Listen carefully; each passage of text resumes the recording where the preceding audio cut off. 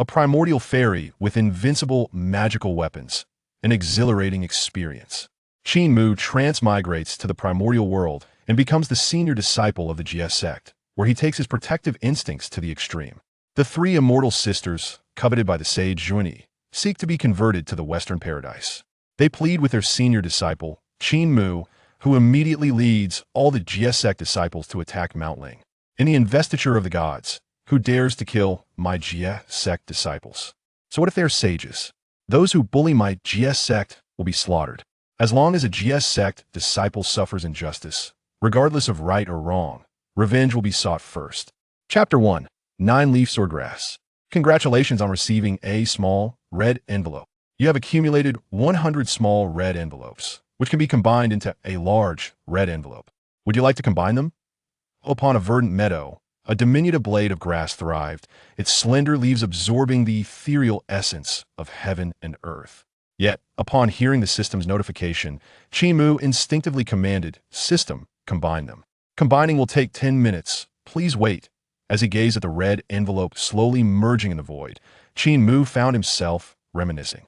Unbeknownst to him, he had already inhabited this unfamiliar realm for 100 millennia, about a century ago. He had just finished work and was preparing to return home when a reckless truck ran a red light and struck him down as he crossed the street. When he awoke, he discovered he had traversed into a new existence, embodying a blade of grass. Simultaneously, he was endowed with a golden finger, allowing him to claim a red envelope every millennium. The red envelopes varied in rank: small, medium, large, and extra large. Initially, the small envelopes contained nothing of worth, prompting him to accumulate them in hopes of forming a large envelope, hoping to extract something valuable. At the very least, a technique to escape this place, for he did not wish to remain here for eternity. While Qin Mu awaited the combination of the red envelopes, a young man bearing a long sword suddenly appeared beside him. This young man had materialized 5,000 years prior, and had since done little but show up every 10,000 years, seemingly awaiting the emergence of some treasure. However, each time he appeared, a peculiar aura emanated from him, enveloping Qin Mu and imparting a profound sense of comfort. Ding! Congratulations on receiving a large red envelope. Would you like to open it? Open. Qin Mu's anticipation surged, eager to see what it might yield. Congratulations on obtaining one of the 10 fiends of perfection, Nine-Leaf Swordgrass. Would you like to fuse it? Upon hearing the treasure revealed by the red envelope, Qin Mu was naturally astonished. It was a representative of the illustrious 10 fiends of perfection. Fuse it. It must be fused. Due to the formidable nature of this world, the Nine-Leaf Swordgrass has evolved into the innate Nine-Leaf Swordgrass. The system announced this during the fusion process, yet Qin Mu could not intervene. He was already in the midst of transformation. Could this little fellow be on the verge of taking form? Simultaneously, as Qin Mu fused the Nine-Leaf Swordgrass, the young man seated beside him turned his gaze toward him and spoke. He had noticed Qin Mu's blade of grass upon arriving in this realm, and had nurtured it with his own aura each time he returned. In the next moment, a blade of grass re-emerged into existence, but now, its leaves resembled swords, 36 in total. Each sword-like leaf radiated an overwhelming sword intent. As this sword intent surged forth, the long sword at the young man's back stirred restlessly, clearly eager to contend with this newfound force. Boom! A bolt of lightning struck down from the heavens, crashing violently into the blade of grass. After the thunderous strike, the blade of grass transformed into a humanoid form. Who would have thought I would arrive in the primordial world? The figure that materialized was none other than Qin Mu. As he successfully took form, a surge of information flooded his mind. This world was named the primordial world. For a traveler such as him, it was a name all too familiar. He had often indulged in tales of the primordial world, dreaming of one day being transported into its depths. To his astonishment, fate had granted him that very opportunity. He had indeed traversed into the primordial world, and his foundational strength was remarkable. He was now an innate Nine-Leaf Swordgrass, evolved from one of the 10 fiends of perfection, the innate Nine-Leaf Swordgrass, an entity of divine origin. His cultivation was in the early stages of the golden immortal realm. The hierarchy of cultivation in the primordial world is as follows: Earth immortal, Heaven immortal, True immortal, Mysterious immortal, Golden immortal, Tai golden immortal, Great Luo golden immortal, and Quasi-Saint, Hunyuan golden immortal. culminating in Hunyuan Great Luo Golden Immortal. Typically, beings of divine origin that take form are often mysterious immortals, with only the highest echelon attaining the golden immortal status. As such, Qin Mu naturally belonged to that illustrious tier. Stealing his resolve, Qin Mu turned to the young man with the long sword, only to be nearly struck with terror. My heavens, he is indeed a quasi-saint. Although he was uncertain of the specific time within the primordial world's timeline, a quasi-saint was undoubtedly a figure of paramount significance, no matter the era. With this realization, Qin Mu approached the young man respectfully and bowed, saying, "Junior Qin Mu pays respects to the esteemed elder." The young man regarded Qin Mu with a contemplative gaze, responding, "I am Pangu's true lineage, one of the three purities of Kunlun Mountain, Tontian Taoist." What? Tontian Taoist? Upon hearing this name, Qin Mu was momentarily speechless. He had encountered none other than the future leader of the Jie Sect, Tontian.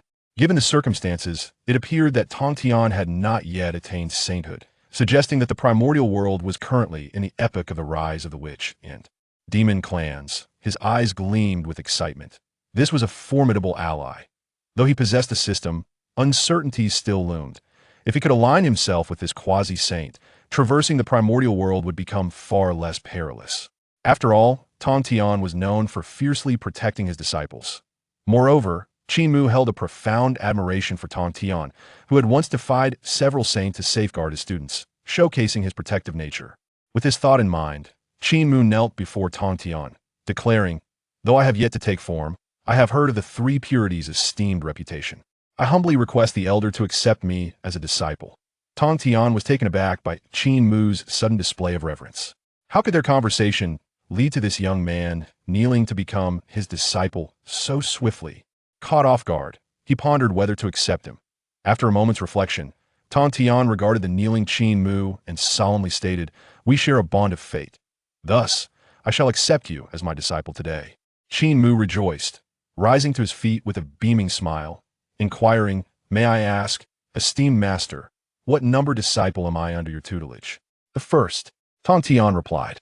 Upon hearing this, Qin Mu was astonished. He had become the first disciple, indicating that the three purities had yet to establish their discipleship at Kunlun Mountain. At that moment, a radiant light appeared not far from them. Upon witnessing this phenomenon, Tontian rejoiced, having sensed the birth of an innate treasure in the vicinity. His encounter with Qin Mu was purely serendipitous. Chapter 2. The Supreme Innate Spiritual Treasure. Upon witnessing the spectacle, Qin Mu promptly lifted his gaze. In the distance, he beheld a radiant glow ascending heavenward, enveloping the firmament and cleaving the sea of clouds asunder. Within the depths of this resplendence, chaotic energies surged and intertwined. He could faintly discern golden patterns swirling within. Is this the emergence of an innate treasure? What kind of artifact possesses such formidable defenses of innate formations? Qin Mu felt a surge of astonishment within. Boom! Simultaneously, within the formation, terrifying flames erupted forth. The mere shockwave emanating from the flames incinerated everything around into ashes. As Qin Mu stood in shock, the Tontian Taoist raised an eyebrow and remarked, "After waiting 50,000 years, the innate spiritual treasure has finally come into existence." No sooner had he spoken than the Tontian Taoist elegantly waved his sleeves, and an ear-piercing sword cry resonated. Looking closer, a sword descended from the heavens, falling into his grasp. After receiving the sword, the Tontian Taoist swiftly swung it, cleaving downward toward the towering radiance. Swish! With a single stroke, boundless magical power surged forth, and the overwhelming sword energy resembled a silver ribbon suspended against the heavens. In an instant, the dreadful sword energy penetrated deep into the glow. Boom! Accompanied by the influx of sword energy, the innate formation within the radiance rapidly activated, attempting to shred the sword's might. However, under the might of the Tontian Taoist's formidable sword force, the patterns of the formation were directly torn asunder. The sword's power remained unabated, darting back and forth within the formation. Bang! Bang! Bang! Under the onslaught of the sword's might, the restraints within the innate formation were swiftly obliterated. Boom! In that fleeting moment, a blinding flash erupted from the center of the formation. Following this, the grand innate formation shattered, resembling glass exploding into fragments. Pieces of the formation plummeted to the ground, creating terrifying abysses. What? Qin Mu's pupils contracted sharply, his face a canvas of shock. The Tontian Taoist was merely a quasi-saint, Yet the might of his sword was so fearsome. He could hardly fathom the power of a saint, who stood above the quasi-saint. Qin Mu couldn't help but marvel in silence. Meanwhile, the Tongtian Taoist had stored the sword away, his gaze indifferently fixed upon the fragmented innate formation. Soon after, from the formation SI, a crimson orb began to rise slowly. The treasure hovered in midair, enwrapped by blazing flames. An aura of terrifying might radiated from the orb, distorting the surrounding space as if it were being scorched. Gulp! Qin Mu swallowed hard, his eyes transfixed on the orb. Upon closer inspection, he noticed peculiar patterns adorning its surface. Given its formidable presence, this orb must surely be an innate spiritual treasure. No wonder the Tongtian Taoist awaited its arrival for 50,000 years. Just as Qin Mu was lost in contemplation, the Tongtian Taoist grasped at the void, evidently intent on seizing the orb. Boom, boom. Unexpectedly, as the Tongtian Taoist's power surged forward, the orb emitted a terrifying heat wave, resisting fiercely. Quite the fierce temperament. The Tongtian Taoist uttered calmly, then waved his sleeve with a gentle motion. Swish! From within his flowing sleeve, a celestial radiance shot forth. Within mere moments, the orb was enveloped by this divine light, its fierce nature swiftly subdued. Upon closer inspection, the orb, which had previously emitted terrifying flames, had now become docile, its fiery glow softening. In the next instant, the orb transformed into a streak of red light, flying directly into the Tongtian Taoist's hand. After receiving the orb, he lowered his gaze to examine it. A supreme innate spiritual treasure. Indeed, it was remarkable. As he spoke, the Tongtian Taoist lightly tapped the orb with his fingertip, and the patterns upon it seemed to activate, radiating brilliant light. Furthermore, within the orb, the essence of the 5 elements surged forth. It is truly a supreme innate spiritual treasure? Qin Mu was astounded. He had anticipated that the treasure would likely be an innate artifact, yet he did not expect it to be of such high caliber, reaching the supreme level. Before Qin Mu could fully regain his composure, the Tongtian Taoist shifted his gaze directly towards him. Since you have entered my tutelage, I bestow upon you this fire spirit pearl as a token of your initiation. With that, the Tongtian Taoist waved his hand, and the precious orb flew towards Qin Mu. He hastily caught it, still in shock, when he felt a fiery mark sear into his palm. The fire spirit pearl? This treasure? Qin Mu was utterly astonished. He was well aware that the fire spirit pearl was birthed from the primordial forces following Panga's creation of the world, embodying the 5 elemental powers: metal, wood, water, fire, and earth. These 5 elemental essences ultimately coalesced into 5 spirit pearls, and possessing one grants mastery over its elemental source. The Tongtian Taoist had gifted him the fire spirit pearl. Thank you, master. Overwhelmed with gratitude, Qin Mu hastily bowed deeply to the Tongtian Taoist. He had not anticipated such generosity, to simply bestow a supreme innate spiritual treasure. After all, the Tongtian Taoist had waited 50,000 years for this fire spirit pearl. The Tongtian Taoist, with a serene expression and a gentle smile, said, "Let us depart. Follow me back to Kunlun Mountain." With that, he waved his sleeve, unleashing an invisible force that swept Qin Mu into the sky. Before long, under the guidance of the Tongtian Taoist, Qin Mu returned to Kunlun Mountain. Halfway up the mountain, a magnificent palace came into view. The palace doors were intricately carved from the innate spiritual root of the phoenix tree. The entire palace's dome was adorned with a primordial formation, radiating waves of Taoist resonance. At that moment, upon a cloud platform within the palace, 2 Taoists were seated in conversation. One of them was an elderly man with white hair and youthful features. Above his head, auspicious clouds faintly manifested. His long white eyebrows cascaded to his waist, each strand entwined with the essence of virtue. His plain white robe shimmered with stars, and a purple-gold gourd hung at his waist, perpetually inhaling and exhaling spiritual mist. Most astonishing were the elderly man's half-closed eyes. His left eye seemed to reflect the vitality of all creation, while his right eye mirrored the obliteration of the heavens. Seated opposite him was a middle-aged Taoist, clad in a green robe embroidered with constellations. As his garment swayed, one could catch glimpses of the interplay of earth, wind, water, fire, and the cyclical nature of existence. His countenance was as exquisite as jade, exuding a chilling aura. Upon seeing these 2 figures, Qin Mu instinctively deduced their identities. The elderly man must be the Taishang Laojun, while the middle-aged Taoist was undoubtedly the Yuanshi Taoist. As Qin Mu descended from the clouds, the Taishang Laojun and Yuanshi Taoist, engrossed in their discourse, turned their gazes in unison towards him.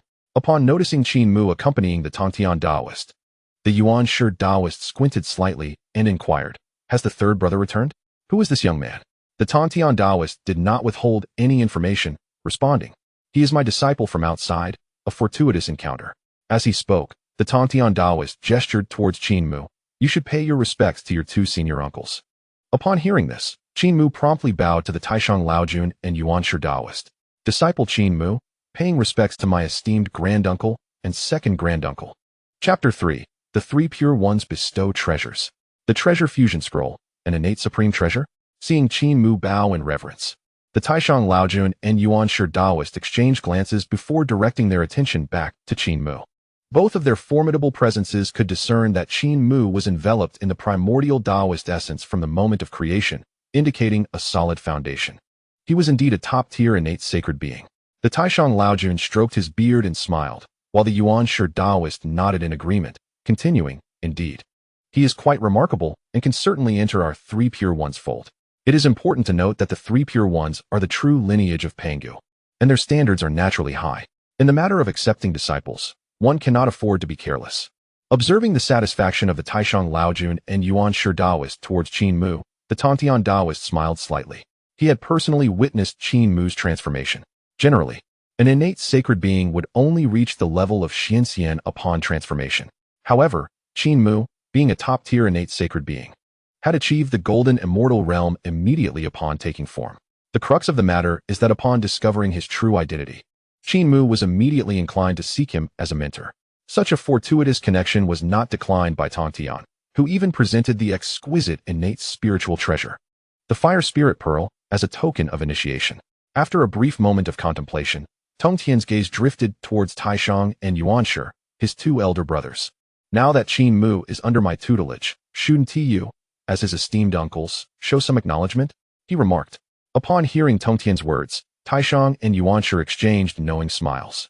In the next moment, Taishang lightly waved his sleeve, and a golden elixir, akin to the size of a longan, appeared, adorned with intricate patterns resembling the Big Dipper. The fragrance emanating from the elixir invigorated the senses, instilling a refreshing clarity in the mind. Qin Mu even felt a slight loosening of his cultivation. "This 7-transformation golden elixir shall serve as a meeting gift from your grandmaster," Taishang declared. "Not only will this elixir lay the foundation for your Deluo cultivation, but it will also aid in your ascension in power." Overwhelmed with excitement upon hearing Taishang's words, Qin Mu hastily accepted the 7-transformation golden elixir and bowed deeply. Expressing his gratitude, "Thank you, esteemed grandmaster."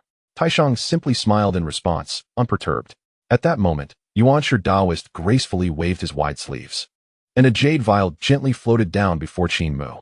Within the transparent vial lay a pool of divine water, shimmering in 3 hues: golden sunlight, silvery moonlight, and purplish starlight. As a disciple of the Three Pure Ones, I, as your second granduncle, cannot be stingy. This is the 3 lights divine water, and I bestow it upon you. Upon hearing Yuan-Shi's words, Qin Mu's pupils widened in astonishment as he silently exclaimed, "Remarkable! It is indeed the legendary 3 lights divine water, a key sacred object in the creation of mankind by Nuwa, brimming with immeasurable virtue." Qin Mu's spirit surged with excitement. The 7-transformation golden elixir from Taishang was indeed splendid, establishing a firm foundation for his cultivation while enhancing his prowess. However, the 3 lights divine water from Yuan-Shi was even more extraordinary, symbolizing immense merit. Possessing it equated to wielding great virtue, a substance destined for Nuwa's creation of humanity. Moreover, Qin Mu was aware that once the 3 lights divine water was combined, it would transform into the foremost healing elixir, capable of dispelling all toxins and curing ailments deemed irreparable. It could even restore flesh to bones and revive the deceased. Truly, such a precious token from the 3 Pure Ones for an initiation gift was nothing short of astonishing. Quietly marveling, Qin Mu carefully stored the jade vial containing the 3 lights divine water and promptly bowed to Yuan-Shi. "Thank you, esteemed second granduncle, for this treasure." Yuan-Shi nodded in acknowledgement, then turned his gaze to Tongtian. "Brother, your return is timely. We 3 brothers can engage in philosophical discourse." Hearing this, Tongtian nodded slightly and responded affirmatively before settling down on the cloud platform. "Qin Mu, you may listen attentively from the side." After taking his seat, Tongtian glanced at Qin Mu, for now that he had accepted him as a disciple, he he naturally wished to consider his student's growth. The philosophical discussions among the three pure ones presented a splendid opportunity for Qin Mu to gain insights, which would undoubtedly benefit his future cultivation. Understood, Master, Qin Mu replied, folding his legs in meditation beside them. Taishang and Yuanshi paid no further heed to him. After a brief pause, Taishang spoke first. Wuji begets Taiji, my dear brothers. Observe closely. With that, he waved his hand, and a formation diagram materialized, depicting the yin-yang fish transforming into two primordial dragons entwined in the air. Yuanshi nodded slightly. What you say is indeed correct, elder brother. Yet, prior to Taiji, there exists the primordial chaos, akin to this pure celestial light. As soon as he finished speaking, Yuanshi waved his sleeve, and three beams of spiritual light shot forth, illuminating scenes reminiscent of the separation of chaos during Pangu's creation. Observing this, Tong Tian felt a stirring in his thoughts and unsheathed the sword at his back. Brothers, aside from the origin of this singularity, are there any unforeseen variables? As he spoke, the sword's aura pierced the void. Thus, the three pure ones sat upon the cloud platform, engaging in their philosophical dialogue, while Qin Mu sat quietly nearby. At that moment, a sudden alert resonated in his mind. Ding! Top-tier blessed land detected, Kunlun Mountain. A red envelope has dropped. Would you like to collect it? Upon hearing the system's notification, Qin Mu felt a surge of joy.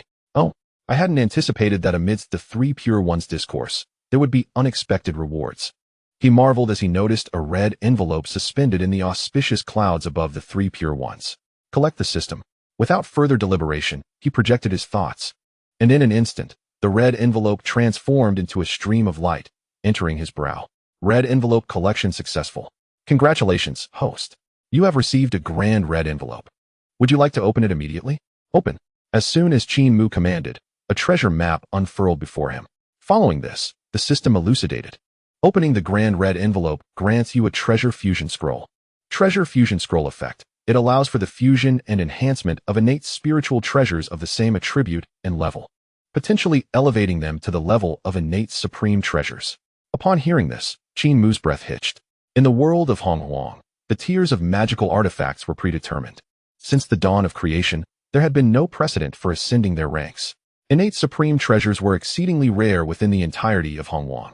The fact that this treasure fusion scroll could merge innate treasures of the same level and even elevate them to the status of innate supreme treasures was extraordinary. If this knowledge were to spread, it would surely incite frenzy throughout the entirety of Honghuang. Qin Mu quietly marveled, his mind racing with possibilities. Yet he quickly refocused on the three pure ones' discourse as time flowed on. In the blink of an eye, a millennium had passed in discussion. One day, a terrifying aura suddenly enveloped the realm of Honghuang. Boom! Under the weight of this presence, the very fabric of Honghuang trembled. The three pure ones ceased their dialogue, instinctively raising their gazes toward the void. Chapter 4. Hongjun reveals himself. The third lecture begins. Journey to the Purple Cloud Palace. Before them, a manifestation of purple energy appeared in the expanse, from which a magnificent figure gradually emerged, shrouded in chaos. The visage was obscured, yet the aura radiating from it was terrifying. Boom! In the next instant, an overwhelming saintly aura erupted with a cataclysmic force, instantly shrouding the entire land of Honghuang in an oppressive presence. Under this weight, the spiritual veins of the land resonated, and all beings knelt in reverence, including even the quasi-saint powerhouses. On Kunlun Mountain, upon witnessing the figure materializing in the void, the three pure ones' expressions turned earnest, and they collectively knelt in veneration. Qin Mu, too, found himself compelled to kneel under the immense pressure. Is this the aura of a saint? The three pure ones have yet to attain sainthood, so this aura can only belong to Hongjun. Qin Mu quickly deduced. In this moment, it became evident that only Hongjun could manifest such a presence within the realm. The might of a saint was indeed formidable. Even a mere fraction of their aura was insurmountable by quasi-saints. Qin Mu couldn't help but marvel quietly. At that juncture, the projection of Hongjun in the void slowly spoke. I am Hongjun. Soon, I shall commence the third lecture at the Purple Cloud Palace. All those who are destined may come to listen. His voice resonated like thunder, echoing throughout the vast expanse of Honghuang. Following this proclamation, the figure wrapped in purple energy gradually dissipated, along with the terrifying saintly pressure. With a sigh of relief, Qin Mu felt an overwhelming sense of liberation wash over him. The third lecture is upon us? He mused. In that case, the three pure ones are now disciples of Hongjun, and their future paths to sainthood are laid out before them. It is well known that as early as the moment when Hongjun attained sanctity, the first sermon at the Xiao Palace commenced. At that time, within the sacred grounds of the Xiao Palace, 6 meditation cushions were prepared. Upon these cushions, the essence of the Tao flowed, clearly indicating their extraordinary nature. Niuhua and Fuxi were the first to arrive, being proficient in the art of divination. Fuxi was aware that he was not destined for a cushion. He thus allowed Niuhua to choose one, while he stood by her side as her protector. Subsequently, the 3 pure ones arrived, representing the 3 divisions of Pangu's primordial spirit, each taking a cushion for themselves. Following them were the venerable Honyun and Kunpeng, both of whom also claimed a cushion. Eventually, Honyun relinquished his seat, and Kunpeng was forcibly removed by Yuanshi. This left the final 2 cushions in the hands of the Western figures, Jane and Zhunti. During this inaugural sermon, Hongjun primarily expounded upon the path of the great Luo Golden Immortal, elucidating the principles of the Golden Immortal realm. The cultivation of the 5 energies within the heart of the Tai Golden Immortal, and the timeless nature of the great Luo Golden Immortal. As the second sermon commenced, Hongjun addressed the paths beyond the great Luo Golden Immortal, such as the quasi-saint realm. Now, as Hongjun prepares for his third sermon, though others remain unaware, Qin Mu understands with utmost clarity. This sermon will focus on the realm of the saints, emphasizing the interplay of yin, yang, the 5 movements, and the heavenly principles. Furthermore, there will be the distribution of sacred positions and the bestowal of the primordial purple aura, the foundation of the Tao. Simultaneously, Hongjun will distribute spiritual treasures at the Baoshan Cliff. Numerous innate treasures, such as the Panga banner and the Taiji diagram, will be allocated to disciples. At the same time, Hongjun will align himself with the heavenly Tao. This third sermon by Hongjun represents a grand opportunity. 1,000 years ago, when the 3 pure ones began their discourse, red envelopes fell from the heavens. It is not out of the realm of possibility that this time, with Hongjun's third lecture, there may also be gifts to be had. Contemplating this, Qin Mu's gaze ignited with fervor as he quickly turned to look at Tongtian. At this moment, Tongtian and the 3 pure ones had risen from the ground. The teacher's third sermon was about to commence.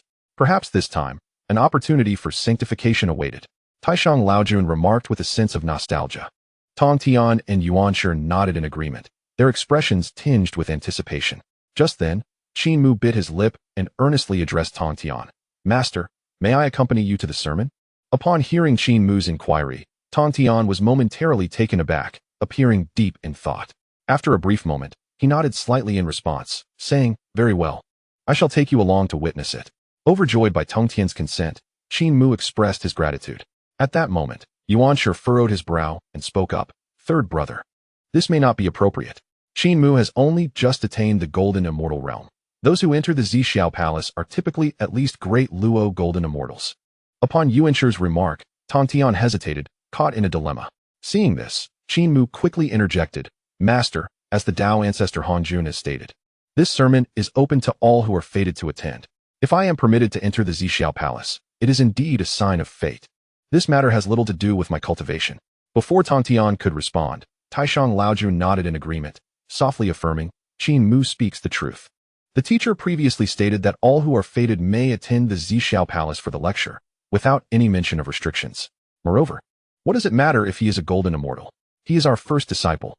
Hearing this, Tongtian nodded in approval and declared, "What my elder brother says is indeed correct. Qin Mu, you shall accompany us, the 3 pure ones, to the Xiao Palace for the sermon." Elated, Qin Mu repeatedly nodded, expressing his gratitude. Yuanshi, observing the exchange, chose not to argue further, recognizing that with Taishang and Tongtian in agreement, there was little point in dissenting. Without further delay, the 4 of them rose and flew toward the Xiao Palace. The Xiao Palace resides beyond the 33 heavens. To reach it, one must traverse these layers. Currently, the celestial realm is dominated by the demon race. Should other beings attempt to soar through the 33 heavens to enter the Xiao Palace, they would surely be suppressed by the demons. However, the 3 pure ones are different. They are the legitimate inheritors of Pangu, with quasi-saint cultivation. No one dares to challenge them. Soon, under the guidance of the 3 pure ones, Qin Mu stepped into the first heaven. This first heaven is a realm of stormy clouds and thunderous pools. Upon entry, countless gusts of fierce wind assaulted them, accompanied by myriad thunder serpents surging forth from the sea of clouds. Observing this, Tongtian wielded his sword with precision, unleashing a terrifying sword chi that instantly pierced through the wind barrier, causing the Thunder Serpents to retreat in response to the Three Pure Ones' presence. Thus, with the Three Pure Ones leading the way, Qin Mu swiftly traversed the 33 heavens to the edge of chaos. Exiting this realm would bring them closer to the Three Xiao Palace. How fortunate it is to be with such formidable companions. Without such backing, it would be nearly impossible to traverse the 33 heavens with such speed. Qin Mu mused to himself. He was acutely aware that if he were alone, his golden immortal cultivation would not allow him to pass through the 33 heavens. However, with the Three Pure Ones by his side, the situation was entirely different. Although there are many powerful beings among the demon race, none would dare provoke the Three Pure Ones. Shortly thereafter, the Three Pure Ones led Qin Mu through the boundary of chaos and directly into the void of chaos. Chapter 5. The Treasures of Merit Protecting Us. The great deities of the primordial era gather at the Three Xiao Palace. Soon, under the guidance of the Three Pure Ones, Qin Mu entered into the boundless void of chaos. Upon entry, an endless onslaught of fierce winds howled violently, while the turbulent currents of time and space felt like blades slicing through the air. In this chaotic void, there is no distinction between heaven and earth, nor are there sun, moon, or stars. Only the continuously swirling chaotic essence remains. Even with quasi-saint cultivation, one must exercise utmost caution in such a chaotic space. Should one inadvertently be swept into the currents, the only outcome would be death. Qin Mu felt a tightening in his chest, acutely sensing an overwhelming pressure. At this moment, the Three Pure Ones had activated their protective powers, surrounding Qin Mu with Tongtian's formidable energy. Qin Mu let out a silent sigh of relief. He contemplated that although he is a top-tier innate divine being, having just transformed, he possesses golden immortal cultivation. Yet, if he were alone in such chaotic space, he would likely not survive for long. It is no wonder that only the mightiest beings of the primordial era could reach the Three Xiao Palace. Merely reaching the Three Xiao Palace is no simple endeavor. Qin Mu reflected quietly. Be cautious. At that moment, Taishang exclaimed in alarm, as a ferocious gust of wind surged toward them. Qin Mu's pupils constricted at the sight. Realizing the intensity of that wind was such that even a golden immortal caught within it would be instantly torn to shreds. Fortunately, with the Three Pure Ones to protect him, Qin Mu had little to worry about. Suddenly, with a powerful sweep of Taishang's wide sleeves, a mysterious yellow aura surged upward from within. This yellow essence expanded in the wind. Upon closer inspection, a 9-story pagoda appeared, floating above the heads of the group. This pagoda, entirely hued in mysterious yellow, radiated brilliance, with jewels of merit cascading from its eaves. It was none other than the postnatal treasure, the heavenly earth mysterious yellow Linglong Pagoda. As the pagoda emerged, countless strands of mysterious yellow energy descended, enveloping Qin Mu and the others within its protective embrace. Qin Mu felt a weight lifted off him, as the oppressive pressure that had surrounded him diminished significantly. Meanwhile, the incoming chaotic winds collided with the yellow aura of the pagoda, creating only slight ripples before being deflected in another direction. Qin Mu, this pagoda is the companion treasure of your master's uncle, known as the Heavenly Earth Mysterious Yellow Linglong Pagoda. With this pagoda as protection, we shall safely reach the Three Xiao Palace, Tongtian remarked, casting a glance at Qin Mu beside him. Qin Mu nodded in acknowledgement. He was already aware that it was the Heavenly Earth Mysterious Yellow Linglong Pagoda without needing Tongtian's explanation.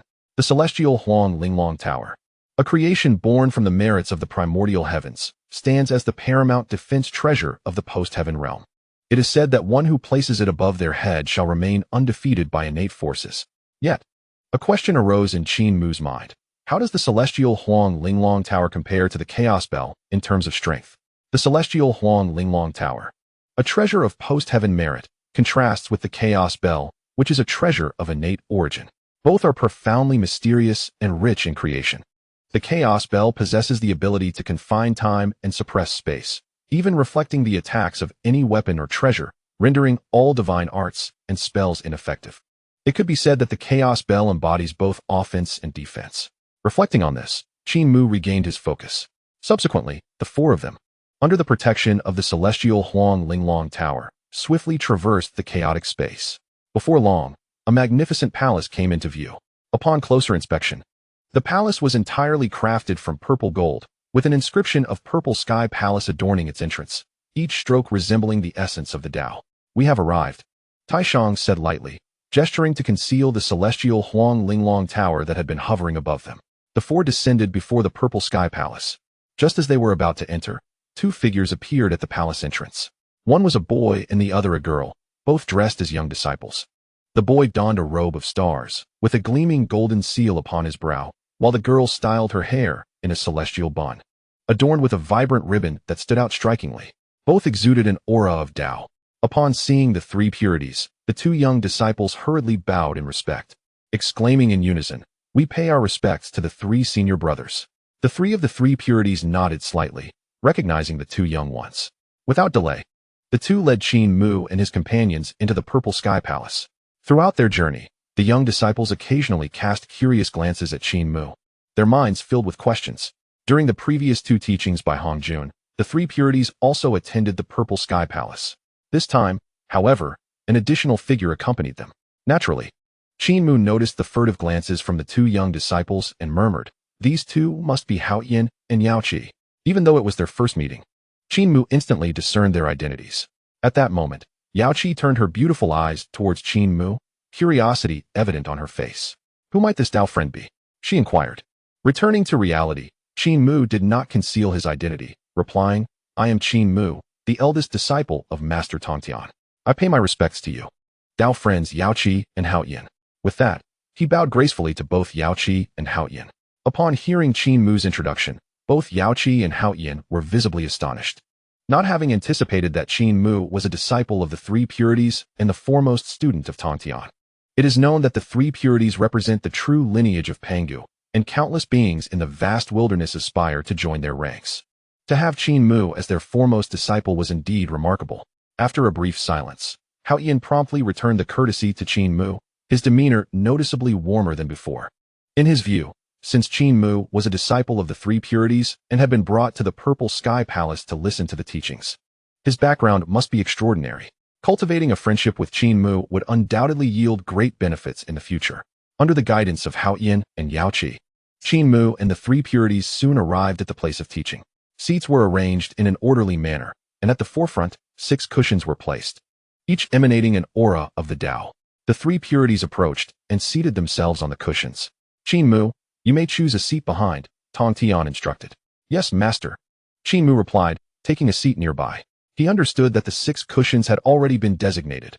3 were occupied by the three purities, 1 by Nuwa, and the remaining 2 by the Western figures, the Taoist of guidance and the Taoist of enlightenment. Soon, other powerful beings began to arrive. After all, this was the 3rd lecture by the celestial sage Hongjun, and various deities flocked to it. Nuwa arrived alongside Fuxi, greeting the three purities before taking her seat at the foremost cushion, with Fuxi sitting behind. Following them, the Taoist of guidance and the Taoist of enlightenment appeared, both radiant and graceful. Then came the likes of Dijuan, Tai, Kuanpeng, and other great deities of the wilderness. With the arrival of these mighty beings, the atmosphere in the lecture hall became lively. Qin Mu scanned the room, feeling a wave of gratitude for being under Tongtian's tutelage. Otherwise, with his golden immortal strength, how could he have reached the Purple Sky Palace? He understood well that with his current abilities, he would struggle to navigate even the chaotic space outside the Purple Sky Palace, let alone the 33 heavens. During this time, many beings noticed Qin Mu. After all, given their strength, they could easily perceive that he was merely a golden immortal among a gathering of great Luo golden immortals. The presence of a single golden immortal at such a significant lecture was indeed surprising, yet the great deities did not dwell on it too long, recognizing that to arrive at the Purple Sky Palace was a sign of fate. As more beings continued to arrive at the venue, conversations filled the air, with greetings exchanged alongside laughter. Suddenly, the palace doors slammed shut, silencing all discussions. Upon looking again, they found that a gray-robed elder had appeared on the Tao platform, his face benevolent, with white hair and beard that seemed to intertwine with various heavenly laws. His sleeves waved, revealing glimpses of the birth and demise of galaxies, with faint illusions of the elemental cycles of earth, water, fire, and wind. Especially striking were his eyes, which appeared to contain the essence of the birth and demise of the wilderness. As his gaze shifted, it seemed to inscribe the Tao's profound truths, only to dissipate into the void moments later. "Greetings, Tao Ancestor." Upon the elder's manifestation, all the great deities in attendance bowed in reverence.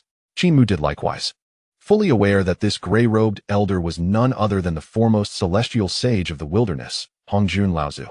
With a gentle smile, Hongjun spoke, "Today, I shall impart the great Tao to those fated to receive it." At his words, The assembly of great deities held their breath, focusing intently. It is known that Hongjuan's first lecture primarily focused on the experience of transcending to the great Luo golden immortal realm, while the second addressed the path to becoming a quasi-saint. The current third lecture would delve into the attainment of the saintly path. It became evident that Hongjuan's previous teachings served as a foundation for this third lecture. Qin Mu listened intently, feeling a mix of emotions. While the other deities may have been unaware, he understood that among so many worldly guests aspiring to become saints, the positions of the saints had already been predetermined. The 6 individuals seated on the cushions at the forefront were destined to become the 6 great saints in the future. Additionally, Qin Mu was aware that in this third lecture, Hongjuan had 2 significant matters to address aside from discussing the path to sainthood: the distribution of the spiritual treasures and the bestowal of the primordial purple qi, the foundation of the heavenly Tao. Just as Qin Mu was lost in thought, a sudden notification echoed in his mind. Ding! Top-tier blessed land detected. Purple Sky Palace. A special large red envelope has fallen. Would you like to accept it? Accompanying the system's prompt, a radiant purple envelope appeared beside Hongjuan on the Tao platform. What is this? A special large red envelope? Qin Mu's heart raced at the thought. It was worth noting that the previous time in Kunlun Mountain, he had only received a regular red envelope. Unexpectedly, upon arriving at the Purple Cloud Palace, the system dropped an exceptionally large red envelope. The levels of this envelope range from small, medium, large, to exceptionally large. Previously, Qin Mu could only check in once every 1,000 years to receive a small red envelope. 10 small envelopes could be exchanged for 1 medium envelope, 100 small envelopes for 1 large envelope, and 1,000 small envelopes for 1 exceptionally large envelope. Now, just by reaching the Purple Cloud Palace, he had obtained the highest level exceptionally large envelope, much to Qin Mu's delight. Indeed, the Purple Cloud Palace is a remarkable place. Qin Mu silently marveled and then focused his thoughts. Collect the red envelope. He then witnessed the purple envelope, which had been hovering beside Taoist Hongjuan, suddenly vanish. Just as Qin Mu was about to open this exceptionally large envelope, a piercing gaze suddenly fell upon him. That single glance sent shivers through Qin Mu's soul. Did Hongjuan just look at me? Qin Mu's heart raced, and his breath became heavy. Could it be that he discovered my possession of the system? Qin Mu speculated anxiously, uncertain in his heart. After all, Hongjuan is a saint of the heavenly Tao, his strength unfathomable. Yet, upon further reflection, Qin Mu felt it unlikely. The purple envelope had been hovering right next to Hongjuan, yet he seemed oblivious to it. Such is the nature of a saint of the heavenly Tao. Just a glance from him made me feel as though my soul might depart from my body. Truly, it reflects the saying, beneath the saint, all are but ants. Qin Mu sighed quietly.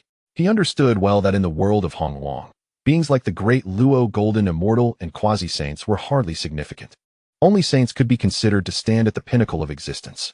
At this moment, Taoist Hongjuan continued his teachings. Qin Mu took a moment to calm himself before choosing to open the exceptionally large red envelope. Soon, a system notification echoed in his mind. Ding! Opening exceptionally large red envelope. Congratulations, Master! You have obtained an exclusive Tao-level cultivation method. With the system notification, a cultivation method manifested and then merged into Qin Mu's mind, deeply imprinted within him, its essence comprehended. What? Upon slightly sensing this exclusive Tao-level cultivation method, Qin Mu was astounded. An exclusive Tao-level cultivation method? Qin Mu felt a rush of excitement. He understood well what this entailed. Other powerful beings in Hongwang seeking to attain sainthood had only a few paths available to them. Yet here he was, having obtained an exclusive Tao-level cultivation method. It could be said that this method was tailor-made for him. The cultivation method was quite straightforward. With each breakthrough, a blade of sword leaf would condense within his body. And upon condensing 9 such sword leaves, he could transcend to the Tao. Furthermore, each blade of sword leaf, once formed, could give rise to various divine powers and special effects. Exhaling deeply, Qin Mu, still reeling from the shock, focused his mind and began to cultivate. Time passed quietly. Unbeknownst to him, 2,500 years had slipped by. The myriad powerful beings of Hongwang listened intently, entranced. At this moment, Hongjuan ceased his teachings. Observing this, everyone gradually awakened, each appearing reluctant to part from the experience.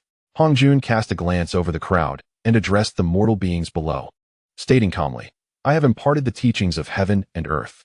This is the 3rd occurrence, and the lecture has concluded. Do you have any questions? Upon hearing Hongjuan's words, the Eastern Emperor Tai of the Demon Clan promptly rose, bowed respectfully, and inquired, May I ask, Taoist ancestor, how many saints can arise in Hongwang? With Tai's question, all beings present were filled with curiosity, eagerly awaiting Hongjuan's response. Chapter 7. The Path to Sainthood. Distributing the foundations of the Tao. Bestowing treasures? Hongjun did not withhold the truth, directly replying, in our Hongwang, the number 9 is the ultimate limit.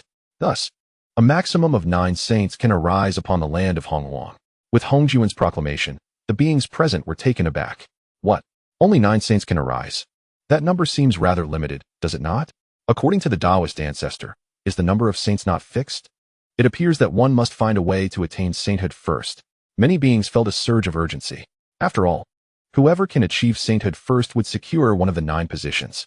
Amidst the discussions, a great Luo golden immortal hastily asked, "May I inquire, Taoist ancestor, what distinguishes a saint from a mixed element great Luo golden immortal?" Upon hearing the question from the great Luo golden immortal, Hongjun smiled faintly and responded, "A saint's primordial spirit is entrusted to the heavenly Tao.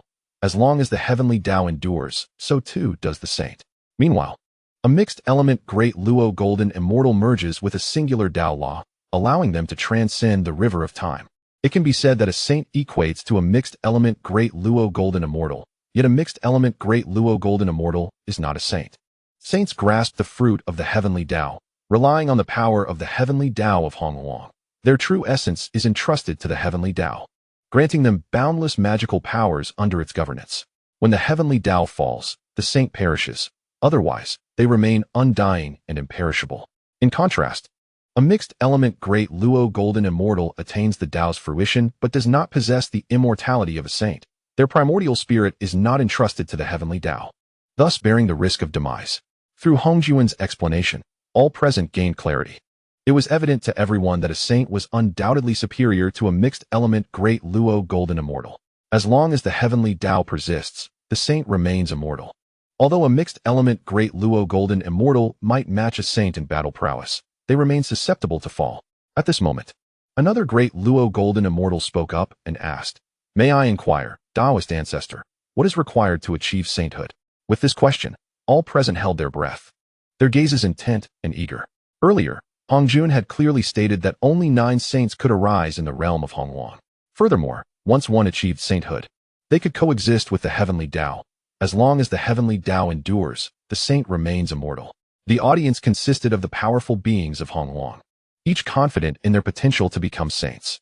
Upon hearing the question, Hongjun did not keep them in suspense and directly answered, "There are 3,000 paths to attain the mixed element, but to achieve the path of sainthood, only 3 avenues are available. First, emulate Pangu in the creation of heaven and earth, proving the Tao through strength. Second, sever the 3 corpses to become a saint, ultimately proving the Tao. Third, attain sainthood through supreme virtue." With Hongjun's words, all present were astounded. Qin Mu felt a myriad of emotions welling within him. He was well aware of the 3 methods of achieving sainthood that Hongjun described. To prove the Tao through strength and comprehend the rules of strength is no simple feat. Even the great Pangu could not succeed and ultimately perished, transforming into all things. Of course, should one manage to accomplish this, they would undoubtedly become the mightiest saint. The method of severing the 3 corpses to attain sainthood is also not as straightforward as it seems. It requires the elimination of one's own virtuous corpse, malevolent corpse, and attachment corpse. Moreover, one must rely on an innate spiritual treasure to entrust them. Only when the 3 corpses unite and merge with the primordial purple energy can one become a saint. Qin Mu mused silently, among the multitude present. Only he understood the intricacies involved. Take the method of severing the 3 corpses to attain sainthood, for example. It would later become the mainstream path to proving the Tao in the land of Hongwang. Yet the others remained unaware that Hongjun was the sole individual to achieve sainthood through this method. Furthermore, Pangu was a saint who grasped the Tao entirely on a different level from the present circumstances. At this moment, all the powerful beings of Hongwang had diligently memorized the methods to attain sainthood. Only Qin Mu appeared indifferent. After all, having recently opened the exceptionally large red envelope, he had obtained an exclusive Tao-level cultivation method. The path he intended to take to achieve sainthood did not align with the methods articulated by Hongjun. Just then, Tontian, seated on the front lotus seat, gradually rose. "May I ask, Master, who is capable of attaining sainthood?" Tontian bowed to Hongjun and posed this question. His inquiry stunned the entire assembly. No one expected Tongtian to pose such a question. In their perspective, although the number of saints is fixed, who can ascend to the sacred position ultimately depends on their individual capabilities. Upon hearing this, Hongjun slightly narrowed his eyes and remarked, "There are 9 celestial saint positions, of which I can distribute 7. These 7 strands of primordial purple energy are the foundation of the great Tao. Obtaining them will allow one to validate their path." He continued, "The 3 pure ones are transformed from Pangu's primordial spirit, endowed with the merits of creation. In the future, they can achieve sainthood." As his words concluded, Hongjun waved his hand, and 3 strands of primordial purple energy flew towards the 3 pure ones, merging seamlessly into their beings. Witnessing this, the 3 pure ones were filled with immense excitement. Previously, they had harbored concerns, for there were only 9 celestial saints, yet countless beings aspired to achieve this status. Now, with Hongjun's explicit assurance that they would attain sainthood, it undoubtedly served as a comforting affirmation. Additionally, they were each granted a strand of primordial purple energy. "Thank you, Master." In their exhilaration, the 3 pure ones hurriedly bowed in gratitude to Hongjun. Hongjun, with a serene demeanor, casually gestured towards Taishang. Boom. In the next moment, a precious diagram appeared before Taishang. "This Tai Chi diagram is an innate treasure bestowed upon you." Upon hearing this, Taishang's heart trembled, and his gaze was fixated on the diagram before him. Upon closer inspection, the Tai Chi diagram displayed chaotic shades of yin and yang, embodying the limitless essence of the great Tao. Radiant lights and auspicious colors adorned the diagram, while prophetic verses of the Tao encircled it, and celestial symbols flickered within. With 5-colored brilliance illuminating the mountains and rivers, and 9-colored auspiciousness reverberating throughout the cosmos, Taishang exclaimed, "Thank you, Master, for this treasure." He quickly received the Tai Chi diagram, bowing deeply in gratitude. Hongjun smiled lightly, turning his gaze to Yuan Shi. "Yu Qing, this Panga banner is also an innate treasure, now granted to you. This treasure possesses immense power and should not be recklessly wielded." With a gentle wave of his sleeve, a flag descended before Yuan Shi, suffused with chaotic energy, inherently exuding the might of heaven and earth. "Thank you, Master." Yuan Shi received the Panga banner and respectfully bowed to Hongjun. Hongjun's expression remained unchanged as his gaze fell upon Tongtian. Suddenly, being observed by Hongjun stirred Tongtian's heart. Reflecting on his 2 brothers who had received innate treasures from Hongjun, he felt he too should be similarly rewarded. "Shangqing, here are the 4 swords of extermination and the formation diagram, exceptional innate spiritual treasures, now bestowed upon you." As his voice faded, 4 long swords and a formation diagram appeared before Tongtian. "What?" Gazing at the 4 swords of extermination and the formation diagram, Tongtian was momentarily taken aback, staring at Hongjun and asking, "Master, why is my reward different?" Tongtian's expression revealed a hint of grievance. He couldn't fathom why Hongjun had granted Taishang and Yuan Shi innate treasures, while he received merely exceptional innate spiritual treasures. Understanding Tongtian's thoughts, Hongjun smiled faintly and explained, "These 4 swords, combined with the formation diagram, can establish the extermination sword formation. It is the first lethal formation since the primordial chaos, ruling over all forms of combat. A single saint can set the formation, but it requires the combined efforts of 4 saints to break it. The mysteries within the sword formation are profound and perilous. Any being below the status of a Tao saint, even a great Luo golden immortal, would be obliterated upon entering this formation." As Hongjun elucidated, Tongtian was astounded, and the other beings present were equally astonished. The extermination sword formation? Only 4 saints can break it. Even a great Luo golden immortal would perish instantly? The power seemed overwhelmingly immense. The multitude of beings gasped in awe, their faces filled with envy. Even Taishang and Yuan Shi were taken aback. Hearing this, Tongtian's grievances evaporated, and he promptly bowed to Hongjun. "Thank you, Master, for the treasure." He then joyfully accepted the 4 swords of extermination and the formation diagram. Qin Mu observed this with a deep sense of reflection. While others might be unaware, he recognized the significance of Hongjun's gifts. It appeared that Hongjun had bestowed considerable advantages upon the 3 pure ones. Taishang and Yuan Shi received innate treasures, the Tai Chi diagram and the Panga banner, while Tongtian received the 4 swords of extermination and the formation diagram, capable of conjuring the most formidable formation beneath the heavens. The treasures bestowed upon Tongtian were unmatched in offensive capability but lacked defensive strength. In contrast, Taishang and Yuan Shi's gifts emphasized both offense and defense, indicating a preparation for future balance among the 3 teachings. Everything was part of the grand design of the Tao. As Qin Mu contemplated, Hongjuan's gaze shifted to Nuwa. Upon noticing Hongjuan's attention, Nuwa felt a surge of emotion. The next moment, Hongjuan spoke. Nuwa, you will have great merits in the future and can achieve sainthood. This red embroidered ball is bestowed upon you.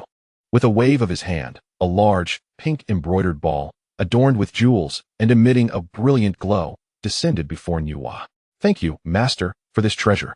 Nuwa did not concern herself with the ball's rank. For being a gift from Hongjun, it was undoubtedly extraordinary. Hongjun smiled gently, and then distributed a strand of primordial purple energy to Nuwa before turning his gaze towards the western figures, Jie and Zhunti. Upon receiving Hongjuan's gaze, Jie and Zhunti were filled with excitement, their eyes ablaze with fervor. After a brief silence, Hongjun declared, I share a profound karmic bond with the West. You are my named disciples, endowed with great opportunities and destined for sainthood. This 12-petal merit golden lotus and the divine staff are granted to you both. As his words fell, two treasures appeared before Jie and Zhunti, who were overjoyed and quickly expressed their gratitude to Hongjun, subsequently securing the treasures. Following this, Hongjun bestowed 2 strands of primordial purple energy upon Jie and Zhunti. Observing this scene, all present were filled with envy. Moreover, it became evident that the 6 individuals destined for sainthood were all seated on the first row of mats. It turned out that those 6 mats corresponded to the positions of the saints. I knew the mats were not ordinary. Had I known this earlier, I would have fought for a place. Now, with only 9 saint positions, 6 had already been claimed. Many powerful beings sighed in regret, and numerous individuals lamented their missed opportunities. Amidst the collective astonishment, the demon race's Kunping seethed with resentment. Cursed, the saint positions, and to have been granted supreme treasures by the Tao ancestor. As he contemplated, Kunping's heart swelled with fury. His gaze shifted towards the distant figure of Hongyun. This is all his fault. Had he not tried to play the good guy, I would not have been ousted from my mat. That saint position could have been mine. The more he thought, the greater his animosity towards Hongyun grew. Reflecting on the first sermon by Hongjun, when 6 mats were set up, he had initially claimed 1. However, the late arrivals from the Western realm, Jie and Zhunti, sought to claim a spot. They dared not confront the 3 pure ones, and as Nuwa was a woman, they hesitated to ask her for her position. Consequently, Jie and Zhunti targeted the mats occupied by Hongyun and Kunping. Hongyun was known as a notorious good-natured figure in the wilderness. Under the pleas of Jie and Zhunti, he relinquished his mat. Later, Yuan Shi, citing Kunping's lineage as a creature born from wet conditions, cast him off the mat. Upon witnessing this, Jie and Zhunti seized the opportunity to claim Kunping's spot for themselves. Recalling these events, Kunping's face flushed with indignation. In his view, the loss of the saintly position was entirely the fault of Hongyun. Cursed old thief Hongyun! It is your fault that I cannot attain sainthood. Deep within, Kunping roared with hatred towards Hongyun, his animosity reaching its zenith. At that moment, Hongjun cast a sweeping glance, and with a gentle wave of his hand, a final stream of primordial purple energy emerged from his grasp. This is the last vestige of primordial purple energy in my possession. Let us see who among you is destined to receive it. As soon as he finished speaking, Hongjun slowly opened his palm.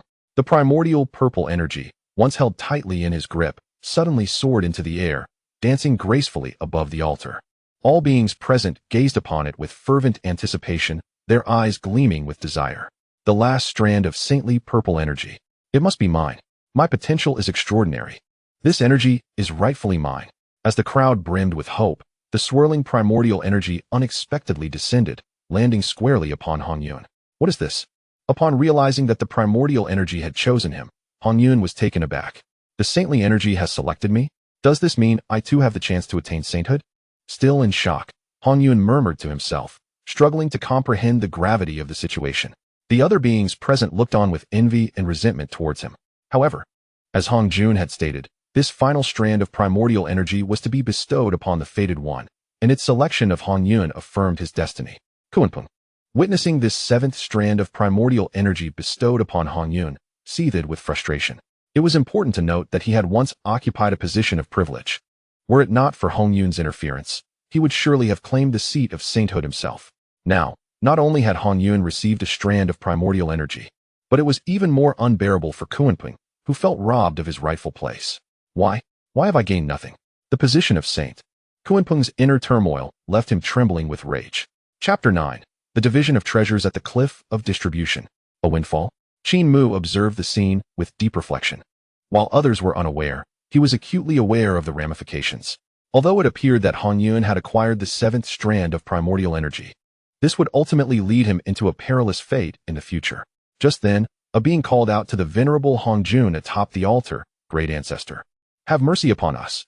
Grant us treasures as well. Although the ancient deities had come to understand the path to sainthood, compared to the three pure ones and their acquired primordial energy, they felt they had gained nothing. Deep down, they harbored a sense of dissatisfaction. In such dire circumstances, any semblance of dignity was cast aside. If they could receive treasures from Hong Jun, even if they had to plead for it, it would be preferable to leaving empty-handed. Upon hearing this plea, many ancient deities turned their fervent gazes towards Hong Jun. Hong Jun remained unperturbed. In the next moment, he waved his hand lightly. When they looked again, a majestic mountain of treasures materialized in the void nearby. From this treasure cliff, brilliant rays of light burst forth, surrounded by ethereal auras. The cliff itself shimmered like jade, translucent and exquisite. Many parts bore the imprints of innate Tao patterns, each one seemingly narrating the profound truths of the cosmos. What astonished the ancient deities even more was the sight of countless treasures soaring from the cliff, where a multitude of spiritual artifacts were displayed: swords, bells, towers, seals, everything imaginable. Each artifact exuded an overwhelming aura of power, signaling their extraordinary nature. Qin Mu marveled quietly. Is this truly the cliff of distribution? At this moment, Hong Jun spoke with a calm demeanor. I have traversed the vast wilderness, gathering numerous treasures here. Each of you may seize them according to your fate. Though his tone was serene, these words thundered in the ears of the ancient deities present. Particularly for those who had not received treasures prior, their eyes blazed with fervor. Eager to act. Charge. At that moment, it was unclear who initiated the rallying cry. Immediately, all the powerful beings within the Purple Cloud Palace surged forward, transforming into streaks of light, racing toward the treasure cliff. Boom. The three pure ones were no exception. Taishang swiftly seized the jade pure clean bottle and other spiritual treasures into his sleeve. Yuan Shi was equally quick, collecting the jade pure box and the three treasures Rui. Tontian directly snatched numerous spiritual artifacts. Niwa descended, rapidly gathering treasures like the map of mountains and rivers and the seven stars moon-winning whip. Jane and Zhunti darted through the treasure cliff, swiftly acquiring treasures such as silken threads, jewels, and parasols. Additionally, other powerful beings of the wilderness frantically scavenged the treasure cliff. Di Jun, Tai Yi, Fushi, Ming He, Kuanpeng, Hong Yun, and Xinyuanzi. At that moment, the cliff was alive with the clash of treasures and laws, causing the entire void to tremble in the wake of their fierce competition. Qin Mu stood still, his gaze fixed intently on the treasure cliff, his heart heavy with contemplation. These beings possess immense power. With my mere golden immortal cultivation, even if I were to join, I would likely gain nothing. Moreover, in the tussle among these powerful figures, I could easily become collateral damage. If I'm not careful, I could perish among them. And that would not be worth the risk. Qin Mu wished to join the fray but felt hindered by his own weakness. Before long, the treasures upon the cliff had been thoroughly ransacked by the mighty beings. As they returned, each bore a satisfied smile, clearly having secured treasures from the cliff. Just as the ancient deities were returning, Qin Mu suddenly sprang into action. He soared directly towards the treasure cliff. This unexpected move bewildered many beings. What is happening? Who is this little golden immortal? Is he entering the treasure cliff now? Isn't it too late? His strength is too weak to have participated in the treasure hunt earlier. It is understandable. The treasures are all gone. There is no point in going. Perhaps there might still be some overlooked items. The crowd murmured in disbelief. Seeing this, Tontian raised an eyebrow and muttered to himself. My disciple is indeed putting himself through a challenge. While he spoke in such a manner, Tongtian's heart was reassured. Even if Qin Mu failed to acquire a treasure, he would not be stingy, for he had already bestowed upon him the Fire Spirit Pearl as a gift when he first became his disciple. Amidst the discussions, Qin Mu had already reached the foot of the treasure cliff. To everyone's astonishment, he did not enter the cliff to search for treasures. Instead, he lifted his hands, channeling his immense energy, and astonishingly, he hoisted the colossal cliff that bore countless treasures. Boom! In an instant, the entire void quaked. Upon witnessing this, all present were left speechless. What is happening? Is this boy not seeking treasures, but rather attempting to carry away the entire treasure cliff? Wait a moment. This treasure cliff can hold so many treasures. It cannot be an ordinary object. As realization dawned, many powerful beings felt a twinge of regret. Indeed, A cliff capable of bearing such treasures could not be trivial. It was a supreme treasure in its own right. How had I not thought of this? Soon, a glimmer of greed flickered in the eyes of many powerful figures, particularly the fierce Kunping and Ming He, who began to circulate their energies, preparing to seize it. At that moment, a fierce sword intent descended abruptly. With a clear and resonant sound of a sword, Tong Tian appeared beside Qin Mu in an instant. With a gentle flick of his finger, the immense treasure cliff that Qin Mu had lifted was immediately reduced in size and fell into his hands. The treasure cliff is secured, Tong Tian remarked calmly, then cast a cold, piercing glance over the crowd. In earlier times, they found it peculiar that a mere golden immortal could arrive at the Purple Cloud Palace. Little did they know, this individual was acquainted with the three pure ones. At this moment, Tong Tian openly proclaimed Qin Mu's identity before all. This declaration served as a warning. Anyone who dared to harm Qin Mu would be challenging Tong Tian himself. Instantly, the ambitious powerhouses, who were ready to act, calmed down. After all, the three pure ones were united. Who would dare provoke them? Moreover, the venerable Hongjun had explicitly stated that the three pure ones could attain sanctity in the future. If they were to strike at Qin Mu, would they not incur the wrath of three saints? Such an act for a mere treasure was utterly unwarranted. Chapter 10. The lecture not yet concluded? Hongjun bestows a treasure. The seed of creation's green lotus? Meanwhile, Hongjun narrowed his eyes slightly, scrutinizing Qin Mu, a flicker of intrigue flashing within his gaze. He had noticed Qin Mu during the lecture, sensing something peculiar about him, yet unable to discern its nature. This young man was indeed intriguing. Now, seeing that Qin Mu did not vie for the treasures within the treasure-distributing cliff, but instead carried the entire cliff back, Hongjun regarded him with newfound respect. After a moment's contemplation, Hongjun retracted his gaze, sweeping it over the gathered assembly. The lecture has concluded. You may all return. Upon hearing Hongjun's words, the crowd dared not defy him, bowing respectfully as they departed. Following the lead of the three pure ones, Qin Mu also bowed deeply before Hongjun and made his way out of the Purple Cloud Palace. Just as they exited, Qin Mu suddenly halted. What is it? Tong Tian inquired, slightly furrowing his brow. Master, Qin Mu replied, fixing his gaze upon Tong Tian. May I ask how long the Tao Ancestors lecture lasts in total? Tong Tian hesitated before responding. Each session lasts 3,000 years, with 3 sessions in total, amounting to 9,000 years. Qin Mu's eyes sparkled with realization as he pondered aloud, but this time, the Tao Ancestor has only lectured for 2,500 years. Upon hearing this, the three pure ones were taken aback. After a moment of reflection, they confirmed Qin Mu's assertion. Let us return, Taishang urged eagerly, turning back towards the Purple Cloud Palace. The three of them promptly followed suit, not wishing to linger. Soon, the 4 of them had returned to the Taoist hall within the Purple Cloud Palace. At the entrance, the 2 young attendants, Hao Yin and Yao Tai, frowned upon seeing the 3 pure ones return. Hao Yin, startled by their sudden reappearance, asked, Senior brothers, why have you returned? Tong Tian cast a cold glance at the 2, replying, the lecture has yet to conclude. Upon hearing Tong Tian's words, Hao Yin and Yao Tai exchanged glances. Their curiosity piqued, but they dared not obstruct their path, allowing them to pass. The 4 of them then entered the Taoist hall. To their astonishment, they found Hongjun still seated upon the Tao platform, enveloped in an aura of boundless Tao rhythm. Seeing that Hongjun had not departed, the 3 pure ones exchanged glances of delight and promptly bowed in respect. We pay our respects to the master. Qin Mu followed suit, bowing deeply and proclaiming, I pay my respects to the ancestor. In response, Hongjun slowly opened his eyes, his gaze sweeping over the 3 pure ones and Qin Mu. A subtle smile gracing his lips. After a brief silence, he inquired, Who among you knows that I have not yet finished my lecture? Taken aback by Hongjun's query, the 3 pure ones simultaneously turned their attention towards Qin Mu. Stepping forward, Tong Tian bowed and replied, It is my disciple, Qin Mu. As he spoke, Tong Tian subtly gestured towards Qin Mu. In response, Qin Mu again bowed to Hongjun, stating, Disciple Qin Mu pays respects to the ancestor. Oh. Hongjun scrutinized him with a piercing gaze, a faint smile playing at the corners of his mouth. He had taken note of Qin Mu during the lecture, as this golden immortal had made an appearance at the Purple Cloud Palace. During the treasure distribution, Qin Mu's astonishing actions, carrying the entire treasure-distributing cliff, had caught his attention. Though Qin Mu's cultivation was still shallow, his conduct was distinctly unique. As Hongjun's gaze intensified, he scrutinized Qin Mu further, clearly probing into his nature. Feeling the intensity of Hongjun's gaze, Qin Mu's heart raced, and he grew somewhat anxious. He recalled the moment when Hongjun began his lecture. He had sensed the arrival of a significant blessing. Just as he was about to seize this opportunity, Hongjun had cast a glance in his direction, leaving Qin Mu with a lingering sense of unease. Could it be that Hongjun has discerned his status as a time traveler? That should not be possible.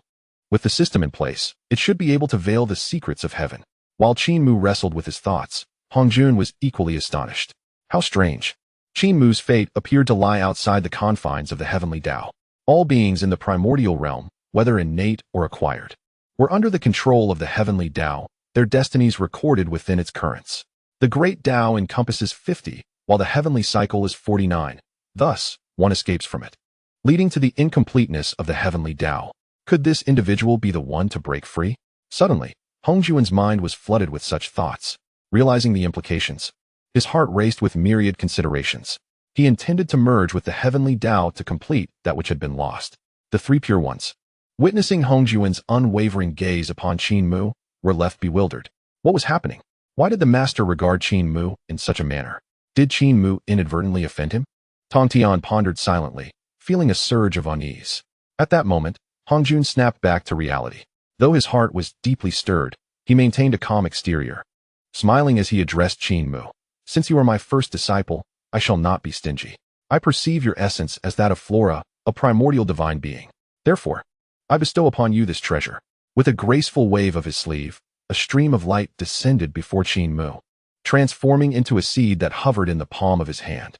Gazing down, Qin Mu saw that the seed was translucent, entwined with strands of chaotic energy. As the seed emerged, the surrounding Tao rhythm trembled, sending ripples through the air. The three pure ones, witnessing the seed resting in Qin Mu's palm, felt a shiver run through them. Strangely, they sensed an inexplicable familiarity emanating from this seed. What is this seed? Taishang pondered, sensing its extraordinary nature. Yuan Shi and Tong Tian shared the same sentiment. Qin Mu, too, was perplexed. A seed? What purpose does this serve? As he hesitated, Hongjun began to elucidate. This seed is formed from the remnants of the creation green lotus, birthed from the Pangu great god. Upon hearing Hongjun's words, the four of them suddenly comprehended. No wonder it felt familiar. It was indeed forged from the remnants of the creation green lotus.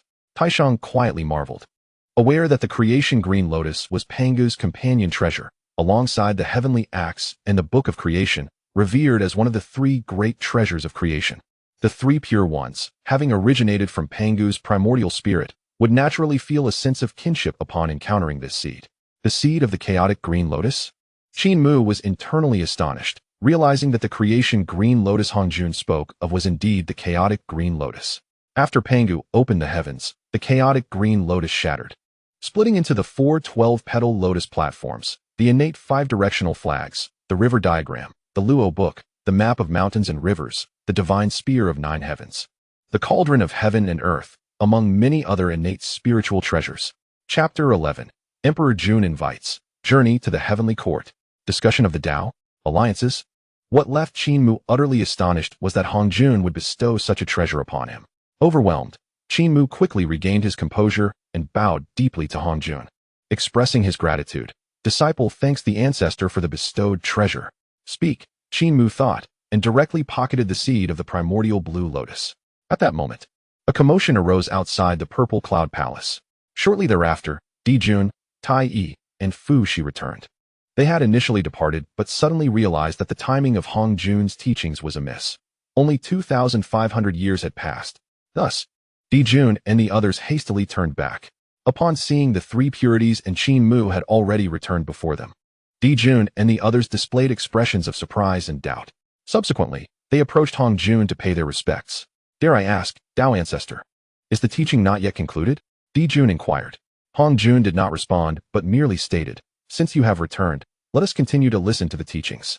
With that, Hongjun resumed his discourse. The sound of the Tao echoed throughout the purple cloud palace, enthralling the gathered mighty beings. Meanwhile, Qin Mu listened attentively while cultivating his unique grand Tao technique. Unlike the other great beings of the primordial era, his path did not fall within the scope of Hongjun's teachings, but was instead a reward from the system in the form of a specialized grand Tao technique. As time passed, 300 years slipped by unnoticed. At this juncture, Hongjun began to elaborate further. Suddenly, two figures rushed in from outside the purple cloud palace. They were none other than the Western figures of Qin and Zhunti, their expressions fraught with urgency. After departing from the Purple Cloud Palace, they had returned to the west but became increasingly uneasy, prompting them to hasten back to the palace. Upon observing the three purities and others intently listening to Hongjun's teachings, Qin and Zhunti quickly bowed to Hongjun, then took their seats on the mats to continue listening. Following this, one by one, others returned to the Purple Cloud Palace. Discovering that Hongjun was still lecturing, they naturally settled in to listen attentively. Before long, another 200 years had passed. By this time, Hongjun's third lecture had endured for 3,000 years. Within the Purple Cloud Palace, Hongjun, seated upon the Tao platform, ceased his teachings, and the lingering essence of the Tao gradually receded. The mighty beings present were still lost in a trance. Hongjun scanned the assembly and stated calmly, "This lecture has concluded. You may depart."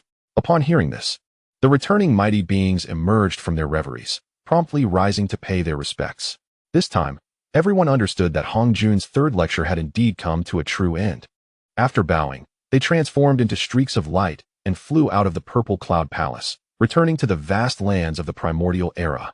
At the boundary between the chaotic space and the 33 heavens, Qin and Zhunti departed first, their faces shadowed with sorrow, evidently regretting the loss of 300 years of teachings from Hongjun. After the two from the west left, Xinyuanzi and Laozu Hongyun followed suit. As they were close friends, before long, only the three purities, Qin Mu, Niuhua, Fu Shi, Dijun, and Tai Yi remained in the chaotic expanse. Just as the three purities were about to leave, a flicker of unusual expression crossed Dijun's eyes, prompting him to call out, "Wait, my friends." Hearing Dijun's call, the three purities paused and turned to look at him. "Is there something you wish to discuss, Tao friend Dijun?" Fu Shi inquired. Dijun smiled slightly, replying, "My friends, now that the Tao ancestors' 3 lectures have concluded, as you are all en route to the 33 heavens, why not accompany me to the heavenly court for a gathering, to partake in divine nectar and discuss the Tao?" The three purities exchanged glances, their expressions varied. After a brief pause, Yuan Shi and Tong Tian's gazes fell upon Taishang, evidently seeking the elder brother's decision. Taishang squinted slightly, adopting a contemplative demeanor, pondering. In the current turmoil of the primordial world, with the witch and demon clans at odds and their conflict intensifying, it would be unwise to refuse an invitation from Dijun, the lord of the heavenly court. In Taishang's view, given the strength of the demon clan and Dijun's proactive invitation, a mere visit to the heavenly court would not pose any harm. As the three purities hesitated to respond, a hint of awkwardness crossed Dijun's face, yet he remained patient. At that moment, Tai Yi surveyed the three purities, and upon catching Tai Yi's glance, Yuan Shi could not help but snort derisively, showing his disdain for Tai Yi. After all, he had little fondness for the demon clan. When Hongjun first lectured, Yuan Shi had already looked down upon the demon clan's Kunpeng, and with Jane and Zhuni fanning the flames, he had swiftly kicked Kunpeng off the mat. Qin Mu observed this, inwardly sighing. Dijun, the demon emperor, seeks to invite the three purities to the heavenly court, likely hoping to win them over. How utterly unaware of his own limitations. Qin Mu understood that the three purities prided themselves as the true inheritors of Pangu, each possessing lofty ideals. Furthermore, at this particular juncture, the conflict between the witch and demon clans was at its peak. Dijun's invitation to discuss the Tao was undoubtedly an attempt to court favor with these great beings. However, despite recognizing these motives, Qin Mu remained silent. For he was of lowly status and possessed merely the cultivation of an early golden immortal. In the presence of Dijun and others, he felt he lacked the qualifications to speak. After a moment of contemplation, a glimmer of resolve crossed Taishang's eyes, and he looked towards Dijun, saying, "Since that is the case, we shall not impose." Upon hearing Taishang's agreement, Dijun could not contain his joy and glanced at Fu Shi and Niuhua. Niuhua remained silent, casting a glance at Fu Shi. Fu Shi smiled slightly, saying, "Since you, Tao friend Dijun, have extended such a warm invitation, we shall gladly attend." Dijun nodded, feeling relieved, and exchanged a knowing smile with Tai Yi as he led the group towards the heavenly court. Not long after, Qin Mu and the others, under the guidance of Dijun and Tai Yi, arrived at the heavenly court. Inside the Lingxiao treasure hall, resplendent and magnificent, auspicious energy flowed abundantly.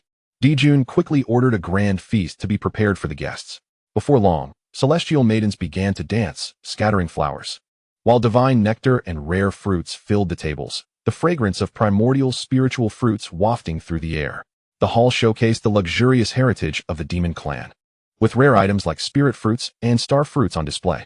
Dijun sat at the head of the table, with Tai beside him. The three purities took their seats, savoring the primordial spiritual fruits. Due to their presence, Qin Mu also secured a place at the table, though seated further back. All the divine nectar and primordial fruits were plentiful. Qin Mu did not hold back, indulging in the feast. After several rounds of toasting, Dijun, who sat at the head of the table, suddenly rose with a serious expression, turning his gaze toward the three purities. Qin Mu observed this and quietly mused. It appears he is about to make his pitch to win over the three purities. As Qin Mu predicted, after standing, Dijun spoke earnestly, three purities. The current state of the primordial world is chaotic. The witch clan is unruly, and the Eastern King openly claims to be the rightful heir of the celestial court, repeatedly provoking us. Our demon clan seeks to unify the primordial realm, and we require the assistance of mighty beings like yourselves. Might you consider joining our demon clan to forge a great enterprise together? As Dijun's words echoed through the hall, an immediate silence enveloped the space. Qin Mu couldn't help but chuckle inwardly, reflecting, what is Dijun thinking? How could he possibly hope to win over the three purities? What were the three purities?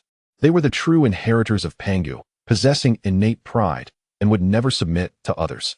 Additionally, Qin Mu was keenly aware that Yuan Shi among the three purities held the utmost disdain for the demon clan, viewing them as mere beasts clad in fur and horns.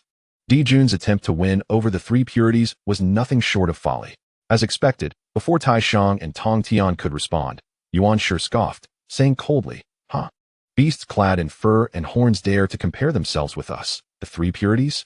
As these words were spoken, Yuan Shi's demeanor appeared indifferent and mocking. His icy gaze fixed upon Dijun with an intensity that suggested no regard for his dignity.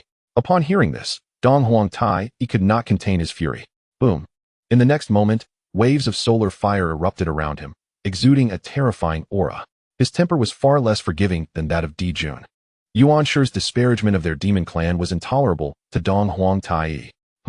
Upon noticing, Yuan Shi cast a disdainful glare at Dong Huang Tai. What? Do you wish to confront me? As the words fell, Yuan Shi waved his hand lightly, and a flag materialized in his grasp. It was none other than the Pangu banner bestowed upon him by Hong Jun in the Xiao Palace. Boom.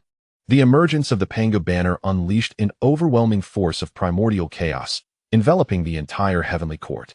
What? Feeling this immense pressure, Dijun's expression shifted dramatically, and he quickly glanced at Dong Huang Tai.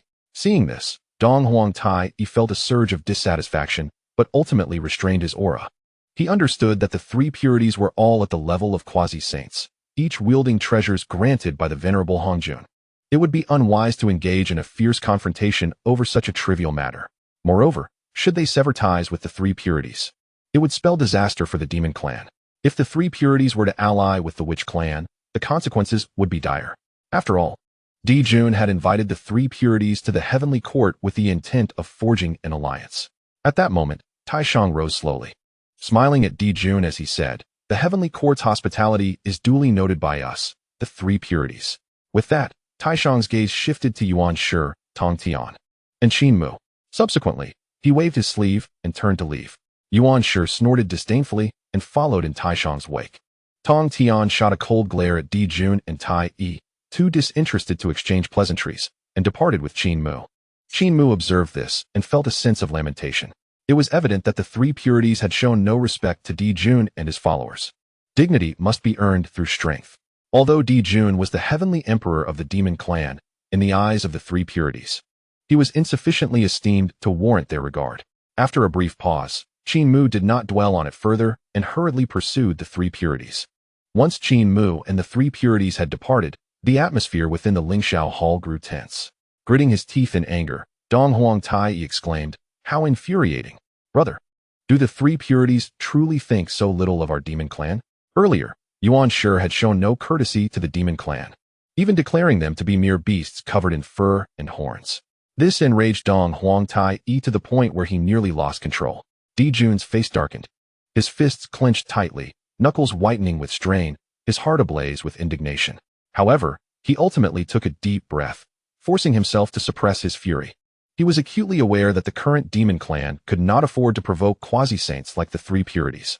Furthermore, during Hongjuan's third sermon in the Xiao Palace, he had clearly stated that in the future, the three purities would ascend to the status of saints. Very well, let them be. Some matters are beyond forceful resolution. Having contemplated this, Dijun shifted his gaze to Nuwa and Fushi, who were seated in the hall. Dear friends Nuwa and Fushi, what are your thoughts on this matter? His tone softened, imbued with expectation.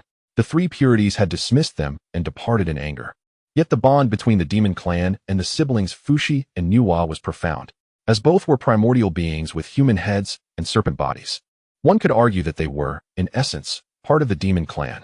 Upon hearing Dijun's inquiry, Nuwa maintained a calm demeanor, refraining from an immediate response and glancing toward her brother Fushi. Her expression suggested she was seeking his opinion. Fushi smiled slightly, appearing contemplative. Dijun recognized that once Fushi nodded in agreement, Nuwa would likely follow her brother's lead. Friend Fushi, Dijun said earnestly, looking at him. Given the current tumultuous state of the Honghuang world, with the conflict between the witches and demons and the ever-watchful gaze of the Eastern King's South Celestial Court, though the demon clan is strong, we still require the guidance of great wisdom. Your mastery of divination allows you to perceive the heavenly secrets. If you were to join the demon clan, you could undoubtedly aid us in establishing our dominance over the Honghuang. Fushi contemplated this, his eyes flickering with thought. He had already discerned through his cultivation of the innate 8 trigrams that a great calamity loomed in the future, and the strife between the witches and demons would not end easily. Nevertheless, Dijun's words held merit. If the demon clan could truly attain supremacy over the Honghuang, perhaps some bloodshed could be averted. After a lengthy consideration, a glimmer of resolve flashed in Fushi's eyes as he nodded. If that is the case, I, Fushi, am willing to lend my strength to the demon clan.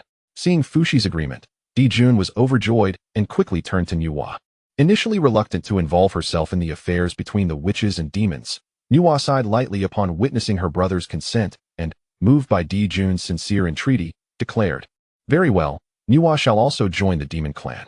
Haha, excellent, excellent. Dijun's heart soared with elation, although he had failed to garner the three purities' allegiance. Securing Fushi and Nuwa was still a significant triumph. It is worth noting that Nuwa had previously received a treasure from Hongjun in the Xiao Palace and had been bestowed the primordial purple qi, destined to become a saint in the future. With a saint to preside over the demon clan, how could they not flourish? Before long, Dijun proclaimed the decree of the heavenly emperor. From this day forth, Fushi would serve as the Shi Huang of the demon clan, and Nuwa would be the Nuwa Huang. The fortunes of the demon clan's celestial court began to rise with the addition of Fushi and Nuwa. Chapter 13. The Innate Sword Lotus and the Chaotic Demon God, late Gold Immortal. Kunlun Mountain. After the three purities returned, they each retreated to their own abodes to meditate on the profound teachings imparted by Hongjun. At present, all three had attained quasi-saint cultivation and were eager to achieve the status of saints. While others remained unaware, Qin Mu was acutely aware of their aspirations. Should the three purities pursue the path of slaying the three corpses to attain sainthood, it would certainly prove futile. After all, among the multitude of saints in Honghuang, only Hongjun had succeeded in slaying the three corpses to achieve enlightenment. In the future, the three purities would likely attain sainthood through the establishment of the three teachings. However, this was a heavenly secret that Qin Mu had no intention of revealing to the three purities. Firstly, he was uncertain of the karmic repercussions that might arise from divulging such knowledge. Secondly, if the three purities were to inquire further, he would not know how to articulate his thoughts. Once the three purities had entered seclusion, Qin Mu returned to his own cave dwelling, which was rich in spiritual energy. Sitting cross-legged, he focused his mind and summoned forth a seed. This seed, a vibrant green, was enveloped in a chaotic aura. It was the creation seed of the primordial blue lotus that Hongjun had gifted him during his earlier visit to the Xiao Palace. I wonder what transformations my essence will undergo after I refine this creation seed of the primordial blue lotus? Qin Mu pondered silently, and with a thought, he transformed into his true form. Upon closer inspection, the innate 9-leaf swordgrass manifested, its leaves sharp as blades, radiating a fearsome aura. Each leaf seemed to possess the power to sever stars. Although it was called 9-leaf swordgrass, due to prior evolution, it had transformed from originally 9 leaves into 36. Thus, it would be more fitting to refer to Qin Mu's true form as the innate 36-leaf swordgrass. Once transformed, Qin Mu wasted no time and immediately channeled his magical energy. Soon, streams of luminous points emerged from his true form, cascading onto the lotus seed suspended before him. Gradually, strands of azure light began to differentiate from the creation seed of the primordial blue lotus, merging with Qin Mu's swordgrass essence. At that moment, A notification echoed in Qin Mu's mind. Ding! A potent essence of the primordial chaos has been detected. Chaos Blue Lotus Seed. The innate nine-leaf swordgrass begins its evolution. Upon completion, the nine-leaf swordgrass transforms into the innate sword lotus. In an instant, Qin Mu's form undergoes a cataclysmic change, a terrifying chaotic aura erupting forth. The previously sword-like 36 sword leaves now reveal profound lotus patterns in their veins. At the center of the swordgrass, a resplendent blue lotus emerges, exuding a dreadful chaotic energy. Evolution, the innate sword lotus. Qin Mu is taken aback, astonished that merely refining the Genesis blue lotus seed enabled his body to evolve under the system's guidance. With this transformation into the innate sword lotus, his status ascends from a supreme innate divine being to the level of an innate demon god, a being of the same caliber as Hongjun, Luo Ho, and Yang Mei among the chaotic deities. Breathing out a sigh of relief, Qin Mu, now in human form, takes a moment to relish the surge of power within him. He finds that his cultivation has advanced from the early golden immortal stage to the mid-golden immortal stage. Let us continue refining the treasures, Qin Mu states calmly, waving his hand to reveal a fiery orb before him, the fire spirit pearl, a gift from the heavens. Without hesitation, he begins the refinement process for the fire spirit pearl. Time flows endlessly.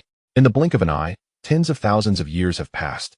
For the beings of the primordial world, time is the least valuable commodity. Tens of thousands of years are but a fleeting moment. During this extensive period, the primordial land becomes increasingly vibrant. Countless beings emerge amidst mountains and rivers. From those with budding intelligence to inherently formidable beasts. Birds and beasts absorb the essence of the sun and moon, while flora and stones transcend into sentience. The entire primordial realm is alive with vitality. Yet, beneath this seemingly flourishing surface, undercurrents of tension brew. The friction between the witch and demon tribes grows ever more frequent. The demon tribe dominates the celestial realms, while the witch tribe controls the vast lands, leading to incessant clashes and bloodshed. Additionally, the Eastern King South Celestial Court is not idle, ambitiously expanding its influence in a bid to unify the primordial world. At Kunlun Mountain, Qin Mu slowly opens his eyes, flames swirling within them before dissipating. After tens of thousands of years of refinement, he has successfully unsealed 20 layers of restrictions within the Fire Spirit Pearl. These restrictions are the shackles of the laws bestowed by the heavenly Tao. Each layer refined enhances its power.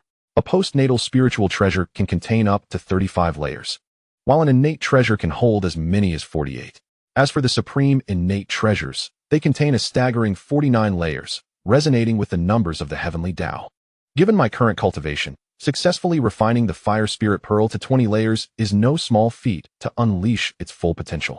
I must at least reach the great Luo Golden Immortal Realm, Qin Mu muses to himself. He acknowledges that the Fire Spirit Pearl is a premier innate spiritual treasure, possessing 48 restrictions. Complete refinement will require considerable time.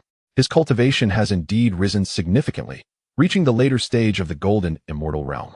Upon sensing his magical power, Qin Mu discovers a somewhat ethereal sword leaf has materialized within him.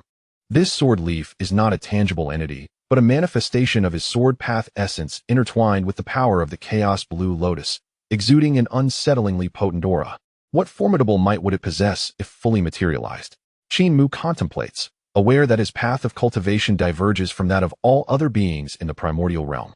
Previously, during the third lecture at the Purple Cloud Palace, he stumbled upon a substantial opportunity, which granted him an exclusive, supreme-level cultivation method. This method is straightforward. With each breakthrough, a sword leaf is formed within him. Once he condenses 36 sword leaves, he can achieve a breakthrough in the supreme path. Moreover, each sword leaf, once fully formed, can give rise to various divine abilities and special effects. I suppose I have yet to break through the first layer. Qin Mu chuckles softly, taking a deep breath to calm his mind. He then exits his dwelling and begins to wander around Kunlun Mountain.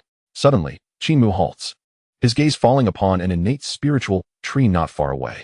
Upon closer inspection, he sees Yuan Shi and Tong Tian seated beneath the tree, discussing profound principles.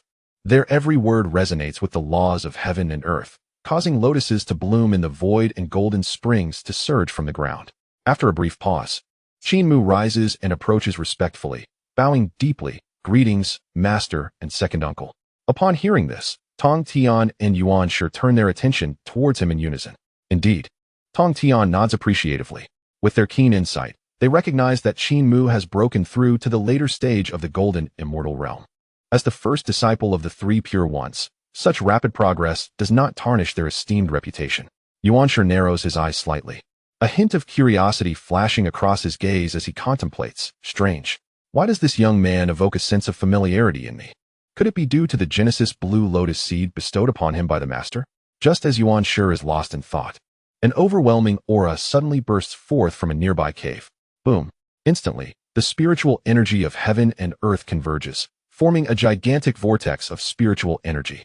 My elder brother is about to break through, Yuanshi exclaims, his eyes gleaming with excitement. Tong Tian also turns to observe the source of the energy. The aura rises swiftly and dissipates just as quickly.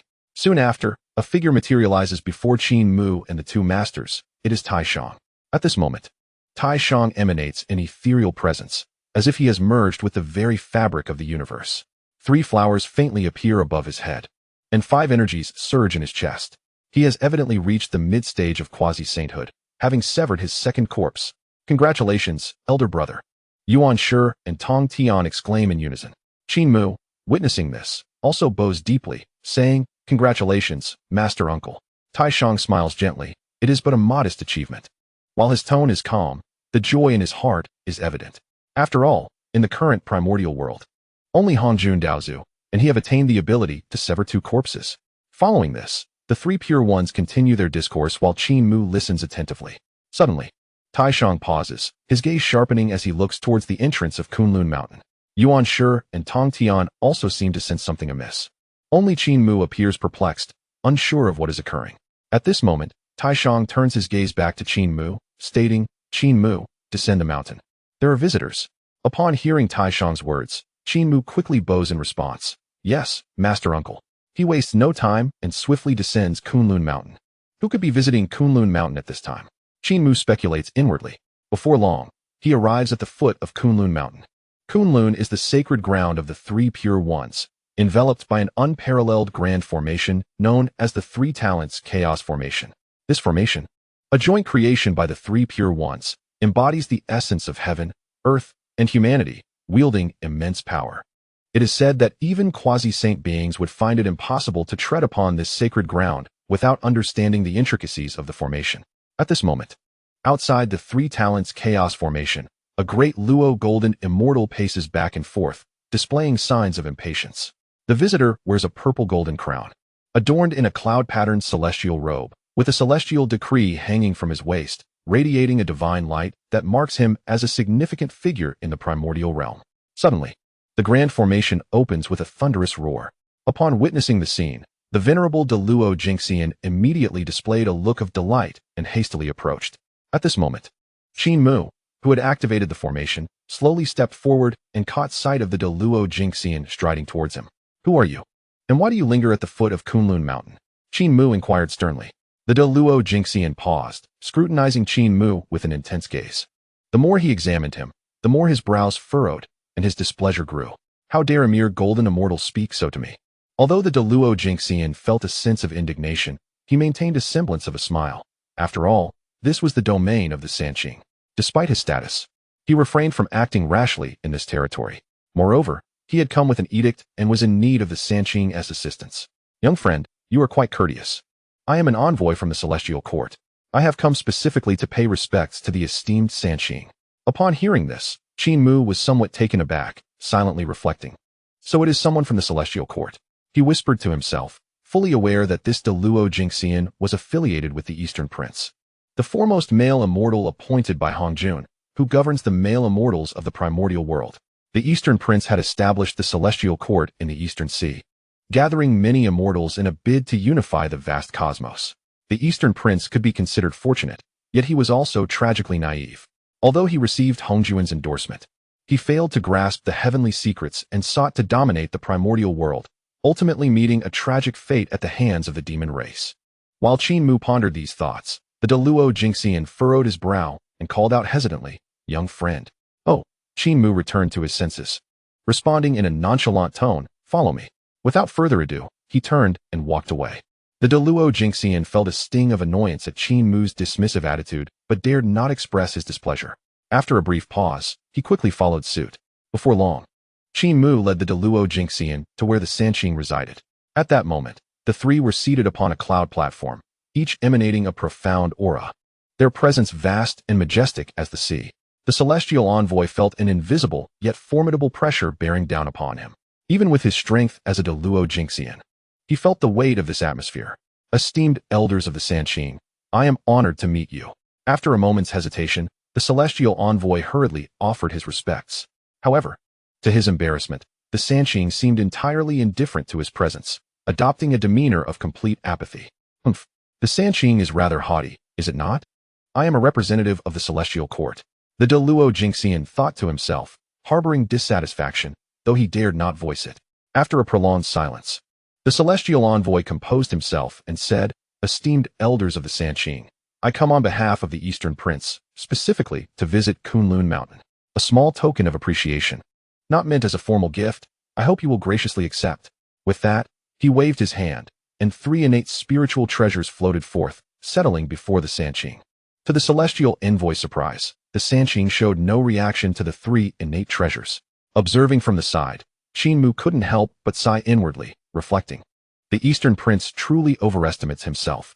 To the Sanqing, these trifling treasures are worth little more than refuse. Qin Mu recalled vividly how, during Hongjuan's 3rd sermon, the Sanqing had been bestowed with great treasures, and subsequently, they had acquired numerous innate spiritual treasures from the treasure cliff. The Eastern Prince's envoy presented only 3 pitiful treasures, which seemed rather petty. As Qin Mu mused on the matter, he discerned the envoy's intentions and realized this endeavor was bound to fail. Just then, Taishang slowly inquired, What brings you here? Without even lifting his eyelids, Taishang spoke. The celestial envoy, hearing this, wasted no time and promptly articulated his purpose. On behalf of the Eastern Prince, I extend an invitation for the 3 esteemed elders to join the celestial court. Should you agree, you would be treated as celestial ancestors, with status only subordinate to the Eastern Prince. The atmosphere in the room instantly became tense. Standing nearby, Qin Mu couldn't suppress a chuckle upon hearing the celestial envoy's words. The Eastern Prince is truly arrogant. To invite the Sanqing to join the celestial court, and yet, he sends a mere Deluo Jingxian to deliver the message? Does he truly believe that being named the foremost male immortal by Hongjun places him on equal footing with the Sanqing? Qin Mu reflected on the fact that the Sanqing were the legitimate descendants of Pangu, possessing immense power. In earlier times, the demon emperor Dijuan had sought to invite the Sanqing to align with the demon race, but they had declined. On that occasion, both Dijuan and Tai had personally welcomed the Sanqing to the demon realm. Yet here, the Eastern Prince merely dispatched a Deluo Jingxian to convey his message, offering only 3 innate treasures as a gift, while stating that the Sanqing status would be below that of the Eastern Prince. In the eyes of the Sanqing, this was utterly laughable. As Qin Mu had surmised, the celestial envoy's proposition had barely escaped his lips when Tong Tian's expression darkened, and he could not restrain himself from bellowing. Leave. With a wave of his sleeve, an overwhelming force surged forth. Boom. The Deluo Jingxian had yet to comprehend the situation when he was flung away, crashing heavily outside of Kunlun Mountain. After sending the envoy flying, Tong Tian turned to Taishang, saying, Brother, the Eastern Prince is exceedingly presumptuous. Does he truly believe he can command the primordial world at will? Taishang, with a contemplative look, responded after a moment's thought, It matters not. His destiny is drawing near. With that, the Sanqing resumed their discourse without further comment. Although Taishang said little, Qin Mu understood that the destiny he referred to was the impending calamity awaiting the Eastern Prince. Meanwhile, outside Kunlun Mountain, the celestial envoy landed heavily. Rising to his feet, he found that the protective array of Kunlun Mountain had closed. Humph, the celestial envoy scoffed, never expecting such treatment after journeying so far. Yet, he dared not express his anger. In a fit of rage, he transformed into a streak of light and departed. In the Eastern Sea, on the Zifu continent, this was the place where the Eastern Prince had taken form. It was for this reason that the Eastern Prince established the foundation of the celestial court on the Zifu continent, using the court's fortune to suppress his realm of influence. In the heart of Zifu, the Eastern Prince had expended vast amounts of power and resources to construct an opulent palace, which sprawled magnificently, shrouded in clouds and mist, adorned with intricate carvings. At this moment, within the grand hall of the celestial court, celestial maidens danced, and celestial music floated through the air. At the main seat, a man reveled leisurely, his appearance striking, with flowing white hair and a jade-like complexion. He was none other than the foremost male immortal, the ruler of the celestial court, the Eastern Prince. Suddenly, a beam of golden light descended from outside the palace. Upon closer inspection, the celestial envoy dashed into the grand hall in a flurry. The music and dance within the hall abruptly halted. What happened? The Eastern Prince furrowed his brow, fixing his gaze upon the de Luo Jingxian. Were you not instructed to invite the Sanqing at Kunlun Mountain? Upon hearing this, the great Luo Jingxian wore a mournful expression as he recounted his experiences at Kunlun Mountain in meticulous detail. What? After listening to the great Luo Jingxian's account, Dong Wang Gong could not suppress his fury, and with a mighty blow, he shattered the jade table before him. Infuriating. How could the three pure ones show such blatant disregard for this emperor? Dong Wang Gong's face flushed with rage. In his eyes, he was the foremost male immortal, bestowed this title by the venerable Hongjun Laozu, ruling over the myriad immortals of the primordial chaos. How dare the three pure ones look down upon him in such a manner? They had even sent his envoy flying with a single slap. Was this not a direct slap to his face? Yet, despite his anger, Dong Wang Gong ultimately restrained himself. After all, the three pure ones were incredibly powerful, and he knew he could not contend with them. Furthermore, these three would soon ascend to the status of saints, making it even more unwise to provoke them. Time slipped by quietly. Unbeknownst to him, several millennia had passed. Kunlun Mountain, shrouded in mist and radiant with hues of dawn. Suddenly, a powerful aura erupted from a hidden cave. Shortly thereafter, a figure emerged from within. This individual was none other than Qin Mu. After listening to the three pure ones discuss the Tao, he returned to his cave to meditate. Over the course of thousands of years, aided by elixirs, his cultivation had reached the level of Tai Jingxian. At this moment, Qin Mu's eyes sparkled with the brilliance of a galaxy, his aura vast and profound. He had finally broken through to Tai Jingxian. Qin Mu exhaled deeply, reveling in the surging power within him. Over these millennia, he had not only deciphered more restrictions of the Fire Spirit Pearl but, with the assistance of elixirs, successfully shattered his bottleneck and ascended to Tai Jingxian. Even more delight awaited him. After years of arduous cultivation, his exclusive Tao-level technique had finally reached its first tier. Within him, a blade leaf had solidified, no longer appearing as ephemeral as before. Just as Qin Mu was reflecting on this, a notification from the system resonated in his mind. Ding. Detected that the host's exclusive Tao-level technique has reached the first tier, awakening the innate divine ability of transcendent comprehension. Qin Mu was taken aback, his gaze flickering. A solidified blade leaf and the awakening of a divine ability, transcendent comprehension? Does this imply that, with the aid of transcendent comprehension, I can grasp any technique, divine power, or Tao principle without hindrance? Does this not mean my comprehension has reached the pinnacle of the primordial chaos? Qin Mu was astounded. He had not anticipated that solidifying a single blade leaf would grant him such an extraordinary divine ability.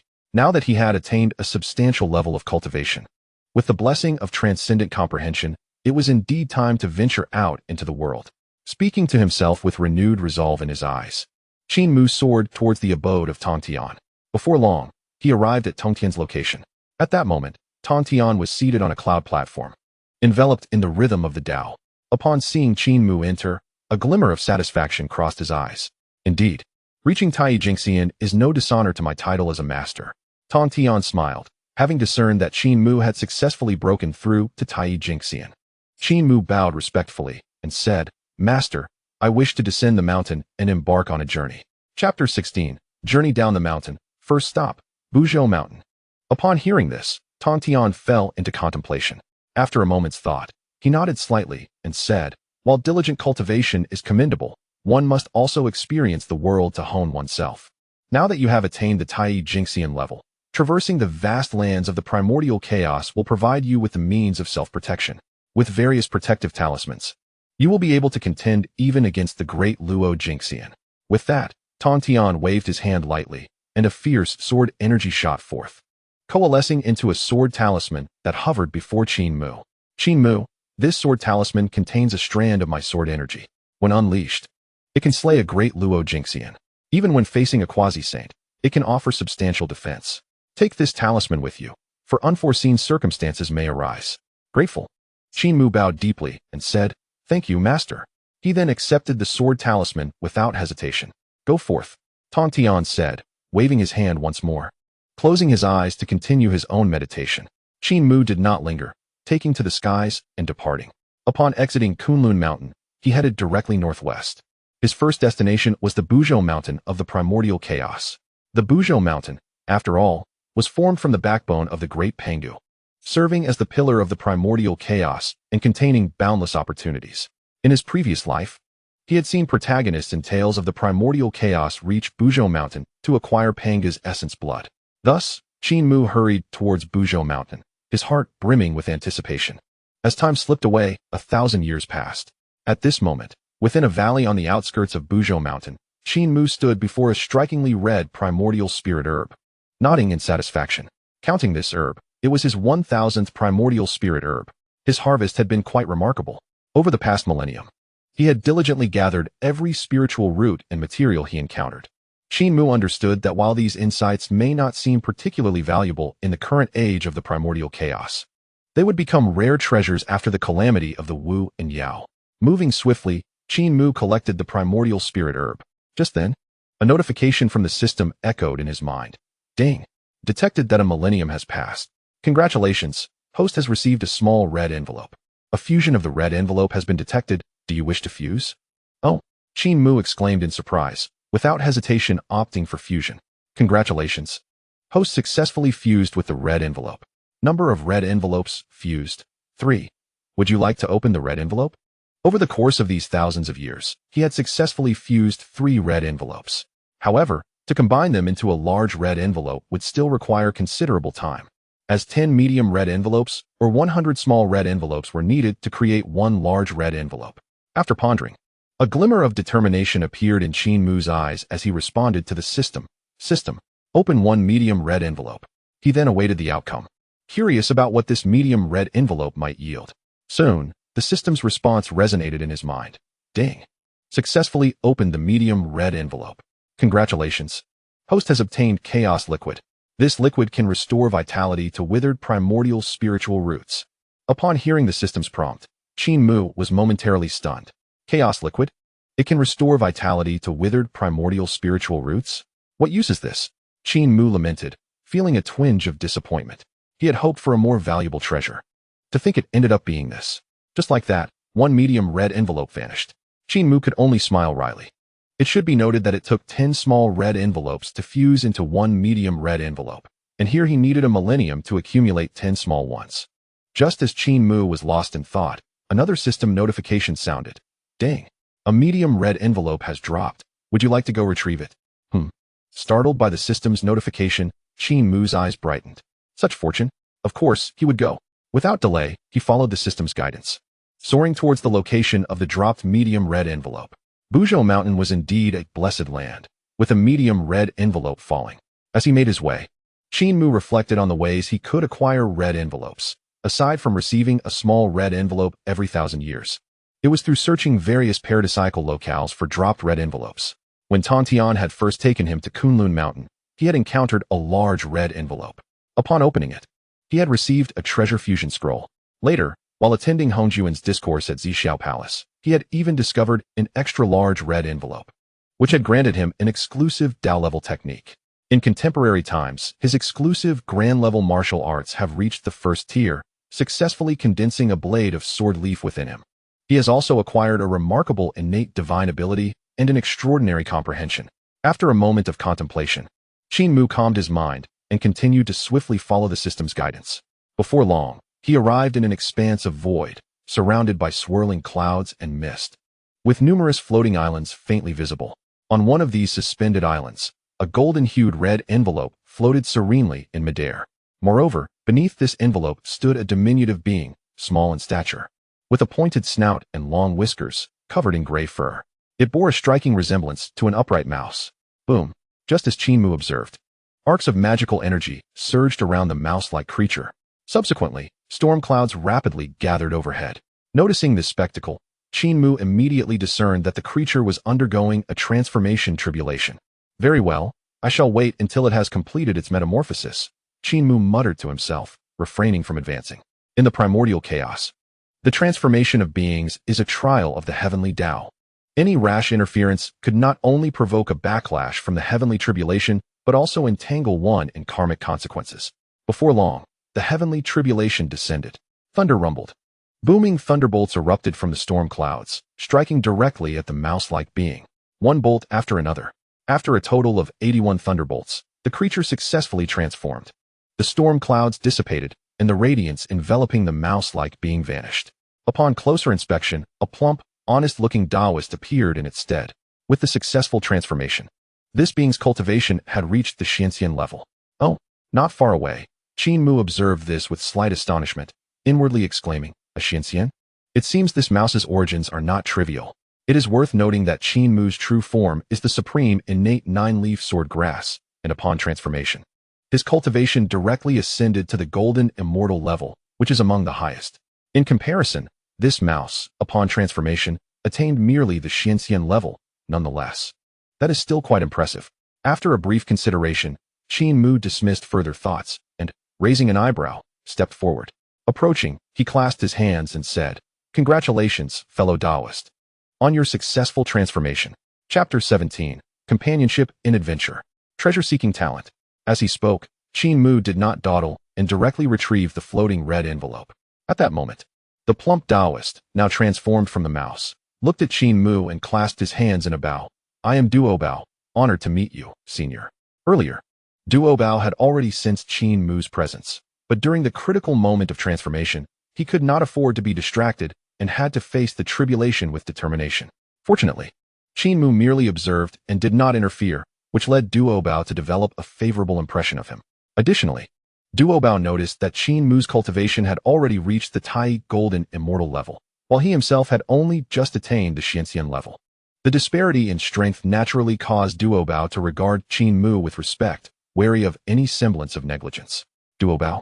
Upon hearing the name, Qin Mu was taken aback. This was not common knowledge to others, but he was well aware.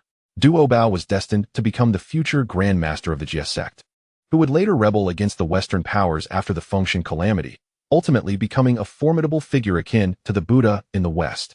Had I not appeared, this individual would have been the foremost disciple of the Jie Sect, the most favored by the Tongtian cult master. Qin Mu mused silently, his gaze subtly shifting. However, with my presence, he must now settle for being second in command.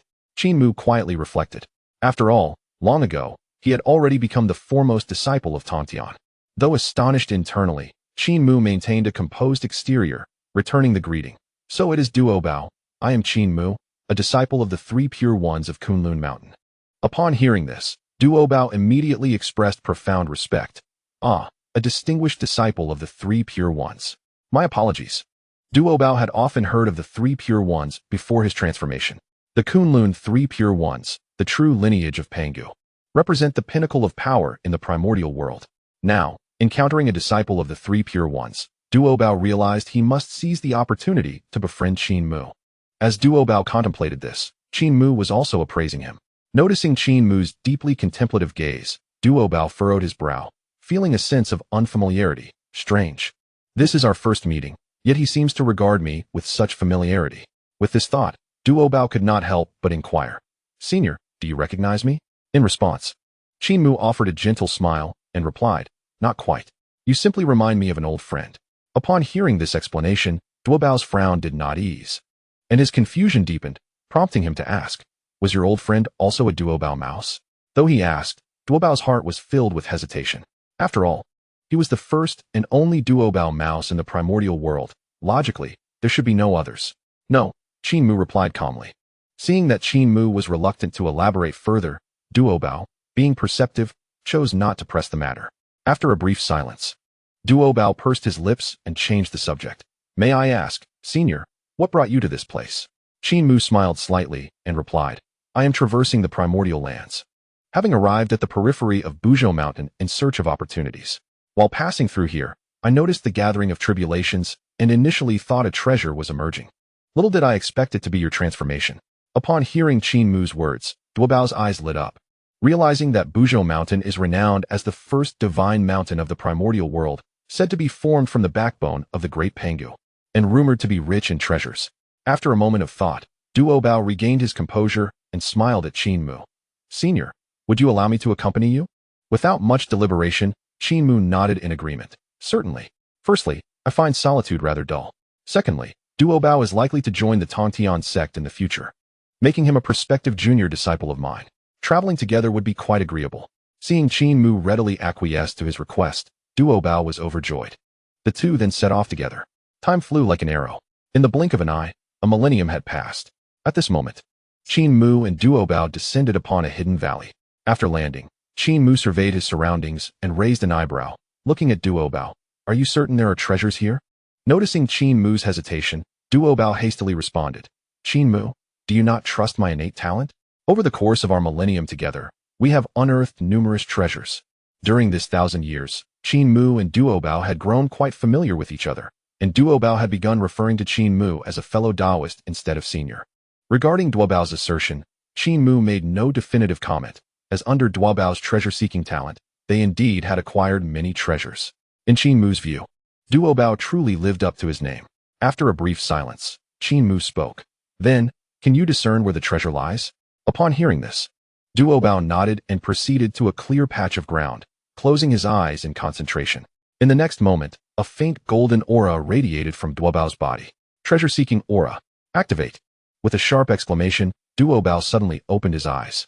Golden light swirled within his gaze, allowing him to perceive the intricate patterns of the mountains before him. Finally, his gaze fixed upon a rock wall deep within the valley. Found it. Qin Mu, it's right there. Duo Bao exclaimed excitedly, gesturing toward the rock wall further into the valley. Upon hearing this, Qin Mu was equally thrilled and quickly turned to look in the direction Duo Bao indicated. Indeed, he discovered a subtle fluctuation of an array concealed within the rock wall, something that could easily go unnoticed without careful examination. It was all thanks to Duo Bao. He was capable of discovering this. Qin Mu secretly marveled, gathering his thoughts before he waved his hand. Whoosh! Almost immediately, a sword chi shot forth, slicing through the air towards the rock wall deep within the valley. Boom! Bang!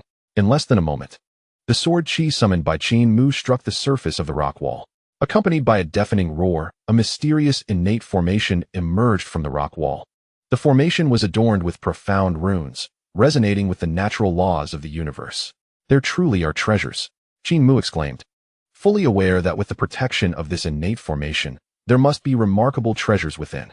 When he transformed, he had encountered the fire spirit pearl, which was also guarded by an innate formation. Observing Qin Mu's astonishment, Duo Bao proudly lifted his chin and smiled, saying, Qin Mu, do you believe me now? After all, I am a unique treasure-seeking mouse in this world. Qin Mu laughed heartily, patting Duo Bao on the shoulder. Impressive, impressive. Let us go and take a look. With that, Qin Mu and Duo Bao proceeded into the depths of the valley without delay. Chapter 18. Innate Spiritual Root, Huang Zhongli. Before long, Qin Mu and Duo Bao had arrived at the depths of the valley. Upon closer inspection, they could clearly see the innate formation enveloping the rock wall. The sword chi that Qin Mu had previously unleashed had activated this innate formation. It is known that this innate formation was naturally formed at the dawn of creation, far beyond the formations laid by later cultivators. Within the innate formation, the manifestation of the Tao and the condensation of laws could be found. Moreover, powerful innate formations contain the might of creation itself. As Qin Mu and Duo Bao approached, they noticed a yin-yang symbol rotating at the center of the formation. Following this, the yin energy descended to the ground while the yang energy ascended to the heavens, with a clear division between purity and turbidity. Within the formation, the scene of the birth of the universe was unfolding. Upon witnessing this, Qin Mu furrowed his brow slightly. He had a vague feeling that this innate formation was even more powerful than the one guarding the fire spirit pearl. With such a formidable innate formation as protection, there must be remarkable treasures within. Qin Mu couldn't help but exclaim in awe. Hearing this, Duo Bao nodded in agreement. Though you speak the truth, this innate formation is clearly extraordinary. Do you think we possess the strength to breach it? Duo Bao voiced his hesitation. Although Qin Mu was not weak, possessing the cultivation of a Tai golden immortal, in his view, this innate formation was no ordinary one. Even Qin Mu's Tai golden immortal power might not suffice to break it. Boom. Before Qin Mu could respond, a series of resonant sounds erupted from within the innate formation. Subsequently, a terrifying oppressive force surged forth in an instant. Under the onslaught of this pressure, Duo Bao's brows furrowed, revealing a hint of pain on his face. Qin Mu, also enveloped by the pressure of the formation, wore a grave expression and said solemnly, Duo Bao, step back. Upon hearing Qin Mu's words, Duo Bao quickly nodded and retreated 100 paces, anxiously watching the scene ahead. Once Duo Bao had retreated, Qin Mu wasted no time and pointed his finger like a sword. Boom. In that moment, A majestic sword intent erupted from his surroundings. The sword intent soared skyward, shattering the oppressive force of the formation. Simultaneously, the phantom of a green lotus within Qin Mu's body swayed gently. He then directed a finger towards the innate formation on the rock wall. Instantly, a thread of chaotic sword chi erupted from his fingertip. Grasp sword technique. To break through this innate formation, Qin Mu held nothing back and unleashed his inherited sword technique. Boom. As the sword technique manifested, the sword light surged like a rainbow, tearing through the void. Wherever it passed, the space ruptured inch by inch. Although the innate formation was powerful, under Qin Mu's sword strike, the formation's patterns shattered, revealing a hidden entrance to a realm within. Duo Bao, witnessing this, was left utterly dumbfounded, his face a picture of disbelief. The power of Qin Mu's sword was so formidable that even an ordinary Deluo golden immortal would likely find it difficult to withstand. The more he spoke, the more astonished Duo Bao became. Just moments ago, he thought the innate formation was formidable, and even with Qin Mu's Tai golden immortal cultivation, he doubted they could breach it. Who would have thought that with a mere finger, Qin Mu would pierce through the innate formation? While Duo Bao was still in a daze, Qin Mu's voice called out, "Let us go." As soon as the words left his mouth, Qin Mu's figure soared towards the entrance in the rock wall. Seeing this, Duo Bao quickly gathered his wits and hurriedly followed Qin Mu. Before long, the two had flown into the entrance, arriving in a small world. It was an independent realm, rich in spiritual energy. Just a few breaths of this air invigorated the spirit. In the center of this small world stood an ancient tree of immense stature. The trunk of the tree coiled like a dragon, with branches and leaves adorned with brilliant golden fruits, each exuding a captivating aura of the Tao. Upon merely catching a whiff of the fragrance of these fruits, Qin Mu and Duo Bao felt their internal powers surge, and the bottleneck in their cultivation seemed to loosen. Could this be Huang Zhongli? Suddenly, Qin Mu's mind shook violently as he recognized the identity of this spiritual root. It is known that Huang Zhongli is one of the top 10 innate spiritual roots. Legend has it that this tree blooms once every 10,000 years, bears fruit every 10,000 years, and takes another 10,000 years to mature. Its flowers resemble lotus blossoms, while its fruits resemble pearl-like orbs, each marked with the words Huangzhong. One fruit could elevate a mortal to the status of a golden immortal, greatly benefiting even a Deluo golden immortal. Qin Mu, my friend, we have struck gold this time, Duo Bao exclaimed excitedly. Although he did not know what Huang Zhongli was, he could tell that the golden fruits on the tree were extraordinary just from the scent. Qin Mu nodded and replied, Duo Bao, this is indeed Huang Zhongli, a supreme innate spiritual root. Its fruits are truly remarkable. Moreover, they seem to be at the perfect stage for harvesting. Upon hearing this, Duo Bao became even more exhilarated and hurriedly said, Then what are we waiting for? Just as Qin Mu and Duo Bao prepared to approach, an unexpected event occurred. Boom. Suddenly, a figure descended upon this small world, and a terrifying aura of pressure instantly enveloped the area. The newcomer was a middle-aged Taoist, his expression grim, exuding a powerful aura that revealed he had reached the late stage of Tai Golden Immortal. After appearing, he greedily fixed his gaze on Huang Zhongli, exclaiming in astonishment, I never expected to find such a treasure here. You two ants, quickly get lost. I am from the Celestial Court, and this treasure rightfully belongs to the Celestial Court. The middle-aged Taoist was overjoyed, completely disregarding Qin Mu and Duo Bao. One was a Tai Golden Immortal in the early stages, and the other a mere Xian Immortal. They were no match for him. Celestial Court? Hearing the words of the newcomer, Duo Bao's expression changed. He knew that the Celestial Court was a power of the Eastern King. After a brief moment of hesitation, Duo Bao quickly turned to Qin Mu and whispered, Qin Mu, perhaps we should retreat and avoid confrontation? In Duo Bao's view, the Celestial Court was formidable, and the Eastern King was a powerful being, not someone they could easily provoke. Moreover, the newcomer's strength was formidable, being at the late stage of Tai Golden Immortal. Although Qin Mu was also a Tai Golden Immortal, he was merely at the early stage. However, what surprised Duo Bao was that Qin Mu paid no heed to his words and instead looked at the late-stage Tai Golden Immortal with a cold smile, saying, just a mere Tai Golden Immortal. Not to mention you. Even if the Eastern King of the Celestial Court were here today, he wouldn't be able to take this treasure away. Hearing Qin Mu's words, Duo Bao's heart trembled, and he felt somewhat flustered. Was Qin Mu's bravado not a bit too much? Duo Bao silently lamented. Meanwhile, upon hearing this, the Tai Golden Immortal of the Celestial Court was filled with rage, exclaiming, Arrogant child, you are courting death. Chapter 19. Supreme innate spiritual treasure, fire spirit pearl. As soon as his words fell, that Tai golden immortal did not wait for Qin Mu to respond and recklessly took action. Boom. In an instant, an overwhelming surge of magical power erupted from his body, and he struck towards Qin Mu with a mighty palm. The palm, as solid as a mountain, descended with terrifying magical energy, ripping apart the void. Friend Qin Mu. Be careful. The Taoist Duobao's face changed dramatically upon witnessing this. With merely Xianxian cultivation, he was at a loss when faced with a being of Tai golden immortal status. The only thing he could do was to caution Qin Mu to be wary. Step back. Watch how I deal with him. Qin Mu replied nonchalantly. Upon hearing this, Duobao nodded quickly and retreated hastily. He understood well that the clash between two Tai golden immortals was beyond his capacity to intervene. In the void, the Tai golden immortal sneered upon hearing Qin Mu's words. Such audacity. In his eyes, though Qin Mu was at the same Tai golden immortal level, he was in the late stage, merely a step away from becoming a Deluo golden immortal, while Qin Mu was merely at the early stage. The disparity in their strength was unfathomable. Boom. At that moment, the colossal magical palm had descended from the heavens, looming ominously over Qin Mu. Its terrifying presence caused the heavens and earth to shift, and time itself appeared to warp under its pressure. Yet, beneath this, Qin Mu remained undaunted. Boom.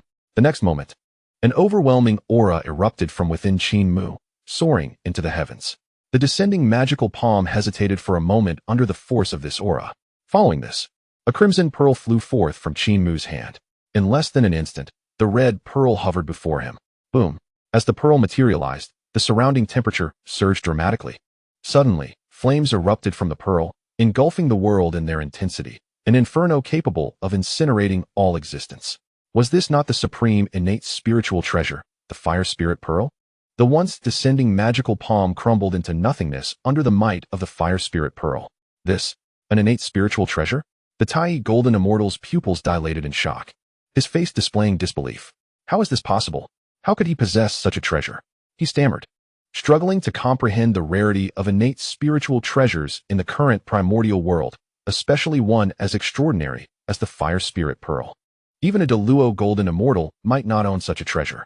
Moreover, the path of cultivation for the beings of the primordial world predominantly involved the severing of three corpses.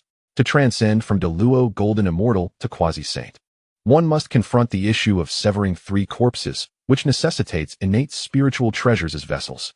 The Tai golden immortal was astounded that Qin Mu, despite being of lesser cultivation, possessed such a treasure. In his astonishment, Qin Mu coldly smirked and taunted, "What? You look as if you've never seen an innate spiritual treasure before. In this realm, one should be embarrassed to claim the title of a primordial cultivator without one by their side. How have you survived?" Hearing Qin Mu's mockery, the Tai golden immortal's face flushed with anger, his teeth grinding in irritation. Being merely a Tai golden immortal without significant fortune, how could he possess an innate spiritual treasure? What of it? It all depends on who wields it. After a moment's pause, the Tai golden immortal retorted, his mind filled with sinister thoughts. He contemplated that if he could eliminate Qin Mu, not only would the innate spiritual root be his, but Qin Mu's treasure would also become his. With this thought, the Tai golden immortal's gaze ignited with fervor. However, before he could regain his composure, Qin Mu, with a thought, directly commanded the fire spirit pearl to strike the Tai golden immortal. Boom. In an instant, the fire spirit pearl transformed into a streak of light, racing towards the Tai golden immortal. In less than a heartbeat, it crashed down before him. Upon seeing this, the Tai golden immortal's pupils constricted as he hurriedly summoned his magical power for defense. Bang! Accompanied by a deafening roar, the fire spirit pearl shattered through the Tai golden immortal's defenses, striking him squarely in the chest. Upon closer inspection, he was sent flying, crashing into a mountain peak. Boom! The impact caused the mountain to shatter, sending dust and debris into the air. Soon, as the tumult subsided and the dust cleared, the Tai golden immortal emerged, battered and bruised, slowly ascending into the sky. Oh! Qin Mu raised an eyebrow, somewhat surprised. Didn't he die? Duobao, watching from a distance, was left speechless. The innate spiritual treasure can be used this way, so violently to strike someone. Before Duobao could process this, Qin Mu, with another thought, once again commanded the fire spirit pearl. This time, he did not aim to strike the Tai golden immortal. Boom! The suspended fire spirit pearl suddenly radiated blinding light, and torrents of flames erupted forth. Then, Terrifying flames coalesced, transforming into a river of fire that surged towards the Tai Golden Immortal. The Tai Golden Immortal, witnessing this, was utterly bewildered. Roar! He let out an enraged bellow, transforming into his true form, a massive tortoise covered in dark scales. Do you think mere flames can incinerate me? Even the true fire of Samadhi does not intimidate me. The tortoise roared, its voice shaking the heavens. Hearing this, Qin Mu smirked coldly. Is that so? What I wield is the nine heavens' profound fire, born at the dawn of creation. As he spoke, he flicked his finger, and the flames enveloping the tortoise suddenly transformed into a brilliant silver. The temperature soared, distorting the very fabric of space. The nine heavens' profound fire? The tortoise finally panicked, fear flashing in its eyes. Before it could react, it was engulfed by the endless silver flames. The anguished cries reverberated through the cosmos as the tortoise struggled frantically, its magical power pouring out recklessly, yet it could not extinguish the flames consuming it. Ultimately, in despair, it was reduced to ashes, unable to escape even its primordial spirit.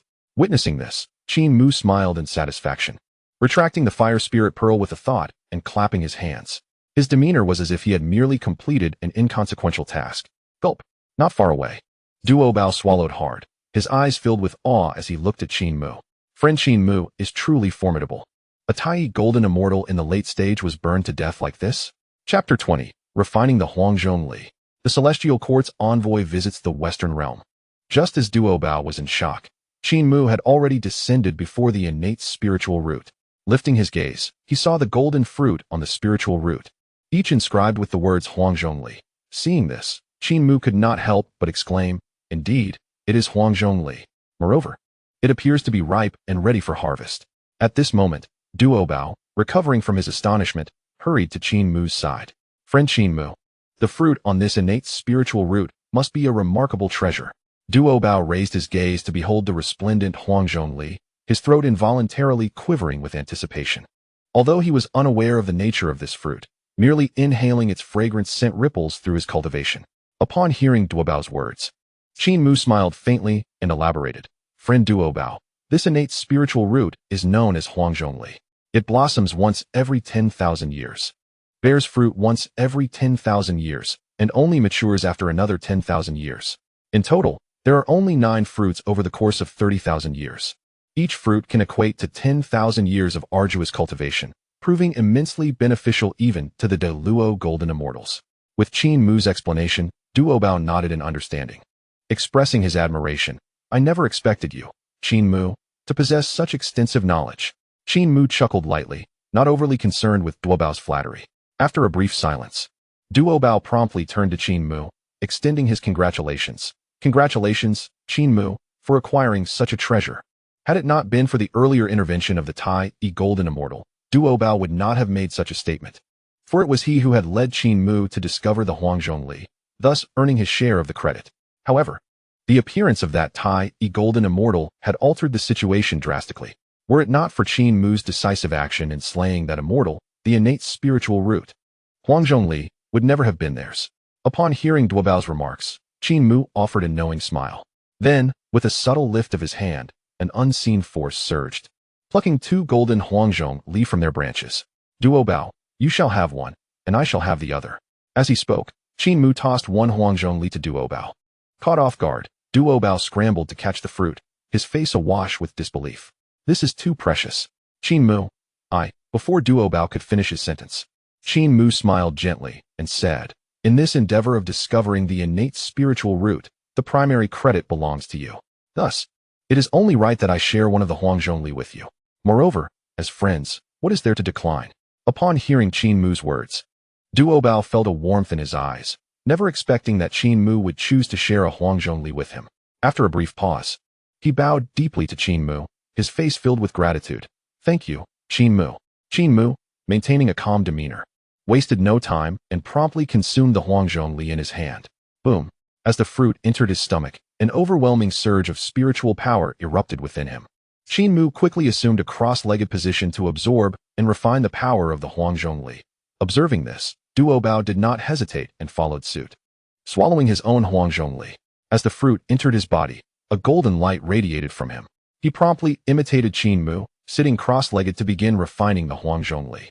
In the western lands, atop Mount Shumi, the fierce battle between the dragon, phoenix, and Qilin clans and the demon ancestor Rahu had transpired, resulting in the devastation of much of the western spiritual veins and leaving the region barren.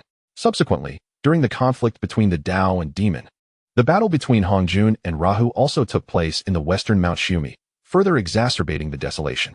It was for this reason that Hongjun had mentioned during his third sermon that he had significant karma with the West, subsequently distributing a strand of primordial purple energy to both the Taoist of guidance and the Taoist of merit, along with bestowing them innate spiritual treasures. At this moment, at the peak of Mount Shumi, two figures were seated, the future Western saints, the Taoist of guidance and the Taoist of merit. Brother, the West is truly too barren. There isn't even a single decent innate spiritual root. How can we prosper? The Taoist of merit said, his brow furrowed in worry. Sighing, the Taoist of guidance replied with a gesture of prayer, it is the will of heaven. Let us hope that after we both attain sainthood, we may bring about change. The Taoist of merit frowned slightly, pondering, but what exactly is the opportunity for sainthood that our master spoke of? Proving the Tao through strength is exceedingly difficult, and severing the three corpses to attain sainthood is no easy feat. Could it be through merit? Hearing the concerns of the Taoist of merit, the Taoist of guidance smiled gently, responding, do not fret, Junior. If the opportunity has not manifested, it simply means the time has not yet come. The Taoist of merit nodded slightly, refraining from further contemplation. At that moment, a flicker of light appeared not far away, revealing a disciple of the West garbed in a gray robe. This individual was none other than Kasayapa, the disciple of the Taoist of merit. Approaching, Kasayapa bowed respectfully to the two, announcing, Master, Uncle, there is someone outside seeking an audience. Both the Taoist of guidance and the Taoist of merit exchanged surprised glances. Who is it? The Taoist of merit inquired. Without delay, Kasayapa responded, reporting to my master, it is a visitor from the celestial court of Zifu Prefecture, Xianxiao. Upon hearing Kasayapa's words, the Taoist of guidance and the Taoist of merit furrowed their brows. Brother, what could the celestial court want at this time? Our Western realm has little contact with them. The Taoist of guidance pondered for a moment before finally saying, Kasayapa, bring him here. We shall inquire directly and ascertain his intentions. Kasayapa bowed in acknowledgement and departed. Soon after, he returned, leading a figure before the Taoist of guidance and the Taoist of merit. This newcomer possessed the strength of a Deluo golden immortal. Should the three pure ones and Qin Mu be present, they would undoubtedly recognize him as the individual who had previously sought to recruit the three pure ones at Kunlun Mountain, only to be sent flying by Tongtian's slap. This Deluo golden immortal, known as Xianxiao, had been dispatched by Dong Wang Gong to traverse the wilderness, seeking to recruit powerful beings and loose immortals to join the celestial court. Along the way, he had indeed gathered some followers, though many had declined his offers. After returning from Kunlun Mountain to report back, Dong Wang Gong had sent him to the west, a mission whose purpose was self-evident. Upon meeting the Taoist of guidance and the Taoist of merit, Xianxiao bowed respectfully, saying, I pay my respects to the two esteemed seniors. The Taoist of guidance nodded lightly, and, getting straight to the point, asked, Friend Xianxiao, what brings you to our Western realm? Xianxiao did not hesitate, stating his purpose directly, reporting to the esteemed seniors, I have been sent by Dong Wang Gong to pay a visit. The Celestial Court wishes to invite the two seniors to join and collaborate on great undertakings in the wilderness. Hearing Xuanxiao's words, both the Taoist of guidance and the Taoist of merit exchanged glances, a glimmer of surprise flashing in their eyes.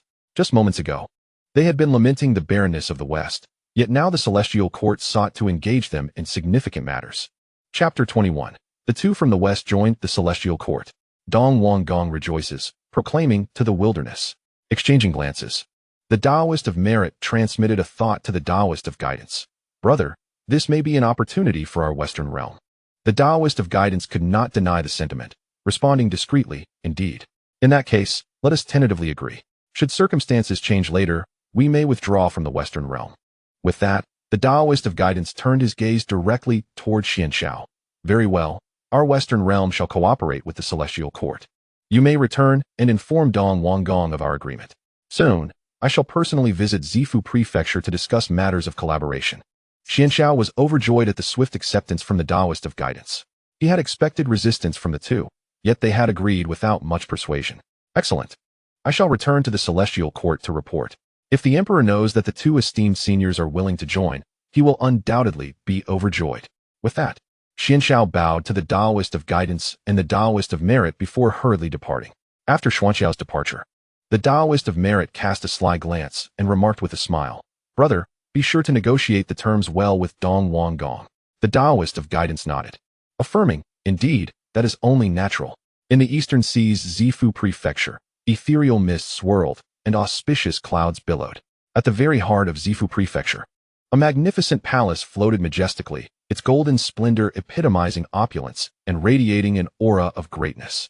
This was none other than the abode of Dong Wang Gong, the Celestial Court.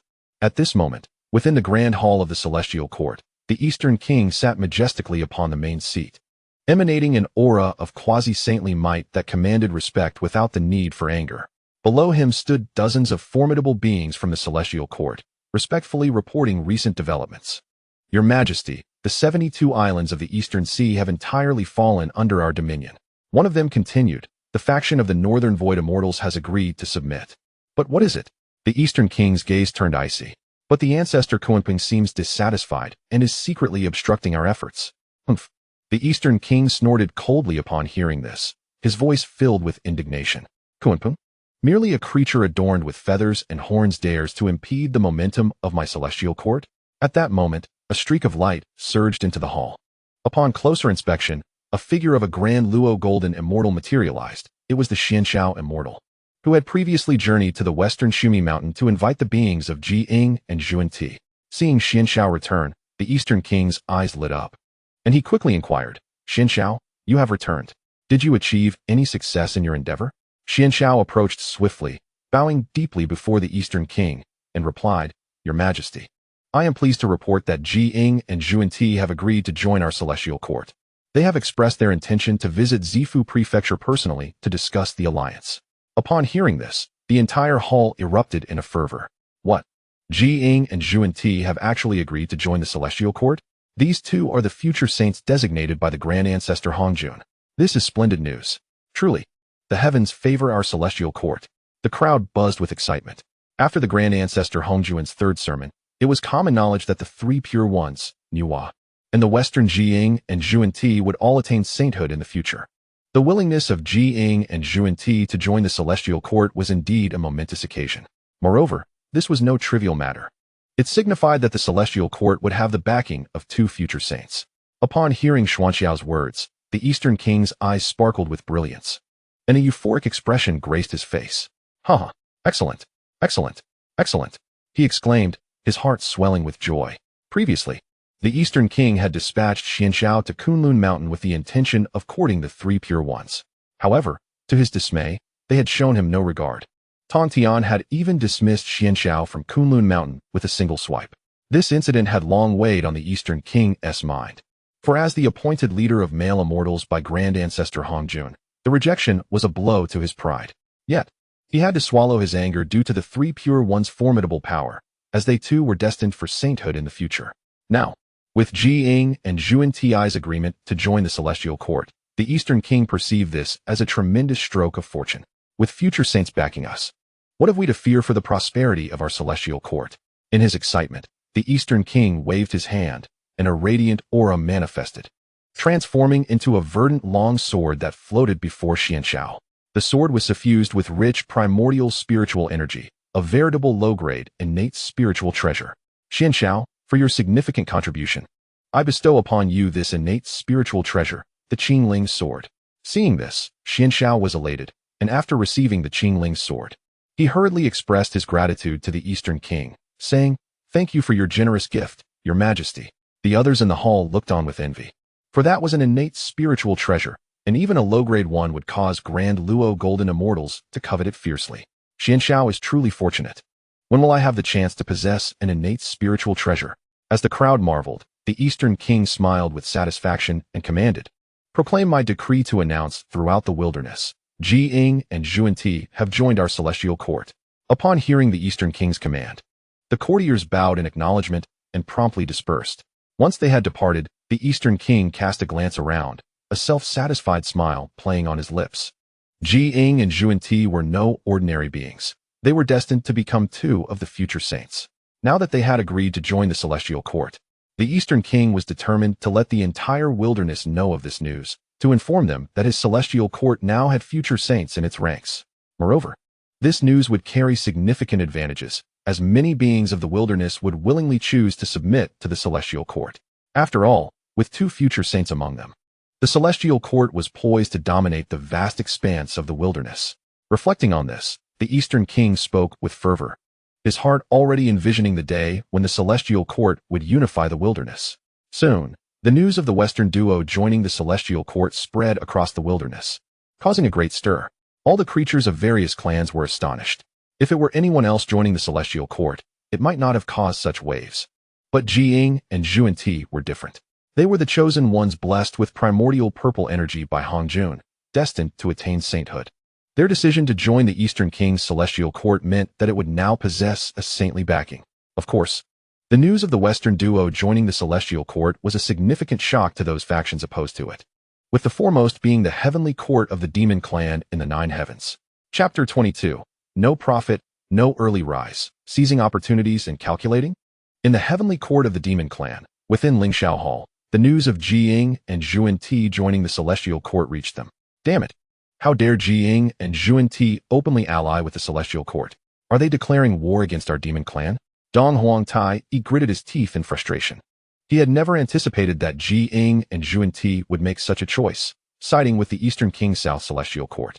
Elder brother, what do you think the Eastern King offered Jie and Zhunti to persuade them to join his ranks? Upon hearing Dong Huangtai's question, Dijun narrowed his eyes, appearing deep in thought. After a moment, he shook his head, saying, I am unsure. There seems to be no prior connection between the Western realm and the Celestial Court. Yet now, the 2 from the West have chosen to join the Celestial Court, which is indeed surprising. As he spoke, Dijun's expression grew grave. It should be noted that the heavenly court of the demon clan had only invited Nuwa and Fushi to join. Nuwa, too, was destined to become a saint in the future. Earlier, Dijun had received word that the Eastern King had sent someone to invite the 3 pure ones to Kunlun Mountain, but unfortunately, they had shown no respect, even dismissing the Celestial Court's envoy with disdain. Dijun had thoroughly enjoyed mocking the Eastern King for this. After all, following the conclusion of the Grand Ancestor Hongjuan's 3rd sermon, he had extended an invitation to the 3 pure ones to visit the heavenly court, during which he had also mentioned the desire to have them join the ranks of the demon clan. However, the 3 pure ones had outright refused, showing no regard for their invitation. Although Dijun and Tai were filled with indignation, they dared not voice their anger, for they could not contend with the 3 pure ones. Furthermore, the 3 pure ones possessed treasures bestowed by the Grand Ancestor Hongjun. Fortunately, their subsequent invitation to Nuwa was successful, providing the demon clan with a saintly ally for the future. What Dijun did not expect was that the Eastern King would venture such a distance to the western Shumi Mountain, and crucially, he succeeded in inviting the 2 quasi-saints, Jie and Zhunti. Just as Dijun was lost in thought, Fushi slowly emerged and said, Demon Emperor, the 2 from the Western realm, Jie and Zhunti, are driven by profit. Their choice to join the Celestial Court must harbor ulterior motives. For the Celestial Court, this may not necessarily be a good thing. Upon hearing Fushi's words, the expressions of Dijun and Tai improved slightly. Tai nodded, saying, What the Emperor of Shi says is correct. Jie and Zhunti are indeed cunning. From my perspective, it is evident that the 2 of them do not genuinely wish to submit to the Celestial Court. Perhaps they are merely seeking to exploit the situation for their own gain. Upon hearing this, Emperor Jun nodded slightly. While he found Fushi and Tai's words somewhat reasonable, a lingering unease remained within him. After all, the addition of the 2 from the West to the Celestial Court would undoubtedly enhance its fortune, which posed a disadvantage to the demon clan. After a moment's contemplation, a glimmer of resolve flashed in Emperor Jun's eyes. He contemplated that he might need to descend to the mortal realm himself. On Kunlun Mountain, amidst a cloud-wreathed platform, the 3 pure ones also learned of the news. Oh, the Taoists Jie and Zhunti have actually joined the Celestial Court? Tong Tian expressed his surprise. In his view, Jie and Zhunti, like them, were candidates for future saints. How could such beings possibly accept subservience? Yet, Jie and Zhunti had chosen this moment to align with the Celestial Court. Yuan Shi frowned slightly, unable to suppress a sharp rebuke. These 2 are truly the epitome of shamelessness. For a mere handful of benefits, they willingly become the lackeys of the Celestial Court? It is a disgrace to associate with them. Hearing this, Taishang narrowed his eyes and smiled, saying, The Western realms have always been barren and difficult to thrive. If the 2 have chosen to join the Celestial Court, They must have ulterior motives. With Taishang's words, Yuan Shi and Tong Tian nodded in agreement, acknowledging the truth in his statement. They understood that the Western duo's submission to the Celestial Court was far from voluntary. There were certainly schemes at play behind their decision. At Wuzhuang Temple, Jin Yuanzi and Han Yun were seated beneath the ginseng fruit tree, savoring tea in leisure. Brother, it seems the Taoists Jane and Zhunti from the West have joined the Celestial Court. How intriguing, Han Yun remarked with a smile directed at Jin Yuanzi. Jin Yuanzi, unperturbed, replied calmly, My dear brother, the conflict between the Heavenly Court and the Celestial Court is likely to intensify. However, let them revel in their chaos. We shall remain carefree and untroubled, which is indeed delightful. At this, Han Yun stroked his beard and chuckled, What you say is quite true. Let them engage in their strife over the primal chaos. Prior to this, both the Heavenly Court and the Celestial Court had sought their allegiance, but they had declined the offers. In the blood sea of the underworld, a vast expanse of blood waves rolled ominously, devoid of fish or birds. This place was an embodiment of the wrath of heaven and earth, formed from the navel of the great Pangu. Within the blood sea, a placenta was born, eventually manifesting as the ancestor of the underworld river. At this moment, the ancestor of the underworld river sat cross-legged atop a 12-petal red lotus of karmic fire, his eyes shimmering with bloodlight. Jane and Zhunti joining the Celestial Court? They are known to act only for profit. How laughable that the Celestial Court would proclaim this news throughout the primordial realms. With a chilling smile, the ancestor closed his eyes, returning to his cultivation. As the Celestial Court announced Jane and Zhunti's allegiance, the entire primordial world erupted in a tremendous uproar. Just as Dong Wang Gong had anticipated, once the news spread, many wandering practitioners chose to affiliate with the Celestial Court. Additionally, various beings from different races opted to join its ranks, believing that with two saints to oversee it, the Celestial Court would surely dominate the primordial realms. Consequently, Dong Wang Gong would emerge as the supreme sovereign of the primordial world. The prestige of the Celestial Court soared, its fortune multiplying exponentially. Seeing this, Dong Wang Gong was immensely pleased and unabashedly sought to recruit various forces to bolster his power. Meanwhile, Qin Mu and Duo Bao had significantly enhanced their abilities after refining and absorbing the Huang Zhongli. Having departed, they continued their treasure-hunting journey. Thanks to Duo Bao's innate talent for finding treasures, they amassed a considerable collection of heavenly materials and earthly treasures along the way. Duo Bao? Our haul this time is quite impressive. Qin Mu grinned at Duo Bao after they had just plundered a grand fortune from a Deluo Golden Immortal's treasury. Hearing Qin Mu's words, Duo Bao beamed with pride, puffing out his chest, Of course. With my treasure-hunting gift, all the treasures of the primordial world fall into my grasp. Qin Mu smiled slightly, his gaze shifting to a distant, towering peak piercing the clouds. There lay Buzhou Mountain. While surveying the landscape, Qin Mu inwardly mused. We are almost there. Chapter 23. The position of the Demon Master. Kunpeng enters the Demon Clan. The western land of propagation? In the northern sea, tumultuous waves surged. Dark clouds loomed overhead, and a malevolent aura pervaded. At that moment, a magnificent palace floated above the giant waves, emanating a mysterious aura. Inside, countless formations and prohibitions were arranged to withstand powerful attacks, making it impenetrable even to a Deluo Golden Immortal. This was the dwelling of Kunpeng. After Hongjuan's third sermon concluded, Kunpeng returned without concern for worldly affairs, dedicating himself to cultivation within the palace. Suddenly, Kunpeng, seated in meditation, opened his eyes. Surrounded by a chilling aura, his gaze piercing towards a particular direction. In the next instant, Kunpeng vanished from his spot, reappearing outside the palace. Simultaneously, a figure approached on the back of the Golden Crow's divine fire, unaffected by the cold of the northern sea. It was none other than the Demon Emperor, Emperor Jun. Upon learning of Jane and Zhunti's allegiance to the Celestial Court, Emperor Jun resolved to descend to the mortal realm, and this was the very place he sought. As Emperor Jun approached, Kunpeng furrowed his brow, his heart filled with suspicion. Why has Emperor Jun come to my desolate abode? I have no enmity with the Demon Clan. After a moment of hesitation, Kunpeng inquired, Why does the Demon Emperor leave the Heavenly Court to visit this frigid land? Emperor Jun smiled calmly, saying, Taoist Kunpeng, I have come to invite you to join my Heavenly Court. Kunpeng's expression remained indifferent, clearly uninterested, as he coldly responded, I must apologize. I have no such intentions. Although Kunpeng was a member of the Demon Clan, he did not belong to the Heavenly Court's faction, much like Nuwa and Fushi. Of course, previously, Emperor Jun had persuaded Nuwa and Fushi to join the Heavenly Court, bestowing upon them the titles of Shi Huang and Nuwa Huang. Hearing Kunpeng's response, Emperor Jun continued, "There is no need for you to hastily decline, Taoist Kunpeng. Should you choose to join the Heavenly Court, I can offer you the position of Demon Master, granting you supreme fortune within the Demon Clan." At this, Kunpeng appeared somewhat moved, his eyes narrowing as he feigned hesitation. Emperor Jun, noticing this, understood that his initial offer had not sufficiently swayed Kunpeng. After a brief pause, he added, "Taoist Kunpeng, if you agree to reside within my Demon Clan, I can provide you with an opportunity." Kunpeng squinted slightly, intrigued. "Oh, what opportunity?" Without further ado, Emperor Jun revealed, "I can assist you in claiming the primordial purple energy that belongs to Hongyun." Upon utterance of these words, Kunpeng's expression shifted dramatically. The mention of Hongyun ignited a deep-seated hatred within him, and his murderous intent surged. He recalled how, had it not been for Hongyun's meddling as a peacemaker, giving way to Qin and Zhunti, the duo from the west would not have targeted him, ultimately leading to his loss of the position of the Lotus Seat. During Hongyun's third sermon, Kunpeng discovered that those 6 Lotus Seats were, in fact, positions of saints. The 3 pure ones, Nuwa, Jane, and Zhunti had all received treasures from Hongjun, each granted a portion of the foundational primordial purple energy.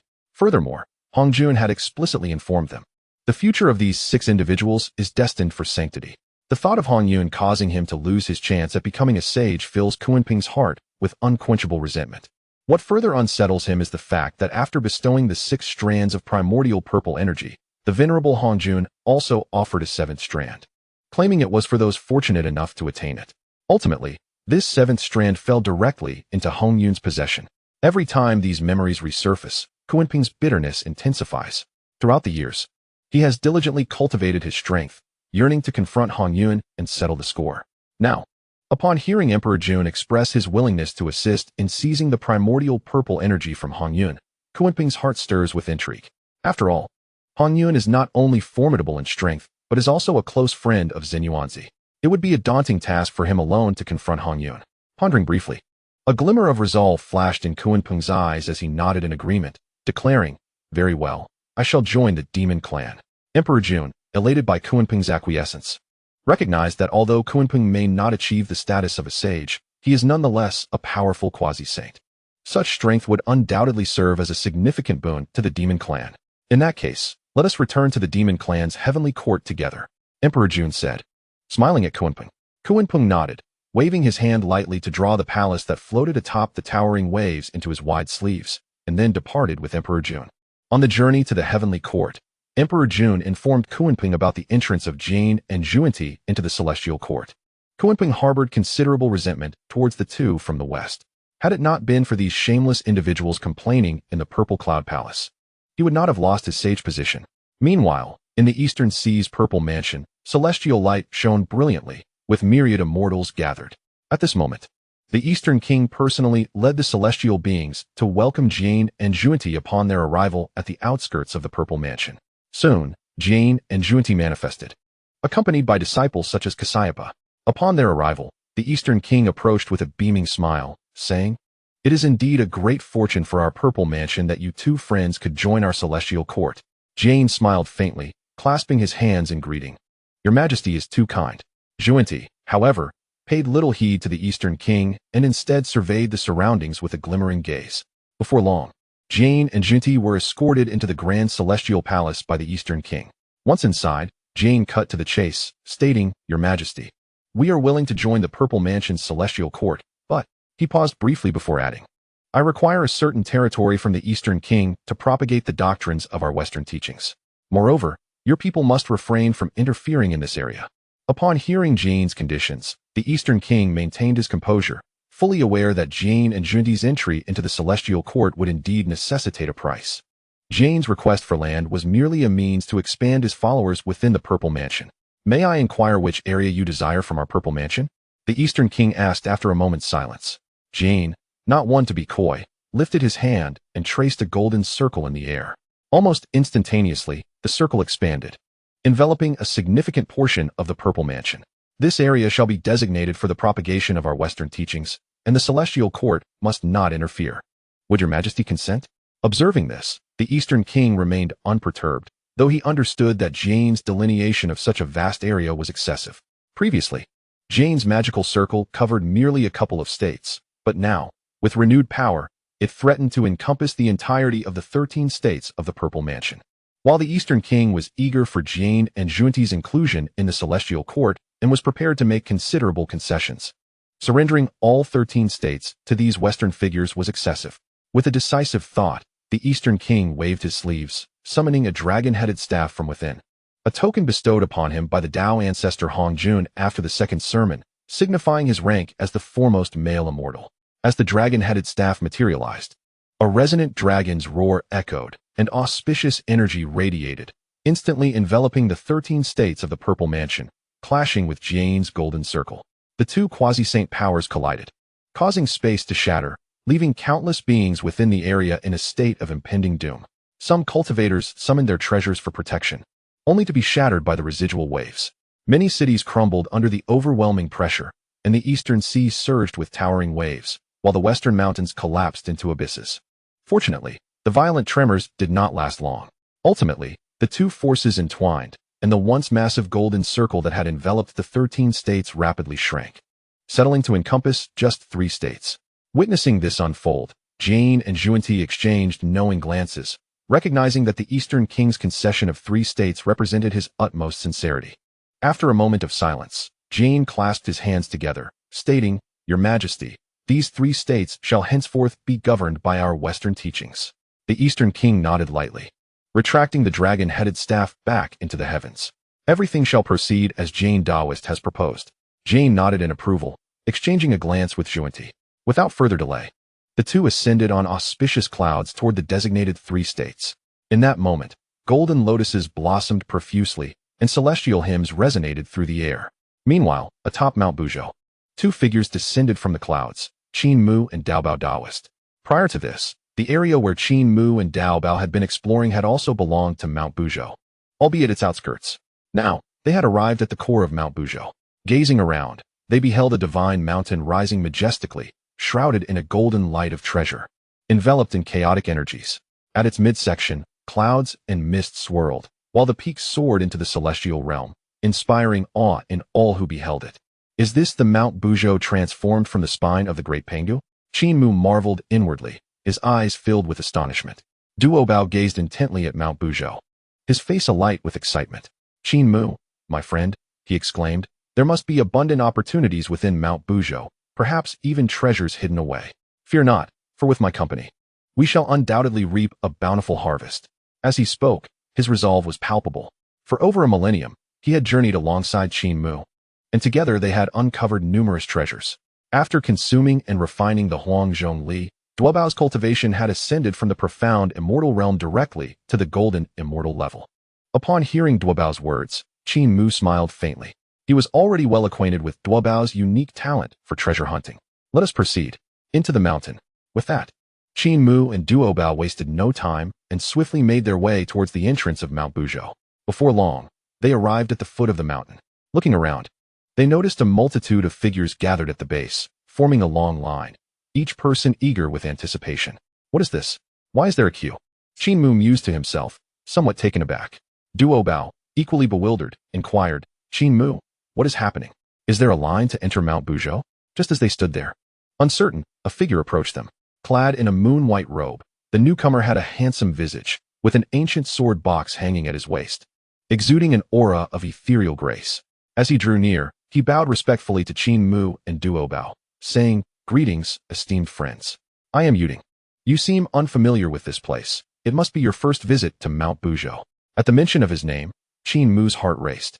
Yuding? He was all too aware of who this was. One of the disciples of the Jie Sect, and, in the future, one of the 12 golden immortals of the Qin Sect, as well as the master of Yangjian. Duobao returned the greeting, acknowledging Yuding's keen insight. "Indeed, this is our first visit. I am Duobao, and this is my friend Qin Mu, a disciple under the 3 pure ones of Kunlun." Hearing this, Yuding's eyes sparkled with interest as he scrutinized Qin Mu, then smiled. "Ah, a distinguished disciple of the 3 pure ones. No wonder you carry yourself with such grace." He then glanced at the throng of beings waiting in line and explained, "Recently, a spiritual aura has manifested within Mount Buzhou, drawing many here in search of opportunities." Qin Mu and Duobao nodded in understanding. They too had come in search of treasures. However, they had not anticipated the need to queue for entry. As they contemplated the waiting crowd, Yuding's gaze lingered on them.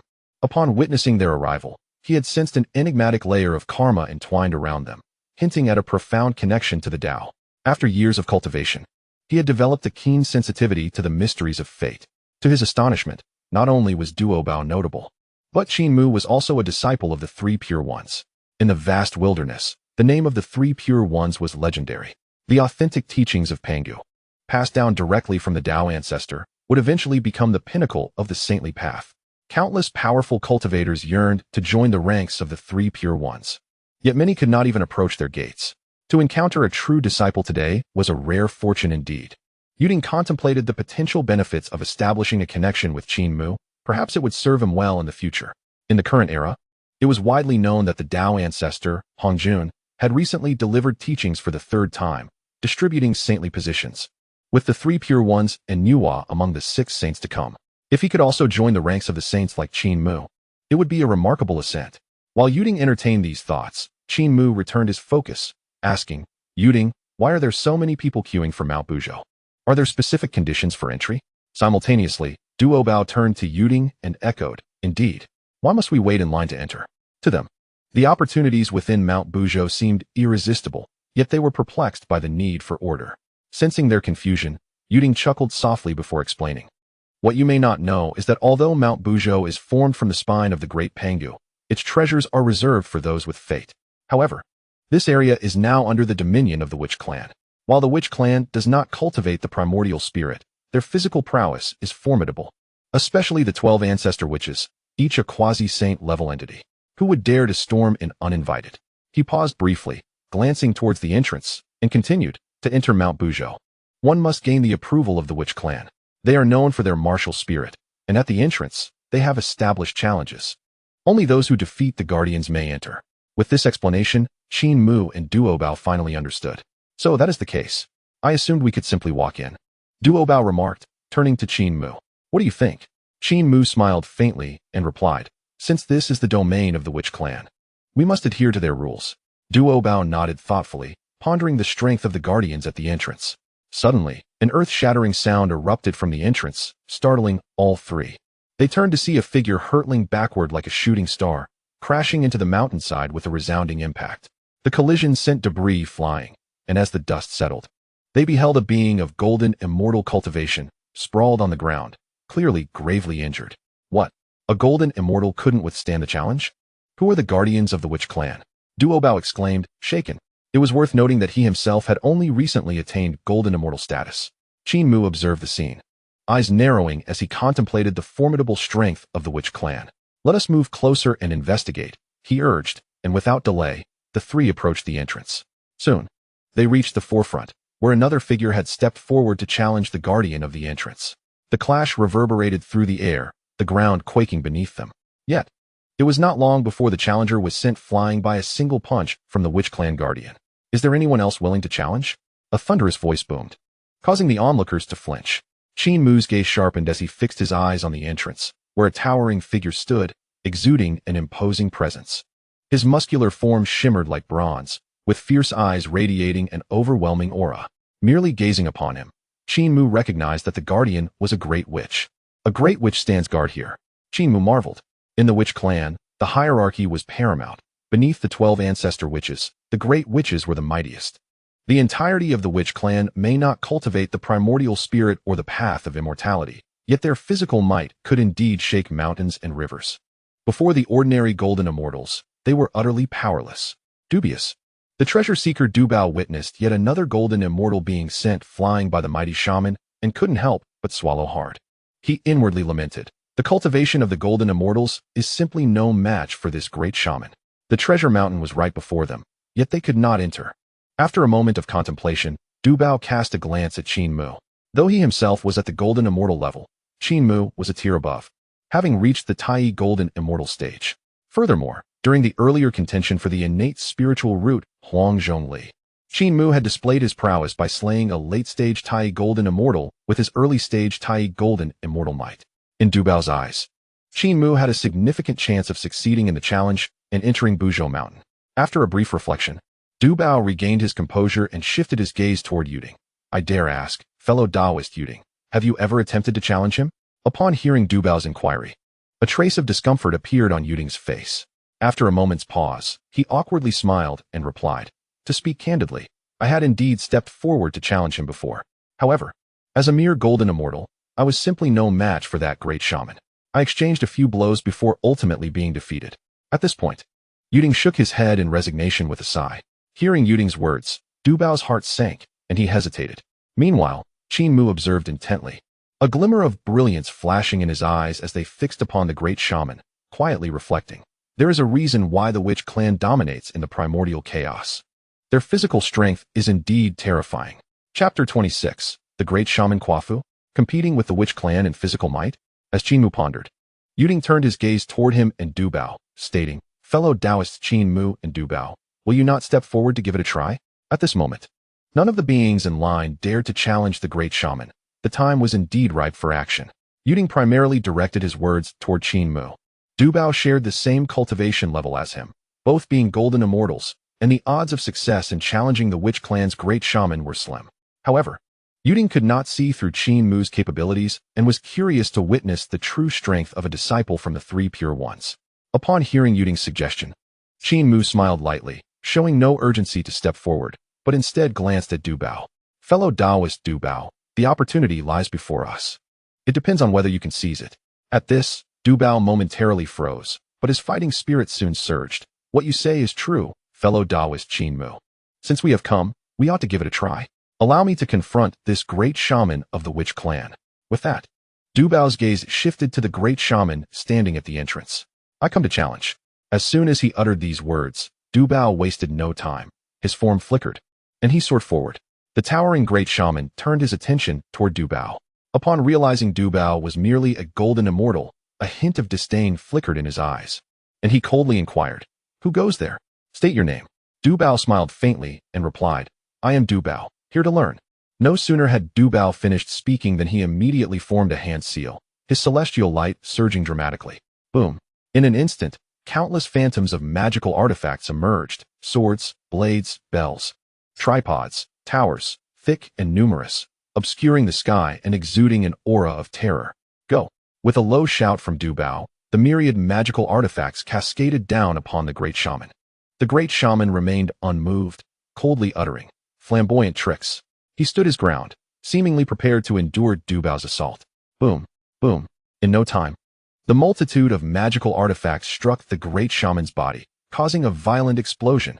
Yet, a bronze-like sheen radiated from the great shaman's physique, allowing him to withstand the onslaught with ease.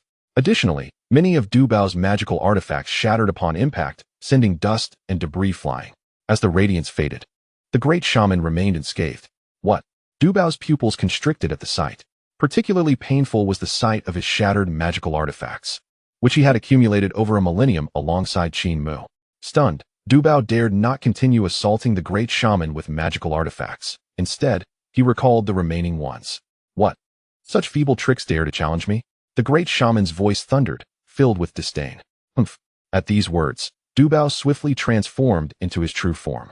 Soon, a treasure-seeking mouse, resplendent in gold, emerged. Whoosh! In the next moment, Du Bao's speed surged as he attempted to employ agility to outmaneuver the great shaman. "Huh!" The great shaman chuckled derisively, stamping his foot fiercely. Boom! With that stomp, the ground trembled violently, unleashing a wave of terrifying force that distorted the very fabric of space and time. Before Du Bao could approach, he felt his form come to a halt. Immediately after, an invisible force of pure physical might crashed down upon him. Bang! With a resounding thud, Du Bao was sent flying, crashing heavily to the ground, blood spilling from the corner of his mouth. Fellow Taoist Du Bao. Qin Mu rushed forward to support Du Bao. Du Bao managed a bitter smile, shaking his head in lament. "The physical prowess of the witch clan is indeed formidable. I am no match for them." At this moment, Yuding also approached, unable to suppress his astonishment. After all, he is a great shaman. Wishing to enter Buzhou Mountain is indeed a daunting task. Upon hearing this, Qin Mu cast a sidelong glance and fixed his gaze upon the immovable great shaman at the entrance. "I shall give it a try." As his words fell, Qin Mu released Du Bao, extending his form, and soared toward the open space at the entrance. Observing Qin Mu step forward, the previously indifferent great shaman's eyes narrowed slightly.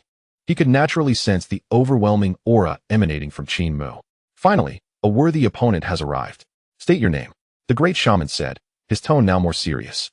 Qin Mu smiled faintly and replied, I am Qin Mu. Qin Mu?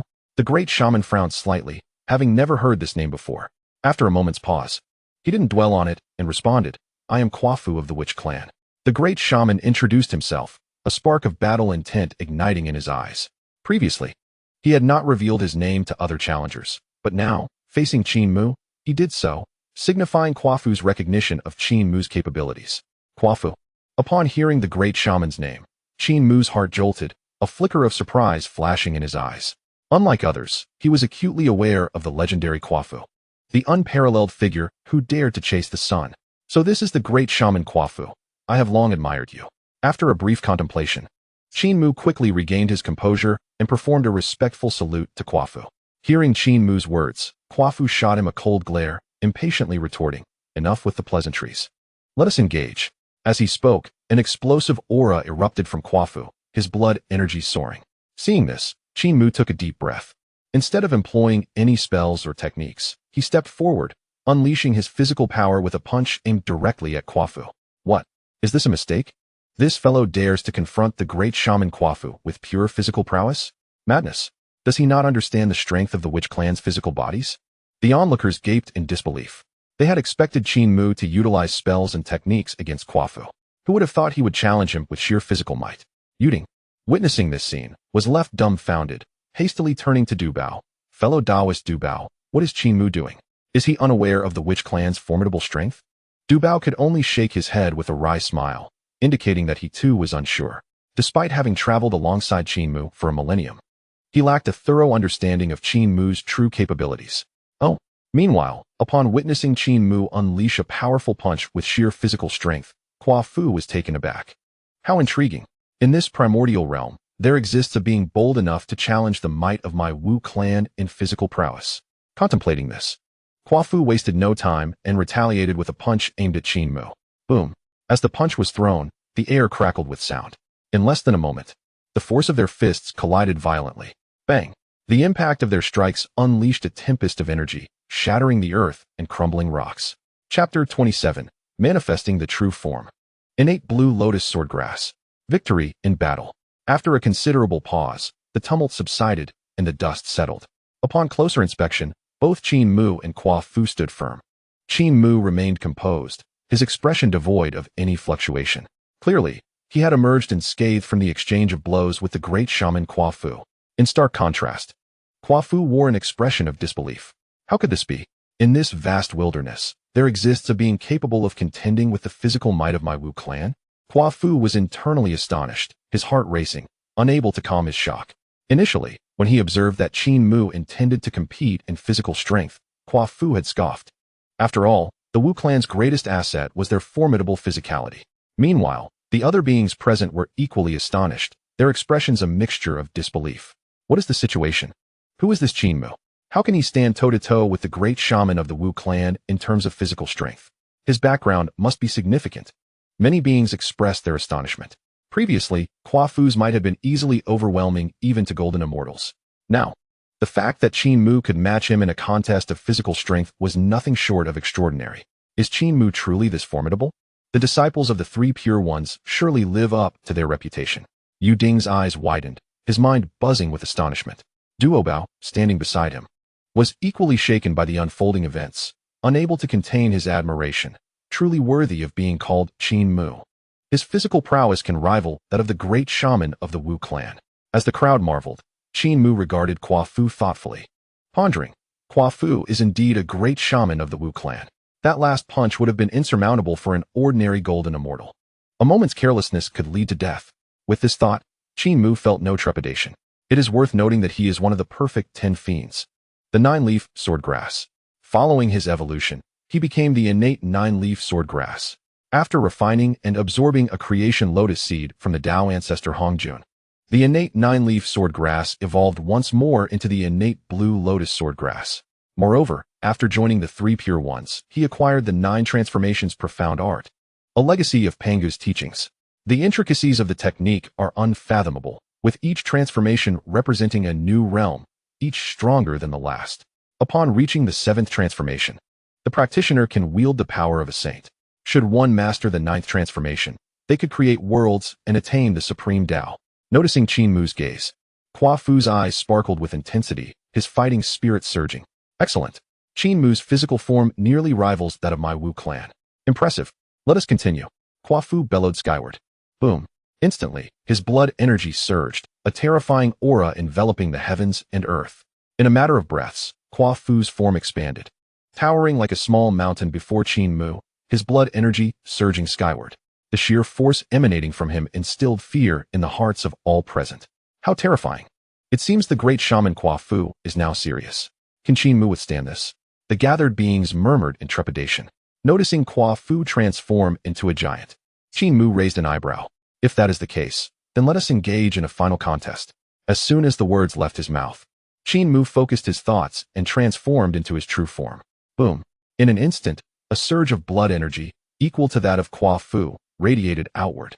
Upon closer inspection, Qin Mu's figure had vanished, replaced by a towering blue lotus swordgrass. This innate blue lotus swordgrass bore 36 resounding sword leaves, each vein pulsating with chaotic sword energy. At the heart of the sword leaves bloomed a brilliant blue lotus, radiating azure light, resonating with the essence of the Tao. An innate botanical being? Upon seeing Qin Mu's true form, Hua Fu's brow furrowed, perceiving its extraordinary nature. Simultaneously, the other beings were equally astonished by the revelation of Qin Mu's true form. The true form of Qin Mu is a plant? What kind of plant is this? I can sense a hint of innate demonic aura emanating from it. Could it be that Qin Mu's origins are tied to an innate demon god? How is this possible? The crowd gasped in disbelief, their expressions incredulous. Little did they anticipate that Qin Mu's true form would be so formidable. Merely the aura it exudes is enough to instill a sense of suppression. Yu Ding gasped inwardly, his eyes filled with awe as he gazed at Qin Mu. Duo Bao, witnessing this scene, was equally taken aback. I have spent over a millennium with Qin Mu, yet I never imagined his true form to be a plant. This terrifying aura likely surpasses that of innate spiritual roots. Duo Bao quietly mused. This was also the first time he witnessed Qin Mu reveal his true self. Battle. As the crowd was engulfed in astonishment, Hua Fu roared, his colossal figure charging towards Qin Mu with earth-shattering force. Transformed into the innate blue lotus swordgrass, Qin Mu remained unfazed by the oncoming assault. As Hua Fu advanced, terrifying sword energies erupted from his swordgrass. Bang! Bang! Bang! Hua Fu swung his massive fists to meet the oncoming sword energies. A series of deafening sonic booms erupted as the sword energies were torn apart by Hua Fu's might. At that moment, the sky above the innate blue lotus sword grass condensed with formidable sword energies, ultimately forming a massive illusory sword. Boom! In the next instant, that illusory giant sword descended from the heavens. Its overwhelming might shook the very foundations of the earth. The strength of the sword energy was such that nothing could withstand it, seemingly pushing the art of combat to its zenith. What? Witnessing the descending sword, Hua Fu's heart jolted, his pupils constricting as an unprecedented sense of danger washed over him. Before he could contemplate further, the illusory giant sword had already descended upon him. Bang! A thunderous roar reverberated through the air, and Hua Fu was sent flying by the might of Qin Mu's strike, crashing heavily to the ground. As dust billowed, the earth was left with a massive crater. Seeing this, all beings present were left speechless, their scalps tingling. What? The great shaman Hua Fu was sent flying by a single strike from Qin Mu? What an astonishing blow. Qin Mu's true form is truly formidable. As the crowd remained in stunned silence, Qin Mu reverted to his human form. His gaze shifted to the massive crater not far away. At that moment, Hua Fu lay slumped in the pit, gasping for breath. Great shaman Hua Fu, I concede, Qin Mu said with a respectful bow. Chapter 28, Kunlun Mountain, a great opportunity? Entering Buzhou Mountain, tempering the body. Upon hearing this, Hua Fu leaped from the pit, his gaze fixed intently on Qin Mu. Well, that was refreshing. Qin Mu, you have won, Hua Fu exclaimed, voluntarily conceding. He understood very well that had this been a life-or-death struggle, he would have surely perished. Qin Mu's strength far exceeded his expectations. Moreover, in the recent battle, Qin Mu merely manifested his true form without resorting to the use of spiritual treasures or divine powers. The War Clan, known for their martial prowess, holds great reverence for strength. Witnessing Qin Mu's formidable might, even Hua Fu conceded defeat with admiration. The numerous beings observing this spectacle were left in awe. Who would have imagined that Qin Mu could vanquish the renowned great witch in a direct confrontation? He triumphed? Qin Mu, my friend, has indeed bested the great Qua Fu? This is astonishingly powerful. What innate spiritual entity could his true form possibly be? Truly, it is terrifying. Amidst the crowd's astonishment, Qin Mu remained unfazed. After offering a knowing smile to Qua Fu, he returned to the side of Duo Bao and Yu Ding. At that moment, both Duo Bao and Yu Ding were utterly speechless, their faces reflecting disbelief. Qin Mu, your strength is beyond comprehension, Yu Ding exclaimed. His eyes filled with shock as he gazed upon Qin Mu. Qin Mu responded with a faint smile, offering no explanation.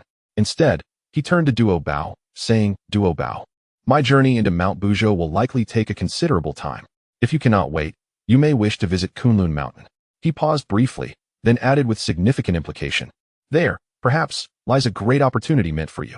Without waiting for Duo Bao's reaction, Qin Mu turned and ventured into the depths of Mount Buzhou. Qua Fu, witnessing this, refrained from any attempts to stop him. After all, the rules of the war clan were clear. Whoever could defeat him was free to enter and exit Mount Buzhou at will. As Duo Bao observed Qin Mu's receding figure, he murmured thoughtfully, Kunlun Mountain? A great opportunity? While I am puzzled, after spending so many years together, I know Qin Mu does not speak without purpose. There must be a reason for his suggestion. After a moment of contemplation, a glimmer of resolution appeared in Duo Bao's eyes as he decided to venture to Kunlun Mountain to discover the truth. Just as he was about to depart, Yu Ding hastily called out, Duo Bao, wait. Huh. Duo Bao turned, looking at Yu Ding with a puzzled expression. Is there something else, Yu Ding? Yu Ding, not rushing to respond, appeared deep in thought. When he heard Qin Mu mention Kunlun Mountain, a faint sense of pull resonated within him, as if something awaited him there. Could it be that a great opportunity also lies in Kunlun Mountain for me? Suddenly, a thought flashed through Yu Ding's mind. He pondered that if he could become a disciple under the Three Pure Ones, it would indeed be a monumental fortune for him. Realizing this, Yu Ding quickly regained his composure and smiled at Duo Bao. Duo Bao, I am no match for the great witch Qua Fu. Remaining here is futile. Instead, let us journey together to Kunlun Mountain. Upon hearing Yu Ding's words, Duo Bao was momentarily taken aback but thought little of it, nodding in agreement. Very well. Subsequently, Duo Bao and Yu Ding did not linger further and departed together. After their departure, many other beings present also chose to retreat. Having witnessed the might of the great witch Qua Fu, they were acutely aware of their own limitations. With their own strength, it would be impossible to defeat Qua Fu. Qua Fu, however, paid them no mind. He was solely responsible for guarding the entrance, allowing passage to anyone who could best him as Qin Mu had done. At that moment, a figure approached the entrance of Mount Buzhou. This individual was massive, shouldering a colossal axe and wielding a shield in the other hand. The newcomer exuded an overwhelming presence, causing the ground to tremble with each step. It was none other than another great witch of the war clan, Xing Tian. In no time, Xing Tian stood before Qua Fu, his gaze piercing as he inquired, Qua Fu, I have heard that you were defeated? Where's the one who bested you? Hearing this, Qua Fu forced a smile, somewhat resigned, and cast a glance toward Mount Buzhou. He has already entered within. Oh. Xing Tian expressed surprise, a hint of disappointment flickering in his eyes. After hearing from his clan members that Qua Fu had been defeated, he rushed over, eager to see the one capable of overcoming Qua Fu, who was the strongest in his tribe aside from himself. How intriguing. I would very much like to meet the one who has triumphed over Qua Fu. Qua Fu merely smiled faintly, choosing not to elaborate further. Boom. Meanwhile, Qin Mu had entered the interior of Mount Buzhou. As soon as he stepped inside, an overwhelming aura of pressure descended upon him. What a terrifying atmosphere. Qin Mu silently marveled, as even with his Tai golden immortal cultivation, the oppressive force left him slightly breathless. Taking a moment to gather himself, Qin Mu inhaled deeply. Indeed, Mount Buzhou was transformed from the backbone of the Panga deity. Merely being within this realm exuded such an immense pressure. This place is truly an excellent venue for honing the body. With this thought in mind, a glint of determination flashed in Qin Mu's eyes as he resolved to utilize the oppressive force within Mount Buzhou to strengthen his physical form. Subsequently, he tensed his muscles, dispersing all his magical powers. Relying solely on his physical strength, he began to ascend the mountain. To Qin Mu's astonishment, without the aid of his magical powers, each step felt like bearing the weight of a colossal mountain. Gritting his teeth, he persevered, his expression resolute.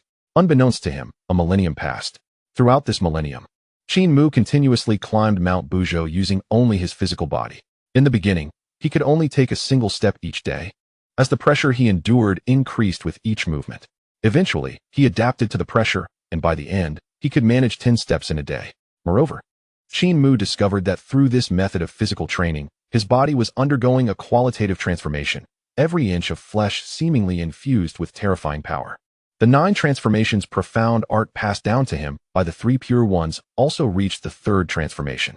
Simultaneously, what delighted Qin Mu even more was that his innate Qinglian swordgrass was becoming increasingly solidified under this pressure. The 36 sword leaves gleamed with heightened brilliance, while the central Qinglian flower emitted even more chaotic energy. Meanwhile, at Kunlun Mountain, 3 vast auras surged into the sky, stirring the winds and clouds of the 9 heavens. In the next moment, 3 figures emerged from their seclusion. Taishang bore the celestial tower of the universe atop his head, his gaze deep as an abyss.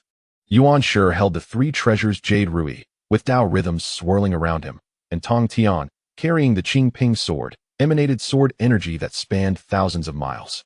Upon exiting their meditation, the 3 exchanged glances, each recognizing the other's progress during their periods of seclusion. Chapter 29. The 3 Pure Ones Accepting Disciples? The beings of the primordial world are eager to follow. While assessing one another, Tong Tian surveyed the surroundings, feeling an emptiness in the air, and remarked, "Eldest brother. Second brother, is it not rather quiet here at Kunlun Mountain? Should we not consider accepting some disciples?" Hearing Tong Tian's words, Yuan Shi nodded in agreement. Indeed, it is time to take on some disciples. Currently, there was only Qin Mu under their 3 pure ones. Furthermore, Tong Tian had accepted Qin Mu as a disciple many years prior. Yuan Shi, being Tong Tian's elder brother, felt he could not lag behind. It would be prudent to take on disciples early, allowing for their guidance. Subsequently, both Tong Tian and Yuan Shi turned their gazes toward Taishang. Receiving their looks, Taishang maintained a calm demeanor, surrounded by an aura of profoundness, and replied softly, "If you both wish to accept disciples, then do so. I prefer tranquility, and I feel that it is not yet the time for me to take on disciples." Upon hearing Taishang's statement, Tong Tian and Yuan Shi did not press the matter further. "Since my elder brother has no intention of broadly accepting disciples, I shall take it upon myself, along with my second brother, to gather apprentices." With this declaration, Tong Tian cast a glance towards Yuan Shi, who immediately understood the unspoken intent. In the next moment, their figures soared upwards, and upon closer inspection, Tong Tian and Yuan Shi stood poised above the void of Kunlun Mountain. A thunderous sound followed as both emitted a formidable aura of quasi-saintly pressure, sweeping across the vast expanse of the primordial world. "We are Yuan Shi. We are Tong Tian.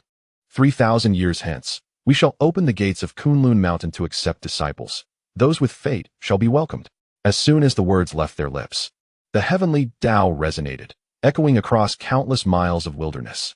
At that moment, numerous beings cultivating in the vicinity of Kunlun Mountain were jolted from their meditations upon hearing the proclamation from the 2 quasi-saints. The 3 pure ones are accepting disciples. This is a tremendous opportunity, opening in 3,000 years. How splendid! Countless aspirants suddenly opened their eyes, their faces alight with joy. It must be noted that the 3 pure ones are the authentic lineage of Pangu, the future saints. To be accepted as their disciples would be akin to ascending to the heavens in a single leap. Instantly, throngs of beings surged towards Kunlun Mountain, eager to arrive early in hopes of seizing some fortuitous opportunity. Meanwhile, near Kunlun Mountain, 2 figures descended from the clouds. These were the hurriedly arriving Daobao Daoist and Yuding Jinren from Buzhou Mountain. Previously, in Buzhou Mountain, neither Daobao nor Yuding could contend with the formidable figure of Kuo-fu.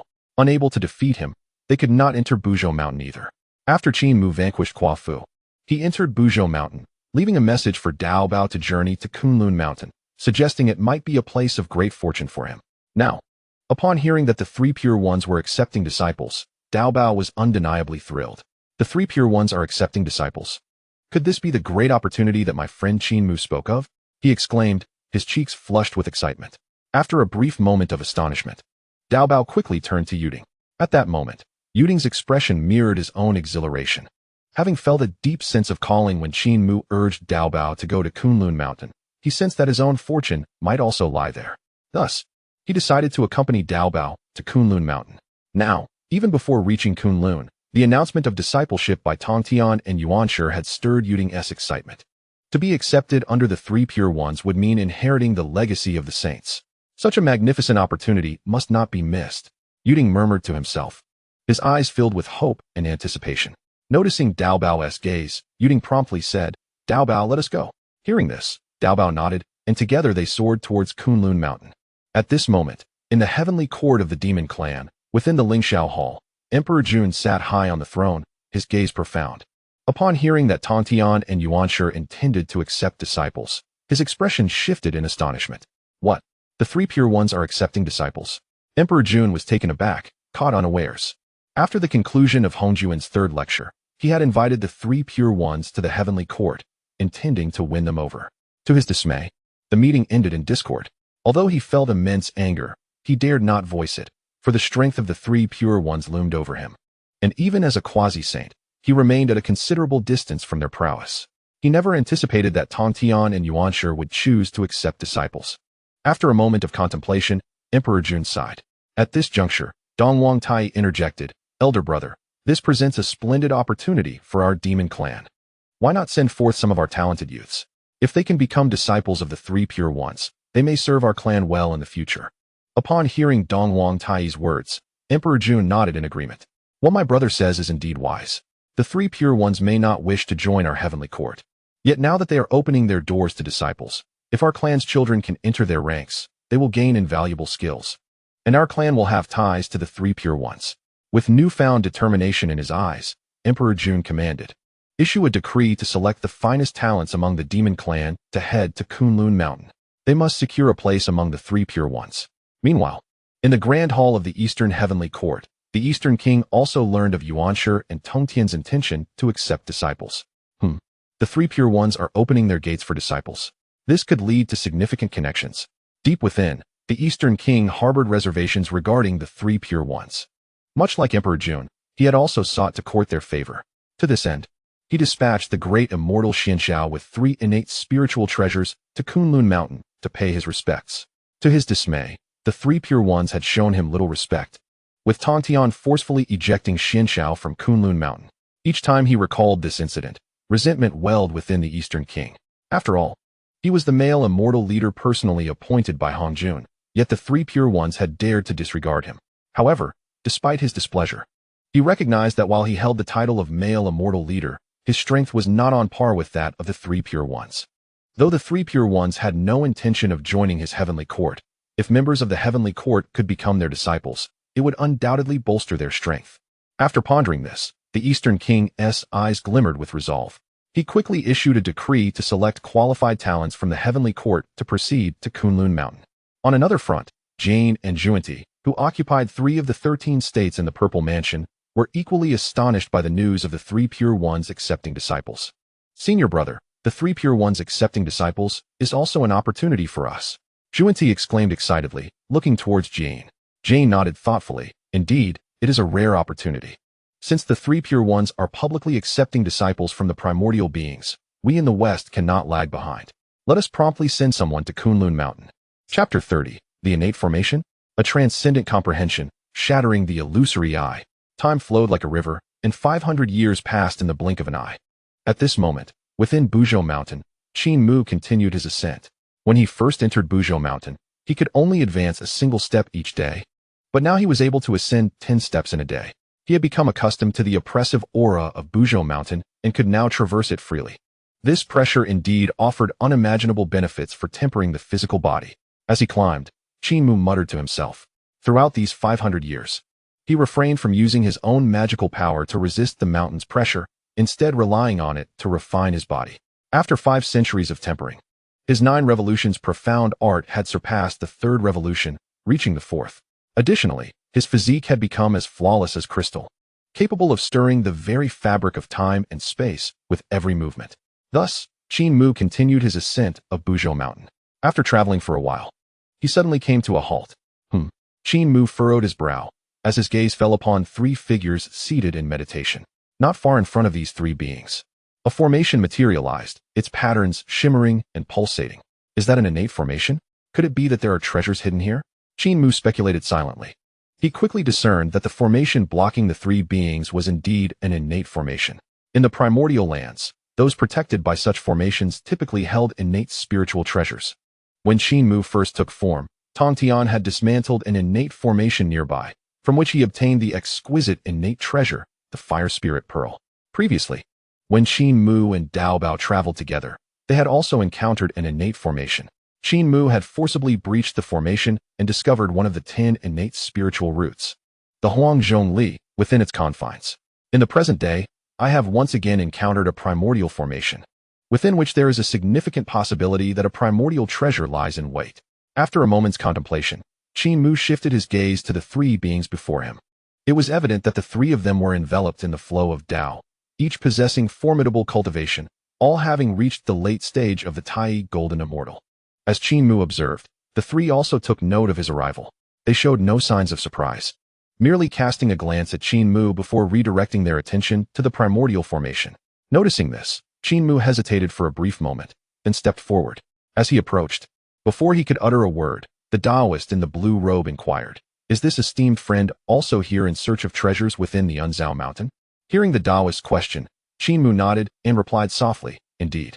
Subsequently, he turned his gaze towards the formation ahead and asked, "My friend, what mysteries does this formation hold? It seems you have been stationed here for quite some time." The Taoist in the blue robe offered a bittersweet smile, pausing for a moment before lamenting. "We three have indeed been stationed here for an extensive period. The formation ahead is likely a primordial array. We have spent a millennia attempting to decipher it, yet we remain unable to unlock it." Upon hearing this, Qin Mu furrowed his brow, perplexed as he queried, "Why not simply breach the formation through force?" To Qin Mu's astonishment, upon hearing his suggestion, the three Taoists shared a knowing smile. "What are you all laughing at? Am I mistaken?" Qin Mu frowned, utterly confused. After all, he had previously forcefully breached a primordial formation before. Why not give it a try? At that moment, the Taoist in the blue robe said with a smile. Stepping aside, the other two, seeing this, also rose to make way. Qin Mu paused, his frown deepening slightly. After a moment's deliberation, he did not overthink it and proceeded to the forefront of the primordial formation. Boom. In the next instant, a powerful aura erupted from Qin Mu's being. Whoosh. Following this, he formed a sword with his fingers, unleashing a terrifying sword chi that struck directly at the primordial formation ahead. To his surprise, when his sword chi collided with the formation, it stirred no turbulence. The patterns within the formation rippled like water, subsequently engulfing Qin Mu's sword chi entirely. What? Qin Mu was taken aback. He had not anticipated that this primordial formation was unlike any he had encountered before, rendering his attack ineffective. At this juncture, the Taoist in the blue robe remarked with a smile, "Now you understand why we did not attempt to forcibly breach this primordial formation? It is exceedingly peculiar. It seems that without the cultivation of a perfected saint, one cannot hope to dismantle it." Upon hearing this, Qin Mu regained his composure and nodded lightly, intriguing. Without further ado, he seated himself cross-legged before the formation. Observing this, the Taoist in the blue robe chuckled. "What? Is our esteemed friend planning to comprehend this primordial formation?" Qin Mu did not respond, merely offering a meaningful smile before closing his eyes in contemplation. Seeing this, the Taoist in the blue robe shook his head in resignation. Sighing softly, the three of them had spent millennia in this pursuit and had failed to unravel the mysteries of the primordial formation. Naturally, they held little faith that Qin Mu could succeed. However, Qin Mu was undeterred. While others may falter, he was different. Having previously refined and gazed upon the first sword leaf, his unique Tao-level technique had ascended to its initial stage. Moreover, he had awakened a divine talent and extraordinary comprehension. With this reverse comprehension, he could effortlessly grasp any technique, divine ability, or Taoist principle. Subsequently, Qin Mu activated his extraordinary comprehension to its fullest. In his mind's eye, the structure of the primordial formation materialized vividly. Countless patterns flowed through his thoughts, and all he needed to do was clarify their operational trajectories. Thus, 300 years passed. On this day, as Qin Mu sat cross-legged before the primordial formation, he suddenly opened his eyes. From his gaze emanated a brilliant golden light, dazzling and radiant. Simultaneously, a mechanical voice echoed in his mind. Ding. The host has observed the supreme formation, perceiving the aura of the Tao within, absorbing its power, and has comprehended the eye of breaking illusions, capable of discerning the weaknesses of all formations. It is accomplished. Hearing the system's prompt, Qin Mu's heart surged with excitement. The eye of breaking illusions. Activated. He then turned his gaze back to the primordial formation, which now appeared before him as countless threads of principles. Meanwhile, the three Taoists in the blue robes were awakened by Qin Mu's actions and turned their attention towards him. Is this lad truly attempting another trial? We have spent so many years attempting to comprehend this formation without success, and he has only been here for 300 years. As they spoke, Qin Mu strode directly towards the primordial formation. Chapter 31. The Primordial Gourd Vine, the Purple Gold Chaos Gourd. Kunlun Mountain, where myriad immortals gather. Witnessing Qin Mu's actions, the three Taoists were filled with astonishment. What is happening? What does he intend to do? Before they could fully grasp the situation, Qin Mu had already arrived before the primordial formation. He then slowly raised his hand, touching the shimmering light screen of the formation. Having activated the Eye of Breaking Illusions, Qin Mu could now see through the primordial formation. To others, this array might seem like an insurmountable barrier. Yet, to Qin Mu, it presented no obstacles. My friend, you, the Taoist in the blue robe, was about to inquire further. However, before he could complete his sentence, an astonishing event unfolded. Qin Mu stepped into the primordial formation, his figure vanishing without a trace. Outside the formation, the three Tai golden immortals, including the Taoist in the blue robe, stood in stunned silence. Their faces a mixture of disbelief. How is this possible? He has entered the primordial formation. This can only be achieved by thoroughly understanding the formation's operational principles, right? They muttered in shock, their minds shaken and unable to calm for a long time. We have spent over 10,000 years without fully comprehending this formation, and he has achieved it in just 300 years? The Taoist in the red robe exclaimed, his expression filled with incredulity. This lad's origins must be extraordinary. He carries great fortune, remarked the Taoist in the white robe, his tone filled with wistful admiration. Hearing this, the Taoist in the blue robe sighed helplessly and replied, it is fate. It seems we are not destined for this opportunity. As the three lamented, Qin Mu had already traversed through the primordial formation, arriving in a small realm. Within this small realm, a world of wonders unfolded. Upon closer inspection, Qin Mu beheld a gourd vine growing not far away. What? His heart trembled at the sight of the gourd vine, particularly when he noticed a purple gourd hanging upon it. Could it be the primordial gourd vine? Qin Mu gasped, momentarily breathless. After a brief moment of composure, he approached the gourd vine for a closer look. Upon inspection, he saw that the vine coiled like a dragon, with 6 distinct nodes clearly visible along its length. It was evident that there should be 6 gourds growing at those nodes, but now they were conspicuously absent. Indeed, it is the primordial gourd vine. After careful examination, Qin Mu was resolute in his belief. This gourd vine before him was one of the 10 primordial roots. Additionally, he was aware that the 6 missing primordial gourds were in the hands of the 3 pure ones, Niuhua, Tai, and Hongyun. Among them, Taishang possessed the purple gold gourd, which contained the true fire of 3 flavors and the chilling essence of mysterious ice. Through the duality of the 2 instruments, 2 streams of true energy coexist and counteract, giving rise to their own universe. This gourd possesses the capacity to absorb all things, devouring heaven and earth.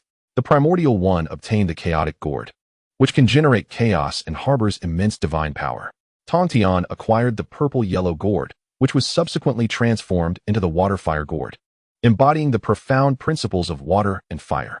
Within it lie 2 water and fire chelants, possessing tremendous might.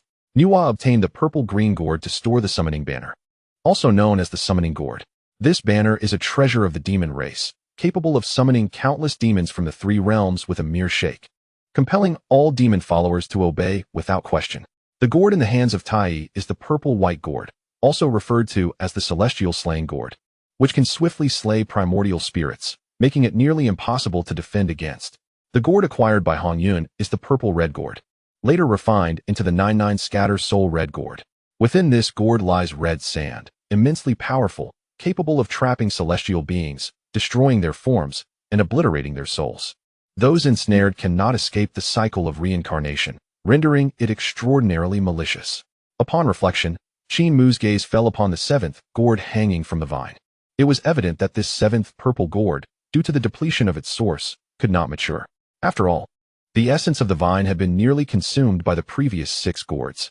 Regrettably, although it had encountered the vine of the 10 innate spiritual roots, all the gourds upon it had been claimed by others, leaving behind only the final incomplete product lacking its source. With a resigned shake of his head, Qin Mu sighed. Suddenly, a thought struck him, and a glimmer of brilliance flickered in his eyes. The chaos liquid.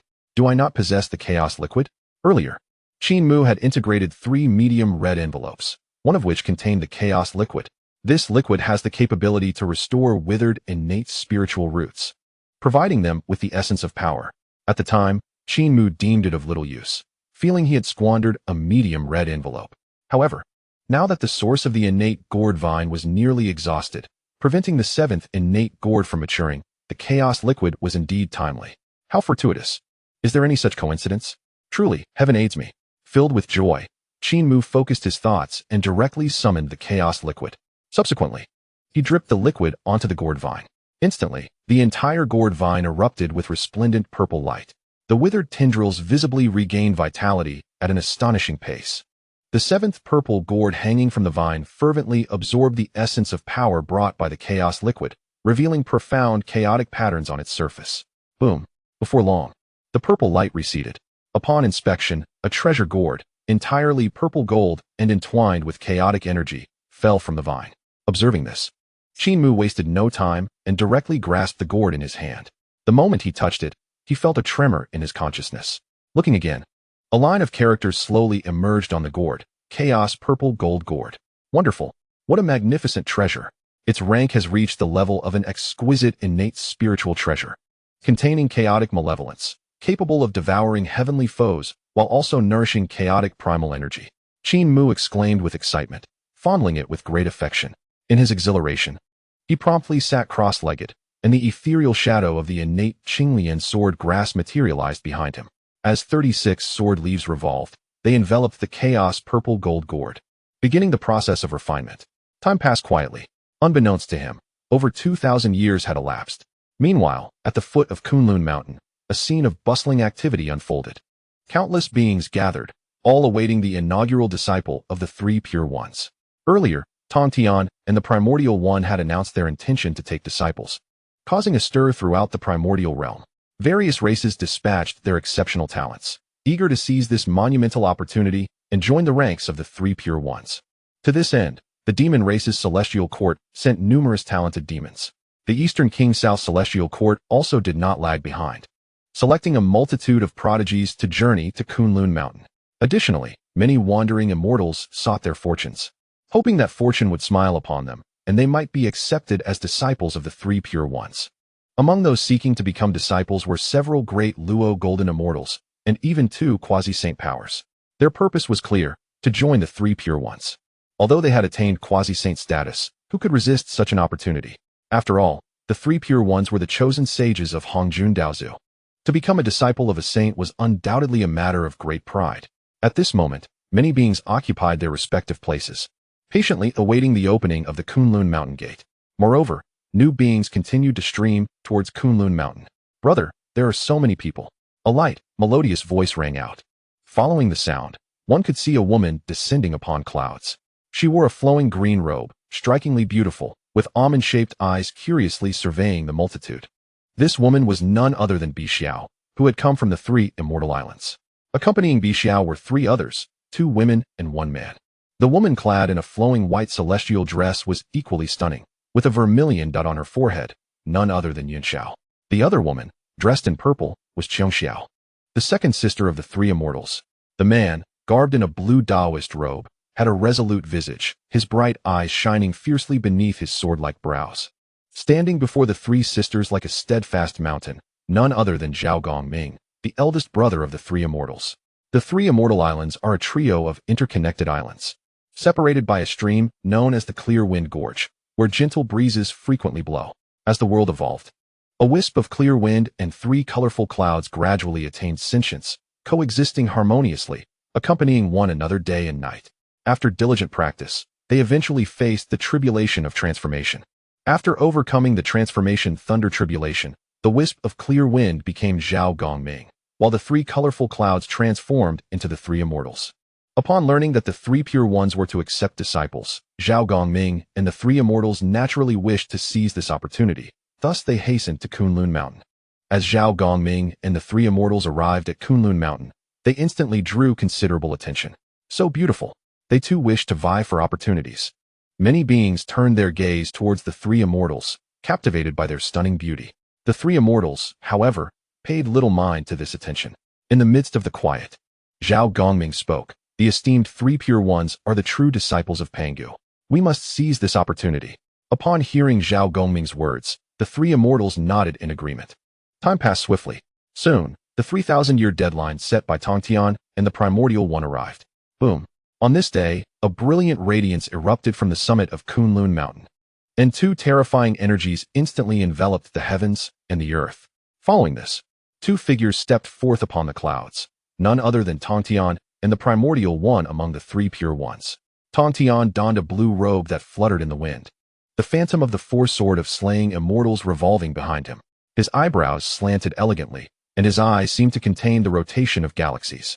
A carefree smile graced his lips, and the chinking sword at his waist sang continuously, its sword energy soaring into the sky. The primordial one, with a jade crown adorning his hair, had three precious jade talismans cascading with countless jewels. His expression was solemn, surrounded by profound Taoist rhythms. Upon witnessing the emergence of the primordial one and Tong Tian, countless beings bowed in reverence, paying their respects. After their appearance, Tong Tian spoke. Those who pass the test may enter under my tutelage. As his words fell, Tong Tian and the primordial one each waved their sleeves. Boom. In an instant, two great formations activated. Those who passed through the formations could ascend Kunlun Mountain.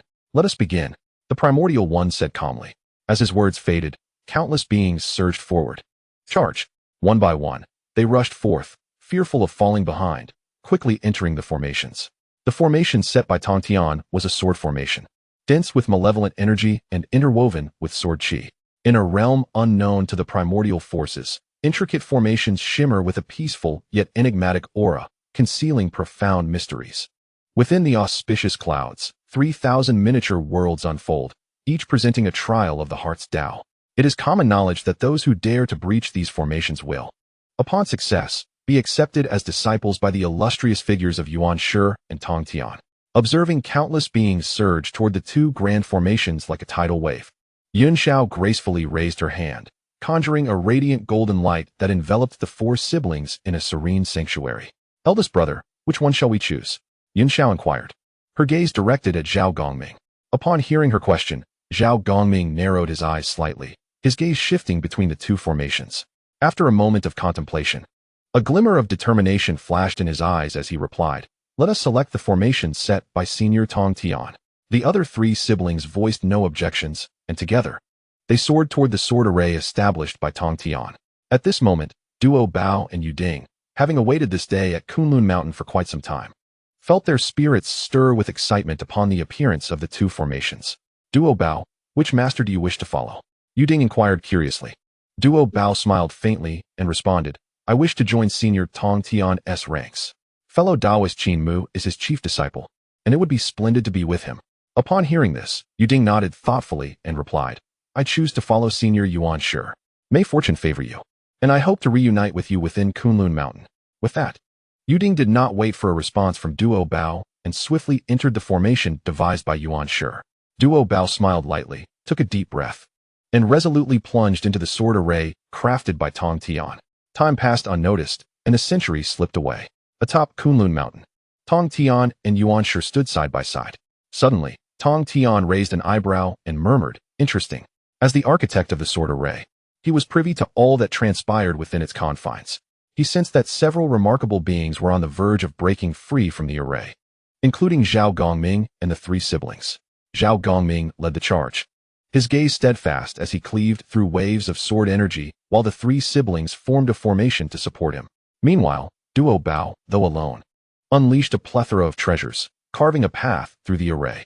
Naturally, Yuan Shi had also taken note of several promising candidates, including Yu Ding and Guang Qingzi.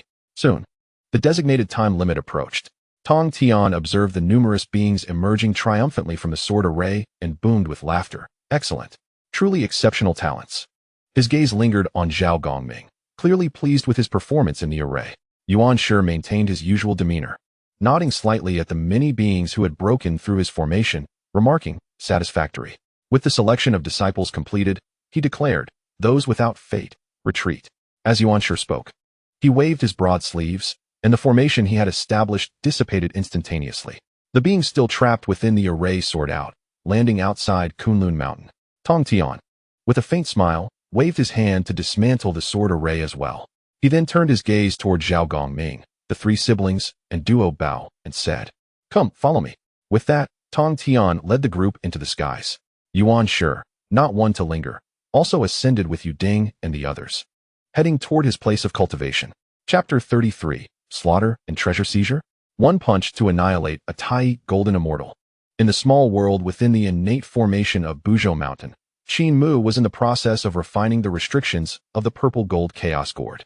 Under the nurturing of the chaotic liquid, this gourd had elevated to the status of a top-tier innate spiritual treasure, possessing a formidable 48 innate restrictions.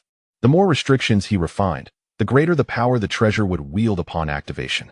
As time slipped by unnoticed, several years passed. At this moment, within the small world, Qin Mu slowly opened his eyes. He had successfully refined 16 of the 48 innate restrictions, which was just enough to unleash the gourd's formidable capabilities. It's time, he murmured, retracting the purple gold chaos gourd that floated before him. His gaze shifted to the innate gourd vine. Although all the gourds had been harvested, it remained one of the 10 supreme innate roots. He pondered whether it could still bear 7 gourds again. With a flash of resolve in his eyes, Qin Mu raised his hand, channeling a surge of power into the innate gourd vine. Moments later, he had collected the vine. Thinking that if he were to open another treasure chest and obtain more chaotic liquid, it would be worth attempting to see if the vine could yield more innate gourds. Having secured the innate gourd vine, Qin Mu sighed deeply, reflecting, it is time to leave. Without further hesitation, he traversed the innate formation and exited the small world. However, he was unprepared for what awaited him. Just as he stepped out of the innate formation, 3 fierce attacks surged toward him from different directions. Boom, boom, boom, whoosh.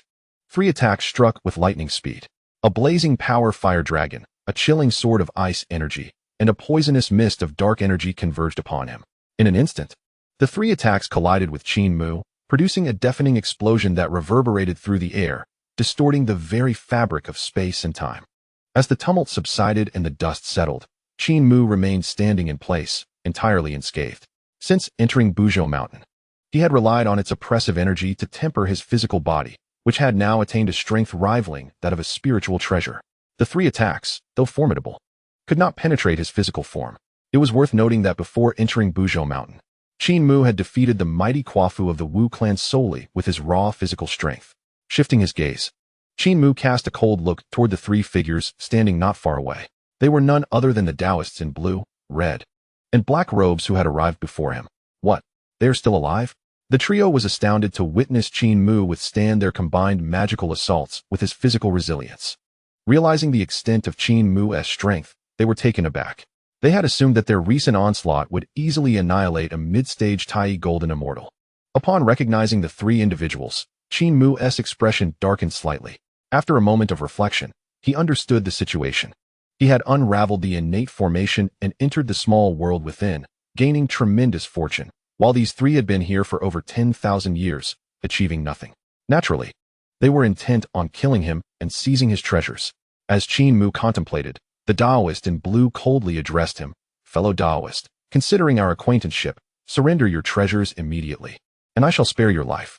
Earlier, witnessing Qin Mu break the innate formation in a mere 300 years had astonished the trio, and they had conspired to collectively seize his possessions upon his emergence from the formation.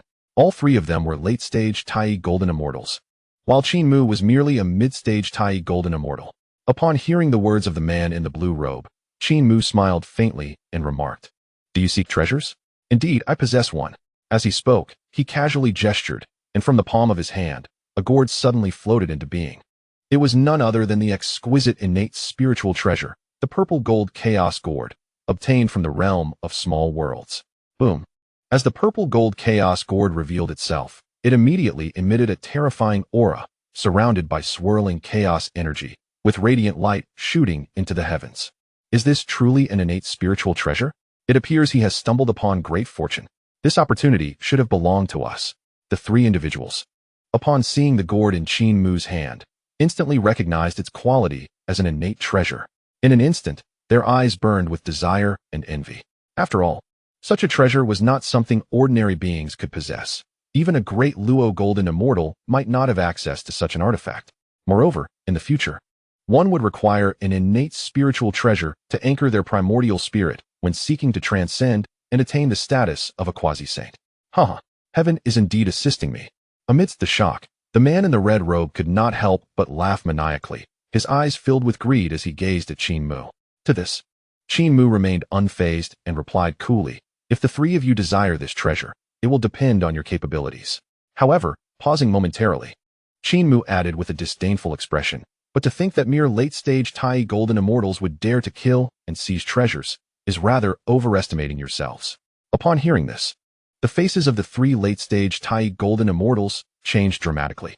After all, Qin Mu himself was only a mid-stage Tai golden immortal, yet he had the audacity to utter such words in front of them. Humph. After a brief silence, the man in the blue robe could not suppress his cold snort, exclaiming, "You are merely a mid-stage Tai golden immortal, and yet you dare to boast so brazenly? Behold my treasure." With a fierce shout, the blue-robed man unleashed his magic, summoning a long sword that flew straight toward Qin Mu. Observing this, Qin Mu's expression remained unperturbed, and he retaliated with a powerful punch.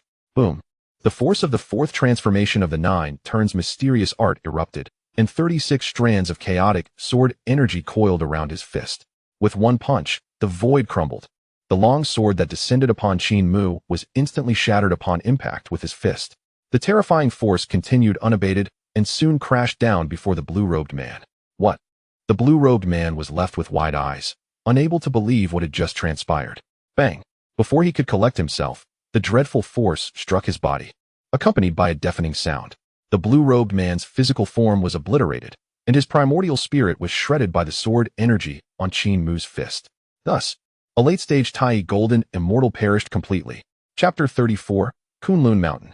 Intensifying conflicts and the struggle for spiritual herbs. Witnessing the blue-robed man being killed by a single punch from Qin Mu, both the red-robed and black-robed men wore expressions of disbelief. How is this possible? A single punch to slay a late-stage Tai golden immortal?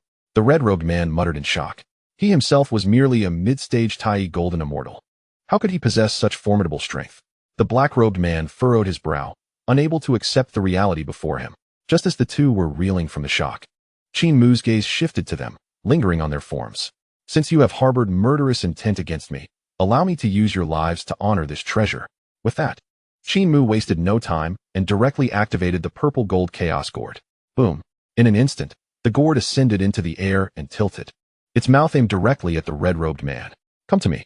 With a commanding shout from Qin Mu, an invisible force erupted from the gourd. The red-robed man barely had time to react before he was drawn in by that force.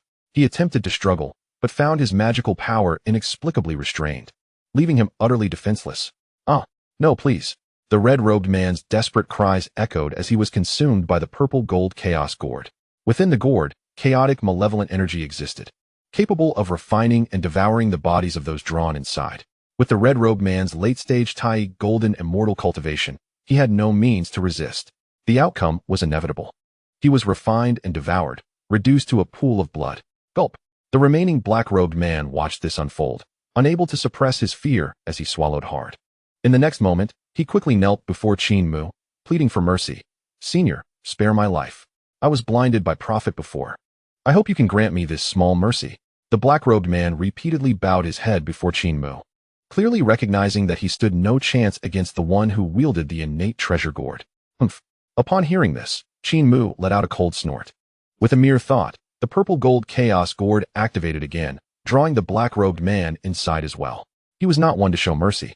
These three had long since laid in wait for him outside, intending to ambush him as soon as he emerged from the innate formation. Such treacherous individuals deserved to be punished. After resolving the three late-stage Tai golden immortals, Qin Mu collected himself and resumed his ascent of Mount Buzhou, continuing to refine his physical body. Kunlun Mountain. With Yuan Shi and Tong Tian recruiting disciples, the previously tranquil atmosphere was shattered, and the entire Kunlun Mountain became bustling with activity. Initially, the disciples who joined under the two were respectful towards one another. However, as time passed, conflicts and frictions began to emerge. Particularly, Tong Tian's disciples paid no heed to backgrounds, only considering fate, while Yuan Shi's disciples placed greater emphasis on luck and lineage.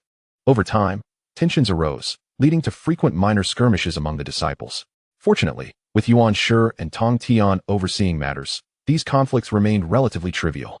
One day, Bai Xiao was searching for spiritual herbs within the Kunlun Mountain region. Suddenly, her eyes lit up as she spotted a 9-leaf spirit mushroom growing on a nearby rock wall. The 9-leaf spirit mushroom. This is an exceedingly rare spiritual herb. Filled with excitement, Bai Xiao swiftly made her way toward the rock wall. However, just as she was about to harvest the 9-leaf spirit mushroom, a commanding voice rang out. Stop. Startled, Bai Xiao turned to follow the sound, only to see a streak of light descending from the clouds.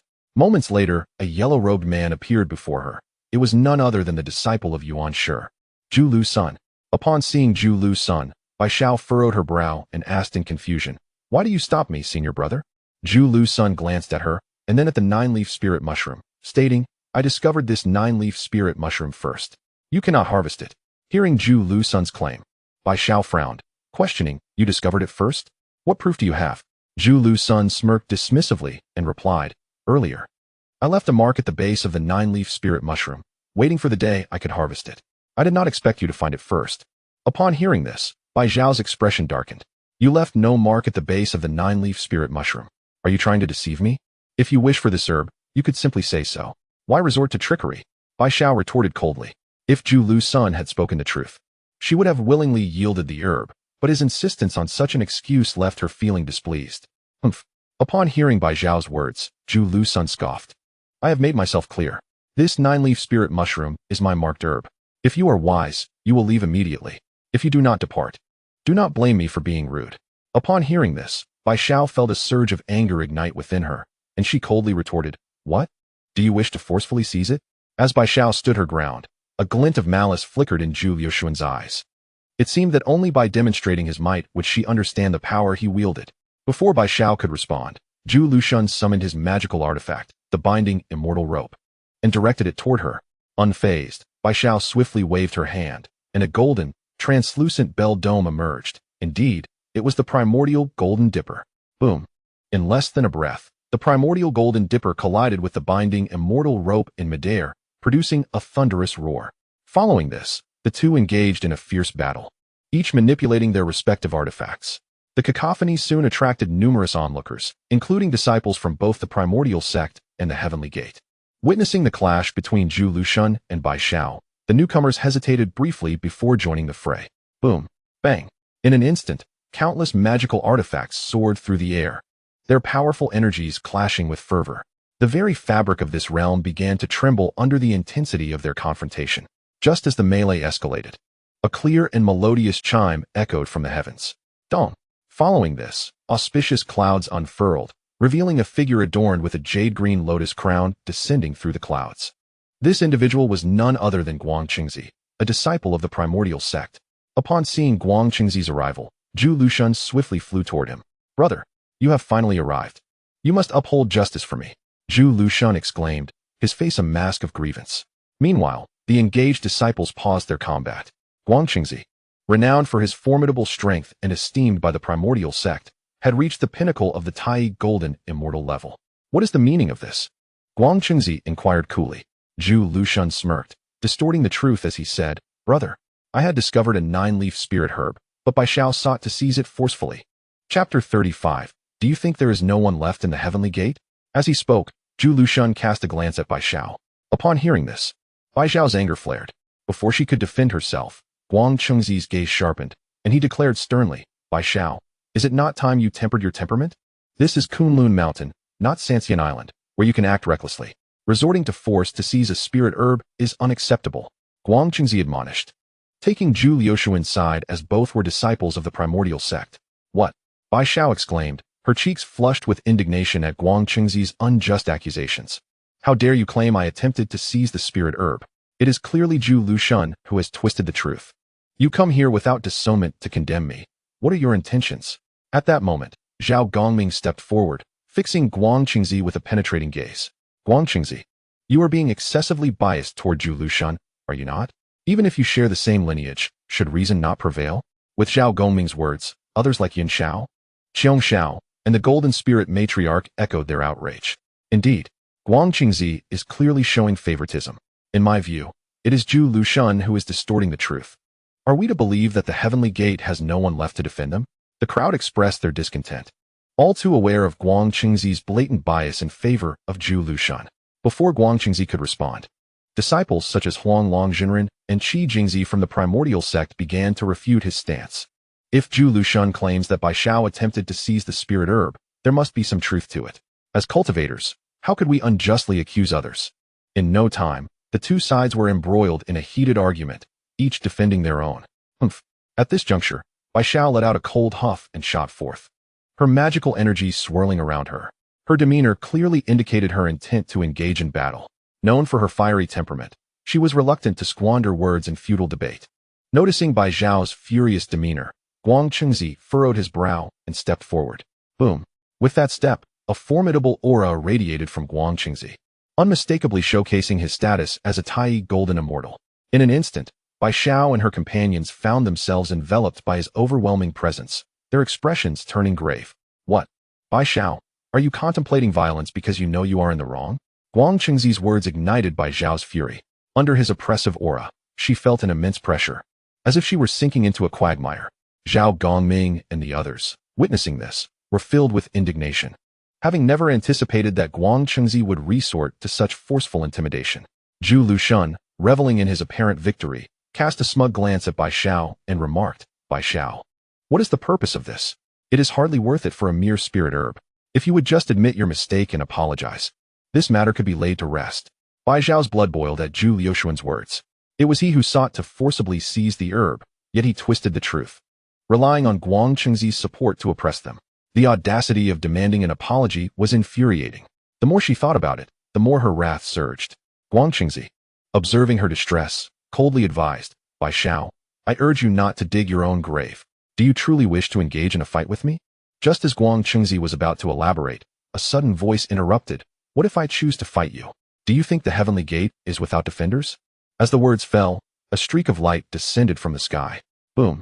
Instantly, an aura of equal might to Guang Chengzi's erupted, dispelling the pressure he had exerted over Bai Xiao and her group. The newcomer, clad in a plain robe, was none other than the revered duo Bao Dao Ren. Upon seeing duo Bao, Bai Xiao and her companions' expressions brightened with joy. Second senior brother. It is second senior brother who has arrived. Splendid. The disciples of the heavenly gate rejoiced. Duo Bao, having joined the heavenly gate under Tongtian, held the second rank among them. They were aware that their elder brother, Qin Mu, was still wandering afar and had not yet returned. In his absence, Duo Bao stood as the foremost among the disciples, having forcibly elevated his cultivation to the Tai Golden Immortal level through the resources provided by Tongtian. Seeing Duo Bao's arrival, Guang Chengzi's expression darkened. Duo Bao, do you wish to engage me in battle? Duo Bao cast a cold glance at Guang Chengzi and replied indifferently, What? Is that not permissible?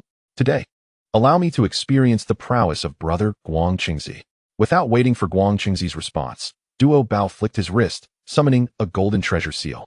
This artifact was acquired by Duo Bao during his travels with Qin Mu around the periphery of the unparalleled mountain.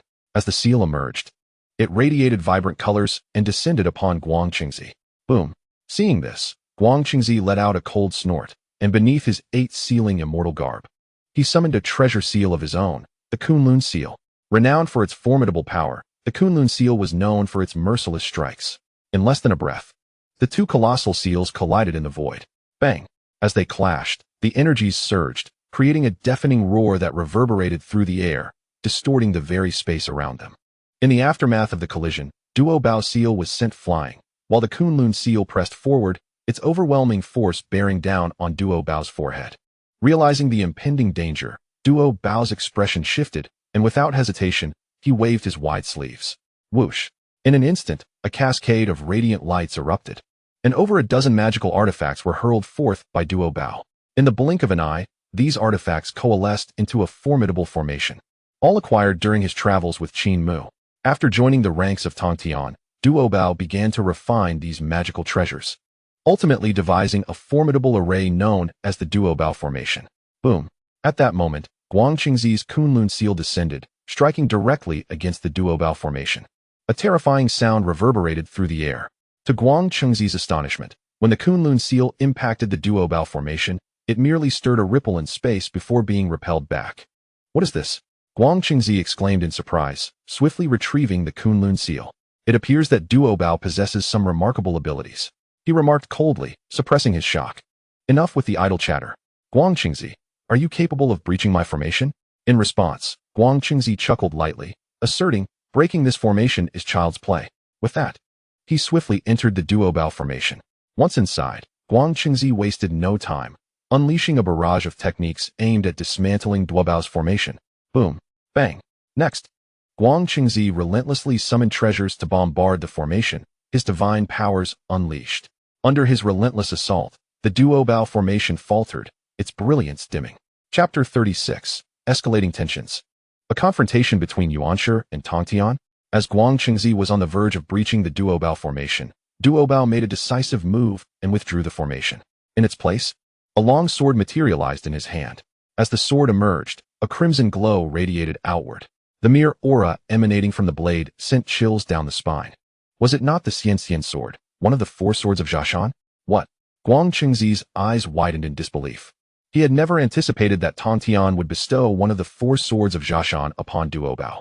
In the moment Guang Qingzi was lost in thought, Duobao had already wielded the sword, cleaving towards him. Boom. As the sword fell, the heavens shifted in hue. Guang Qingzi, not daring to hesitate, hastily summoned the Kunlun seal to defend himself. Bang! A thunderous explosion resonated, shaking the very fabric of time and space. Subsequently, the two engaged in a fierce exchange, one wielding a sword and the other defending with a seal. The commotion attracted numerous disciples from Kunlun, some hailing from the Yuqing Yuanshi sect, while others were from the Shangqing Tongtian sect.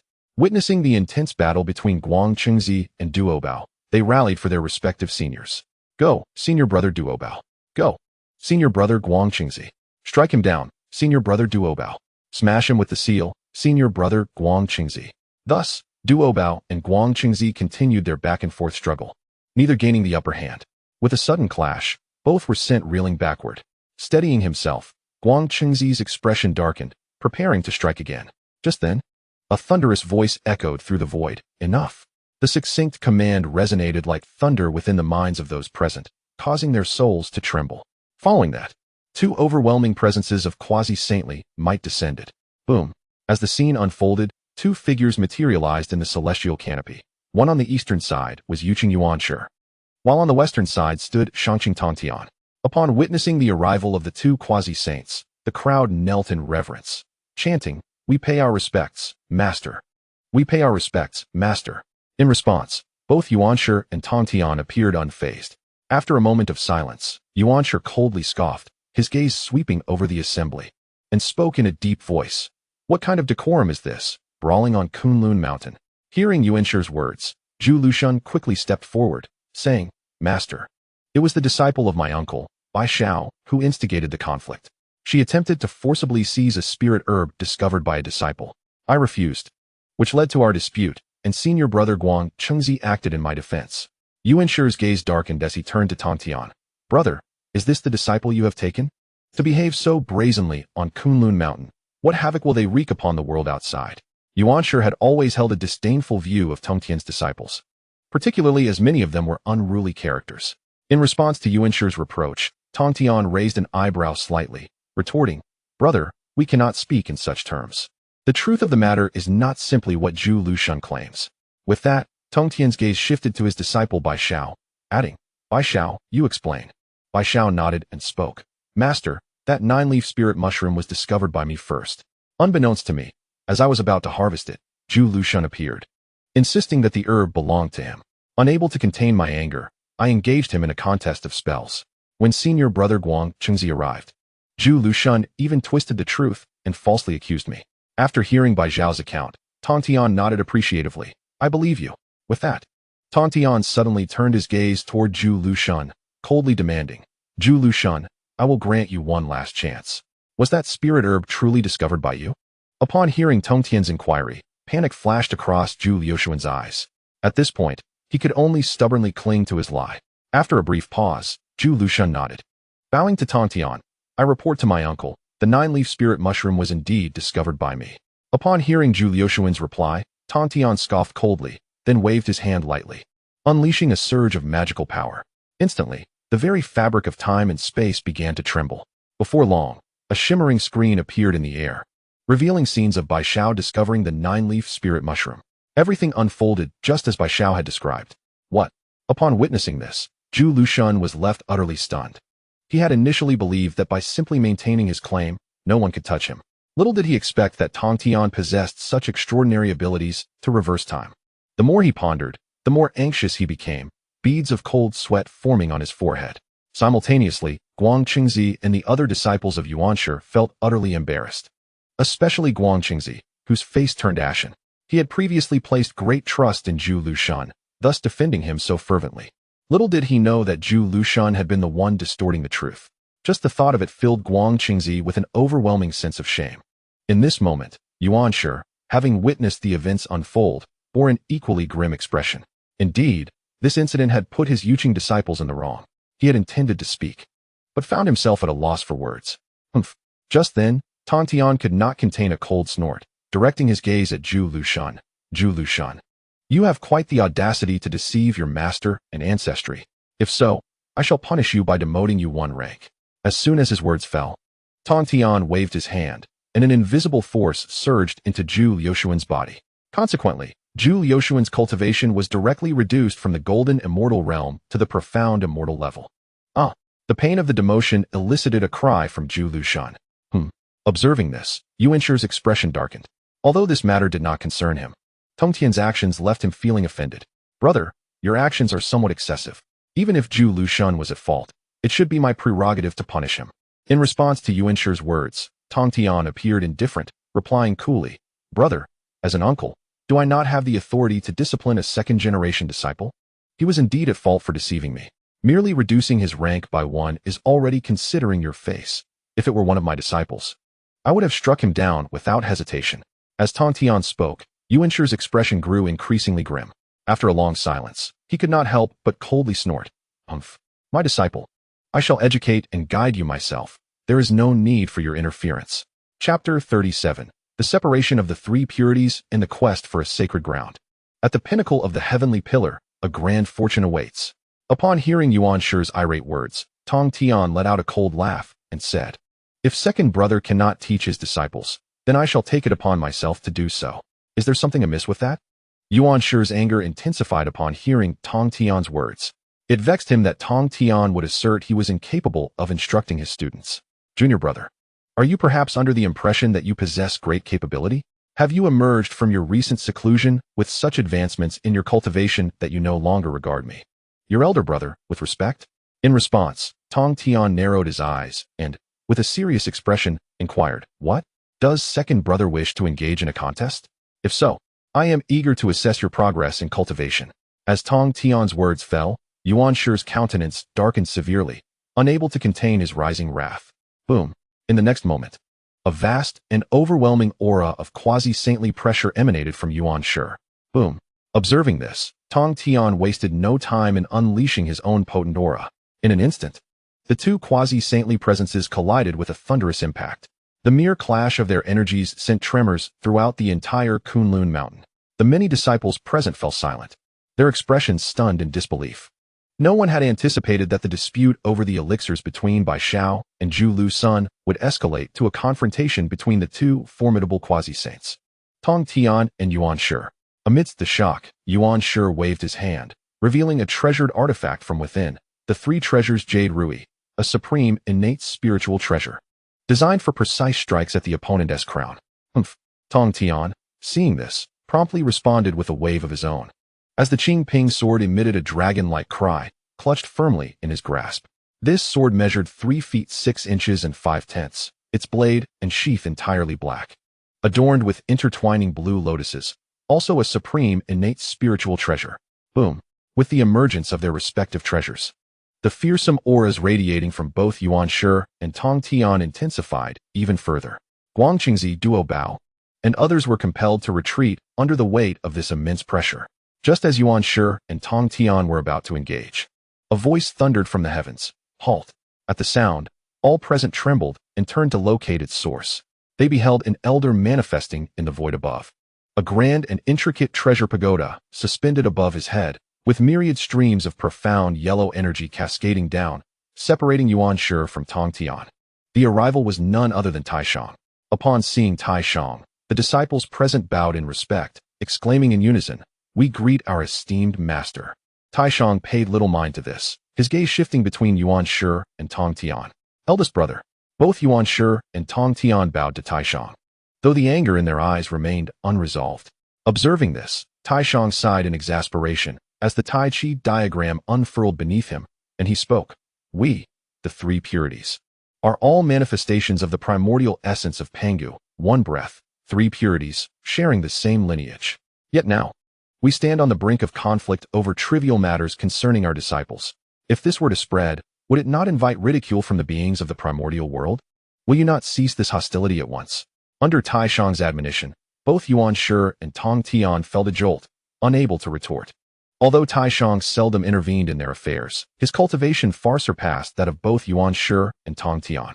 After a brief pause, Tong Tian sheathed his Qing Ping sword, and Yuan Shi retracted the auspicious clouds, stowing away the three treasures Jade Rui.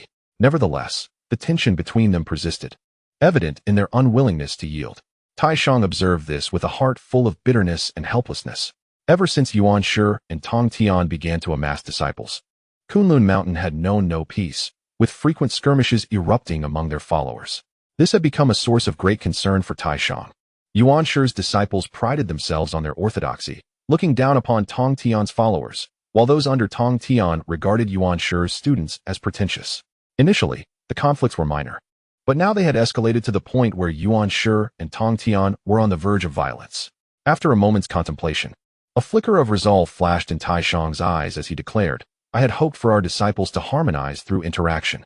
However, it appears that such harmony is unlikely. In that case, let us, the three purities, each seek our own sacred ground to cultivate our disciples, allowing for tranquility and avoiding further conflicts. Upon hearing Tai Shang's proposition, both Tong Tian and Yuan Shi exchanged glances, a fleeting glimmer of understanding passing between them. After a brief pause, they replied in unison, agreed. Excellent. Tai Shang was slightly taken aback by their prompt acceptance. After a moment of silence, he spoke again. I have already identified a sacred ground outside. This place is no longer needed for me. Previously, during his travels, Tai Shang had found a blessed location, the Xian Du Purple Mansion, referring to the Deluo Palace and the 8 scenery palace within it. This place, with towering peaks and verdant slopes, was abundant in auspicious herbs and spirit grasses, making it an ideal locale for quiet cultivation. Upon hearing Tai Shang's words, Tong Tian turned to Yuan Shi and coolly remarked, let this Kunlun Mountain remain for you. Second brother, my disciples are numerous, and the space here is indeed quite crowded. Yuan Shi nodded slightly, responding, very well. Following this, Tong Tian wasted no time and departed with his disciples. As they left, Duo Bao, Zhao Gongming, and the three heavens all bowed to bid farewell to Tai Shang and Yuan Shi, while Guang Qingzi and the other disciples under Yuan Shi observed coldly. Only Yu Ding felt a pang of nostalgia, as he had originally come to Kunlun Mountain alongside Duo Bao. After leaving Kunlun, Tong Tian led his disciples to a land overseas, where he discovered a place of extraordinary beauty, Gold Turtle Island. This island, resembling a colossal turtle surfacing from the waves, stretched an impressive 12,960 miles. The island was enveloped in ethereal mists, with the sun and moon casting their luminous glow upon it. Colors danced in the air, filled with moral light and swirling violet mist. The fragrant smoke wafted from the primordial essence, exuding a delightful fragrance. Tong Tian was elated and promptly designated Gold Turtle Island as his sacred ground. Thus, the three purities parted ways. Tai Shang resided at the 8 scenery palace of Deluo Mountain, Yuan Shi in the Jade Void Palace of Kunlun Mountain, and Tong Tian at the Bayou Palace of Gold Turtle Island.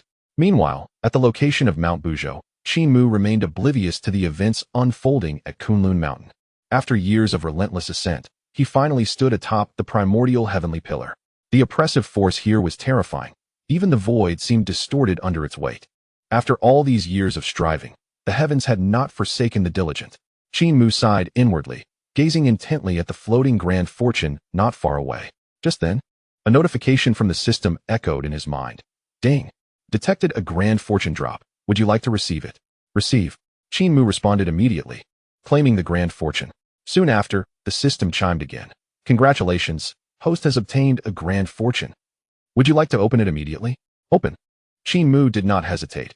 If it were merely a small fortune, he might have considered saving it for fusion. However, with a grand fortune, he had no such reservations. Chapter 38. Ascension to the Great Luo Golden Immortal. The 9 Secrets of the Word. As his thoughts resonated, Qin Mu awaited the results. What rewards would this grand fortune yield? His anticipation grew. The last time he opened a grand fortune was shortly after he joined Tong Tian's sect, and arrived at Kunlun Mountain, where he received a treasure fusion scroll as a reward. Utilizing the treasure fusion scroll, one may advance innate spiritual treasures of the same attribute and level into superior forms, culminating in the exalted innate supreme treasures. This is indeed a remarkable feat. Soon, a response from the system echoed in Qin Mu's mind. Ding. Congratulations, Master, for opening a grand red envelope. Reward acquired. 1,000,000 years of mana. Acquired one of the 9 secrets, the Lin character secret. Astonished by the system prompt, Qin Mu was taken aback. 1,000,000 years of mana? And the Lin character secret? He never expected such rewards from this grand envelope. Qin Mu's face was alight with excitement. The 1,000,000 years of mana would spare him countless hours of arduous cultivation. As for the Lin character secret, it was a supreme offensive divine art within the realm of the heavens. This ascent of the unyielding mountain has truly been bountiful. Without delay, Qin Mu opted to extract his rewards. Boom. In an instant, the 1,000,000 years of mana surged into his body like a tidal wave. As the mana continuously flowed in, Qin Mu's cultivation rapidly ascended. In no time, he transitioned from the mid-stage of the Tai Golden Immortal to the late stage. As the mana continued to pour in, his cultivation continued to rise swiftly, soon reaching the pinnacle of the Tai Golden Immortal. At that moment, a golden beam of light erupted from Qin Mu, seemingly connecting heaven and earth. In an instant, the barrier of his pinnacle Tai Golden Immortal cultivation shattered. Following this, 3 flowers manifested above Qin Mu's head, an unmistakable sign of his impending breakthrough to the De Luo Golden Immortal level. The 3 flowers of heaven, earth, and humanity. Quickly, the flower of humanity blossomed, representing the essence of the cultivator. It manifested an image of jade and crystal. Once it bloomed, it symbolized the completeness of the cultivator's physical training and was pivotal in severing the seeds of reincarnation. Since ascending the unyielding mountain, Qin Mu had been tempering his physique under its immense pressure, which explained why the flower of humanity blossomed first. Moreover, what astonished Qin Mu even more was that his flower of humanity, one of the 3 flowers, was of no low grade. It had bloomed with 9 petals. This indicated that his flower had reached the 9th rank. In the primordial realm, when beings break through to the De Luo Golden Immortal, ordinary cultivators typically stop at the 3rd rank, while those at the 4th to 6th ranks are considered elite. To reach the 7th rank, one must possess extraordinary innate roots. The 9th rank, however, represents the limits of the heavenly way, attainable only by innate demonic gods. Just as Qin Mu was consolidating his flower of humanity, the 5 elemental energies within his chest rapidly crystallized, forming a 5-colored canopy that soared into the sky. Boom. In that moment, Qin Mu's acupoints interconnected as if chaos itself was being born, revealing auspicious clouds to protect him. Thus, under the infusion of 1,000,000 years of mana, he officially stepped into the realm of the De Luo Golden Immortal, joining the ranks of the powerful in the primordial world. A breakthrough. The initial stage of the De Luo Golden Immortal. Qin Mu exclaimed, hardly believing that he had transitioned directly from the Tai Golden Immortal to the De Luo Golden Immortal with the aid of 1,000,000 years of mana. Before he could fully relish his joy, the profound essence of the Lin character secret surged into his consciousness. The Lin character secret, a technique created by the celestial sovereign of the tribulation in the realm of the heavens, allows one to enter the divine forbidden domain, enhancing all aspects, speed, strength, enabling one to confront foes across ranks. Among equals, it is an invincible existence, a true embodiment of unmatched offensive prowess. Having achieved the realm of the De Luo Golden Immortal and obtained such an unparalleled secret technique as the Lin character secret, when combined with the innate Qinglian Swordgrass's innate divine abilities, it would be akin to adding wings to a tiger. This journey to the unyielding mountain has indeed yielded tremendous rewards. Qin Mu sighed in wonder. It is worth noting that during this expedition, his physical form had ascended to the 4th transformation of the 9 transformations of the mysterious art. Additionally, his cultivation had reached the level of the De Luo Golden Immortal, and he had also acquired the supreme innate spiritual treasure, the purple gold chaotic gourd. With my current strength, as long as no quasi-saint intervenes, I fear no one. Qin Mu felt an overwhelming sense of confidence. Simultaneously, the myriad phenomena enveloping Qin Mu's head gradually dissipated. It was time to descend the mountain. Without hesitation, Qin Mu made his way down the unyielding mountain. Compared to his arduous ascent, he found the descent remarkably effortless. Over the years, his body had grown accustomed to the mountain's oppressive aura. In a short while, he reached the halfway point of the mountain, where an innate formation continued to circulate. However, The innate gourd vine within had already been taken by Qin Mu. As for the three late-stage Tai golden immortals, one had been vanquished by Qin Mu. His primordial spirit shattered, while the other two had been absorbed into the purple-gold chaotic gourd, already refined into nothingness. He would still need to devise a way to acquire some chaotic liquid. Perhaps it could allow the innate gourd vine to bear more innate gourds. Qin Mu paused momentarily, speaking to himself. When he discovered the innate gourd vine within the small world of the innate formation, only the seventh gourd remained. Due to the lack of a source, it could not mature. Fortunately, Qin Mu had previously opened a grand red envelope and received chaotic liquid, which precisely repaired the withered innate root. With its use, the seventh gourd matured, transforming into the purple-gold chaotic gourd. After a brief pause, Qin Mu gathered his thoughts and continued his descent. Soon, he arrived at the foot of the unyielding mountain. Suddenly, he halted, as two formidable auras captured his attention. Upon closer inspection, he noticed two towering figures standing at the entrance of the unyielding mountain. One of these figures was familiar to him, the great witch Quafu, whom he had defeated years prior. As Qin Mu assessed Quafu and the other figure, both Quafu and the other person noticed Qin Mu emerging. "It's him," Quafu exclaimed, unable to contain his surprise upon seeing Qin Mu. Hearing Quafu's words, the imposing figure beside him could not help but steal a few glances at Qin Mu. At this moment, Qin Mu reined in his thoughts and approached Quafu and the other individual at a measured pace. When he reached them, he smiled at Quafu and then turned his gaze toward the imposing figure beside him. He could sense the terrifying malevolence emanating from this figure. Merely standing there caused the surrounding space to warp slightly. The menacing aura was several times stronger than that of Quafu. Seeing Qin Mu look in his direction, the massive figure suddenly radiated overwhelming battle intent. This person must possess a significant identity. Such a presence likely indicates he is also a great witch of the tribe. Just as Qin Mu pondered this, Quafu smiled and said, "Qin Mu, my friend, this is our great witch, Xing Tian." With Quafu's introduction, Qin Mu was secretly astonished. It was indeed the great witch Xing Tian. No wonder his aura was so ferocious and his battle intent so intense. Qin Mu was well aware of Xing Tian, a man notorious for single-handedly assaulting the heavenly court, celebrated as the war god of the witch tribe. Xing Tian held a distinguished position within the witch tribe, second only to the 12 ancestral witches, alongside Quafu and Jiufeng as part of the second tier of core combat strength in the tribe. Additionally, his blood contained the chaotic energy of creation, capable of activating the remnants of the 12 capital heavenly god-killing formation, holding core value to the witch tribe's secret arts. After a moment's reflection, Qin Mu regained his composure and smiled at Xing Tian, saying, "I am honored to meet you, fellow Taoist Xing Tian." In response, Xing Tian clasped his fists in salute. Hearing that Quafu had been defeated, Xing Tian had come to the entrance of the unyielding mountain, eager to discover who possessed such formidable power. Unfortunately, by that time, Qin Mu had already entered the mountain. "Fellow Taoist Qin Mu, I trust your journey into the unyielding mountain has yielded considerable gains. Is it time to depart from the Unzao mountain?" Qin Mu smiled faintly and replied, "I have made some modest gains. After years of wandering, it is indeed time for me to return to Kunlun Mountain." Upon hearing Qin Mu's words, both Quafu and Xing Tian were taken aback. "Kunlun Mountain?" Quafu exclaimed, hastily inquiring, "May I ask what is the relationship between the three pure ones and you?" "My friend Qin Mu?" Qin Mu did not conceal the truth, responding, "One of the three pure ones, the supreme pure, is indeed my esteemed master."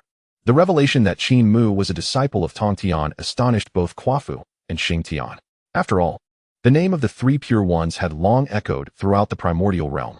Moreover, it was well known that all three pure ones would eventually become saints. In the midst of their astonishment, Quafu's face betrayed a sense of delight, exclaiming, "I never imagined that you, my friend Qin Mu, are a disciple of the venerable Tongtian.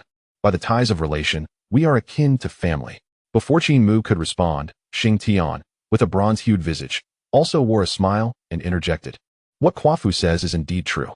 The primordial spirit of our father Pangu transformed into the three pure ones, while his essence birthed our witch clan. In essence, we share the same lineage." Qin Mu nodded, fully aware that the witch clan reveres Pangu above all and holds no respect for heaven and earth.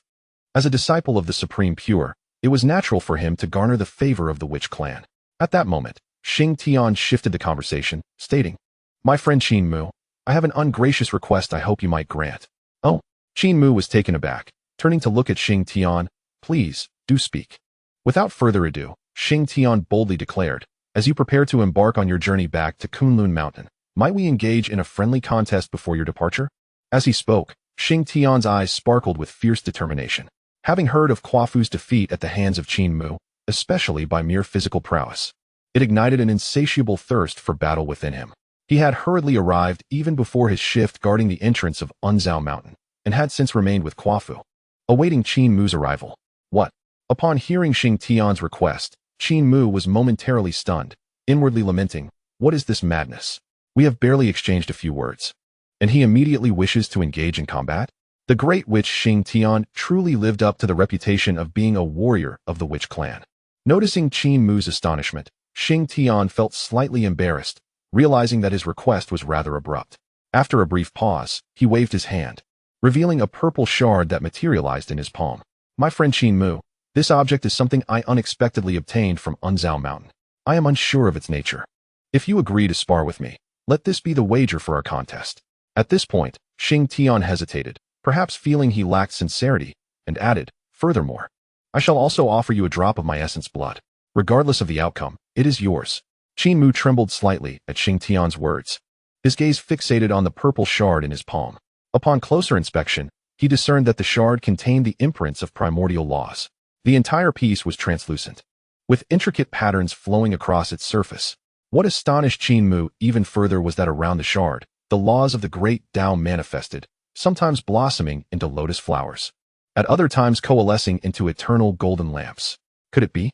Qin Mu gasped, quickly realizing that this shard might very well be a fragment of the Chaos Jade Plate. It was known that the Chaos Jade Plate was a treasure of chaos, formed from the essence of the chaotic universe, embodying a microcosm of the chaos itself, and containing the principles of 3,000 great Tao laws.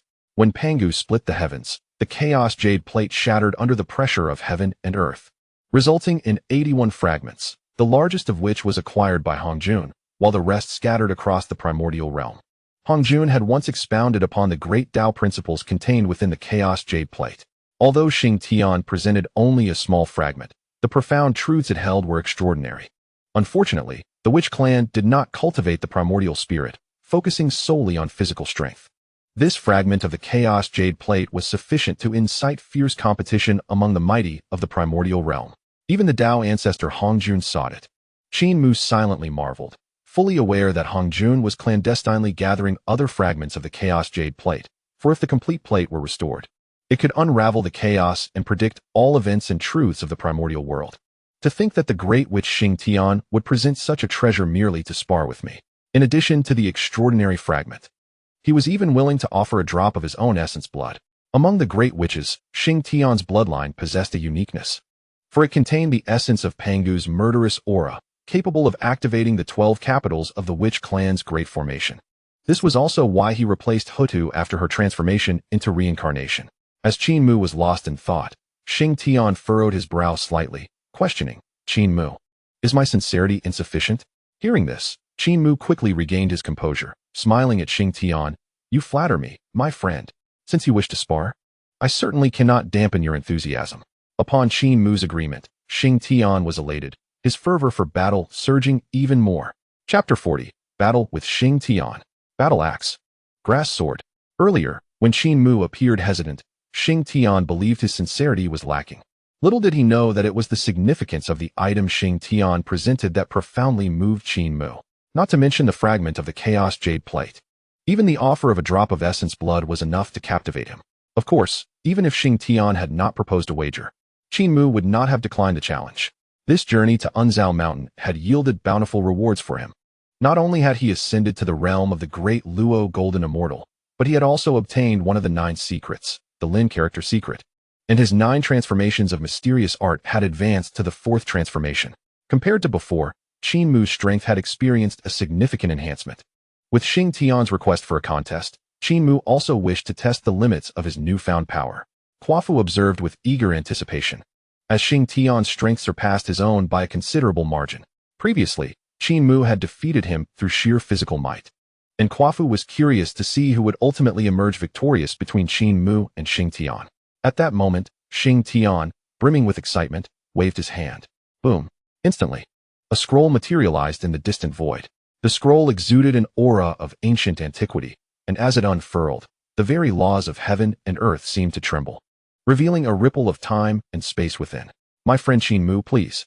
Xing Tian smiled invitingly. Qin Mu nodded, recognizing that the scroll harbored a small world within. Without delay, the three of them soared into the scroll. Upon entering this world, the scenery transformed dramatically. This realm was not a mere cave dwelling, but rather an expansive battlefield. Looking around, the sky appeared crimson, and the earth was bleak, thick with the pervasive aura of chaos. As Qin Mu surveyed the surroundings, Xing Tian explained, My friend Qin Mu, this is a small world crafted by our ancestral witches, a training ground. Here, we can engage in combat without fear of the cosmos collapsing. Qin Mu nodded lightly, marveling inwardly. Truly, the capabilities of the ancestral witches are remarkable, having opened such a stable small world. It seems their mastery of the laws of time and space has reached a profound level. Among the 12 ancestral witches, Di Jiang is revered as the progenitor of spatial speed, while Zhu Jiuyin embodies the essence of time. To forge such a diminutive realm is indeed no formidable challenge. As Qin Mu pondered this, he regained his focus. At that moment, Xing Tian cast a fervent gaze towards him. Qin Mu, are you prepared? Upon hearing this, Qin Mu nodded, fully aware of Xing Tian's eagerness to engage in combat. Although both were formidable in their own right, it was a friendly contest, and they ought to refrain from causing harm to one another. Hua Fu expressed this sentiment before stepping back. Once Hua Fu had withdrawn, Qin Mu and Xing Tian faced each other, their gazes sharp and brimming with combat fervor. Be cautious, Qin Mu, Xing Tian called out, initiating the confrontation. With a thunderous roar, he charged at Qin Mu like a raging dragon, delivering a punch that twisted the very air around them. The force of his fist shattered the space in its wake. Come at me, Qin Mu declared, standing firm and meeting Xing Tian's blow with a punch of his own. In an instant, their fists collided with a cataclysmic impact, sending shockwaves rippling in all directions. The ground beneath them cracked, and the heavens trembled.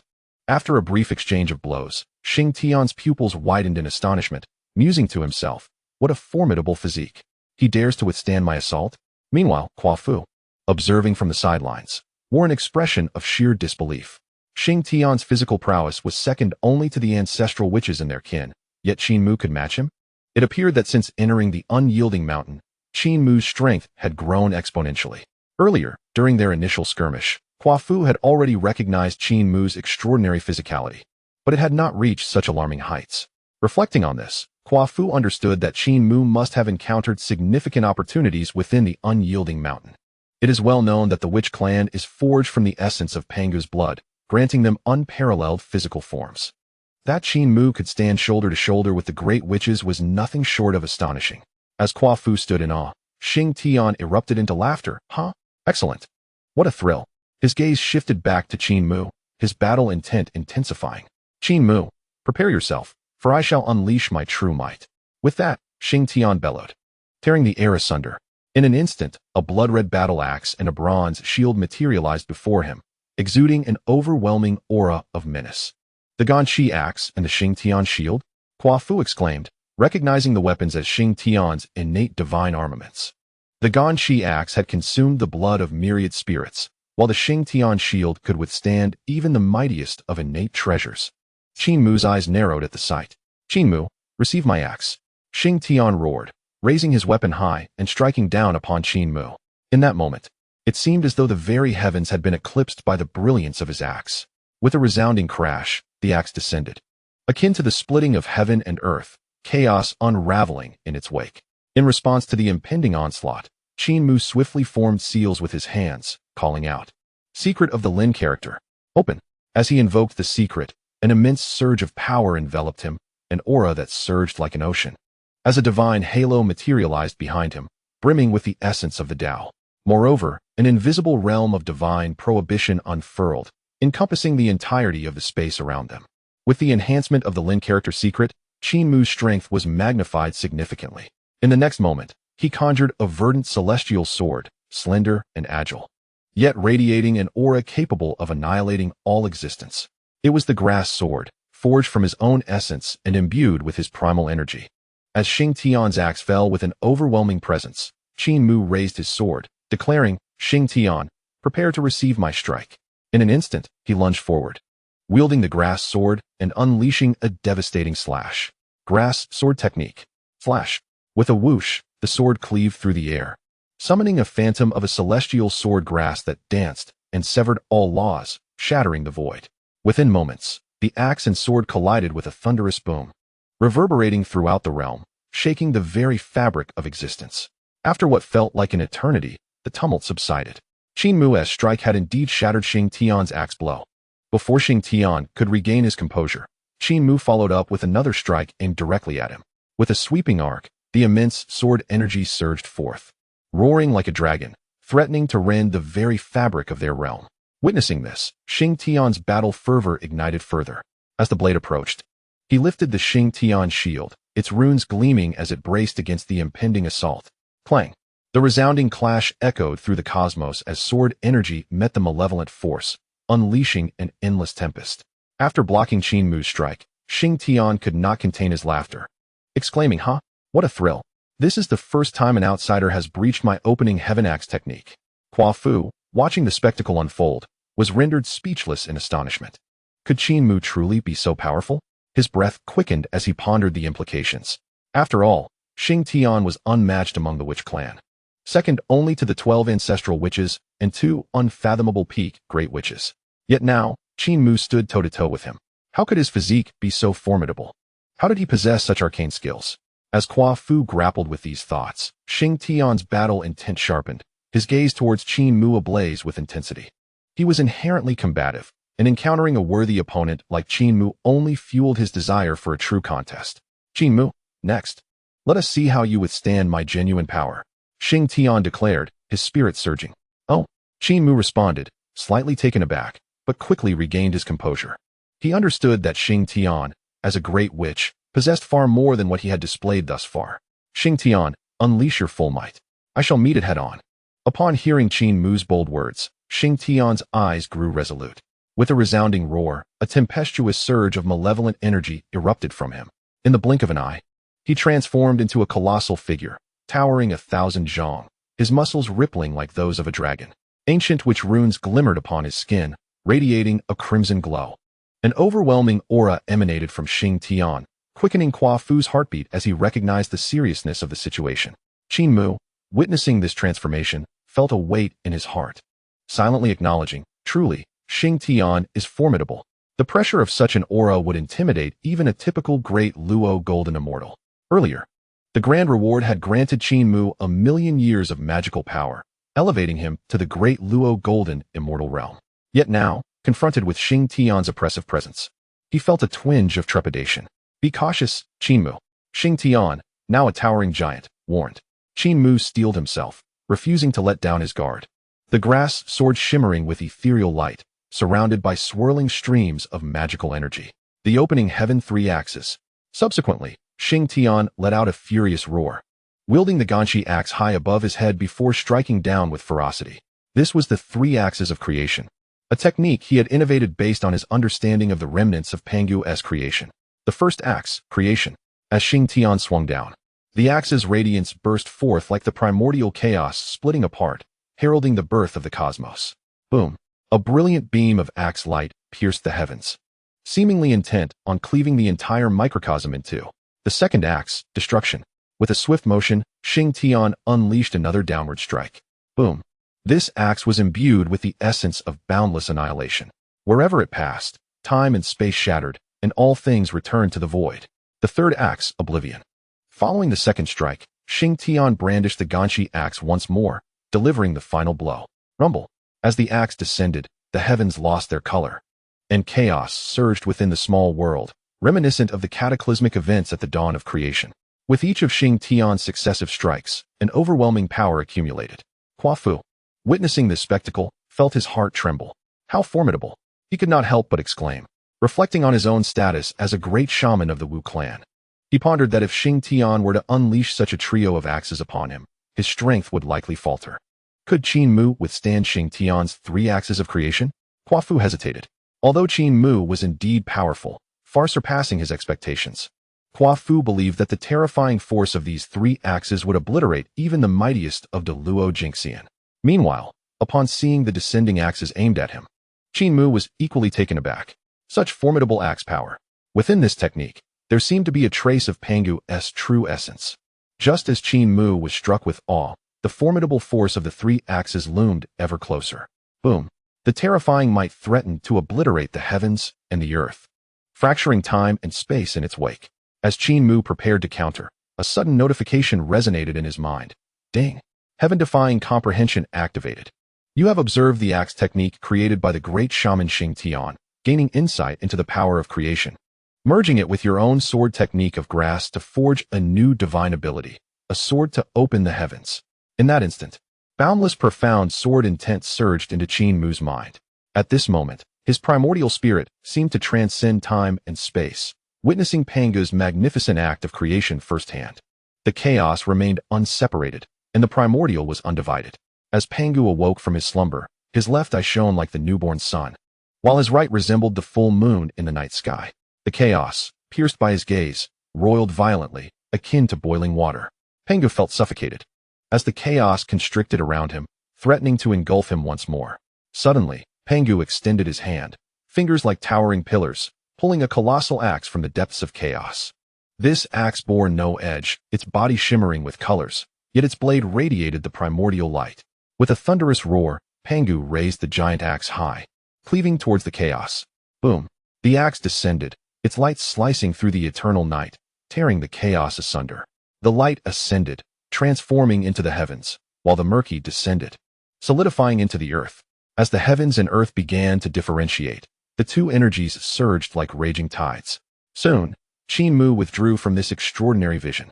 Upon reopening his eyes, they blazed with intensity, his entire being resonating with sword intent, the grass sword in his grasp emitting a melodic hum.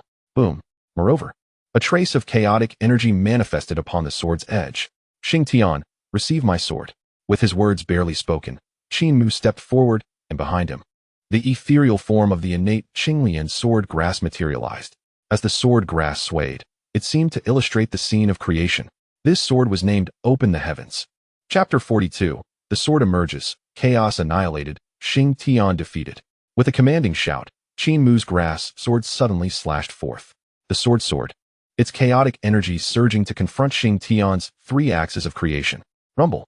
Instantly, the small world trembled violently. The terrifying sword power traversed, tearing the very fabric of the void. Qin Mu's strike embodied the might of creation. Under the overwhelming sword force, the laws of the small world began to unravel, the space fracturing like a shattered mirror. Bang! In less than a moment, the sword's force collided with Xing Tian's three axes. Upon contact, Xing Tian's axe power crumbled instantaneously, utterly extinguished by Qin Mu's sword to open the heavens. What? Witnessing this, the towering figure of Xing Tian was left dumbfounded. He never anticipated that his prideful three axes of creation could be so easily vanquished by a single sword from Qin Mu. Particularly, as he felt the sheer power emanating from Qin Mu's strike, he involuntarily trembled. At the same time, Hua Fu was equally astonished. What a terrifying sword! How could a mere Deluo Jinxian like Qin Mu wield such unparalleled swordsmanship? Hua Fu stammered, swallowing hard. Just moments ago, he had worried whether Qin Mu could withstand Xing Tian's assault. Who would have thought that Qin Mu would respond with a sword to open the heavens? The overwhelming force of that strike instantly eclipsed Xing Tian's three axes. The once mighty axe power was obliterated in an instant. As Xing Tian and Hua Fu stood in shock, the sword Qin Mu had unleashed had not only extinguished the axe's force, but continued its rampage with relentless vigor. Rumble. Whoosh. The sword's might stirred the small world, which began to tremble violently, on the brink of total collapse. This is not good. Observing the scene, Hua Fu's heart raced, and he could not help but exclaim. Without a moment to spare, he darted towards Xing Tian. Upon closer inspection, Hua Fu revealed his true form as a great shaman, standing shoulder to shoulder with Xing Tian. Xing Tian, why are you still in a daze? Hua Fu shouted urgently. Hearing this, Xing Tian finally regained his senses. Without hesitation, he summoned his Tian shield to withstand the oncoming sword force. Boom. Bang. The earth-shattering explosion echoed. In their combined effort, Hua Fu and Xing Tian managed to fend off Qin Mu's strike. Yet, the small world of the Wu clan could no longer endure the immense shock and began to collapse entirely. As the chaotic energy surged in, the winds howled mercilessly.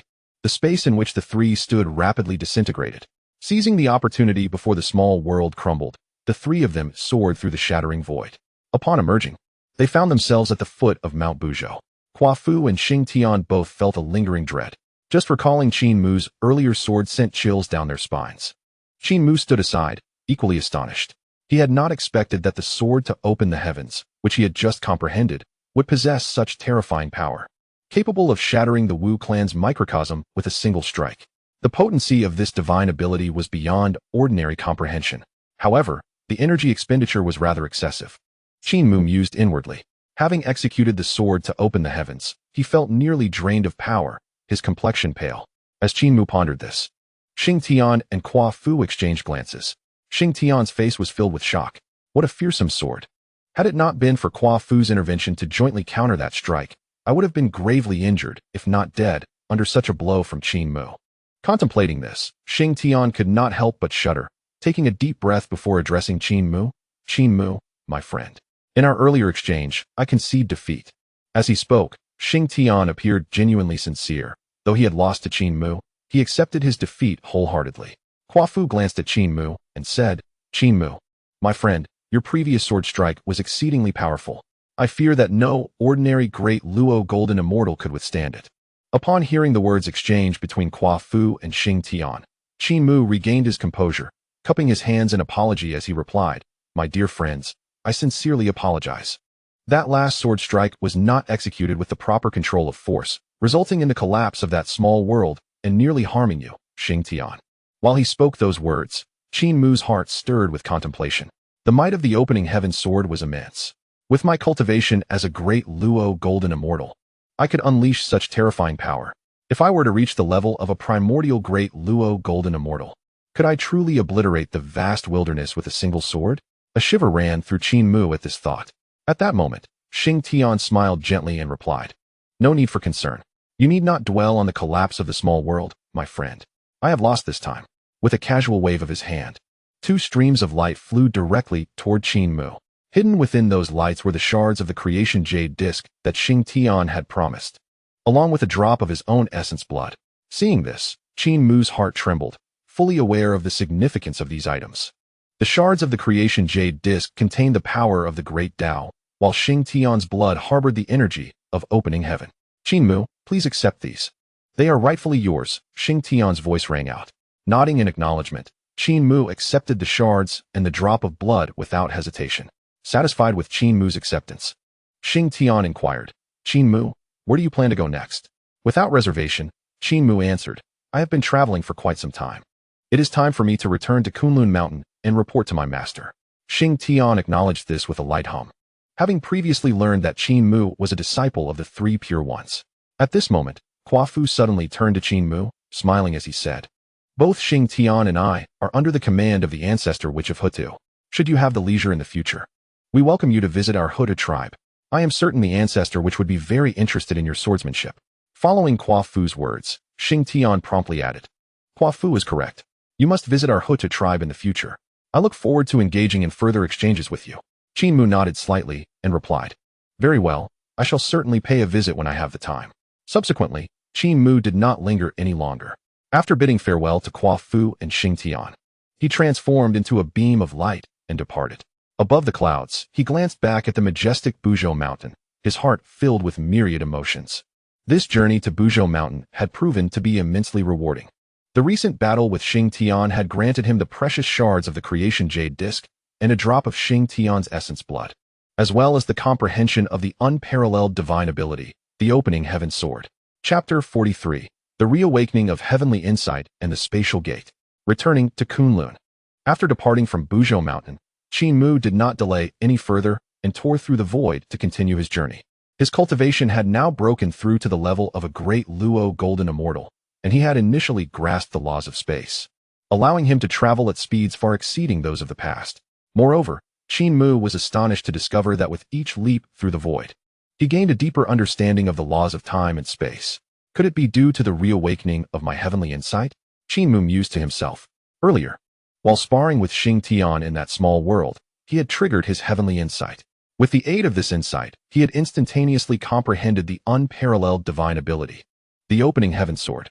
It was precisely through the opening heaven sword that he had managed to defeat the great witch, Xing Tian. As Qin Mu contemplated, a sudden notification echoed in his mind. Ding! Heavenly insight activated. In your leaps through time and space, You have comprehended the true essence of the laws of space, creating the divine ability, spatial gate.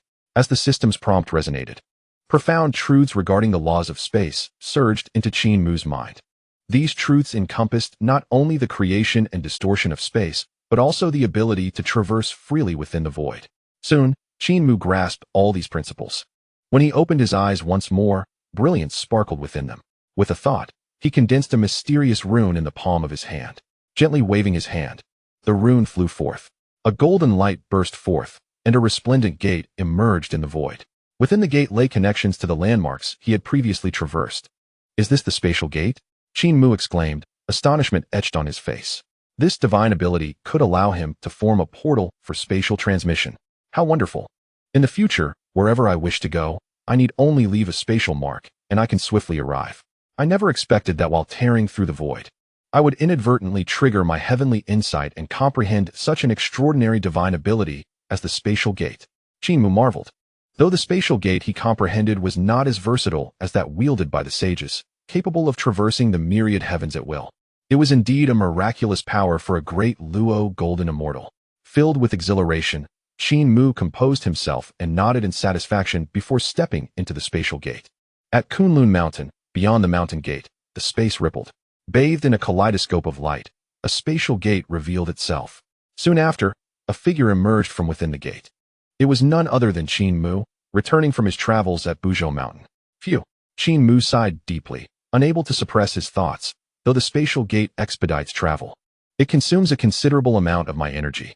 He reflected on the opening heaven sword, which had similarly drained nearly all his energy during his previous battle with Xingtian. Qin Mu couldn't help but feel a twinge of melancholy. Although he had relied on his heavenly insight to comprehend the opening heaven sword and the spatial gate, both abilities demanded immense energy to execute. Even with his current cultivation as a great Luo golden immortal, it was somewhat taxing. After a moment of contemplation, Qin Mu regained his focus and surveyed his surroundings. Gazing at the towering celestial mountain before him, shrouded in mist and suffused with spiritual energy, a sense of familiarity welled up within him. After all, he had spent a considerable amount of time on Kunlun Mountain. In the blink of an eye, thousands of years had passed. I wonder how my master, grandmaster, and second grandmaster are faring? Have Bao Bao and Yuding found their own opportunities within Kunlun Mountain? Qin Mu mused to himself. With that thought, he did not linger further and flew toward the mountain gate of Kunlun. Before long, he arrived at the mountain gate. Qin Mu raised his hand and gently pressed, channeling a stream of energy into the gate.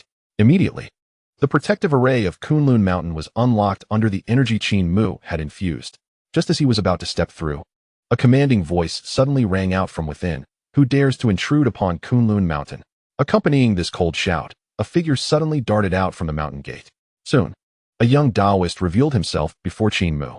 Clad in a dark robe, his expression was stern, and he wielded a whisk that radiated celestial light. Upon seeing this young Taoist, Qin Mu furrowed his brow, perplexed. Strange. When did Kunlun Mountain come to have outsiders besides the three pure ones? Qin Mu pondered inwardly. He recalled that when he departed Kunlun for his travels, there had only been the three pure ones. Yet now, upon his return, he was obstructed by a stranger. After a moment's contemplation, Qin Mu scrutinized the young Taoist not far in front of him. With his cultivation level, he could easily discern that this young Taoist was merely at the level of a golden immortal. As Qin Mu appraised the Taoist, the latter was equally observing him. Filled with suspicion, who exactly is this person? The aura surrounding him was that of a grand celestial being. Yet, it was perplexing. Even a being of such caliber should not possess the ability to breach the protective formation of Kunlun Mountain. The more he pondered, the more the young Taoist's brow furrowed, his heart brimming with bewilderment. This protective formation of Kunlun had been meticulously arranged by the three pure ones themselves, in the entirety of the primordial realm. Aside from the saints, no one could unravel this array. As he hesitated, the young Taoist regained his composure. Before he could utter a word, Qin Mu spoke first. I am Qin Mu, the foremost disciple of Tontian. Who might you be? Upon hearing Qin Mu's introduction, the young Taoist was immediately taken aback, staring at him in disbelief. Why, you are Qin Mu? He stammered in astonishment. Qin Mu nodded affirmatively and replied, Indeed, that is I. The young Taoist was elated. As a disciple of the Yuqing primordial sect, he had certainly heard of Qin Mu's esteemed name. He was the senior brother of the three pure ones, having entered Kunlun Mountain long before anyone else. So, you are Master Brother Qin Mu. I am a disciple of the Yuqing primordial sect, Dao Xing. He continued. I apologize for my earlier rudeness. I hope you can forgive me. With that, Dao Xing bowed respectfully to Qin Mu. A disciple of the second master uncle? Qin Mu exclaimed, suddenly enlightened. He realized that during his travels, the three pure ones had begun to take on disciples. It seemed that both Duo Bao and Yu Ding had also entered their ranks. Yet, he wondered, had that incident occurred? Qin Mu mused silently. Before ascending to the Buzhou Mountain, he had mentioned to Duo Bao and Yu Ding that their fortunes awaited them in Kunlun Mountain. What others may not have known. Qin Mu was acutely aware of, after the three pure ones took on disciples, ideological differences led to escalating conflicts, ultimately resulting in their separation. After a moment's reflection, Qin Mu returned to the present and smiled at Dao Xing, saying, So it is Dao Xing, my junior brother. How are my master and the two uncles doing of late? Upon hearing Qin Mu's inquiry, Dao Xing was momentarily taken aback, appearing to harbor some unspoken concerns. Noticing Dao Xing's demeanor, Qin Mu let out a subtle sigh. Although Dao Xing had yet to respond, Qin Mu had already gleaned the truth. The three pure ones had indeed parted ways. At that moment, Dao Xing took a deep breath and finally replied. Master brother Qin Mu, the great master uncle and the third master uncle have each gone to their respective sanctuaries. Currently, Kunlun Mountain is under the guardianship of my master. Qin Mu listened, maintaining an outwardly calm expression, for he had already suspected as much. Indeed, the three pure ones had separated. It was the will of the heavenly Tao, one that could not be defied. Qin Mu silently lamented. He understood that after the division, Taishang had ventured to the Xuandu Purple Mansion, while his own master, Tantian, had established his sanctuary in the Bio Palace. After a moment of contemplation, Qin Mu regained his composure and smiled at Dao Xing, saying, Let us proceed, junior brother. Though he spoke thus, his mind was already set on seeking an audience with the primordial one upon his return. It would be a breach of etiquette otherwise. Hearing Qin Mu's words, Dao Xing promptly nodded. Please follow me, master brother. Without delay, Dao Xing led Qin Mu toward the Yushu Palace.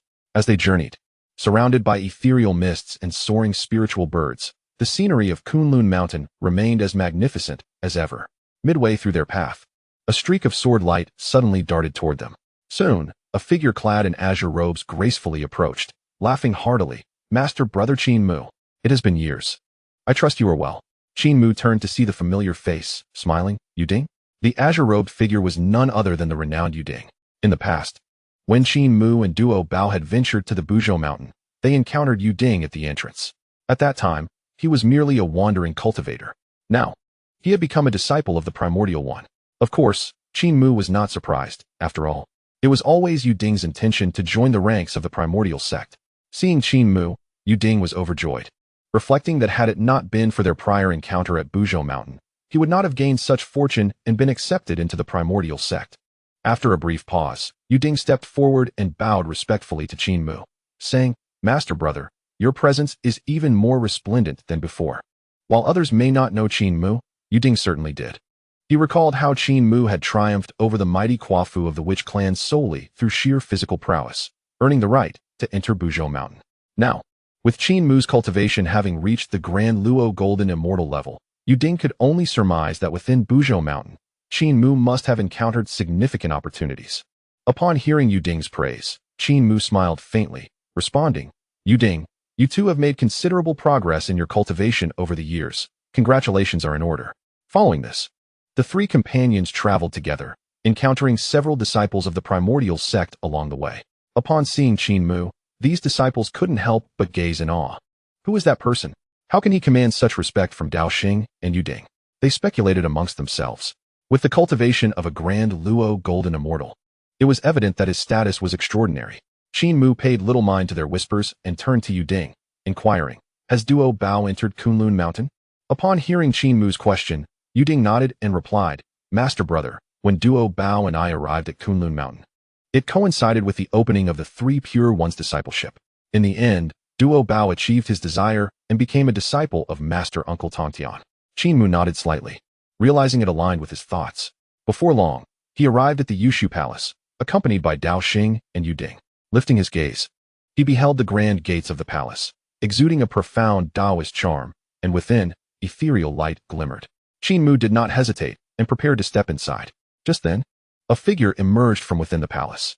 Dressed in a purple gold robe, the individual bore a solemn expression, their aura dense and formidable.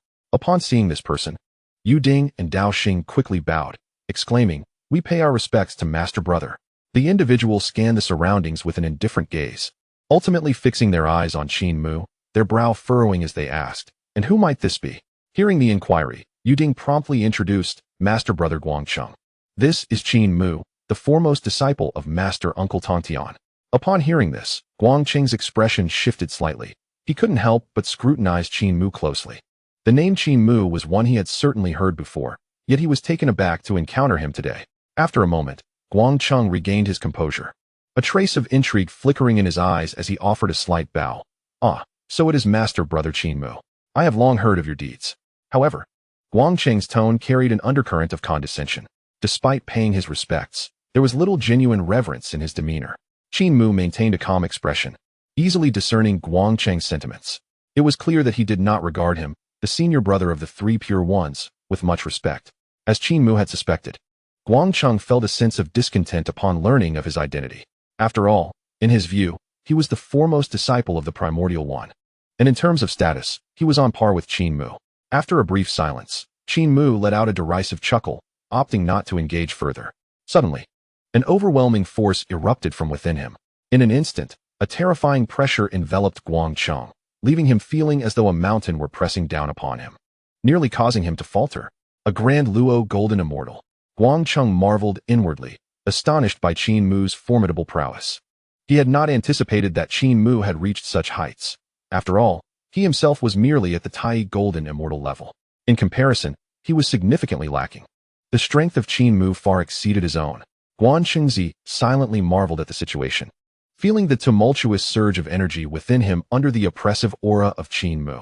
Beside him, Yuding and Daohang were rendered speechless, acutely aware that Guangchengzi initially intended to intimidate Qin Mu. However, without a word, Qin Mu unleashed an overwhelming force. Just as the atmosphere thickened, a commanding voice resonated from within Yushu Palace. "Since Qin Mu has arrived, why not step inside?" Although the voice was not loud, it echoed with celestial clarity, instantly dispelling the pressure Qin Mu had exerted on Guangchengzi. Upon hearing the voice, Qin Mu retracted his aura and smiled faintly, recognizing the speaker as his second master uncle, Yuanshi. After a brief pause, he exchanged a meaningful glance with Guangchengzi, then proceeded into Yushu Palace. Inside Yushu Palace, he beheld a magnificent sight of jade towers shrouded in mist. The corridors were intricate and transparent. Soon, Qin Mu, along with Yuding, Guangchengzi, and Daohang, arrived in the grand hall. The glazed roof sparkled under the sun, while the white jade railing glistened in the breeze. Within the hall stood a treasure cauldron, wafting fragrant incense, and vases adorned with rare flowers exuding auspicious mist. At the front of the hall sat a figure, majestic and dignified, with eyebrows like crescent moons and eyes resembling bright stars, a nose straight and mouth square, with earlobes reaching his shoulders. Clad in an 8 trigrams robe embroidered with the sun, moon, stars, and the essence of mountains and rivers, he radiated an ethereal light, embodying the profound mysteries of the ultimate Tao. This was none other than Yuanshi, one of the three pure ones. At that moment, Yuanshi remained silent and motionless, yet an unparalleled majesty emanated from him. Upon seeing Yuanshi, Qin Mu bowed respectfully, stating, "Disciple Qin Mu pays respects to my second master uncle." In response, Yuanshi slowly opened his eyes, retracting the pressure of his quasi-saintly aura, and fixed his gaze upon Qin Mu. No need for excessive formalities. Following this, a glimmer of admiration flickered in Yuanshi's eyes as he continued, "Tongtian has indeed taken on a worthy disciple.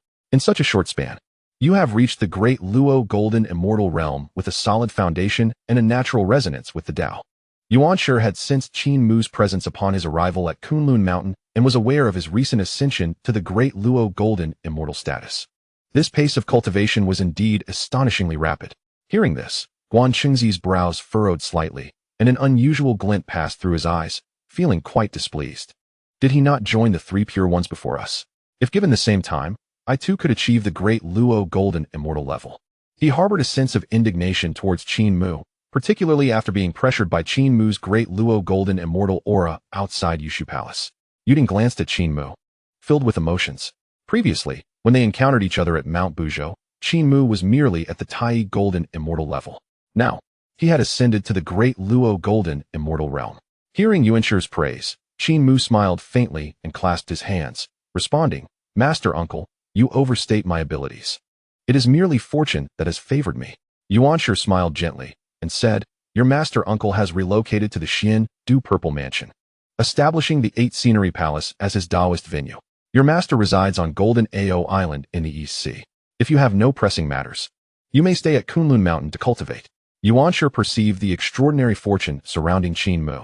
Although he was a disciple of Tontian, retaining him at Kunlun Mountain could potentially alter future allegiances. Qin Mu understood Yuanshi's implied meaning and, after a moment of contemplation, replied, "Thank you for your kind offer, second master uncle, but I have traveled extensively and have yet to pay my respects to my master. This return is to report back to Golden Ao Island, so I shall not trouble you further." Yuanshi did not press the matter, knowing that some things cannot be forced, and nodded, "If that is the case, then it shall be as you wish." Disciple takes his leave, Qin Mu said, bowing once more to Yuanshi. Without further delay, he turned and exited Yushu Palace. Shortly thereafter, Qin Mu left Kunlun Mountain, contemplating a visit to the 8 Scenery Palace since his master uncle had already gone there before returning to Golden Ao Island. Exiting the protective formation of the mountain, Qin Mu thought to himself, wishing to explore the 8 Scenery Palace, as it might yield unexpected rewards.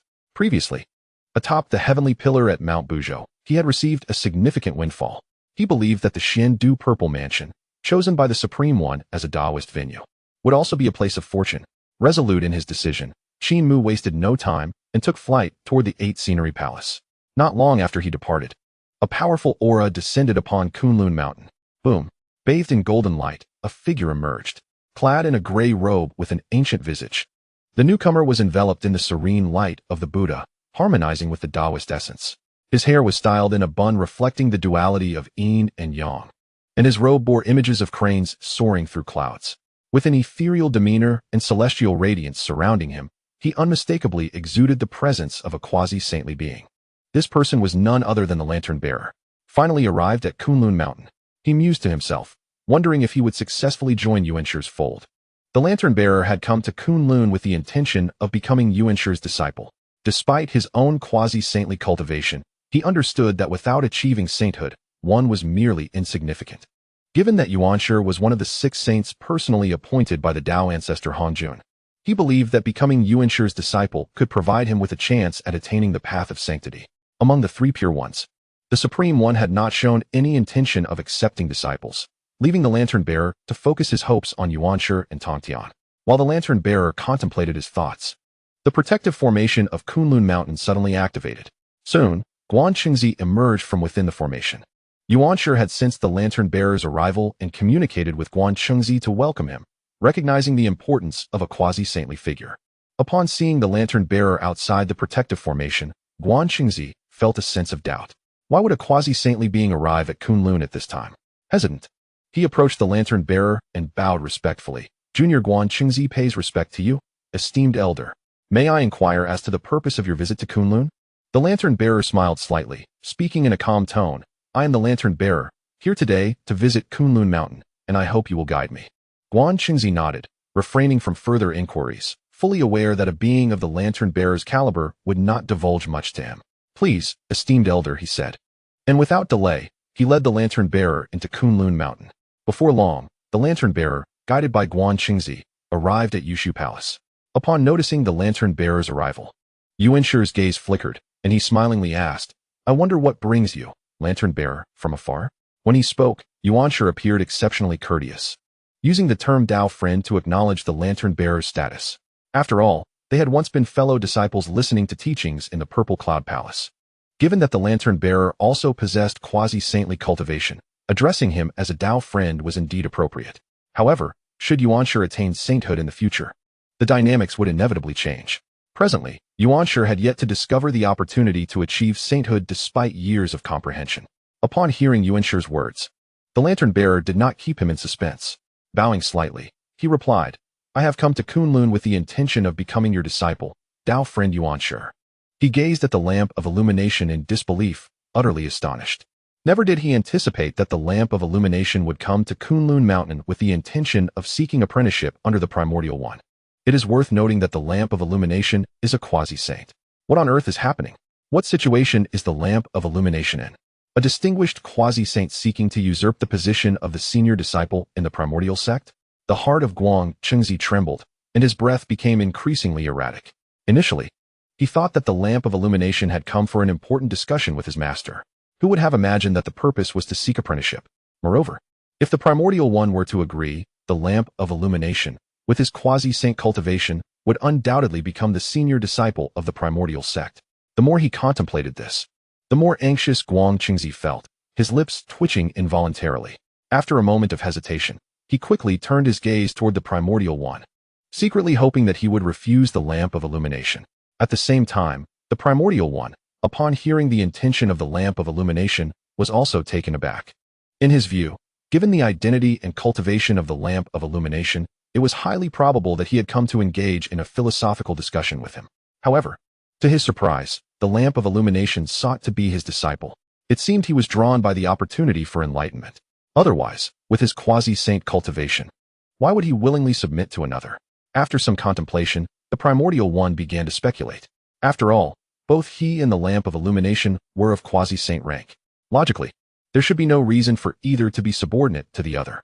However, earlier, during the third sermon at the Xiao Palace, the Grand Master Han Jun had already distributed the positions of the saints. The three pure ones, Nuwa, and the Western figures of Jie and Zhunti were to become the future 6 saints of heaven. The lamp of illumination must have chosen this path with the intention of attaining sainthood. With these thoughts in mind, the primordial one maintained his composure and smiled gently, saying, "Friend of the lamp of illumination, we are both guests of the Xiao Palace. It would be inappropriate for me to take you as a disciple." Upon hearing the primordial one's refusal, Guang Qingzi secretly sighed in relief, thinking that his position as the senior disciple was finally secure. After all, if another quasi-saint disciple were to emerge from the primordial sect, wouldn't the other disciples have no choice but to obey? The lamp of illumination, upon hearing the primordial one's words, quickly responded, "What you say is not quite right, esteemed primordial one. As the saying goes, the accomplished should become teachers. You, esteemed primordial one, shall surely attain the path of a saint in the future. I am willing to take on the role of disciple. I hope you will grant me this favor." With that, the lamp of illumination bowed once more to the primordial one. Guang Qingzi, witnessing the lamp of illumination's behavior, felt a twitch of his eyelids and inwardly cursed. How shameless. This old fellow has an extraordinary amount of audacity. Even after being rejected by the master, he still does not know when to retreat. With that thought, Guang Qingzi quickly looked at the primordial one again, his heart growing uneasy. He hoped that the primordial one would not soften his heart and truly accept the lamp of illumination as a disciple. If that were to happen, his own status in the primordial sect would surely plummet. Fortunately, after hearing the lamp of illumination's plea, the primordial one showed no sign of being moved. He smiled calmly and said, "Friend of the lamp of illumination, the matter of apprenticeship need not be discussed further." He paused for a moment before adding, "However, if you have nowhere else to go, you may stay on Kunlun Mountain and assist me in managing various affairs of the sect." The primordial one believed that the lamp of illumination, with his considerable cultivation, would be a great asset if he could be retained at Kunlun. Besides, once he attained sainthood, he would likely be unable to manage the disciples personally. If the lamp of illumination was willing to stay, he would be an excellent candidate to oversee the sect in his stead. Upon hearing this, a flicker of disappointment flashed in the lamp of illumination's eyes. He had initially hoped that the primordial one would accept him as a disciple. Who would have thought he would be turned down? However, after a moment of reflection, the lamp of illumination felt a sense of relief. Being able to remain in the future saint's domain was certainly preferable to wandering aimlessly outside. Moreover, the primordial one would undoubtedly become a saint, and aligning himself with such a figure was an opportunity not to be missed. With this thought, determination gleamed in the lamp of illumination's eyes as he respectfully bowed to the primordial one, saying, "Then I thank you, esteemed primordial one." The primordial one smiled slightly, raising a hand to indicate that the lamp of illumination need not be overly formal. Observing this, Guang Qingzi secretly breathed a sigh of relief, muttering to himself, "Thank goodness there won't be another senior brother. I am still the eldest disciple under the master." As time quietly passed, days turned into weeks. At this moment, Qin Mu had arrived at Shouyang Mountain. From a distance, he beheld the peak shrouded in purple mist, with the essence of virtue cascading down, and an ancient Taoist palace standing majestically among the clouds, inscribed with the characters 8 Scenery Palace. Truly, it was a remarkable place, befitting the abode of his esteemed master. Qin Mu marveled at the sight, recognizing the immense fortune of the site chosen by the Taishang. As he surveyed the area, Qin Mu did not dwell on it further, focusing his mind and proceeding directly into the mountain. Upon entering Shouyang Mountain, he noticed auspicious grass sprouting on the slopes, spiritual herbs growing from the ground, roots connecting to the earth's essence and reaching towards the heavens, with green pines, verdant willows, purple chrysanthemums, and red plums. Indeed, it was a place of tranquility and purity. Qin Mu praised to himself. At the same time, he felt a surge of curiosity. He wondered what kind of rewards he might receive here. Surely, there must be some form of treasure waiting for him. In Qin Mu's view, Shouyang Mountain, chosen by the Taishang, was a land of extraordinary spirit.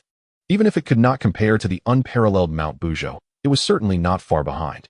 Previously, he had received a significant reward atop Mount Buzhou, and now, even if he could not obtain a grand treasure at Shouyang Mountain, a decent reward would still make the journey worthwhile.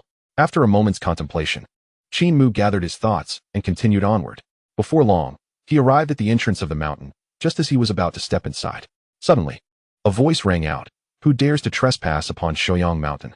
As soon as the words left the speaker's mouth, two figures darted out from within the mountain gate.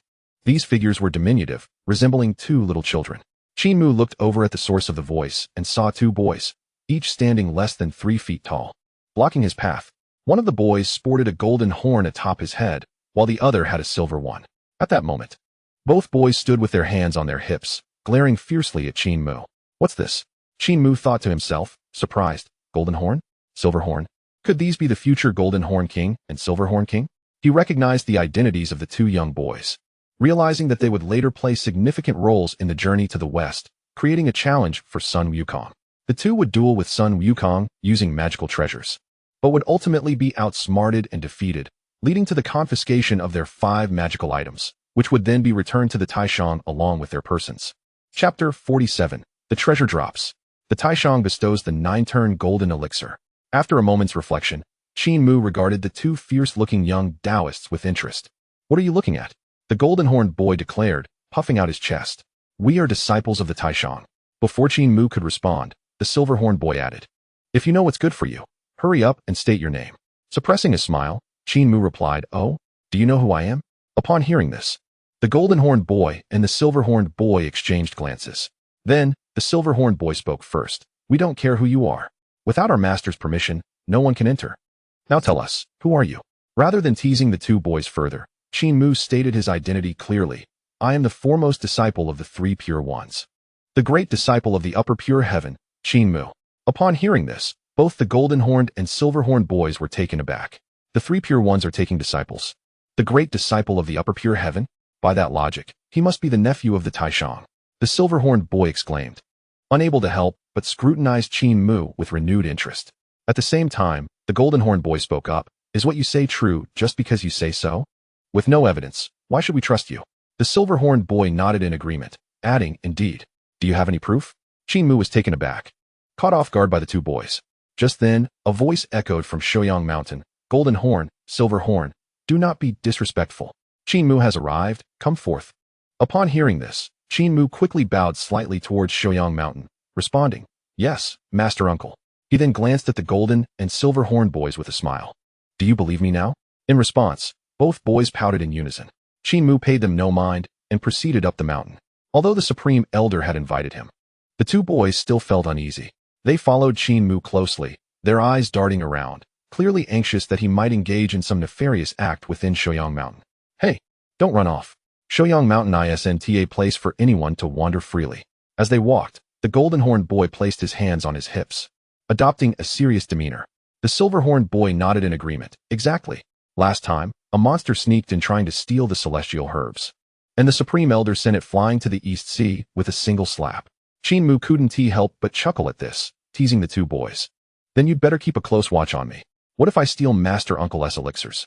The golden-horned boy's eyes widened in shock, scolding, How dare you?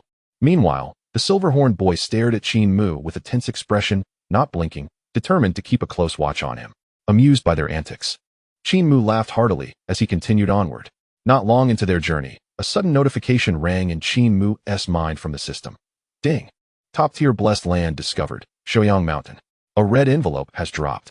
Would you like to proceed to collect it? Yes. Qin Mu's heart leapt with joy upon hearing the system's prompt. After leaving Kunlun Mountain, he hadn't immediately gone to East Jie Island. Instead, he chose to visit Shoyang Mountain to pay his respects to the Supreme Elder, primarily motivated by the prospect of receiving a red envelope. He wondered what kind of envelope it might be.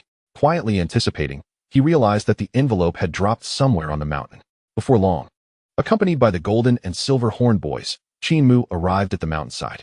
From a distance, he spotted a large red envelope floating atop a nearby rock. Ding! A large red envelope has been issued. Would you like to collect it? Without hesitation, Qin Mu opted to collect it. To his surprise, it was a large red envelope. Earlier, on his way here, he had mused about what kind of envelope he might find on Shoyang Mountain. Initially, he thought it would be lucky to receive a medium-sized envelope. He never anticipated it would be a large one. The greater the envelope, the better the rewards. Previously, atop the heavenly pillar of Buzhou Mountain, he had received a large envelope, which granted him 1,000,000 years of magical power and one of the 9 secrets, the Linzi secret. It was indeed a bounteous gain. Qin Mu chose not to open the large envelope just yet. Instead, he proceeded to pay his respects to the Supreme Elder. Soon, he arrived at the Supreme Elder's place of meditation. Upon closer inspection, he saw the Supreme Elder seated beneath an ancient pine, surrounded by a swirling aura of Tao, appearing as if he were one with the cosmos. Spotting the Supreme Elder, Qin Mu quickly bowed respectfully. Disciple Qin Mu pays respects to Master Uncle. The Supreme Elder nodded slightly, his gaze lingering on Qin Mu for a moment before he remarked, Quite good. Your years of wandering have indeed advanced your cultivation, reaching the level of a great Luo golden immortal. Your foundation is solid, and your Tao heart is clear. Although the Supreme Elder's tone was calm, it was evident that he held great satisfaction in Qin Mu's progress. Master Uncle, it is merely a small stroke of fortune during my travels, Qin Mu humbly responded. The Supreme Elder paid this no mind and shifted the topic. Have you been to Kunlun Mountain? Qin Mu nodded and replied, Yes, I just returned from Kunlun Mountain. I intended to go directly to Jie Island to visit my master, but I thought it appropriate to come and pay my respects to you after such a long time. Hearing Qin Mu's reply, the Supreme Elder's eyes sparkled with appreciation as he smiled. You are indeed thoughtful. With that, he waved his sleeve, and a beam of golden light flew directly to Qin Mu. Upon examination, he found a polished elixir floating amidst the golden light. This is the 9 transformation golden pill. I have refined 3 in total, and I bestow this one upon you. It shall greatly benefit your current cultivation. Qin Mu was utterly astonished. The 9 transformation golden pill. While others might not know its significance, Qin Mu was well aware of what it represented. The 9 transformation golden pill epitomizes the pinnacle of the Supreme Elder's alchemical mastery. Moreover, the process of refining this pill is exceedingly complex and arduous, requiring immense time and effort from the Supreme Elder. The refinement involves 9 rounds of distillation, each demanding precise control of heat and timing. Any slight miscalculation would render all efforts futile. The efficacy of the 9 transformation golden pill is nothing short of miraculous. For ordinary beings, a single pill could allow them to ascend the celestial path and join the ranks of immortals. For someone like Qin Mu, who had already achieved a certain level of cultivation, the 9 transformation golden pill could elevate his skills and even assist in breaking through cultivation bottlenecks. Qin Mu never expected the Supreme Elder to be so generous as to gift him a 9 transformation golden pill. Thank you, Master Uncle. Overwhelmed with gratitude, Qin Mu hastily accepted the elixir. The Supreme Elder, maintaining his usual demeanor, inquired, Do you have any doubts regarding your cultivation? Qin Mu nodded slightly, seizing the opportunity to pose some long-standing questions that had troubled him. The Supreme Elder answered each inquiry succinctly, addressing the essence of the Tao. Time flew by, and in the blink of an eye, a century had passed. Chapter 48. Unveiling the Great Red Envelope. Supreme Imperial Method. The Honghuang version of the transformation into freedom technique. Over the course of 100 years, the Supreme Elder clarified numerous cultivation dilemmas for Qin Mu. Grateful, Qin Mu looked at the Supreme Elder and said, Thank you, Master Uncle, for your enlightening guidance. Over this century, I have gained immensely. Rising, he bowed deeply to the Supreme Elder. The Supreme Elder cast a knowing glance at Qin Mu, saying meaningfully, Qin Mu, great changes are on the horizon in the Honghuang. Take care of yourself.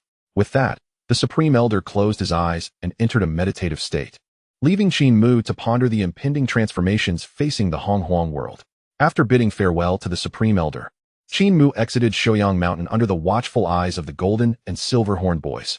It was time to head to East Sea's Jinao Island. However, before doing so, he needed to find a secluded spot to open the large red envelope. Without delay, Qin Mu sought out a quiet valley and set up a concealment formation. He had become much more cautious about opening red envelopes, uncertain of the rewards they might yield. If such an act summoned chaotic phenomena and shook the Hong Huang, it would certainly lead to unnecessary trouble. Once the formation was set, Qin Mu felt a surge of anticipation and communicated with the system. System, opened the large red envelope. Currently, he had several small and medium red envelopes, but only this singular large one. He intended to keep the smaller envelopes for later synthesis into an even larger one. The largest envelopes, known as the super-large envelopes, were the most coveted. Previously, under the guidance of the Three Pure Ones, he had received a super-large envelope after attending Hong Jun's third sermon at the Xiao Palace, which had granted him an exclusive Dao-level technique. He wondered what rewards this time's large envelope might offer. Qin Mu's heart brimmed with expectation. At that moment, a sudden alert resonated in his mind. Ding! Successfully opened the grand red envelope. Congratulations, Master. You have received the reward, the great method of transformation and freedom from the primordial era. As the system notification faded, the profound essence of the great method of transformation and freedom surged into Qin Mu's consciousness like a tidal wave. What is this? The great method of transformation and freedom? Qin Mu's pupils constricted, his face a mask of disbelief. He never anticipated that this grand red envelope would grant him the great method of transformation and freedom. It is known that this is the unparalleled imperial law of the primordial emperor in the perfect world. Transformation and freedom, transcending the ancient, transcending time, transcending reincarnation. The so-called transformation and freedom refers to an omnipresence across time, allowing one to traverse various dimensions and manipulate all things and beings within those realms. It can manifest through the practitioner's true self, the universe, the heavenly way, and even all things and logic. Of course, theoretically, it is thus, but in reality, various factors can introduce discrepancies. Qin Mu vividly recalled that in the ultimate battle of the ancient lands in the perfect world, the primordial emperor had achieved supreme mastery of the great method of transformation and freedom, breaking his shackles and ascending to the level of an immortal emperor, ultimately slaying the corpse immortal emperor. He was astonished that such a reward would emerge from this grand red envelope. After a moment of contemplation, Qin Mu returned to his senses. Moreover, this is an enhanced version provided by the system, its power surpassing the original. Suddenly, a light illuminated his thoughts. He remembered something. During his previous spar with the great witch Xingtian, had he not received a drop of his own blood, coupled with the 9 revolutions golden elixir gifted by his master? He could indeed attempt to interpret this great method of transformation and freedom. Qin Mu exclaimed with excitement. Previously, after descending from Mount Buzhou, he encountered Xingtian at the entrance. The witch clan was inherently combative, and Xingtian, knowing that Qin Mu had defeated the great witch Quafu with sheer physical prowess, was eager to challenge him. For this, Xingtian even offered a piece of purple fragment and a drop of his own blood as a wager. Qin Mu instantly recognized the extraordinary nature of that fragment, which was undeniably a shard of the Chaos Jade Disc. Furthermore, Xingtian's blood was remarkable, containing the essence of primal chaos. With such enticing stakes, Qin Mu did not decline and agreed to the duel. Unexpectedly, during the contest, he passively triggered a heavenly comprehension, allowing him to grasp the extraordinary divine ability. One sword opens the heavens. Reflecting upon this, Qin Mu muttered to himself, although the great method of transformation and freedom is indeed extraordinary, it cannot create something from nothing. Whether it is one or infinite, it fundamentally exists. The so-called transformation must derive from entities that have previously existed across the boundless dimensions. With that drop of Xingtian's blood and the 9 revolutions golden elixir, I will surely be able to cultivate this method and elevate my cultivation. After some contemplation, Qin Mu wasted no time and directly retrieved Xingtian's drop of blood along with the 9 revolutions golden elixir, immediately beginning to interpret the great method of transformation and freedom. Thus, time flowed on. Meanwhile, the situation in the primordial realm subtly shifted during this passage of time, becoming increasingly unstable. Among these changes, the friction between the Demon Clan and the Eastern Prince's faction in the Purple Mansion was particularly pronounced. The Eastern Prince was originally appointed by Hong Jun as the foremost male immortal to govern the primordial realm.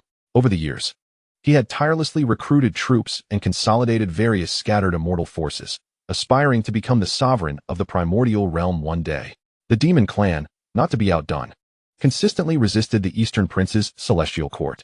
Both factions aimed to dominate the vastness of the primordial universe. As for the Witch clan, they remained firmly at Mount Buzhou, observing with a detached demeanor. For them, the more fiercely the Demon clan and the Purple Mansion clashed, the better, as it allowed the Witch clan to watch from the sidelines. Meanwhile, in the celestial realm above the 9 heavens, the heavenly court, boom, the Eastern Emperor Tai, his face flushed with rage, slammed his fist down, shattering the jade table, and furiously declared, "Elder brother, that Eastern Prince is too overbearing. He dares to send people to assassinate my Demon clan members. Let me lead the army to flatten the Purple Mansion and eradicate him." Tai was incensed. Currently, the friction between the celestial court and the heavenly court had escalated. Previously, both sides only engaged in covert maneuvers. Seeing Tai's fury, Emperor Jun slightly squinted. Remaining seated at the main position, after some thought, he finally spoke. "Second brother, temper your anger. Now is not the time." Hearing Emperor Jun's words, Tai's brows furrowed even tighter, perplexed. What are we waiting for? Does the Eastern Prince truly think he can suppress my Demon clan just because he is the foremost male immortal appointed by the Tao ancestor? His actions against my Demon clan have become increasingly brazen. Emperor Jun shook his head, aware of Tai's strength, yet recognizing that the Eastern Prince was no pushover, especially since, earlier, the Western figures, Jane and Zhunti, had allied with the Purple Mansion. After some contemplation, Emperor Jun said, "The Eastern Prince is not to be feared, but he has the backing of Jane and Zhunti. If we engage in war with the Purple Mansion now, the two from the West will undoubtedly intervene." Upon hearing this, Tai snorted coldly, indignantly stating, "Those two shameless wretches will be dealt with in due time." Emperor Jun's expression turned thoughtful, and he then rose. "I have my own plans for this matter. You should remain here, and I will visit the Nuwa Palace." Chapter 49, Mid-Stage of the Great Luo Golden Immortal. With that, Emperor Jun departed. Earlier, after inviting Nuwa and Fushi to join the Demon clan's heavenly court, he had conferred upon them the titles of Nuwa Empress and Shi Emperor. Nuwa's dojo was established in the Tai Su heaven beyond the 33 heavens, in the Liguang Wilds, at the Nuwa Palace. Soon, Emperor Jun arrived at the Nuwa Palace. The entire Nuwa Palace was built against a cliff, with a rugged stone wall as its foundation and a vast ocean of clouds as its curtain, radiant and colorful, with auspicious mists swirling. Emperor Jun descended upon the clouds, arriving outside the Nuwa Palace. At that moment, a delicate child emerged from the palace, named Ling Zhuzi. His essence was that of a primordial spirit stone, which Nuwa had encountered and cultivated with the energies of heaven and earth, shaping him into her personal disciple. Though this little one was dressed as a Taoist boy, he radiated spiritual light and exuded an extraordinary aura, indicating formidable cultivation. Upon seeing Emperor Jun's arrival, Ling Zhuzi bowed respectfully. "Greetings, Demon Emperor." Emperor Jun nodded slightly, inquiring, "Is the Nuwa Empress present?" Ling Zhuzi blinked his eyes and cheerfully replied, "Demon Emperor, you have come at an inopportune time. My master left the dojo yesterday, stating she would wander the primordial continent in search of opportunities for enlightenment." Upon hearing Ling Zhuzi's response, Emperor Jun's brow furrowed, inwardly lamenting, "It is indeed unfortunate that the Nuwa Empress is not in the dojo." Previously, he had intended to discuss critical matters with her. Now, the situation in the primordial realm was becoming increasingly unstable, especially with the Eastern Prince's celestial court in the Purple Mansion aggressively pressing against the Demon clan. After a moment of contemplation, Emperor Jun took a deep breath and turned to Ling Zhuzi. "If that is the case, please inform the Empress that I visited when she returns." Ling Zhuzi smiled slightly and cupped his hands. "Rest assured, Demon Emperor, Ling Zhuzi will remember." Subsequently, Emperor Jun did not linger and turned to leave. After exiting the Nuwa Palace, as Emperor Jun was making his way back to the Demon Court, a clear voice called out to him, "Demon Emperor, please hold." Startled, Emperor Jun turned to see a refined gentleman clad in a blue robe, gracefully descending from the clouds. It was Fushi, the brother of Nuwa. "Fushi, my friend." Emperor Jun expressed mild surprise. Before long, Fushi landed before Emperor Jun. "What brings the Demon Emperor to the Nuwa Palace today?" Fushi inquired.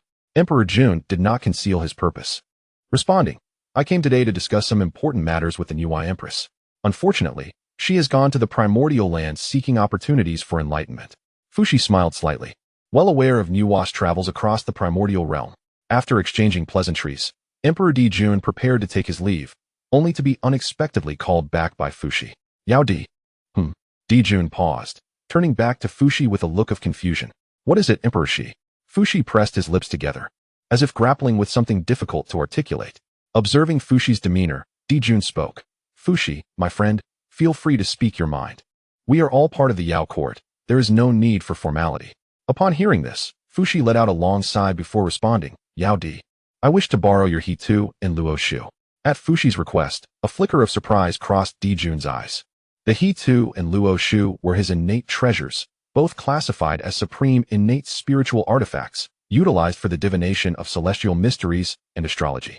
The He Tu contained the principles of star formations and the creation of heaven and earth, while the Luo Shu was primarily for defense. It was indeed unexpected that Fushi sought to borrow his innate treasures. After a moment's pause, Dijun narrowed his eyes and inquired, what does Fushi intend to deduce? Fushi did not hold back and answered directly. A few days ago, I observed the movements of the celestial bodies and perceived the rudiments of a formation. However, it remains incomplete. I have heard that your He Tu and Luo Shu encompass all, hence I wish to borrow them for further examination. Upon hearing Fushi's explanation, Dijun's thoughts raced. After all, Fushi was also the emperor of the Yao clan. Now, having discerned the rudiments of a formation, if he were to lend the He Tu and Luo Shu to him, it might very well complete his opportunity and assist in the formation S establishment. Perhaps, in the future, the formation devised by Fushi could prove immensely beneficial. After a brief contemplation, Dijun nodded lightly and summoned forth a resplendent scroll filled with starlight and a mysterious jade tablet, revealing his innate treasures, the He Tu and Luo Shu. Since you have asked, I shall oblige. Fushi was overjoyed at Dijun's consent. He had been concerned that Dijun might refuse. For these were two supreme innate spiritual artifacts, and they were, after all, Dijun's innate treasures. It was not something one would easily lend out. In his elation, Fushi solemnly accepted the He Tu and Luo Shu, expressing his gratitude. Thank you, Yao Di. This favor will be remembered by Fushi. Dijun smiled lightly, waving his hand dismissively, indicating that Fushi need not dwell on it. It is nothing. We are all part of the Yao clan and should help one another. While saying this, Dijun harbored his own thoughts. Fushi was already adept at divination. If he could seize this opportunity to forge a closer bond, it would greatly benefit the future of the Yao clan. With that, Dijun did not linger and took his leave. Meanwhile, in the secluded area where Qin Mu was in retreat, after departing from Kunlun Mountain, he had intended to head directly to the Golden Turtle Island in the Eastern Sea. Along the way, he set up a formation and opened a grand opportunity. To his surprise, upon opening this opportunity, he was rewarded with the transformation into the Great Freedom Technique. Coincidentally, he acquired a drop of blood from the celestial being Xingtian and the 9 turns golden elixir gifted by Taishang, prompting Qin Mu to commence his closed-door training within the formation. Suddenly, a tremendous aura surged upwards, scattering the clouds for miles around. However, this aura quickly retracted, becoming impossible to detect. Within the formation, Qin Mu slowly opened his eyes, his gaze as profound as the sun and moon. I have reached the mid-stage of the great Luo Golden Immortal, exclaimed Qin Mu in excitement. With the aid of the 9 turns golden elixir from Taishang and the drop of Xingtian's blood to cultivate the Great Freedom Technique, his cultivation progressed rapidly, breaking through from the early stage to the mid-stage of the great Luo Golden Immortal. Beyond the elevation of his cultivation, Qin Mu was even more thrilled by the successful refinement of Xingtian's transformation body during the cultivation of the Great Freedom Technique.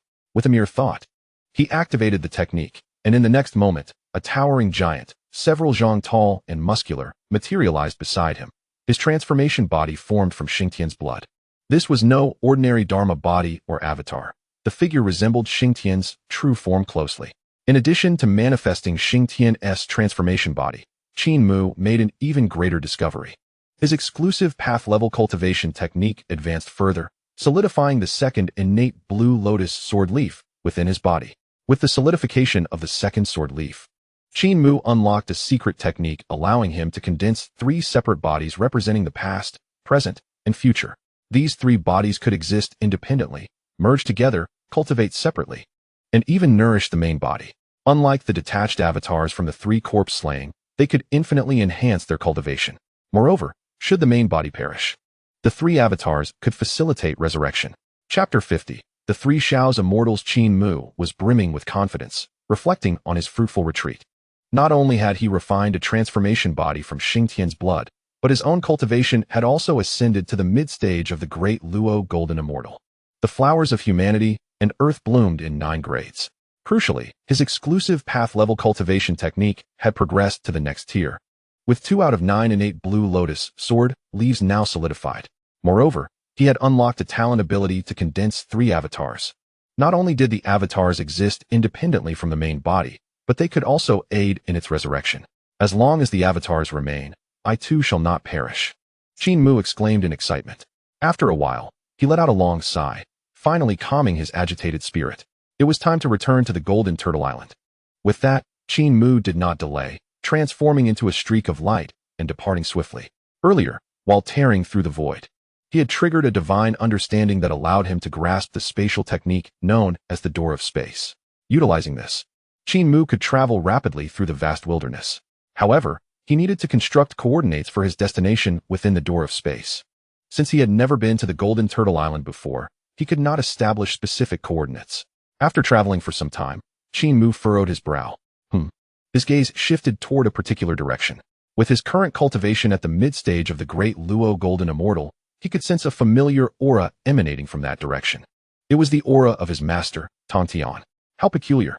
Why would my master's aura be here? Qin Mu pondered for a moment, then realized that since Tantian could not possibly be in this location, the aura must be carried by one of his disciples. Before even reaching the Golden Turtle Island, he encountered fellow disciples. A faint smile graced Qin Mu's face, just as the direction of the aura erupted with fierce turbulence. Boom. Bang. Following that, a surge of magical energy erupted, illuminating the surroundings with celestial brilliance. Noticing the commotion, Qin Mu's smile faded. Are they engaged in battle? With that thought, Qin Mu wasted no time. He swiftly flew toward the source of the disturbance. Before long, he arrived above a gorge, and upon closer inspection, he saw 3 women battling a great Luo Golden Immortal. The 3 women were strikingly beautiful. One donned a white crane red robe, another a crimson celestial garment, and the last a verdant celestial attire.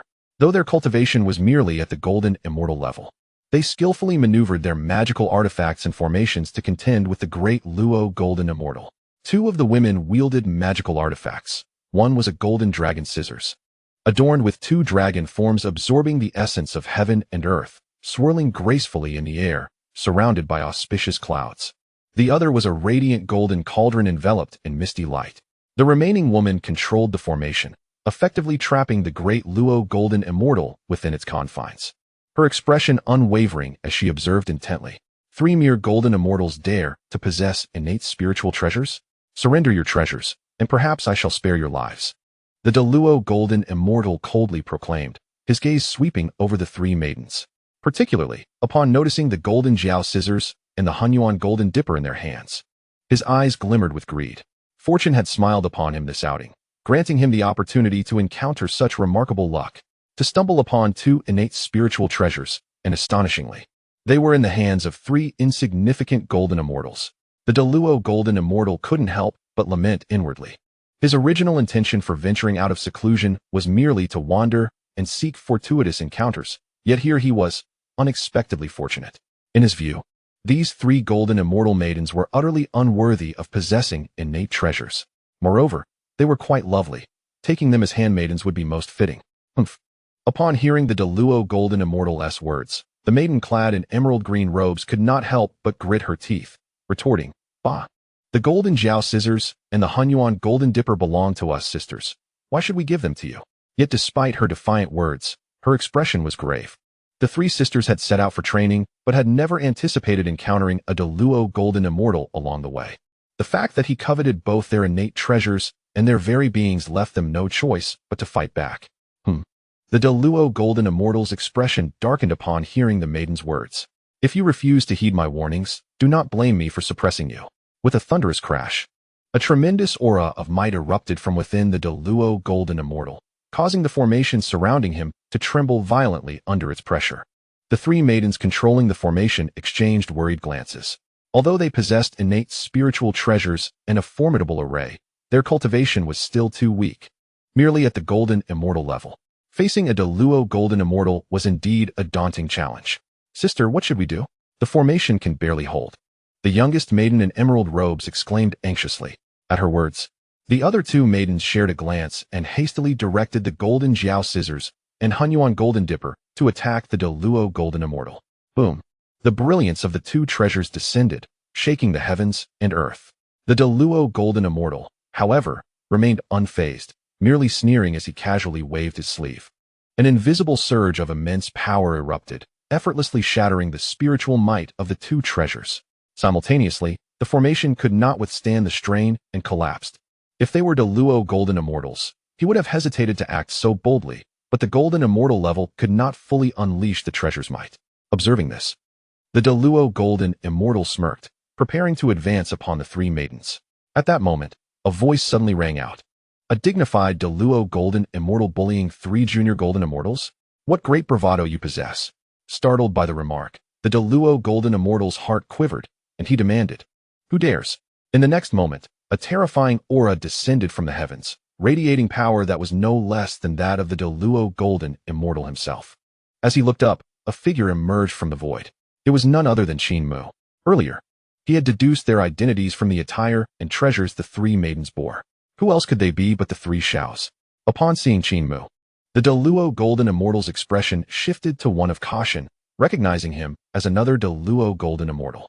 Simultaneously, the Three Xiaos turned their attention to Qin Mu. They found it curious that he bore a familiar aura. After a brief silence, Bai Xiao pouted and glared at the Deluo Golden Immortal, huffing, "Humph. Truly shameless." Chapter 51. Junior Sisters, this sword from your senior brother will be quite dashing.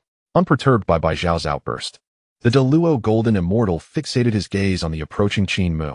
After all, both he and Qin Mu were Deluo Golden Immortals, which naturally raised his vigilance. After a moment, the Deluo Golden Immortal forced a proud demeanor, declaring, "Who are you?"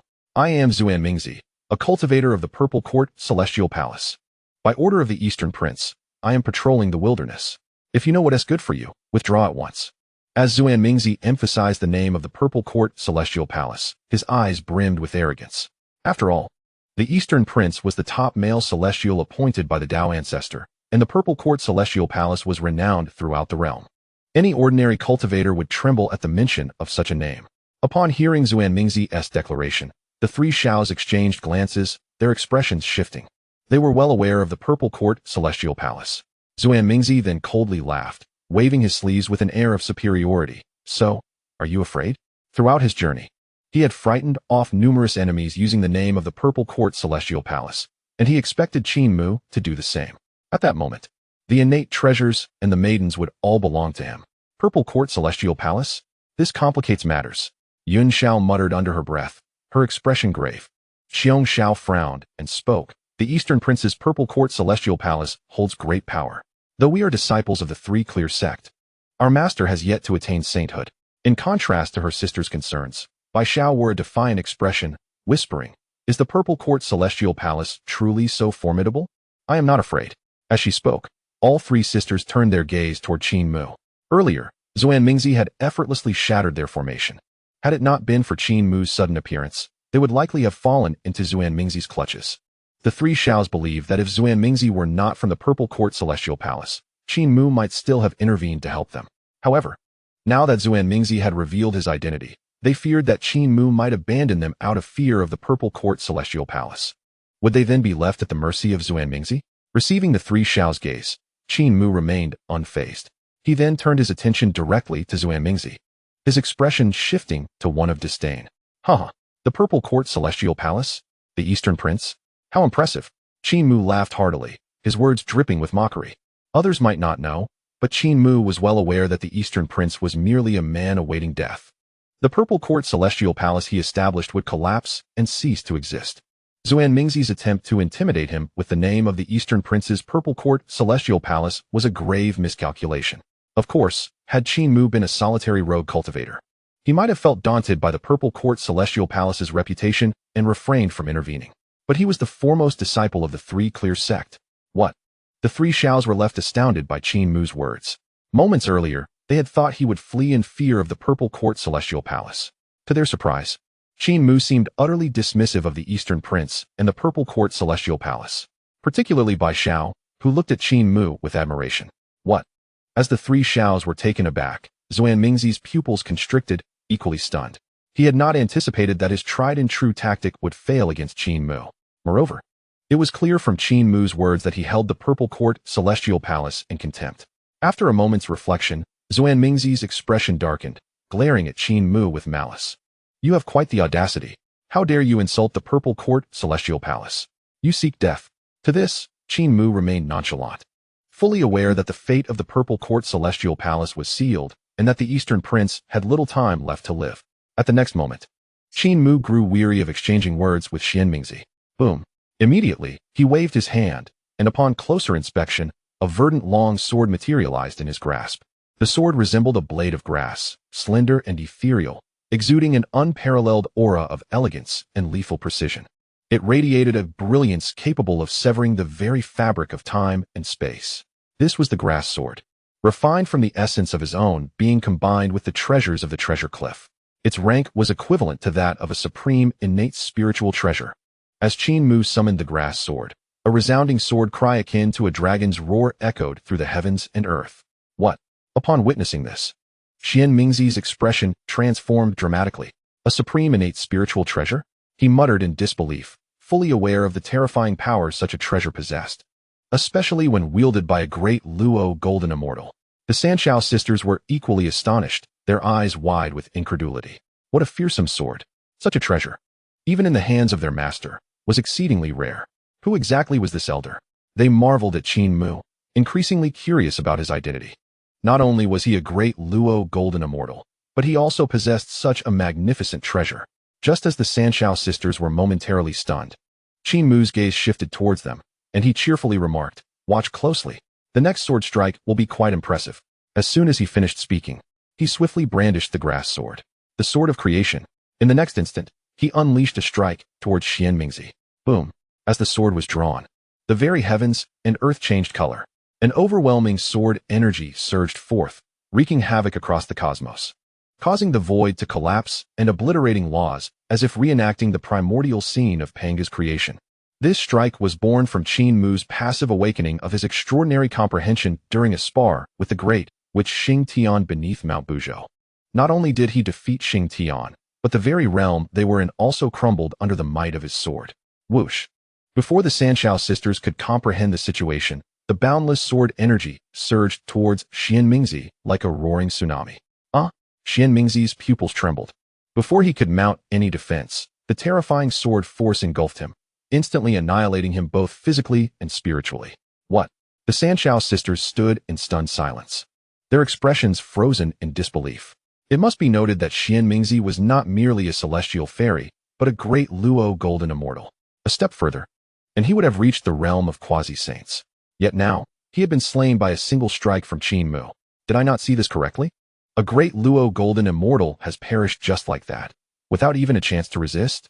Yin Xiao muttered, her mind blank with shock. Truly terrifying. Xiong Xiao was equally shaken, her breath quickening involuntarily.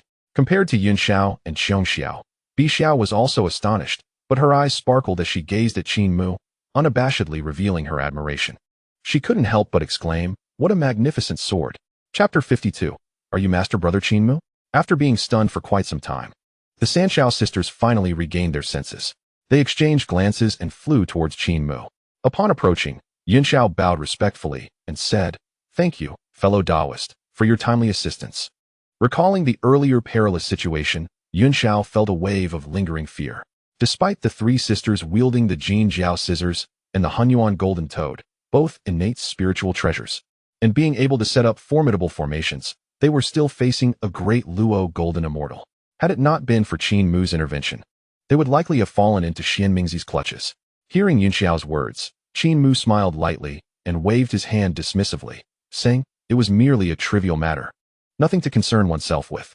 At that moment, Bi Xiao interjected, "What may seem trivial to you, dear Taoist, is a matter of life and death for us. If not for your righteous intervention today, our three sisters would surely have faced dire consequences." As she spoke, Bi Xiao's gaze remained fixed on Qin Mu. The more she scrutinized him, the more her heart swelled with joy, and she couldn't help but feel a fluttering affection. To this, Qin Mu paid little heed and casually inquired, "Are you disciples of the upper clear Tongtian Taoist?" Earlier, Qin Mu had discerned their identities, recognizing them as the Sanshao fairies.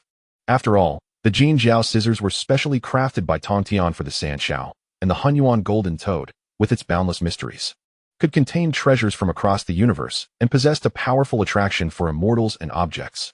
The emergence of golden light signified an inescapable calamity. Just from these two treasures, Qin Mu could easily identify the three sisters. Upon hearing Qin Mu's question, Yunxiao was slightly taken aback and speculated inwardly, does he know our master? After a moment's thought, Yunxiao smiled and replied, Dear Taoist, Upper Clear Tongtian is our revered master, and I am Yunxiao. These two are my younger sisters, Xiao and Xiao.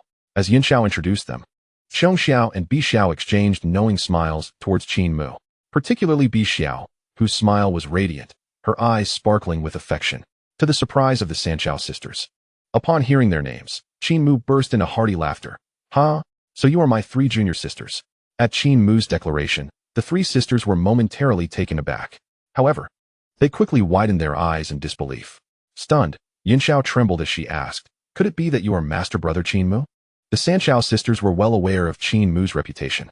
Although they had never met him, their master Tongtian often spoke of him, describing him as his foremost disciple, possessing unparalleled talent and currently wandering the vast wilderness.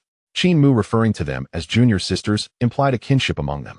Furthermore, his cultivation had reached the level of a great Luo golden immortal, a feat unmatched by any other disciple under Tongtian's tutelage. The only possibility was that the person before them was indeed their long-lost master brother. After a moment's contemplation, Yunxiao was overwhelmed with astonishment. She never expected to encounter Qin Mu here. Meanwhile, Xiao and Xiao gazed at Qin Mu with rapt attention. Upon hearing the confirmation, Qin Mu nodded with a smile and replied, Indeed, I am Qin Mu. The Saint Zhao sisters were filled with excitement upon hearing Qin Mu's affirmation, their faces flushed with exhilaration. So you are master brother, Yunxiao exclaimed, her voice filled with joy as she bowed once more to Qin Mu. Before Qin Mu could respond, Xiao suddenly cheered, Master brother. With that, she flew to Qin Mu's side, affectionately linking her arm with his, and exclaiming, I never expected to meet you here, master brother. Our master always speaks highly of you, and seeing you today, you are indeed even more impressive than the tales. Taken aback by Xiao's enthusiastic demeanor, Qin Mu found himself somewhat unprepared. Though he had lived 2 lifetimes, he still considered himself innocent in matters of romance. At that moment, a delicate fragrance wafted from Xiao, and the soft touch of her arm against his stirred an uncontrollable turbulence within him. Was Xiao being a tad too forward? Qin Mu mused internally, clearing his throat. He couldn't help but cough lightly a couple of times, then said, Xiao junior sister, you. As he spoke, he glanced at the delicate hand that was entwined with his arm. However, Xiao felt no discomfort. Instead, she tightened her grip and playfully winked, saying, Oh, master brother. Why are you shy? Qin Mu was momentarily flustered, caught off guard by Xiao's teasing, leaving him at a loss for words. At that moment, Yunxiao turned her gaze towards Xiao, sternly stating, Third sister, do not be impolite. As Yunxiao reprimanded with a stern expression, Xiao pouted her lips, reluctantly releasing her grip. Earlier, witnessing Qin Mu's fearless demeanor in the face of the Purple Mansion Immortal Court had already sparked a profound admiration within Xiao. Subsequently, when Qin Mu effortlessly slayed the great Luo Jingxian Xuanmingzi with a single sword stroke, her feelings deepened further. Upon discovering that Qin Mu was, in fact, her senior brother, her affection for him grew immensely. Noticing Xiao's release, Qin Mu secretly sighed in relief. He pondered that given his youthful vigor, had Xiao continued to cling to him, he might have lost control. Just as Qin Mu was lost in thought, Yunxiao's serious demeanor faded, replaced by a respectful gaze towards him. Senior brother, what brings you here? Regaining his composure at Yunxiao's inquiry, Qin Mu replied, I believe you are aware that I have been traveling throughout the primordial lands. I returned to Kunlun Mountain only to learn of Master S' separation from the 2 uncles. My journey now aims to seek out Master overseas. As he spoke, Qin Mu paused momentarily before adding, To my surprise, while passing through this area, I sensed the aura of the Jie Sect disciples. Upon investigation, I found 3 junior sisters engaged in battle. Upon hearing Qin Mu's explanation, the 3 sisters nodded in understanding. Qin Mu then surveyed the trio and inquired, Junior sisters, what brings you here? Shouldn't you be diligently cultivating in your own sanctum? In response, Yunxiao candidly replied, We are in search of treasure. A millennium ago, we stumbled upon a treasure map that appears to indicate the location of a primordial secret realm.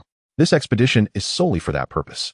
As she spoke, Yunxiao waved her hand, revealing a treasure map that materialized from her palm. The map depicted intricate mountain ranges and celestial symbols, exuding an air of extraordinary significance. Chapter 53, Treasures of the Ancient Era. Qin Mu studied the treasure map in Yunxiao's hand with great care. He could sense an ancient primordial energy emanating from it. Moreover, the map outlined a mysterious route guided by celestial bodies, ultimately leading to a location shrouded in chaotic mist. As he examined it, Qin Mu couldn't help but exclaim, "Fascinating." He then extended his hand, letting his fingertips glide over the map. He distinctly felt the flow of temporal energy radiating from it. After a brief moment of contemplation, he remarked, "This treasure map must undoubtedly be a relic left behind by a great being from the ancient era." Ancient era? The three sisters expressed surprise at Qin Mu's words. It is known that since Pangu split the heavens, the primordial realm has undergone three great eras. The first era, naturally, was the era of creation, initiated when the mighty Pangu vanquished the 3,000 demons and ultimately transformed into all things, thus establishing the primordial world. The second era was the era of primordial chaos, a time when ferocious beasts roamed freely. These beasts were not born of nature, but were instead born from the resentment, hatred, and obsessions left behind by the chaotic demons after their demise. Having been slain by Pangu, they transformed into these destructive creatures, intent on obliterating the primordial realm, leading to a catastrophe of ferocious beasts. The third era was the ancient era, during which the three clans of dragons, phoenixes, and Qilins rose to power, engaging in fierce competition, culminating in the calamity of dragons and phoenixes. The current period that Qin Mu and the others are experiencing belongs to the era of the witch and demon. Having just explored the treasure map, Qin Mu distinctly sensed the chaos of the primordial chaos and the desolation of the ancient era. It was likely a remnant left by a fallen great being from the ancient times. Seeing the astonished expressions of the three sisters, Qin Mu nodded slightly, saying, "With such a treasure map as guidance, there must be something extraordinary hidden within." Upon hearing this, the sisters, recovering from their shock, exchanged glances, and Yunxiao spoke up. "Senior brother, may we accompany you in the treasure hunt?" Her eyes sparkled with anticipation. Xiao and Bixiao also turned their gazes towards Qin Mu. Having witnessed his formidable strength firsthand when he effortlessly defeated the Purple Mansion's great Luo Zuanmingzi with a single sword, they felt that his presence would ensure their safety on this quest. Without hesitation, Qin Mu smiled and nodded, of course, as they were all disciples of the same master. It would be ungracious to decline Yunxiao's invitation. The three sisters rejoiced at Qin Mu's agreement, and without further delay, the four of them set off in pursuit of the coordinates indicated on the treasure map. Before long, guided by the map, they arrived at the designated location, only to find themselves staring into a void. Observing this, Yunxiao furrowed her brow and questioned Qin Mu, "Senior brother, why is it like this? There is nothing here." With a gentle smile, Qin Mu explained, "It is not that there is nothing, but rather that this place conceals a natural formation."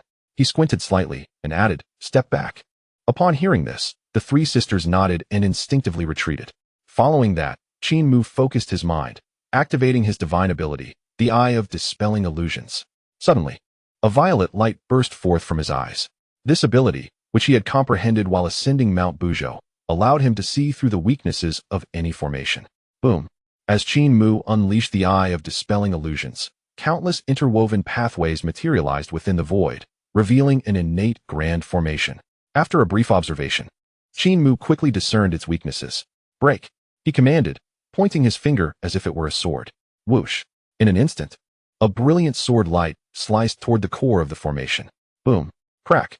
Before long, the innate grand formation shattered like glass, and the hidden array collapsed with a resounding crash. The once void space transformed to unveil an island bathed in radiant light. Witnessing this spectacle, the three sisters, who had retreated to a safe distance, were left in awe. "Senior brother is incredible. He shattered the innate formation so effortlessly." Bixiao clapped her hands in delight. Her eyes filled with admiration for Qin Mu. Xiao, unable to contain her astonishment, marveled, such a wondrous natural formation was dismantled with such ease by senior brother. Yunxiao remained silent, but was equally shaken, contemplating that had Qin Mu not been with them, they would likely have returned empty-handed. Unfazed by the praises from Bixiao and Xiao, Qin Mu merely smiled gently, saying, "Let us proceed." With that, he took the lead and ventured forward. The three sisters hurriedly followed suit. Before long, the four of them landed on the island, discovering a realm unto itself. Glancing around, the sky resembled an inverted jade bowl.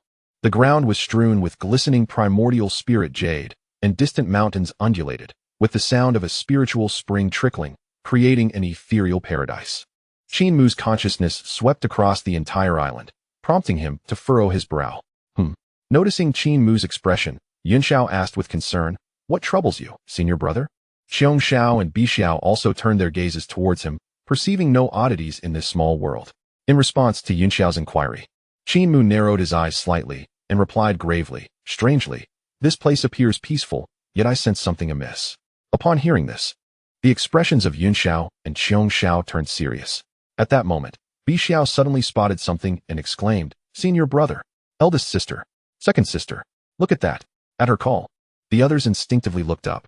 In the center of this small world, a dazzling multicolored light burst forth. Boom! Just as they were examining it, the void erupted with a thunderous sound. Upon closer inspection, they observed the space around the radiant light twisting and contorting. Soon after, an ancient mirror gradually emerged. This mirror, divided into yin and yang, one side as dark as ink, the other as bright as the moon, was framed with primordial divine patterns and surrounded by an aura of chaos. It was an exceptional innate spiritual treasure. Upon sensing it, Qin Mu's pupils widened, and he couldn't help but exclaim. Hearing Qin Mu's words, the three celestial maidens were both surprised and delighted. This, an exceptional innate spiritual treasure? Who would have thought such a precious item was hidden here? Xiong Xiao exclaimed, her face flushed with excitement. Bai Xiao stared at the mirror with fervent eyes, her breath quickening. Soon, Yunxiao calmed herself first and turned to Qin Mu, saying, "Senior brother, this treasure should belong to you. If it weren't for your timely rescue, we might have lost our lives, let alone seek treasure." Upon hearing Yunxiao's words, Bai Xiao agreed. What sister said is true. If it weren't for senior brother, we likely wouldn't have even been able to break the natural great array. Though this treasure is splendid, it is not meant for us. Chapter 54, Innate Spiritual Treasure. Does senior brother lack it? Hearing this, Qin Mu couldn't help but laugh heartily. Haha. If it were an outsider, I would naturally not refuse anything. After all, that mirror is an exceptional innate spiritual treasure. Such a treasure would make even quasi-saints envious. However, the three celestial maidens are my own kin, my junior sisters. It would be inappropriate for me to seize their chance. Moreover, Qin Mu was not lacking in treasures himself. As Qin Mu laughed, the three celestial maidens looked at him in astonishment, confused by his reaction. Just then, Qin Mu's smile faded, and with a calm demeanor, he said, "Since this item is your opportunity, why would I covet it?" He paused slightly before adding, "Moreover, do you think I, your senior brother, lack treasures?" No sooner had he spoken than Qin Mu waved his wide sleeves, and several radiant spiritual lights appeared, hovering in the air.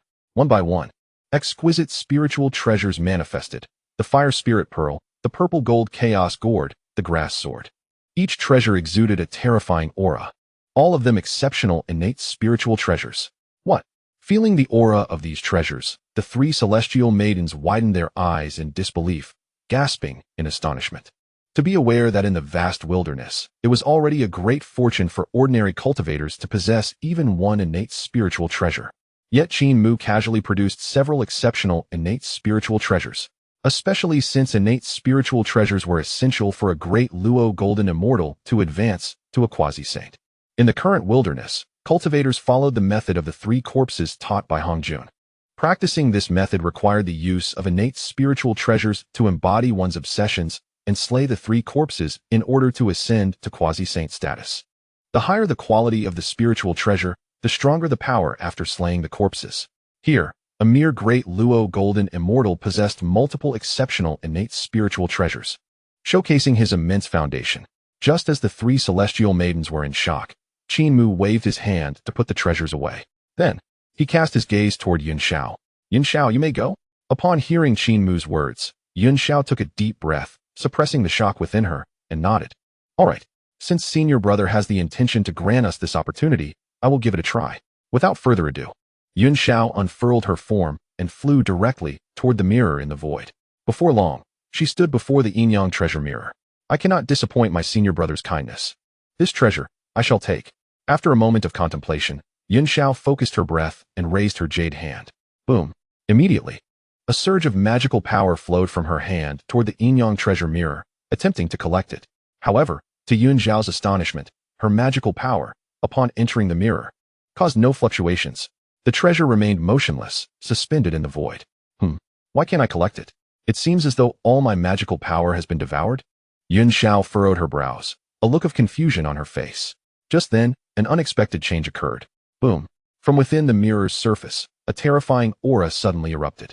As this aura emerged, a crushing pressure enveloped the heavens and the earth. Yun Xiao was instantly alarmed. Before she could react, black and white divine light surged out like a tidal wave from within the mirror. Not good. Qin Mu exclaimed in alarm, just as he was about to act. It was too late. Bang! The intertwining black and white divine light struck Yun Xiao directly. Poof! Caught off guard, Yun Xiao spat out a mouthful of blood and was sent flying backward. Sister! Xiong Xiao and Bai Xiao cried out in shock. Qin Mu's expression changed, and he swiftly moved to catch the flying Yun Xiao. Xiong Xiao and Bai Xiao hurriedly followed, their faces filled with confusion, completely unaware of what had transpired. Logically, this exceptional innate spiritual treasure should not harm anyone. Before Xiong Xiao and Bai Xiao could respond, Qin Mu had already entrusted the injured Yun Xiao to them for support. Subsequently, Qin Mu's gaze shifted directly to the Yin-Yang treasure mirror, his eyes ablaze with fury. You seek death. Come out. He roared, his anger palpable. Yun Xiao was his junior sister, and now she was injured due to attempting to collect the spiritual treasure, an action he had encouraged. He felt a pang of guilt. Furthermore, while the three celestial maidens were oblivious, Qin Mu had discerned the truth. Something was amiss within the Yin-Yang treasure mirror. The force that had harmed Yun Xiao was not the mirror's innate power, but rather the interference of an entity within. Seeing no movement from within the mirror, Qin Mu's brows furrowed, and he coldly declared, "Not coming out?" Without delay, he waved his hand, revealing the grass sword. Boom! Grasping the grass sword, Qin Mu immediately slashed forward. The sword light tore through the void, aiming directly at the mirror's surface. Clang! In less than a moment, the terrifying sword force struck the mirror's surface. The mirror trembled violently. Cackling, a chilling laugh echoed from within the mirror. I didn't expect to draw such a being this time. Your aura is quite delectable. If I devour you, I might just regain my former life. How fortunate I am. As the words fell, a stream of black mist surged forth from the mirror. From the swirling black mist emerged a figure. The figure appeared gaunt, surrounded by decaying black energy, exuding a power comparable to that of a quasi-saint. A quasi-saint? Qin Mu's brows furrowed. However, he quickly sensed that this being's aura was different from contemporary quasi-saints. It was older, more violent, and filled with a sense of slaughter. It must be a being from the ancient era. A remnant soul, perhaps? Qin Mu murmured quietly, remaining vigilant. Moreover, from this being's words, Qin Mu deduced that the treasure map was a trap. Over countless ages, countless beings had likely been lured here by the treasure map, only to meet a tragic end and become sustenance for the being within the mirror. While Qin Mu pondered, Xiong Xiao and Bai Xiao approached, supporting Yun Xiao. Senior brother, what should we do? Xiong Xiao asked anxiously, her expression grave. She sensed the immense power of the being shrouded in black mist, far surpassing that of a great Luo golden immortal, reaching the level of a quasi-saint. Bai Xiao's face was equally worried. Although Qin Mu had previously slain the Purple Mansion's great Luo Xuanmingzi with a single strike, the foe they faced now was a quasi-saint. Hearing Xiong Xiao's question, Qin Mu cast a sidelong glance, standing with sword in hand, positioning the three celestial maidens behind him, and calmly said, "Do not worry. I shall handle everything." His tone was calm, exuding an undeniable confidence. Chapter 55. The Disciples of Hongjun Cursed Be It. Upon hearing Qin Mu's words, the three heavens' hearts began to settle, albeit slightly. Yet, the thought of the creature enveloped in the black and white yin-yang energies, possessing the cultivation of a quasi-saint, sent ripples of unease coursing through their minds. Although Qin Mu was formidable, he was merely at the great Luo golden immortal realm. At that moment, within the swirling mists of black and white, the creature's gaze swept over the four of them. 3 golden immortals and 1 great Luo golden immortal. Suddenly, the creature's eyes fixated on Qin Mu, and an overwhelming joy surged within it. Who would have thought there was a primordial demon god among them? The heavens do not forsake me, yin and yang. Initially, it had assumed that Qin Mu and his companions were merely ordinary primordial beings. However, upon closer inspection, it recognized the unmistakable aura of a primordial demon god emanating from Qin Mu. One must know that the root of a primordial demon god, even in the age of antiquity, was of a sovereign level. Their flesh and blood contained the essence of chaos, making it a veritable treasure for a remnant soul like this one. Yin and Yang.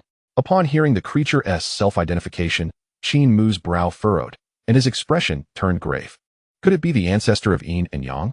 The thought sent tremors through his heart. As a transmigrator, he was well aware of who the ancestor of yin and yang was. This being was a top-tier primordial demon god from the age of antiquity. A reincarnation of the chaos demon god.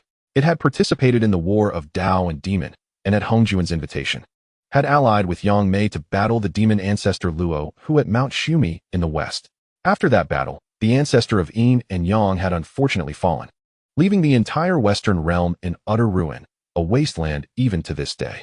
To discover that this creature was the remnant soul of the ancestor of yin and yang was indeed troublesome.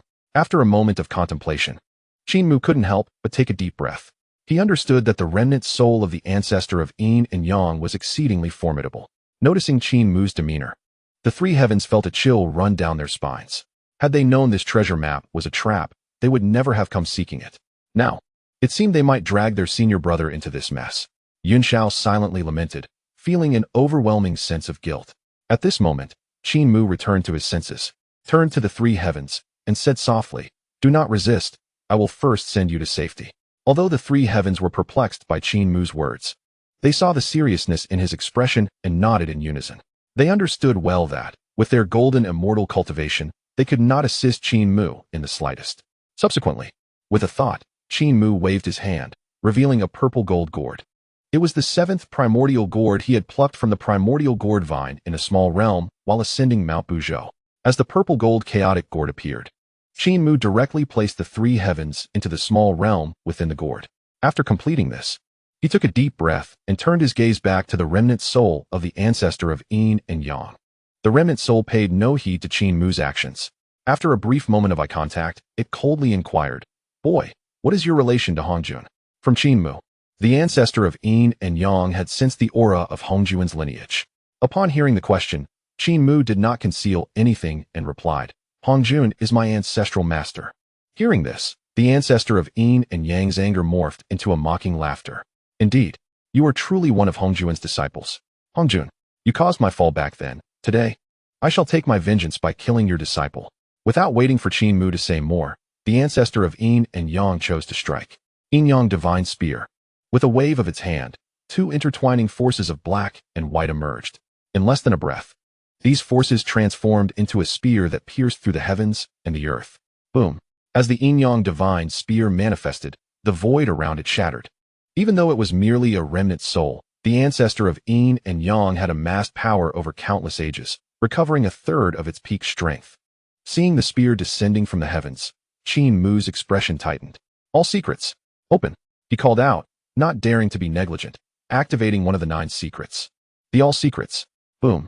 With the activation of the all secrets, his strength surged dramatically. In the next moment, Qin Mu extended his hand, revealing a grass sword. Boom. Whoosh. At this moment, the yin-yang divine spear, bearing terrifying might, rushed towards Qin Mu. Clang. Under the enhancement of the all secrets, Qin Mu unleashed a powerful strike against the yin-yang divine spear. Heaven-splitting sword. Boom. As the sword was unleashed, its might reverberated throughout the universe. The overwhelming sword energy coalesced like a river, soaring towards the yin-yang divine spear in a fierce clash. Bang! In mere breaths, the terrifying sword energy collided with the divine spear. Instantly, an earth-shattering roar echoed, shaking the very fabric of this small realm, warping time and space as if it might collapse at any moment. Moreover, the yin-yang divine spear summoned by the ancestor of yin and yang was shattered beneath Qin Mu's strike, the yin-yang laws entwined upon it torn asunder by the sword energy. What?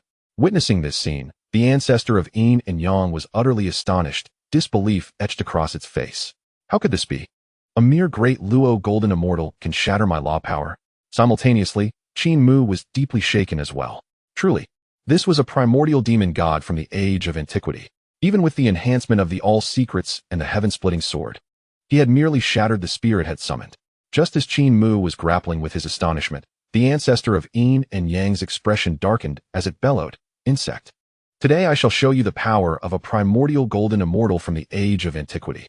Without waiting for Qin Mu's response, the ancestor of yin and yang quickly formed seals with its hands and shouted, "Yin-yang power, suppress the world." Boom. As the spell was cast, this small world trembled violently. Then, boundless yin-yang energies transformed into a vast domain that obscured the sun, chains of law coiling around like dragons and snakes, pressing down toward Qin Mu. This power of yin and yang was true law power, only manageable by those of primordial golden immortal caliber. As the suppressive domain descended, the sword light that had been swirling in the heavens was instantly crushed. Boy, obediently become the sustenance for my resurrection. Die. The ancestor of yin and yang cackled, its expression filled with madness and longing. Looking at the overwhelming domain of law, Qin Mu narrowed his eyes slightly and coldly replied, "Is that so?" Without delay, he activated the primal version of the transformation into freedom technique. Boom. In an instant, an ancient aura erupted from Qin Mu. This aura was timeless and seemed to emanate from the chaos era itself. Chapter 56, Pangu Aura? Transformation into Xingtian's form, severing yin and yang. Merely the emergence of this aura caused the remnant soul of the ancestor of yin and yang to tremble all over. What is this aura? The ancestor of yin and yang wore an incredulous expression, panic etched into its features. For the aura emanating from Qin Mu was enough to instill fear in its very bloodline. The ancestor of yin and yang understood well what this meant. Only the aura of Pangu could suppress him in such a manner. No, it can't be. He is dead. He has already merged with the primal world. How could he still exist? The ancestor of yin and yang was filled with dread, never having anticipated that Qin Mu could exude the aura of Pangu. Moreover, this aura was remarkably pure. In this very place, a mere hint of perception instills an overwhelming sense of dread. The more he contemplates, the more the ancestor of yin and yang trembles violently, his pupils filled with terror. In a daze, he seems to return to the chaotic era, where Pangu wielded his axe, cleaving through the void and shattering his demonic form. Now, this familiar aura has resurfaced, sending shivers through the very essence of the yin and yang ancestor. Before the ancestor could regain his composure from the shock, the figure of Qin Mu, suspended in the void, suddenly transformed. A thunderous roar echoed throughout this small world, and in the next moment, Qin Mu's incarnation as Xingtian manifested. Upon closer inspection, a towering figure emerged, muscles coiling like ancient serpents, adorned with the battle tattoos of the ancient witch clan. This incarnation appeared as if a warrior from the dawn of time had stepped forth. Is this the body of the witch clan? Truly, it is immensely powerful. Qin Mu silently marveled, feeling the surging strength within his incarnation of Xingtian, his heart filled with awe. Such power surpasses that of a great Luo golden immortal by an unfathomable degree. And this is merely the body of a great witch. How formidable would an incarnation formed from the blood of an ancestor witch be? If given the chance, he must acquire even a single drop of ancestor witch's blood. Qin Mu contemplated. Earlier, at the foot of Buzhou Mountain, he had engaged in a friendly contest with Xingtian. After defeating him, he not only obtained a shard of the creation jade disc, but Xingtian also gifted him a drop of his own blood. It was this drop of blood that enabled Qin Mu to perform the transformation into Xingtian, resulting in an incarnation indistinguishable in power from his true self. At this moment, the remnant soul of the ancestor of yin and yang steadied itself, its gaze sharp as it turned toward Qin Mu's incarnation of Xingtian. Who are you? Why do you bear the aura of Pangu? The ancestor inquired gravely, utterly perplexed. After all, in the era when he still existed, the witch clan had yet to emerge in the primordial world, and he was unaware of the secrets behind the transformation of Pangu's blood into the witch clan. Upon hearing the ancestor's question, Qin Mu smirked coldly and replied, "I am the one who seeks your life." Without waiting for a response, Qin Mu bellowed, "Axe, come." With his furious shout, a massive axe materialized from the void, its blade entwined with the chaotic malevolence. In the next instant, without hesitation, Qin Mu unleashed the open sky axe technique. Boom. With a single strike, the axe light surged like a rainbow. Under the might of the axe, it seemed to reenact the moment of the heavens being split apart. The ancestor of yin and yang, witnessing this, wore an expression of utmost gravity. With a flick of his hand, he summoned the forces of the yin and yang laws, which coiled toward the axe's power like chains. Bang! In less than a breath, the two forces collided. A deafening roar resounded, and time and space appeared to collapse under the intensity of the clash. What shocked the ancestor of yin and yang was that the yin and yang laws he summoned were directly shattered by the axe's might. What? The ancestor's mind reeled. Disbelief etched across his face. Without the luxury of time to ponder further, he summoned the yin and yang treasure mirror. Yin-yang mirror, shine. As the ancestor invoked the mirror, black and white divine lights intertwined on its surface, illuminating death on the yin side and life on the yang side. Boom. Instantly, a radiant light erupted from the yin side of the yin-yang treasure mirror, enveloping Qin Mu. Logically, Being illuminated by the inside of the mirror should mean certain death, even for a great Luo golden immortal. However, to the ancestor's astonishment, Qin Mu remained motionless, utterly unharmed. What? The ancestor was taken aback, disbelief flooding his features. How is this possible? How could he be unscathed? The ancestor was utterly flabbergasted, caught off guard by the scene before him. You are merely a great Luo golden immortal. Why do you not perish? Stumbling over his words, the ancestor questioned, his head buzzing. Previously, he had used the yin-yang treasure mirror to slay countless beings of the primordial world with consistent success. Yet, he could not fathom why it had failed against Qin Mu. Of course, the ancestor was unaware that the mirror's powers were only effective against beings native to the primordial world. As a traveler from another realm, Qin Mu's soul did not belong to this world, rendering him immune. In response to the ancestor's skepticism, Qin Mu offered no further explanation. With a fierce glint in his eyes, he declared, "Die, yin-yang." As his words fell, Qin Mu seized the moment, raising the enormous axe once more to strike down. Boom. This strike contained the full might of his incarnation of Xingtian, embodying all the strength of the witch clan. After all, with his mid-stage great Luo golden immortal cultivation, he could not sustain this incarnation for long. A swift resolution was imperative. As Qin Mu's axe descended, its light split the chaos as the heavens were forged anew. A brilliant arc of light cleaved through the sky, as if to rend the very fabric of this small world in two. Whoosh! As the axe fell, time and space shattered, and all things returned to the void. The chaos within the small world surged, reminiscent of the cataclysmic scene during Panga's creation. The ancestor of Yin and Yang's expression darkened upon witnessing this, and he roared, "Yin-yang mirror, protect." He then summoned the yang side of the yin-yang mirror. In an instant, a protective domain formed before him. You cannot kill me, boy. I possess the protective domain of the yang side of the yin-yang realm. Your power is insufficient to breach it. Before the ancestor could finish his words, Qin Mu's axe power had already penetrated through, crashing against the mirror's surface. Crack. Following this, the protective domain summoned by the yang side of the yin-yang realm was shattered by the axe's might. Had this been the ancestor of Yin and Yang in his prime, such power would have been easily thwarted. However, he was merely a remnant of his former self. Before the ancestor could react, the overwhelming axe force pierced through his body. Bang! Amidst the piercing screams, the ancestor of Yin and Yang's consciousness was utterly extinguished, his unwilling roar echoing in the void. I am not willing. Chapter 57. The Taiji Yin-Yang mirror. As the remnant of the ancestor of Yin and Yang was vanquished, Qin Mu's incarnation of Xingtian reached its limit and rapidly dissipated. In an instant, he returned to his original form. Huff huff. Qin Mu gasped for breath, weakly retrieving the purple-gold chaotic gourd to release the three celestial beings. Yet, he found himself unable to maintain his composure and tumbled from the void. Master brother, the three celestial beings exclaimed in unison, rushing forward to support him. Are you all right? Master brother? You've expended so much energy. The three celestial beings gazed at Qin Mu with concern, fully aware that he had just resolved the remnant soul of the ancestor of Yin and Yang. Otherwise, he would not have released them. In the depths of their hearts, they admired and revered Qin Mu even more. Had they not encountered him, they would not have been here to seek treasures. They would have likely met their doom when facing the formidable Zifu de Luo Zunyanzi. Feeling the warmth of the three celestial beings surrounding him, Qin Mu felt a surge of warmth within. In his 2 lifetimes, having been a recluse in his past life and now devoted to cultivation, he had never been this close to women. At that moment, receiving such concern from 3 stunning fairies made his ears flush with warmth. After a brief pause, Qin Mu reassured them, "Do not worry. I am fine.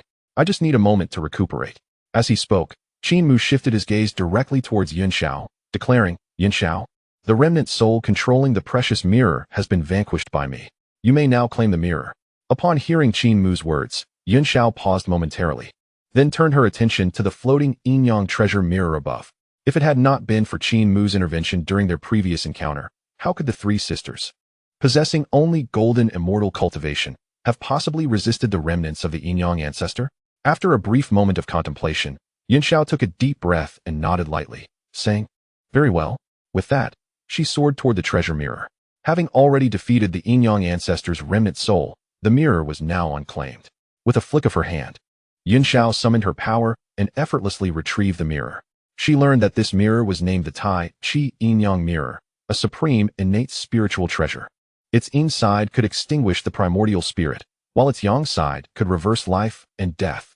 Previously, the three sisters possessed only two spiritual treasures: the primordial golden dipper and the golden cuttlefish scissors. Now, with the acquisition of this supreme innate treasure, the Tai Chi Yin-Yang mirror, each sister could possess a spiritual treasure of her own.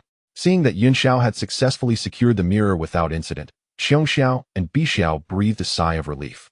After a brief period of rest, Qin Mu felt his internal power restored.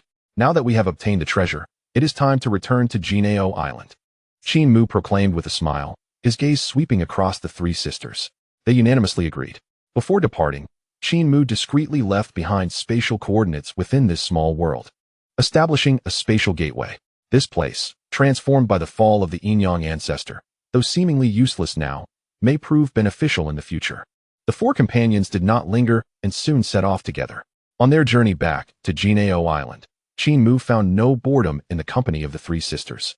Relishing the pleasantness of their camaraderie, Bi Xiao, the most lively of the trio, frequently engaged Qin Mu, urging him to recount his experiences during his travels in the primordial world. Yun Xiao and Xiong Xiao often engaged Qin Mu in philosophical discussions. As they traveled together, the three sisters grew increasingly enamored with their elder brother, Qin Mu, particularly Bi Xiao, whose eyes sparkled with affection whenever she looked at him. Time passed swiftly, and before long, several days had elapsed. One day, amidst the East Sea, the celestial mist dispersed, revealing a majestic island floating among the clouds. Upon closer inspection, the island resembled a golden tortoise supporting the heavens, bathed in radiant hues and descending purple chi. Countless celestial birds circled the island, chirping melodiously, while spiritual springs cascaded like a suspended Milky Way. Within the heavens, streaks of light descended, revealing Qin Mu and the three sisters. Upon sighting the celestial island, Bi Xiao exclaimed with excitement, "Elder brother, that is Jinao Island." As she spoke, Bi Xiao pointed toward the largest island at the center. Qin Mu nodded slightly, keenly sensing the extraordinary nature of the place, and could not help but exclaim, "Truly, it is worthy of my master's domain, with an enduring fortune that rivals Kunlun. It is indeed a top-tier blessed land." Subsequently, the three sisters accompanied Qin Mu as they descended from the clouds. Just then, a figure suddenly rushed forth from the Bio Palace. In a heartbeat, the figure landed gracefully before the four. It was a plump Taoist, appearing endearingly amiable. Upon seeing him, the three sisters promptly bowed in respect, simultaneously addressing him, "Brother Duobao." Duobao nodded, his gaze shifting to Qin Mu. "Elder brother, you have returned," he exclaimed, hastening toward Qin Mu with a beaming expression. Duobao held deep gratitude toward Qin Mu, for after his transformation, he had followed Qin Mu on his adventures through the primordial world, during which they had amassed considerable opportunities together. Later, upon arriving at the Wu's-Haoshan, Duobao found himself unable to enter due to his lack of strength compared to the formidable Qua Fu. After Qin Mu defeated Qua Fu, he advised Duobao to journey to Kunlun Mountain, suggesting that he might find his own fortune there. Following Qin Mu's guidance, Duobao went to Kunlun Mountain with Yuding and successfully became a disciple of the Upper Clear Heavenly Way. In Duobao's view, had it not been for Qin Mu's counsel, he might still be an ordinary loose cultivator. As Qin Mu approached, he smiled gently, taking a moment to assess Duobao's progress. After all these years, Duobao's cultivation had ascended to the level of a Tai Golden Immortal, his aura profound, clearly a testament to his diligent practice. After a brief pause, Qin Mu patted Duobao's shoulder and remarked, "Well done, you haven't been idle." Hearing Qin Mu's praise, Duobao grinned sheepishly, scratching his head. Just as he was about to reminisce with Qin Mu, a clear voice suddenly resonated from the Bio Palace. "Why are you still outside? Come in." Upon hearing the voice, Qin Mu's expression shifted, immediately recognizing that the voice belonged to his master, Tongtian. "Junior brothers and sisters, I must first pay my respects to master. We shall continue our conversation later." The other three nodded in agreement. Without delay, Qin Mu soared directly into the Bio Palace. Before long, he arrived in the Grand Hall. Upon entering, he beheld a figure seated in the main seat. The individual wore a purple robe and a jade crown, his gaze sharp as lightning. Though he did not exude any oppressive aura, the natural essence of his Tao caused the surrounding space to momentarily freeze. It was none other than Tongtian. Upon seeing Tongtian, Qin Mu immediately bowed and said, "Disciple Qin Mu pays respects to master." Tongtian nodded slightly, his gaze sweeping across the room before resting on Qin Mu, a satisfied smile spreading across his face. "Not bad.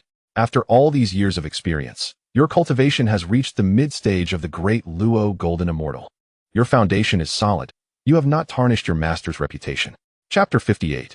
If Tongtian were to become a saint again? Hearing Tongtian's praise, Qin Mu smiled modestly and replied, Master, you flatter me. I merely have had a few fortunate encounters. In response, Tongtian narrowed his eyes slightly and replied, If it were merely a few fortunate encounters, you would not have attained the mid-stage of the great Luo Golden Immortal level. I imagine your travels have yielded substantial rewards, have they not? Come, share with me the tales of your journey. Qin Mu nodded, not hesitating, and began to recount the experiences he had encountered since leaving Kunlun Mountain. As Tongtian listened to Qin Mu's travels, a flicker of surprise crossed his eyes. While he did not believe Qin Mu's modesty about his fortune, he was astonished by the richness of Qin Mu's experiences and the profound blessings he had received. Particularly, upon hearing that Qin Mu had recently slain the remnant soul of the Yin-Yang ancestor, Tongtian was even more astonished. You managed to slay the remnant soul of the Yin-Yang ancestor? Tongtian was no stranger to the Yin-Yang ancestor, a dominant figure from the ancient era. During the competition between the Feng, Long, and Qilin clans, the Yin-Yang ancestor was a rival to the ancestral dragon and the ancestral phoenix. Later, he joined forces with the ancestor of the universe and the great immortal Yangmei to battle the demon ancestor, Rahu. That battle nearly shattered the Western realm, leaving its spiritual veins in ruin. Even after countless ages, the Western realm had yet to recover, remaining barren. At that time, the three clans had only just taken form and had yet to make their mark in the primordial world, essentially being nameless entities. Although it was merely the remnant soul of the Yin-Yang ancestor, Tongtian could still appreciate its formidable power. The fact that Qin Mu could slay it with the cultivation of a great Luo Golden Immortal demonstrated his extraordinary prowess. Witnessing Tongtian's astonishment, Qin Mu smiled slightly and replied, Master, I was merely fortunate. Had it not been for the fact that he was merely a remnant soul of the Yin-Yang ancestor and had only regained a third of his original strength, I would likely not have been able to slay him. Upon hearing Qin Mu's words, a glimmer of approval flashed in Tongtian's eyes. He understood that Qin Mu was being humble, even if it was only the remnant soul of the Yin-Yang ancestor. Its power was not something an ordinary great Luo could contend with, especially considering that the remnant soul was still controlling the supreme innate treasure, the Tai Chi Yin-Yang mirror. After a moment of contemplation, Tongtian regained his composure and remarked nonchalantly, This is all your fortune, my young friend. The chance for the three heavens to encounter you is indeed their blessing. Qin Mu smiled faintly, choosing not to elaborate on his own experiences. Instead, he shifted the focus of the conversation and inquired, By the way, Master, after so many years, have you gleaned any insights into the path to sanctification? Upon hearing Qin Mu's question, Tongtian's expression suddenly darkened. After Hongjun delivered his third sermon at the Zixiao Palace, he distributed the positions of saints, and Tongtian secured one of them among the 6 heavenly saints. Since then, he had dedicated himself entirely to the comprehension of the sacred path. However, despite the passage of many years, he still had not attained enlightenment. After a brief silence, Tongtian sighed helplessly and shook his head, lamenting, The path to sanctification is exceedingly arduous. Although I have had some insights, I have yet to grasp that crucial opportunity. Perhaps the time for my sanctification has not yet arrived. Upon hearing Tongtian's words, a flicker of intrigue flashed in Qin Mu's eyes, while others were unaware. Qin Mu was acutely aware of the historical timeline of the primordial era. According to history, Hongjun was the first heavenly Dao saint, followed by Nuwa, who achieved sanctification through her merit of creating humanity. The 3 pure ones each founded their own great teachings, also following the path of merit to sanctification. If I were to disclose the timing of Master S' opportunity for sanctification, would it have any repercussions? Qin Mu pondered quietly. After a moment's contemplation, his gaze shifted, and he murmured softly, It would merely alter the order of sanctification. Surely, that would not have any significant consequences? Throughout these years, Qin Mu refrained from revealing the timing of Tongtian's opportunity due to his concern about incurring a significant karmic consequence. However, upon reflection, he realized that Tongtian's sanctification was an eventuality. Even if he disclosed it now, it would merely allow Tongtian to achieve sanctification ahead of schedule. With this resolve in mind, a glimmer of determination crossed Qin Mu's eyes, and after a brief pause, he spoke, Master, during my travels through the primordial realm, I have had certain insights I am uncertain whether to share. Tongtian, taken aback by Qin Mu's statement, raised an eyebrow and inquired, What insights do you speak of? Speak freely. Taking a deep breath, Qin Mu did not hesitate, stating earnestly, I have observed the myriad spirits of the primordial realm. where the powerful, akin to dragons and phoenixes, possess their own bloodline legacies.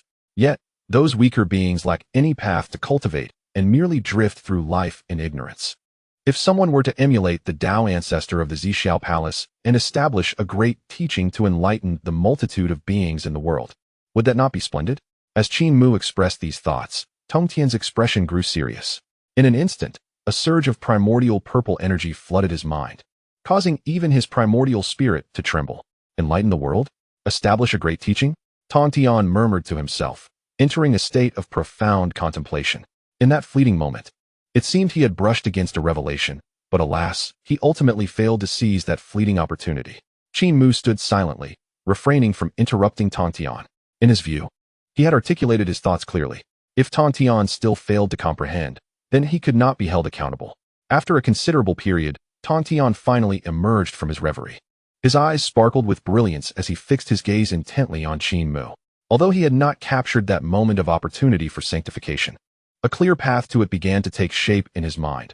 Establish a teaching, gather momentum, and attain the Tao. Suddenly, Tongtian burst into hearty laughter, exclaiming, "Ha ha ha!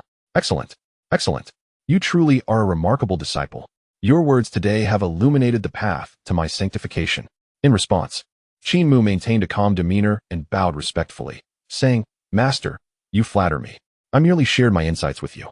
Tongtian nodded slightly, not elaborating further. In the next instant, he waved his sleeves, and a golden bell materialized from his palm. He gently tossed it, and the bell soared toward the dome of the Bio Palace. In a matter of moments, the massive golden bell came to a halt in midair. Dong! The resonating sound of the bell echoed throughout the entirety of Jinao Island. At that moment, numerous disciples who were cultivating on Jinao Island were roused by the bell's chime. What has transpired? Why has the master rung this bell? It seems the master has a significant announcement to make. In their astonishment, the disciples of Tongtian hastily made their way toward the Bio Palace. Chapter 59. The Gathering of the Immortals. Tongtian in closed-door meditation, contemplating the sacred path. As the golden bell rang, the aura of immortality surged outside the Bio Palace. Soon, figures began to descend one after another.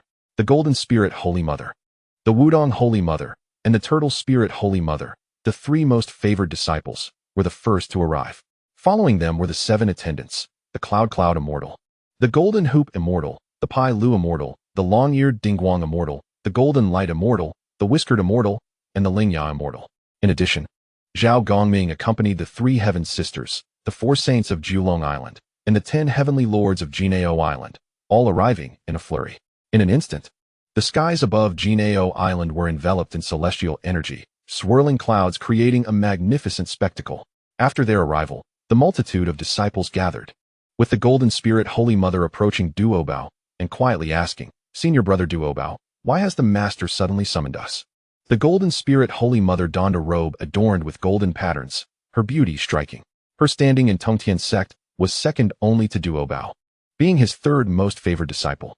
Upon hearing her question, the multitude of disciples turned their gazes toward Duobao. Seeing this, Duobao shook his head, a look of confusion on his round face. "Junior sister, I too am unaware. However, since the master has rung the golden bell, there must be an important matter at hand." To this, the others nodded in agreement. After all, the ringing of the golden bell indicated the occurrence of a significant event. Zhao Gongming and the 3 Heaven Sisters were present. Earlier, the senior brother had gone to pay respects to the master, and shortly after, the master rang the bell. Could it be related to the senior brother? Yin Xiao voiced her doubts. After returning to Jinao Island, Qin Mu had gone to see Tongtian. The 3 sisters had just met with Zhao Gongming and had not yet had the chance to catch up when the golden bell rang. Upon hearing Yin Xiao's words, Zhao Gongming glanced sideways and said, "No need for wild speculation. Since the master is eager for us, it must be an important announcement. Let us proceed inside." In response, the 3 heavens nodded and did not ponder further. Subsequently, the group, unwilling to delay, stepped into the Bio Palace. Before long, the disciples of Tongtian entered the grand hall. As soon as they stepped inside, all eyes instinctively fell upon the figure standing beside Tongtian, clad in blue robes and standing with arms behind his back. He exuded an aura of profound mystery. It was none other than Qin Mu. Upon seeing Qin Mu, the disciples murmured in confusion, "Who is that standing beside the master? He appears extraordinary. Is the master summoning us because of him?" The disciples were filled with curiosity. The 3 Heaven Sisters, upon spotting Qin Mu, were all visibly excited, their faces radiating admiration and reverence, especially Bi Xiao, who unabashedly displayed her affection for Qin Mu. Zhao Gongming scrutinized Qin Mu and muttered to himself, "Is this the Master's first disciple, our senior brother Qin Mu? He certainly possesses an impressive demeanor." The Three Xiao Sisters naturally shared with Zhao Gongming the news of Qin Mu's return. The other disciples, not daring to be remiss, collectively bowed and greeted Tongtian. Disciples pay their respects to Master. Tongtian inclined his head slightly, gesturing for everyone to rise, then shifted his gaze to Qin Mu beside him. "I have summoned you all for 2 announcements. First, this is my first disciple, Qin Mu. He is also your senior brother." Upon hearing Tongtian's declaration, the assembled disciples were taken aback, a buzz of conversation erupting. "What? He is senior brother Qin Mu? I thought he was someone else, but it turns out he is the senior brother who has been wandering outside. He certainly appears to be a figure of great depth." The disciples expressed their astonishment and admiration. They have served under Tongtian for many years, having heard mention of this esteemed elder disciple before, yet never having laid eyes upon him. Now, upon their first encounter, his extraordinary demeanor is indeed remarkable. At that moment, Duo Bao was the first to react. Hastily approaching Qin Mu and bowing in respect, saying, "Greetings, senior brother." Duo Bao felt immense gratitude towards Qin Mu, were it not for his guidance back then. He might still be merely a wandering cultivator.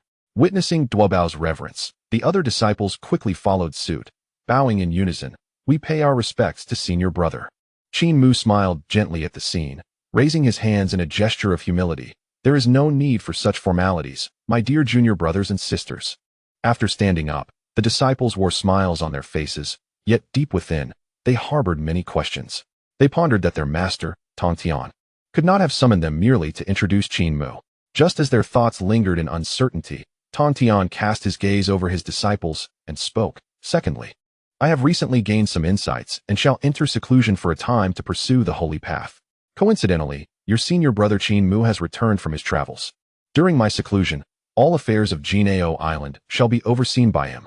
With that, Tongtian glanced at Qin Mu, feeling deeply moved by his earlier words, which had subtly touched upon the threshold of sanctification. Upon hearing Tongtian's declaration, Qin Mu was taken aback, a flicker of surprise crossing his eyes. "Another period of seclusion?" he murmured softly, struggling to comprehend. After all, he believed he had conveyed the opportunity for Tongtian's sanctification quite clearly. Initially thinking that Tongtian had gathered his followers to announce the establishment of a sect, he was caught off guard by the news of seclusion instead. Perhaps I have underestimated the complexity of the matter. Even if it were to establish a sect, Master must consider many aspects, such as the tenets of the teachings. As Qin Mu contemplated this, Duo Bao and the other disciples felt a sudden intensity, particularly upon hearing that Tongtian would enter seclusion to pursue the holy path. Their eyes gleamed with fervor. It was well known that in the vastness of Hongwang, a saint represents the pinnacle of existence. Should Tongtian indeed achieve sanctification, they, as his disciples, would be considered the offspring of a saint, bringing them unparalleled glory in their future journeys across Hongwang.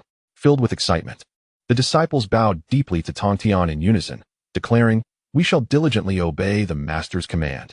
Tongtian nodded with satisfaction and waved his sleeves. With a resonant sound, a clear sword cry rang out. A long azure sword materialized in the air, its body and sheath entirely black, adorned with blue lotus flowers. Its edge concealed, yet emanating a formidable aura capable of severing all laws. It was none other than Tongtian's treasured sword, the Qingping sword.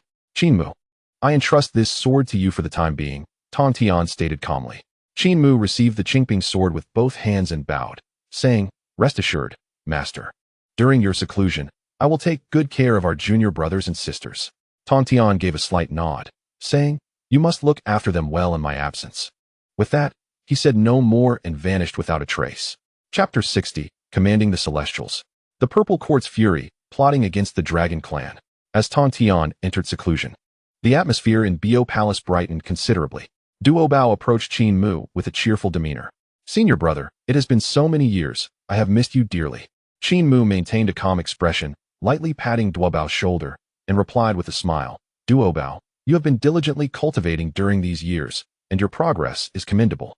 When Qin Mu first encountered Duo Bao, he had already sensed that Duo Bao's cultivation had reached the level of Tai Golden Immortal. "Senior brother, you flatter me. Compared to you, this is nothing," Duo Bao replied modestly. Just then, the Holy Mother of Golden Spirit joined them, greeting Qin Mu with a graceful bow. Senior brother. Now that master is in seclusion to comprehend the holy path, all matters of Jinao Island will be under your stewardship. Should there be any tasks, I will do my utmost. Simultaneously, the Holy Mother of Wudong and the Holy Mother of Turtle Spirit nodded in agreement, indicating their willingness to follow Qin Mu's instructions. At that moment, Zhao Gongming and other disciples gathered around. Senior brother, I heard from the Three Sisters that you have vanquished the remnant soul of a quasi-saint. Had it not been for your intervention, my Three Sisters would have surely faced calamity. I thank you deeply for that. Zhao Gongming bowed deeply to Qin Mu. Before Qin Mu could respond, Bi Xiao interjected, Elder brother. You are not aware that senior brother once slayed a great Luo golden immortal of the Purple Court with a single sword. Upon hearing Bi Xiao's words, the crowd was left in shock. What? He annihilated a quasi-saint's remnant soul? He defeated a great Luo golden immortal with a single strike? How strong is senior brother? No wonder master entrusted all affairs of the island to him. The disciples were astounded. Initially, when they saw Tong Tian granting authority to Qin Mu, some were not entirely convinced, having known little about him. Now, upon learning of Qin Mu's formidable strength, their doubts dissolved entirely. Qin Mu surveyed the crowd and smiled calmly. Dear junior brothers and sisters, during Master's seclusion, if you have any questions regarding your cultivation, feel free to seek me out. Now, you may disperse. Upon hearing this, the disciples bowed to Qin Mu and then departed. Time flew by swiftly. In the blink of an eye, 1,000 years had elapsed. For cultivators in Hongwang, this period was but a fleeting moment. During this time, Qin Mu managed to relish a rare respite.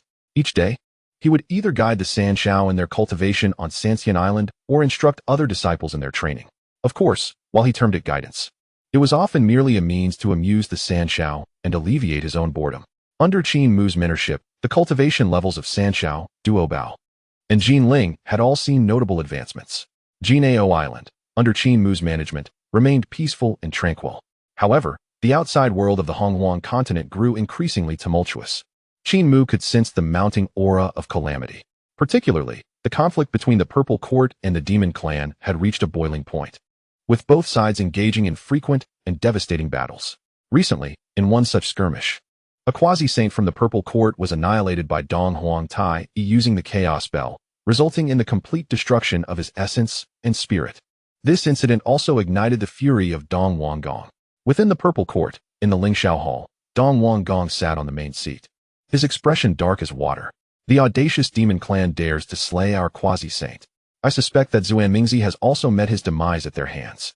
Dong Wanggong's voice was filled with anger, his demeanor grave. It was well known that quasi-saint level combatants represented the pinnacle of strength for the Purple Court. Yet now, one had been slain by the demon clan, a fact that left Dong Wanggong unable to swallow his rage. Moreover, 1,000 years prior, Xuanmingzi, a great Luo golden immortal from the Purple Court, had perished while traveling.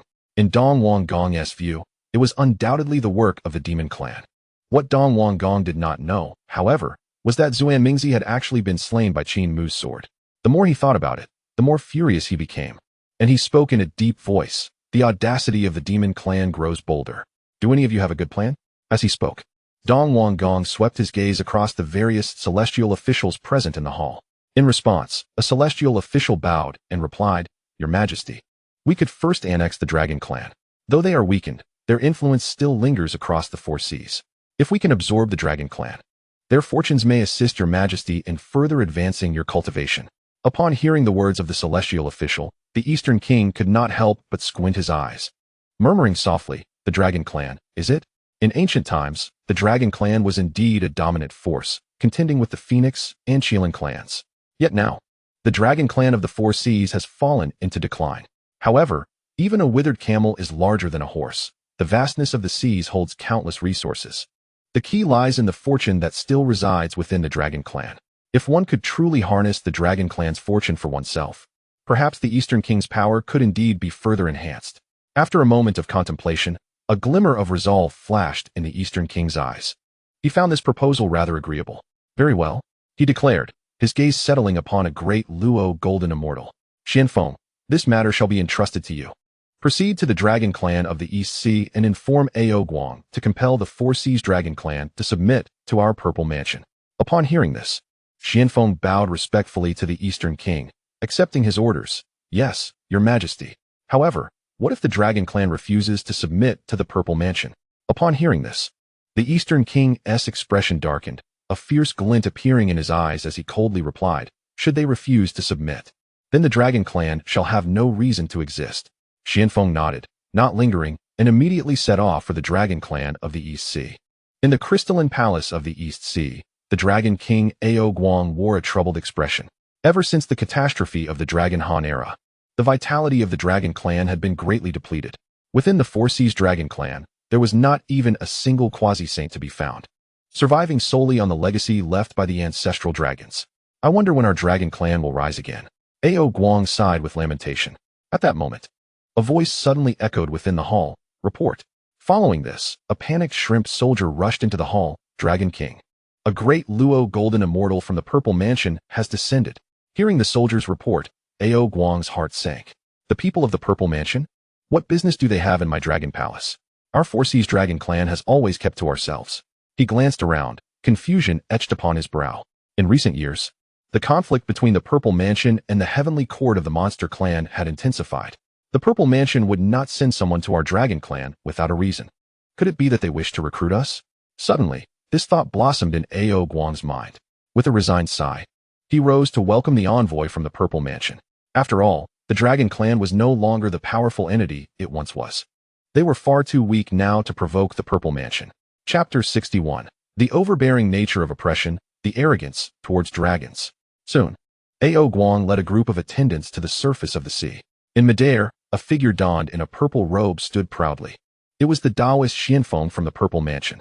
Ao Guang cast a glance at Xianfeng, quickly approaching him, bowing deeply.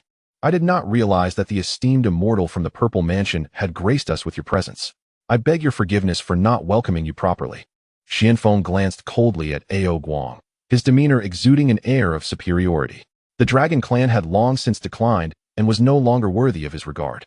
Noticing Xuanfeng's silence, Ao Guang felt a wave of embarrassment wash over him.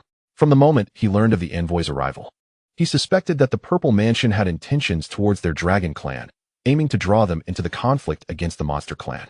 Although Ao Guang felt reluctant, the Dragon Clan's weakness rendered them incapable of resisting the Purple Mansion.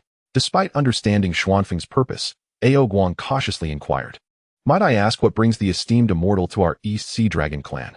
Xianfeng narrowed his eyes, looking down at Ao Guang, and then with a flick of his hand, produced a decree from his palm. The decree of the Emperor of Donghua. The Four Seas Dragon Clan must submit to the Purple Mansion and offer up their fortune. Those who defy this decree shall face extermination.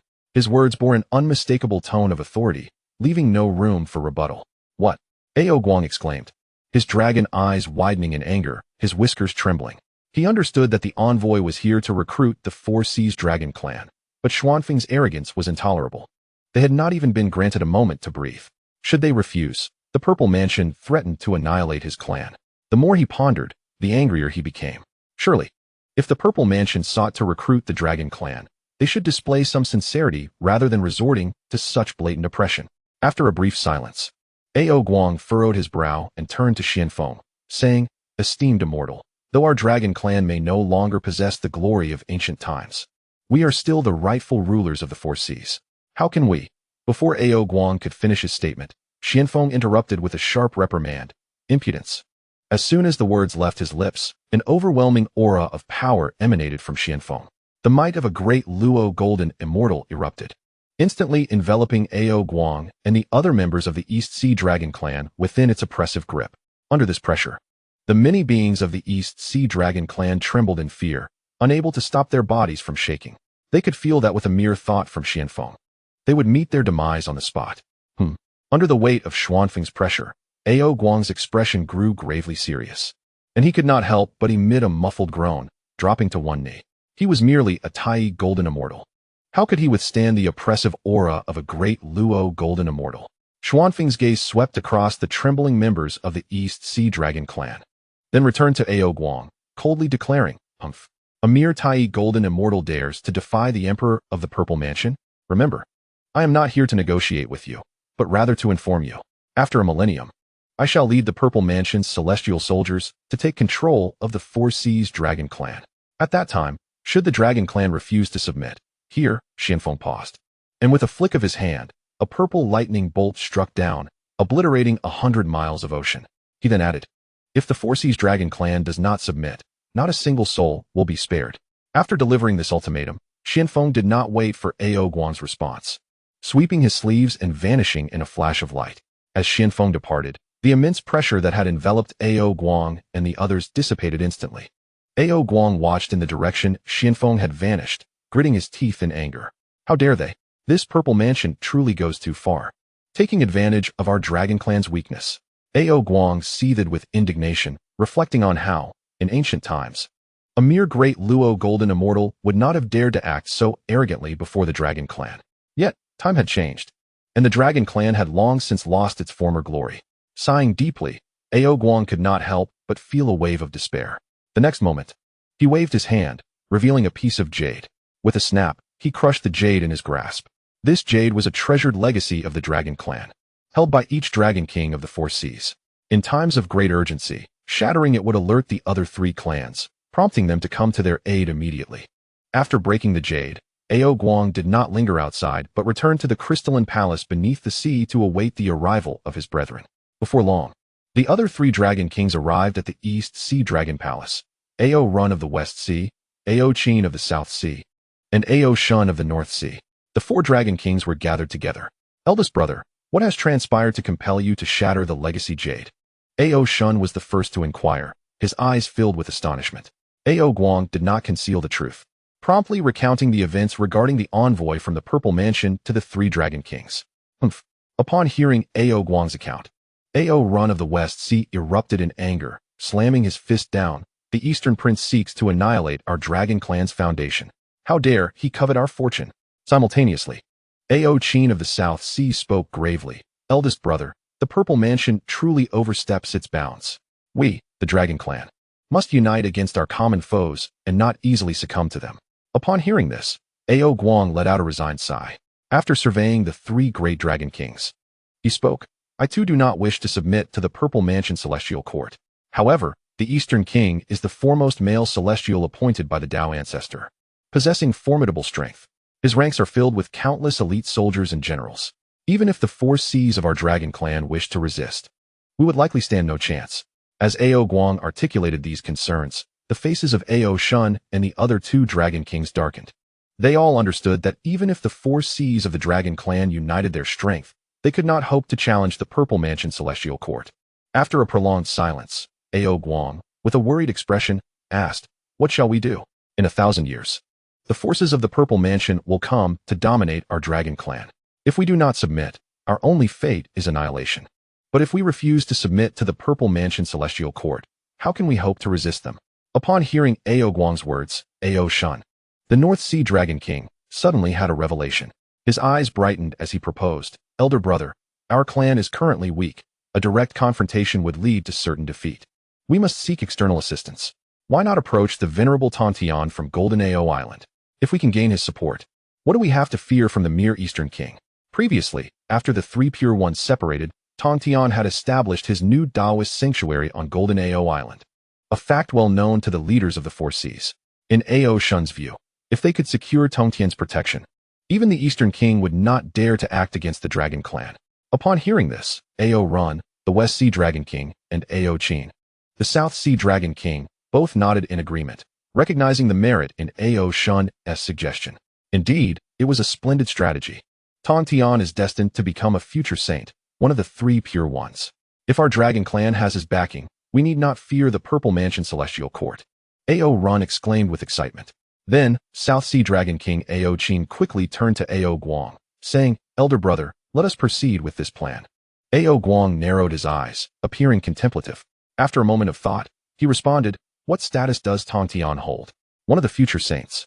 He is unlikely to readily agree to protect our Dragon Clan." Hearing this, Ao Shun hurriedly added, "Tontian has established his sanctuary in the East Sea, adjacent to our Four Seas. If we offer him the fortune of the Four Seas, he may be persuaded to assist us." At this, Ao Guang's expression darkened. Previously, the Taoist Xianfeng from the Purple Mansion had mentioned the intention to take over the Four Seas Dragon Clan. The cost for the Dragon Clan would be more than just the fortune of the Four Seas. If offering this fortune could indeed secure Tontian's protection, it would be a viable option for the Dragon Clan. As Ao Guang pondered, Ao Qin interjected, "Elder brother, do not hesitate. The power of fortune holds great allure for the saints. I believe Tongtian would be no exception. Even if we were to entrust the fortune of the four seas to him, we would still resist the threats from the Purple Mansion Celestial Court.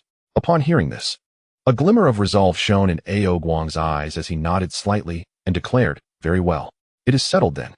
I shall journey to Golden Ao Island to test the waters." With that, Ao Guang wasted no time and departed swiftly towards Golden Ao Island. Meanwhile, at the foot of Mount Kunlun, a special visitor arrived. A radiant beam of seven-colored light descended from the heavens, revealing a woman with a human head and serpent body. Her features were enchanting, and she was enveloped in the aura of creation, none other than Nuwa, the sovereign of the Nuwa Palace, traversing the vast wilderness. Before long, Nuwa gracefully landed at the entrance of Mount Kunlun. After steadying herself, she gazed down at the mountain, her beautiful eyes reflecting a fleeting moment of confusion. Where indeed lies the path to sainthood? After departing from the Nuwa Palace, she had wandered the wilderness, seeking to comprehend the essence of creation and find her opportunity to attain sainthood. Yet, despite the passage of time, she had been unable to grasp that elusive chance. Recently, she received guidance from the heavenly Tao, directing her to Mount Kunlun. Though she did not understand the reason, she followed the guidance nonetheless. Could it be that within Mount Kunlun lies her opportunity for sainthood?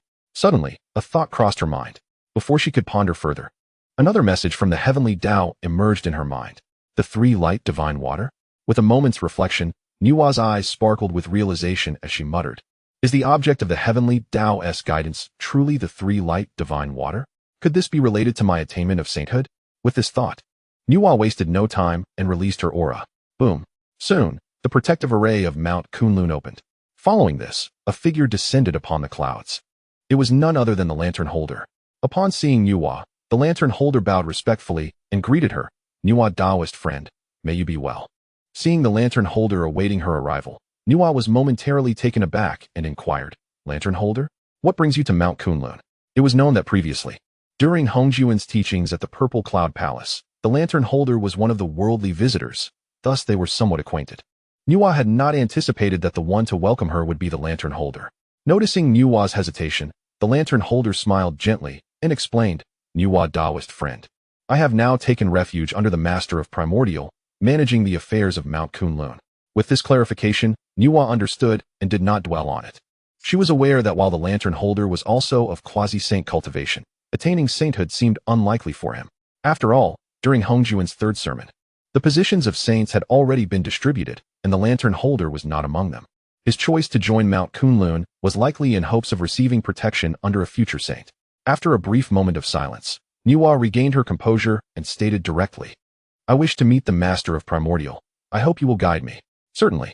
Please follow me, Nuwa Taoist friend." The lantern holder nodded slightly. Understanding that Nuwa was no ordinary being, destined to be one of the 6 future saints, he knew it was essential to introduce her to the Master of Primordial. Before long, Nuwa, under the lantern holder's guidance, arrived at the Yushu Palace. At this moment, the Master of Primordial sat high upon a cloud bed, puzzled by Nuwa's sudden visit. After all, he had little prior acquaintance with her. Why had she come to Kunlun? After a moment's reflection, the Master of Primordial rose and greeted Nuwa with a smile. "Why is Nuwa, my junior sister, not at the Nuwa Palace contemplating the path of the saints? What brings you to Kunlun?" When he posed this question, the Master of Primordial appeared quite courteous. Both he and Nuwa were among those chosen as future saints by Hongjun.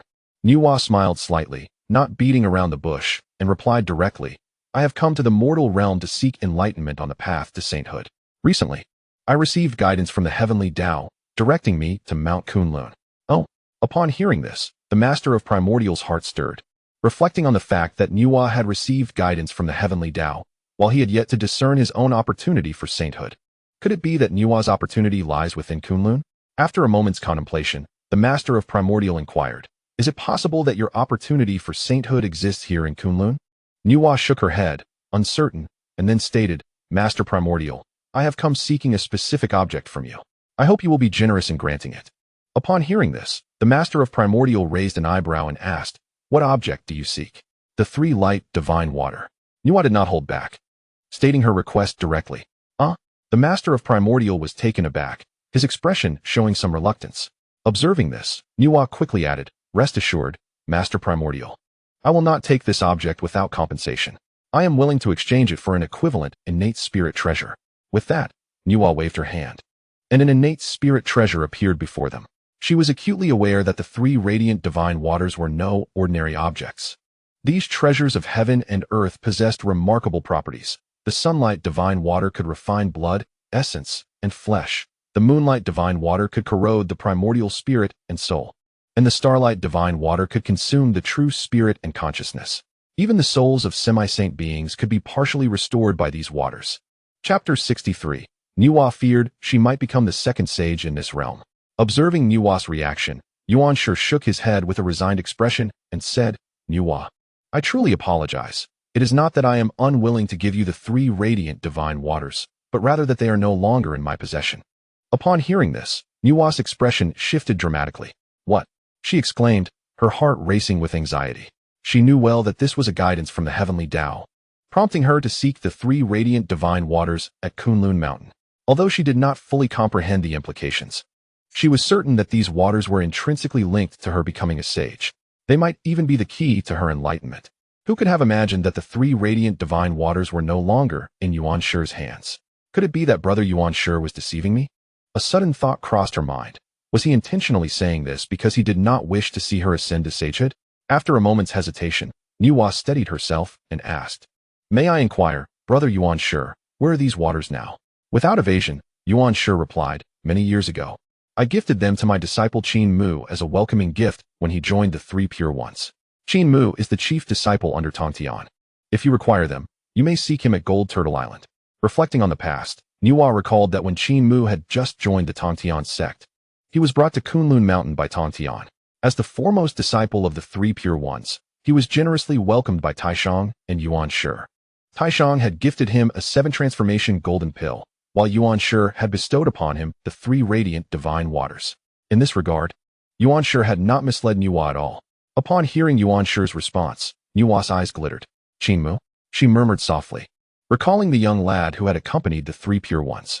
That was during the time when Hongjun Daozu delivered his third sermon at the Xiao Palace, and the Three Pure Ones had taken Qin Mu to attend. This event was vividly etched in her memory. It seemed she had mistakenly judged brother Yuanshi. How embarrassing. Nuwa sighed inwardly. She had thought that Yuanshi had fabricated an excuse to deny her the waters. Now, it appeared that she had overthought the matter. After a brief pause, Nuwa returned to her senses, looking at Yuanshi with gratitude. Thank you, brother Yuanshi, for informing me. I shall not impose further. Farewell. With that, Nuwa bowed respectfully to Yuanshi and transformed into a stream of light, departing without delay. Yuanshi watched Nuwa's retreating figure, his brow furrowing as he murmured to himself, Strange. What does Nuwa need the three radiant divine waters for? She mentioned being guided by the heavenly Tao. Could this object be significantly related to her attaining sagehood? Contemplating this, Yuanshi felt a tremor in his heart. After all these years, he had been searching for his own opportunity to become a sage. Unfortunately, despite years of contemplation, he had made little progress. Now, it seemed that Nuwa had received a divine directive, evidently advancing on the path to sagehood ahead of him. If this were indeed the case, Nuwa might become the second sage in this realm. As he pondered, Yuanshi could not help but exclaim in admiration, while simultaneously feeling a sense of yearning for the path to his own enlightenment. After leaving Kunlun Mountain, Nuwa wasted no time and headed directly for Gold Turtle Island in the East Sea. She had heard whispers of the Three Pure Ones division. After Tongtian departed from Kunlun with his disciples, he established a new dojo on Gold Turtle Island. To her surprise, the three radiant divine waters were now in the hands of that young lad, Qin Mu. She believed that as long as the waters had not been utilized, her direct approach to request them would likely not be refused. However, she feared that he might have already used them. This thought intensified her anxiety. For the three radiant divine waters were crucial to her sagehood. She could not afford to be careless or negligent. With that, Nuwa accelerated her pace towards the overseas realm. Meanwhile, in the East Sea, on the outskirts of Gold Turtle Island, a figure soared through the clouds. The figure, with a dragon's head and human body, antlered like a deer, with a lion-like nose and golden dragon eyes ablaze, adorned with flowing whiskers and a glimmering pearl beneath its chin, was none other than Ao Guang, the Dragon King of the East Sea. Finally, he had arrived. Ao Guang was filled with joy as he beheld Gold Turtle Island before him. Previously, the Purple Mansion Celestial Court had dispatched the Taoist Xianfeng, a great Luo golden immortal, to the Dragon Palace. demanding that the Four Seas Dragon clan fully submit to the Purple Mansion Celestial Court and offer up the fortunes of the Four Seas. If the Dragon clan failed to comply within a millennium, annihilation awaited them. To this end, Ao Guang had convened with the other three Dragon Kings and concluded that their best course of action was to seek the protection of Tongtian at Gold Turtle Island. After all, Tongtian was destined to become one of the 6 saints of the heavens in the future. Even the Purple Mansion Celestial Court would not dare to provoke such an entity. If the Four Seas Dragon clan could secure Tongtian's protection, they might survive this calamity. Taking a moment to gather his thoughts, Ao Guang took a deep breath and gazed at the Gold Turtle Island, cloaked in myriad hues of light. Feeling a twinge of apprehension, would the esteemed Tongtian agree to meet with him? Without delay, Ao Guang ascended and flew towards the island. Just as he approached, a figure emerged from within Gold Turtle Island. The figure, plump and amiable, was none other than Duo Bao.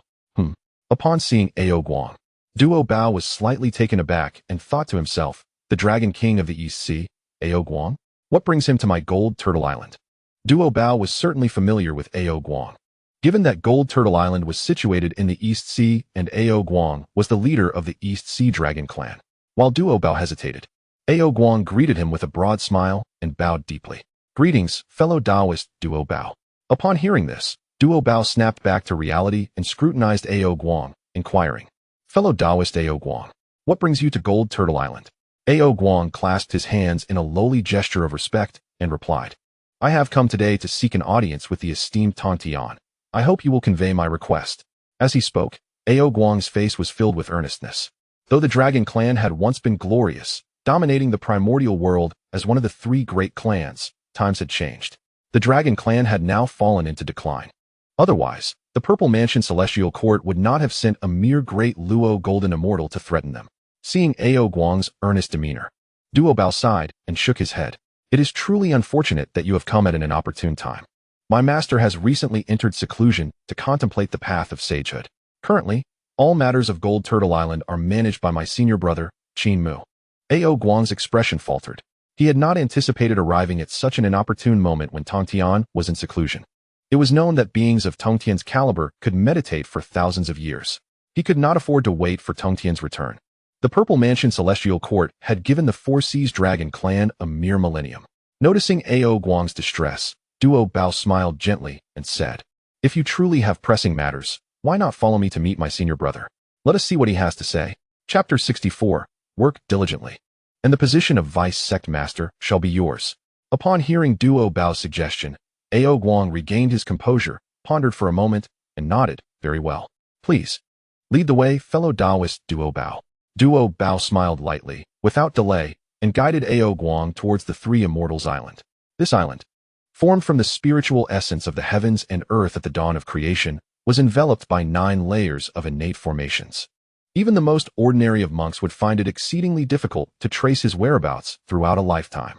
The island itself, formed of chaotic jade, supports 36 peaks, upon which golden palaces and jade towers rise, veiled in the embrace of clouds and mist. Surrounding this celestial isle, purple vapors swirl, and a cascade of vibrant light descends from the heavens, while the sea of clouds roils like a dragon or serpent emerging from the depths. Upon the jade tower, Qin Mu reclines languidly on a cloud bed, accompanied by the 3 celestial maidens. Yunxiao brews tea, Xiongxiao plucks the strings of a zither, and Bixiao engages Qin Mu in storytelling. Suddenly, as he narrates, Qin Mu's brows furrow slightly. Elder brother, why have you ceased? Bixiao inquires, her expression puzzled. Your second brother has arrived, Qin Mu replies with a smile, though internally he wonders about the timing of Duo Bao's visit.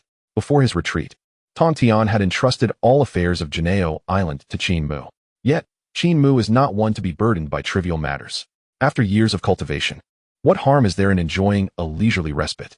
Thus, he promptly delegates the management of disciples to Duo Bao, choosing instead to remain on the 3 Immortals Island. Savoring flowers and engaging in philosophical discussions with the maidens, occasionally offering guidance to junior disciples. His days as a carefree overseer surpass even the joy of the immortals. Upon hearing of Duo Bao's arrival, the 3 celestial maidens express surprise. Soon, Duo Bao Taoist manifests before them, hastening towards Qin Mu upon spotting him and the maidens. Elder brother, he exclaims, bowing deeply.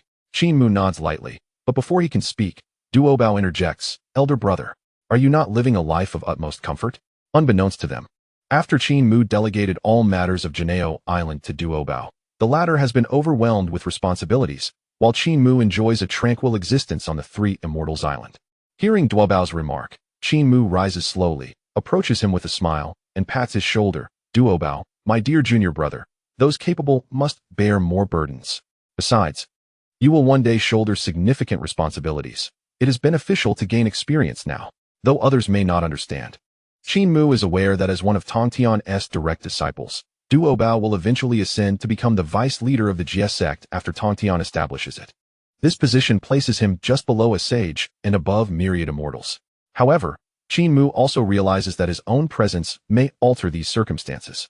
After all, Duobao's rise to vice leader was predicated on a time without Qin Mu. Presently, as Tong Tian's foremost disciple, it is conceivable that the position of vice leader may one day be bestowed upon Qin Mu himself. Hearing Qin Mu's words, Duobao feels a pang of despair. Several times, he has contemplated inquiring about the responsibilities that may fall upon him in the future, but each time Qin Mu has evaded the question, citing the secrecy of celestial matters. Pausing, Duobao finally speaks. But elder brother, these tasks were entrusted to you by our master before his retreat. Qin Mu chuckles, understanding the mental strain Duobao has endured regarding the affairs of Jinao Island, and reassures him, Duobao, if you continue in this manner, it may jeopardize our brotherly bond.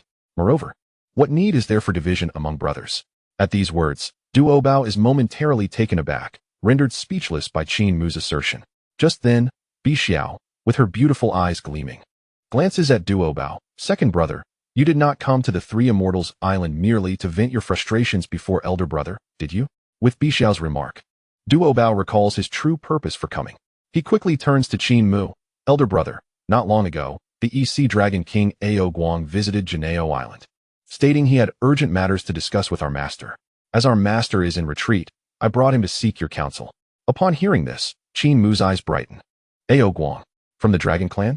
This is indeed a significant opportunity. He muses inwardly, aware of the Dragon Clan's extraordinary fortune. He understands that even in their current diminished state, they should not be underestimated. Initially, he had intended to seek out the Dragon Clan at a later time, but it seems the old dragon has come to him instead. If he is not mistaken, the Dragon Clan must be facing some crisis, prompting them to seek the protection of their master. Quickly, Qin Mu deduces Ao Guang's intentions. After all, if he can think of the Dragon Clan, so too can others. Especially now, in the untamed world, the conflict between the Demon Clan and the Celestial Courts is escalating. The strife between these two formidable forces will undoubtedly impact all clans, and the Dragon Clan is no exception. After a moment's contemplation, Qin Mu asks, Duobao, where is Ao Guang currently? Duobao does not hesitate to respond. He is waiting just outside the Three Immortals Island. Qin Mu nods and replies, please bring him to me. Yes, Duobao affirms, swiftly taking flight. Meanwhile, outside the Three Immortals Island, Ao Guang stands anxiously upon the clouds, uncertain whether Qin Mu can assist his Dragon Clan. Since Tong Tian has entrusted all matters to him, he should be able to make decisions on behalf of Tong Tian and protect my Dragon Clan, he thinks, his heart racing. Just then, Duobao emerges from the Three Immortals Island. Taoist friend Ao Guang, please follow me. Upon hearing this, Ao Guang nods repeatedly, promptly following Duobao into the Three Immortals Island. Before long, Duobao leads Ao Guang before Qin Mu. Taoist friend Ao Guang, this is my elder brother, Qin Mu. Since our master is in retreat, all matters are now overseen by my elder brother, Duobao introduces, glancing at Qin Mu. Ao Guang slightly bows his head, his gaze shifting to Qin Mu. He has heard of Qin Mu's reputation and knows him to be Tong Tian's foremost disciple, though they have never met until now. After a brief appraisal, Ao Guang quickly bows and greets. Old Dragon Ao Guang pays respects to Taoist friend Qin Mu.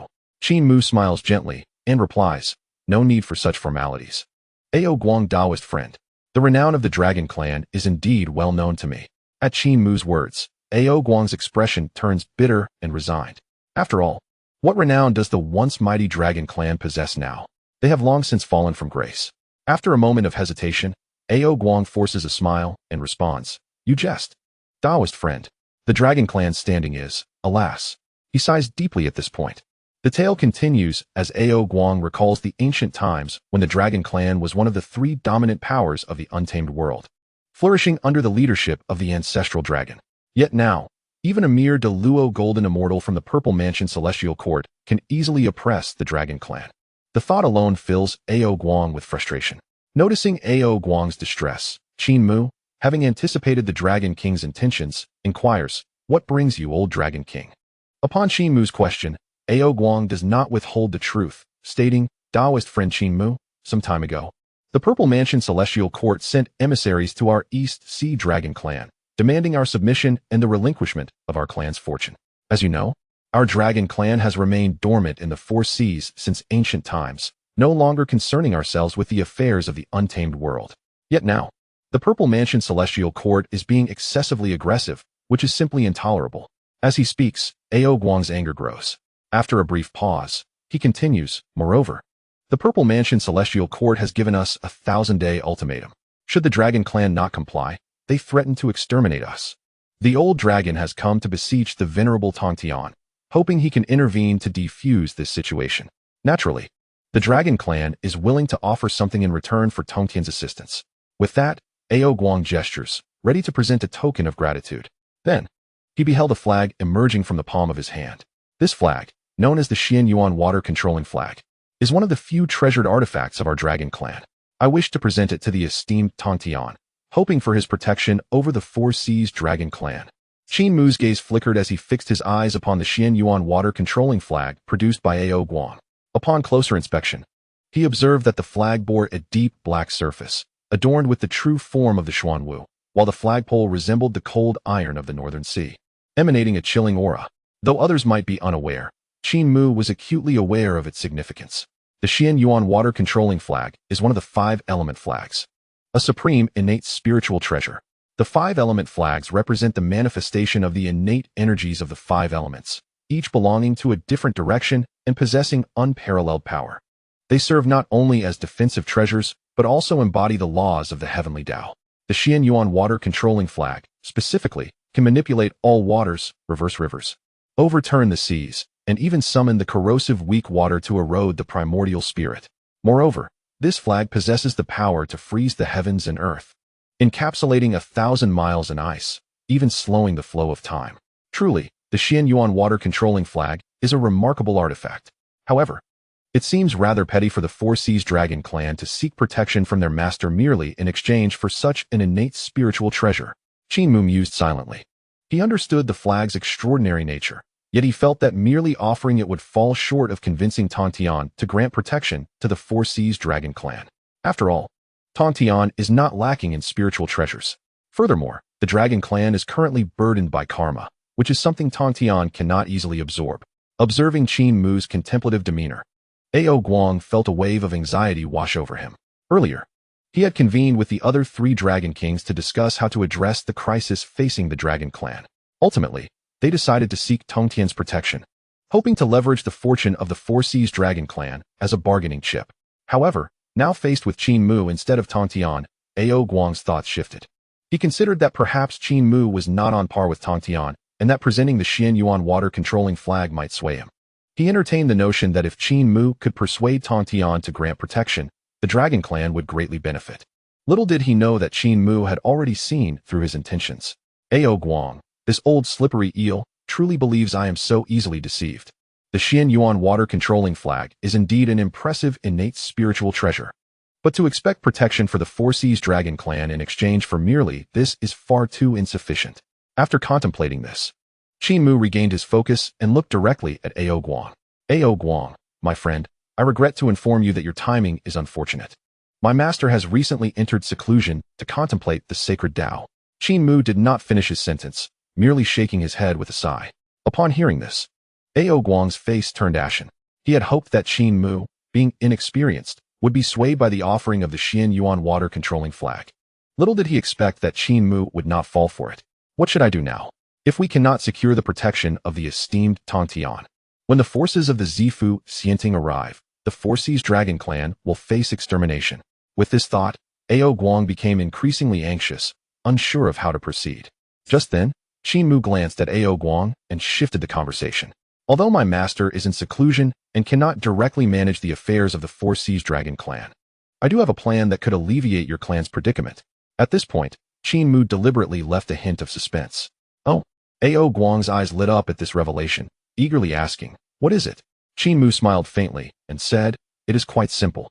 You should pay a visit to the heavenly court." Upon hearing this, A.O. Guang's heart trembled, and he exclaimed in disbelief, "What? The heavenly court? Are you suggesting I seek assistance from the Yao clan?" Qin Mu nodded, affirming, "Precisely. In the current chaotic realm, the Yao clan's heavenly court and the Zifu Xianting are at odds. If the Dragon clan allies with the Yao clan, the Zifu Xianting will think twice before acting recklessly." As he spoke, Qin Mu contemplated the deep-seated conflict between the Yao clan and the Zifu Xianting, which had escalated to an irreconcilable state. Only a spark was needed to ignite the full-blown conflict. If that is the case, he would not hesitate to fan the flames, with the Dragon clan serving as the perfect catalyst. Moreover, the fate of Dong Wang Gong had already been sealed. Qin Mu's actions would not entangle him in any significant karma. He was merely hastening certain events along their inevitable course. At this moment, A.O. Guang, upon hearing Qin Mu's suggestion, felt an overwhelming surge of joy. Of course, why did I not think of this? Utilizing the Yao clan to restrain the Zifu Xianting. A.O. Guang silently marveled, then turned to Qin Mu with a grateful expression, saying, "Thank you for your guidance, Qin Mu." With that, A.O. Guang waved his hand, and the Xian Yuan water controlling flag that floated before him flew towards Qin Mu. "Consider this a token of gratitude. I hope you will look after my Dragon clan in the future." In A.O. Guang's eyes, Qin Mu was the esteemed disciple of Tong Tian, who would surely attain sainthood. By offering this Xian Yuan water controlling flag to Qin Mu today, he felt a connection had been forged. Should the Dragon clan face any future troubles, they would have a means to reach out. Seeing A.O. Guang present him with the Xian Yuan water controlling flag, Qin Mu feigned a look of embarrassment and said, "A.O. Guang, you have truly put me in a difficult position. However, since you insist, I shall accept it for now." With that, Qin Mu did not hesitate and directly received the Xian Yuan water controlling flag. Although the Dragon clan was currently burdened by karma, Qin Mu had ways to help alleviate it. Moreover, the fortune of the Dragon clan was undeniably enticing. After seeing Qin Mu accept the innate spiritual treasure, A.O. Guang was elated and did not linger, bidding farewell as he departed. Shortly after A.O. Guang left, Zhao Gongming rushed to Sanxian Island in great haste.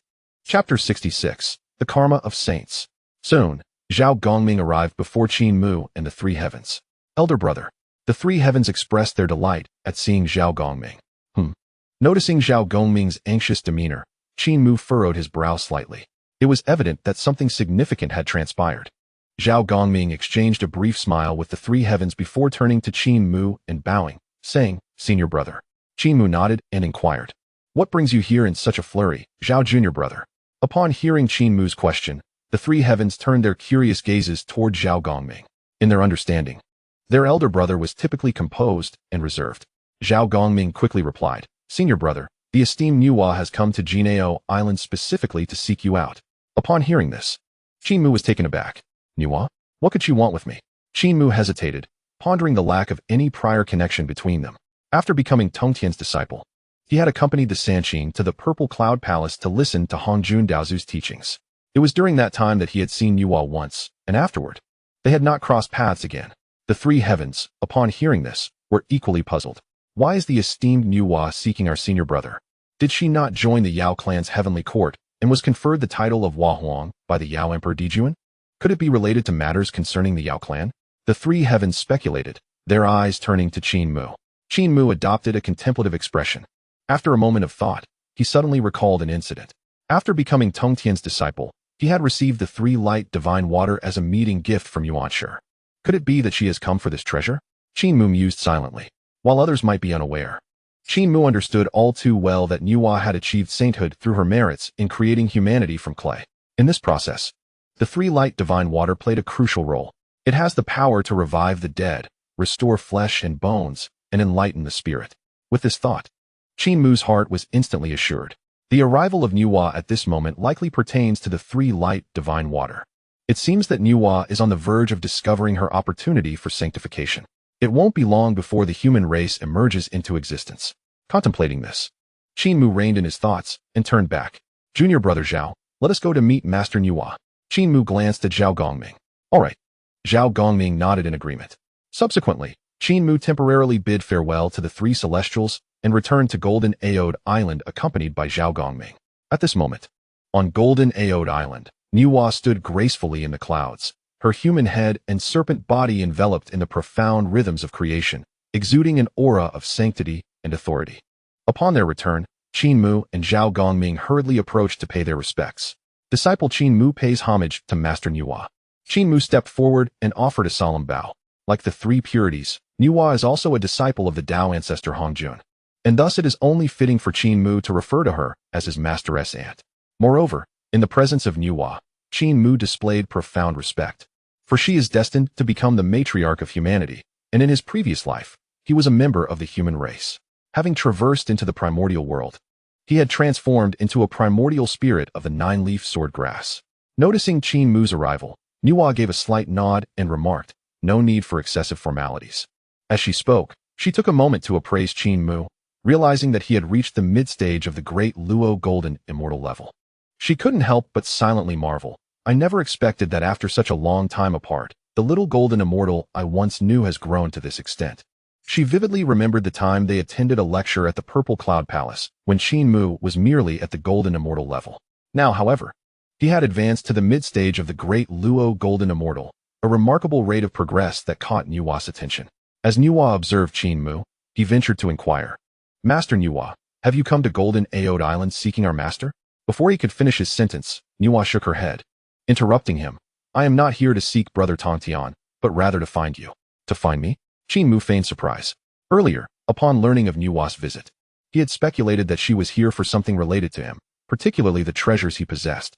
Now, it appeared that his suspicions were correct. Nuwa nodded slightly and spoke directly. "Qin Mu, I require the 3 light divine water that you possess. Would you be willing to part with it?" Hearing this, Qin Mu's heart stirred, confirming his earlier thoughts. Indeed, Nuwa sought him for the 3 light divine water. Additionally, he deduced that prior to arriving at Golden Aode Island, she must have visited Kunlun Mountain to seek Yuan Shi, as only the 3 purities were aware of the water's existence with him. After a moment's contemplation, Qin Mu regained his composure and gestured, causing the 3 light divine water to materialize before him. In the crystal vial, the golden, silver, and purple divine waters shimmered distinctively. Upon seeing the 3 light divine water, Nuwa's primordial purple energy within her body subtly trembled, indicating her strong response, as it was a necessity for her. Qin Mu smiled at Nuwa and said, "Since it is needed by you, it shall be offered willingly." At his words, Nuwa suppressed her excitement and waved her hand, summoning a long whip from her grasp. "Disciple Qin Mu, I would like to exchange this innate spiritual treasure with you." Seeing this, Qin Mu shook his head and replied with a smile, "Master Ant jokes. This treasure is yours to take, no need for an exchange." He had no desire for any of Nuwa's innate treasures. He understood that Nuwa needed the 3 light divine water for her subsequent creation of humanity. Accepting her offer would sever their karmic connection, while refusing it would allow him to partake in her path to sanctification. Hearing Qin Mu's words, Nuwa was taken aback, surprised by his generosity in offering the 3 light divine water without expecting anything in return. "Are you truly unwilling?" After a moment's hesitation, she pressed on. Qin Mu smiled gently, half-jokingly saying, "If Master Ant insists on giving me an innate treasure, it may even upset me. We belong to the same lineage.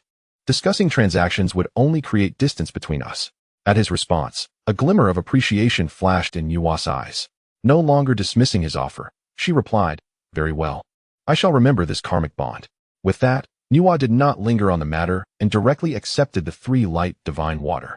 She then shifted the conversation, stating, "Disciple Qin Mu, I wish to meditate here for a period. May I?"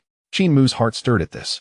Could it be that Nuwa intends to utilize the transformative energies of Golden Aode Island to comprehend her path to sainthood?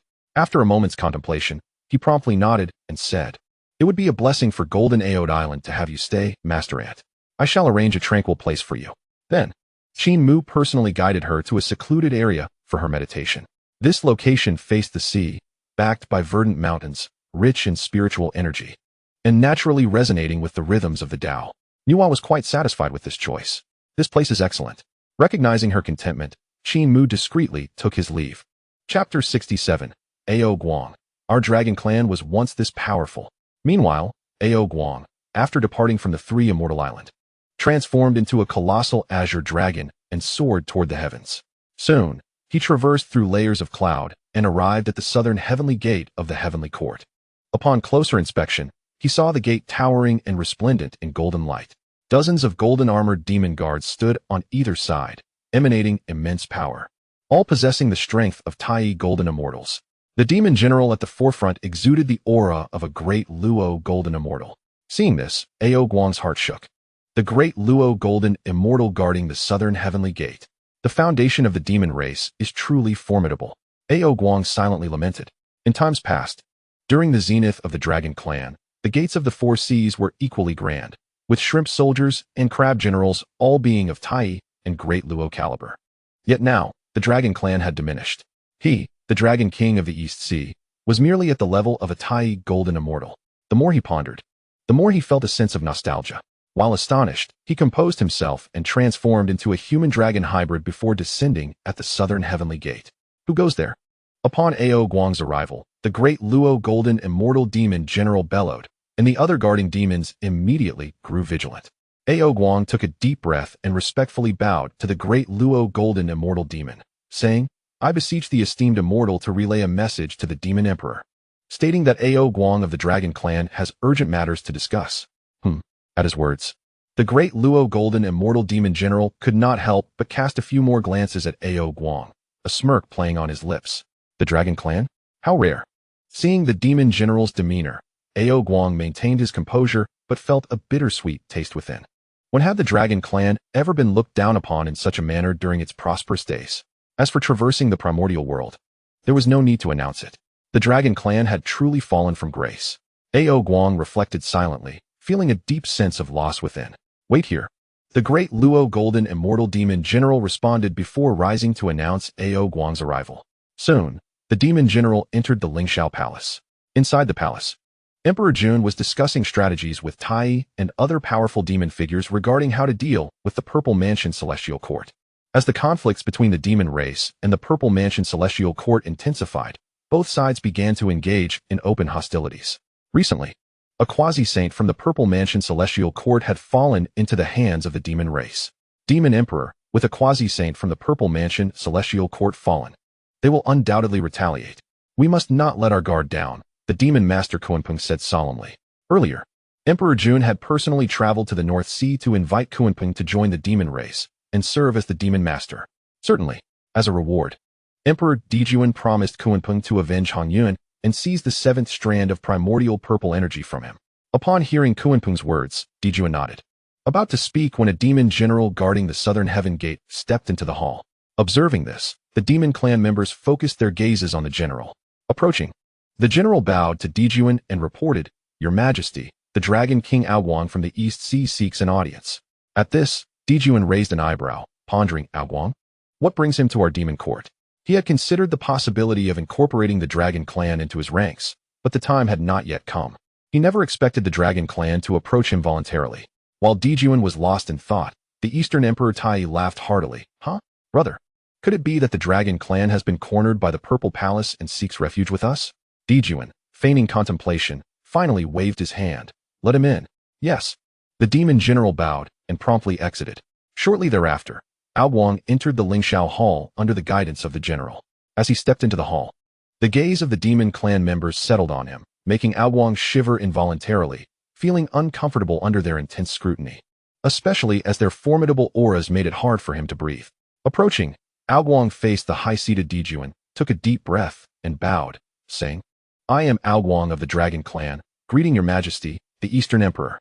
Dijun remained indifferent, stating coolly, "The Dragon King need not be so formal. What brings you to the heavens?" Ao Guang did not conceal his intentions and replied directly, "Your Majesty, our Dragon Clan wishes to ally with the Demon Clan to resist the Purple Palace." Upon hearing this, the hall erupted in murmurs among the Demon Clan members. Eastern Emperor Tai looked at Ao Guang with interest, having suspected that Ao Guang was there to seek refuge. It turned out his conjecture was correct. After a brief silence, a glimmer of excitement flickered in Dijun's eyes. Is the Dragon King's statement sincere? Without hesitation, Ao Guang nodded, offering a bitter smile, "Your Majesty, to be candid, the Purple Palace has sent envoys to coerce our Dragon Clan into submission. If we do not comply within 1,000 years, they will send their armies to annihilate us. The Dragon Clan may be weak, but we refuse to bow to the likes of the Eastern Wanggong." Upon hearing Ao Guang's words, Dijun felt immense joy in his heart. After all, He had intended to recruit the Dragon Clan to bolster the Demon Clan's strength. He had been pondering how to accomplish this, and now Ao Guang had presented himself willingly. Despite the Dragon Clan's current decline, they still dominated the Four Seas, which held immense fortune. Should the Dragon Clan pledge allegiance to the Demon Clan, it would undoubtedly benefit them greatly. After a moment of contemplation, Dijuan feigned anger, exclaiming, "What a schemer! This Eastern Wangong. He truly spares no effort." With that, he turned his gaze towards Ao Guang. "Since the Dragon King is willing to bring the Four Seas Dragon Clan to join us, the Demon Court will gladly welcome you." Seeing Dijuan's agreement, Ao Guang felt a surge of joy. Yet, upon reflection, a hint of worry crossed his face. His purpose in coming to the Demon Court was to seek refuge. But what he desired was not merely Dijuan's verbal assurance. After a brief pause, Ao Guang spoke, "Your Majesty, our Four Seas Dragon Clan is weak, and we lack strong guardians. If the Purple Palace sends troops to attack, we may find it difficult to withstand."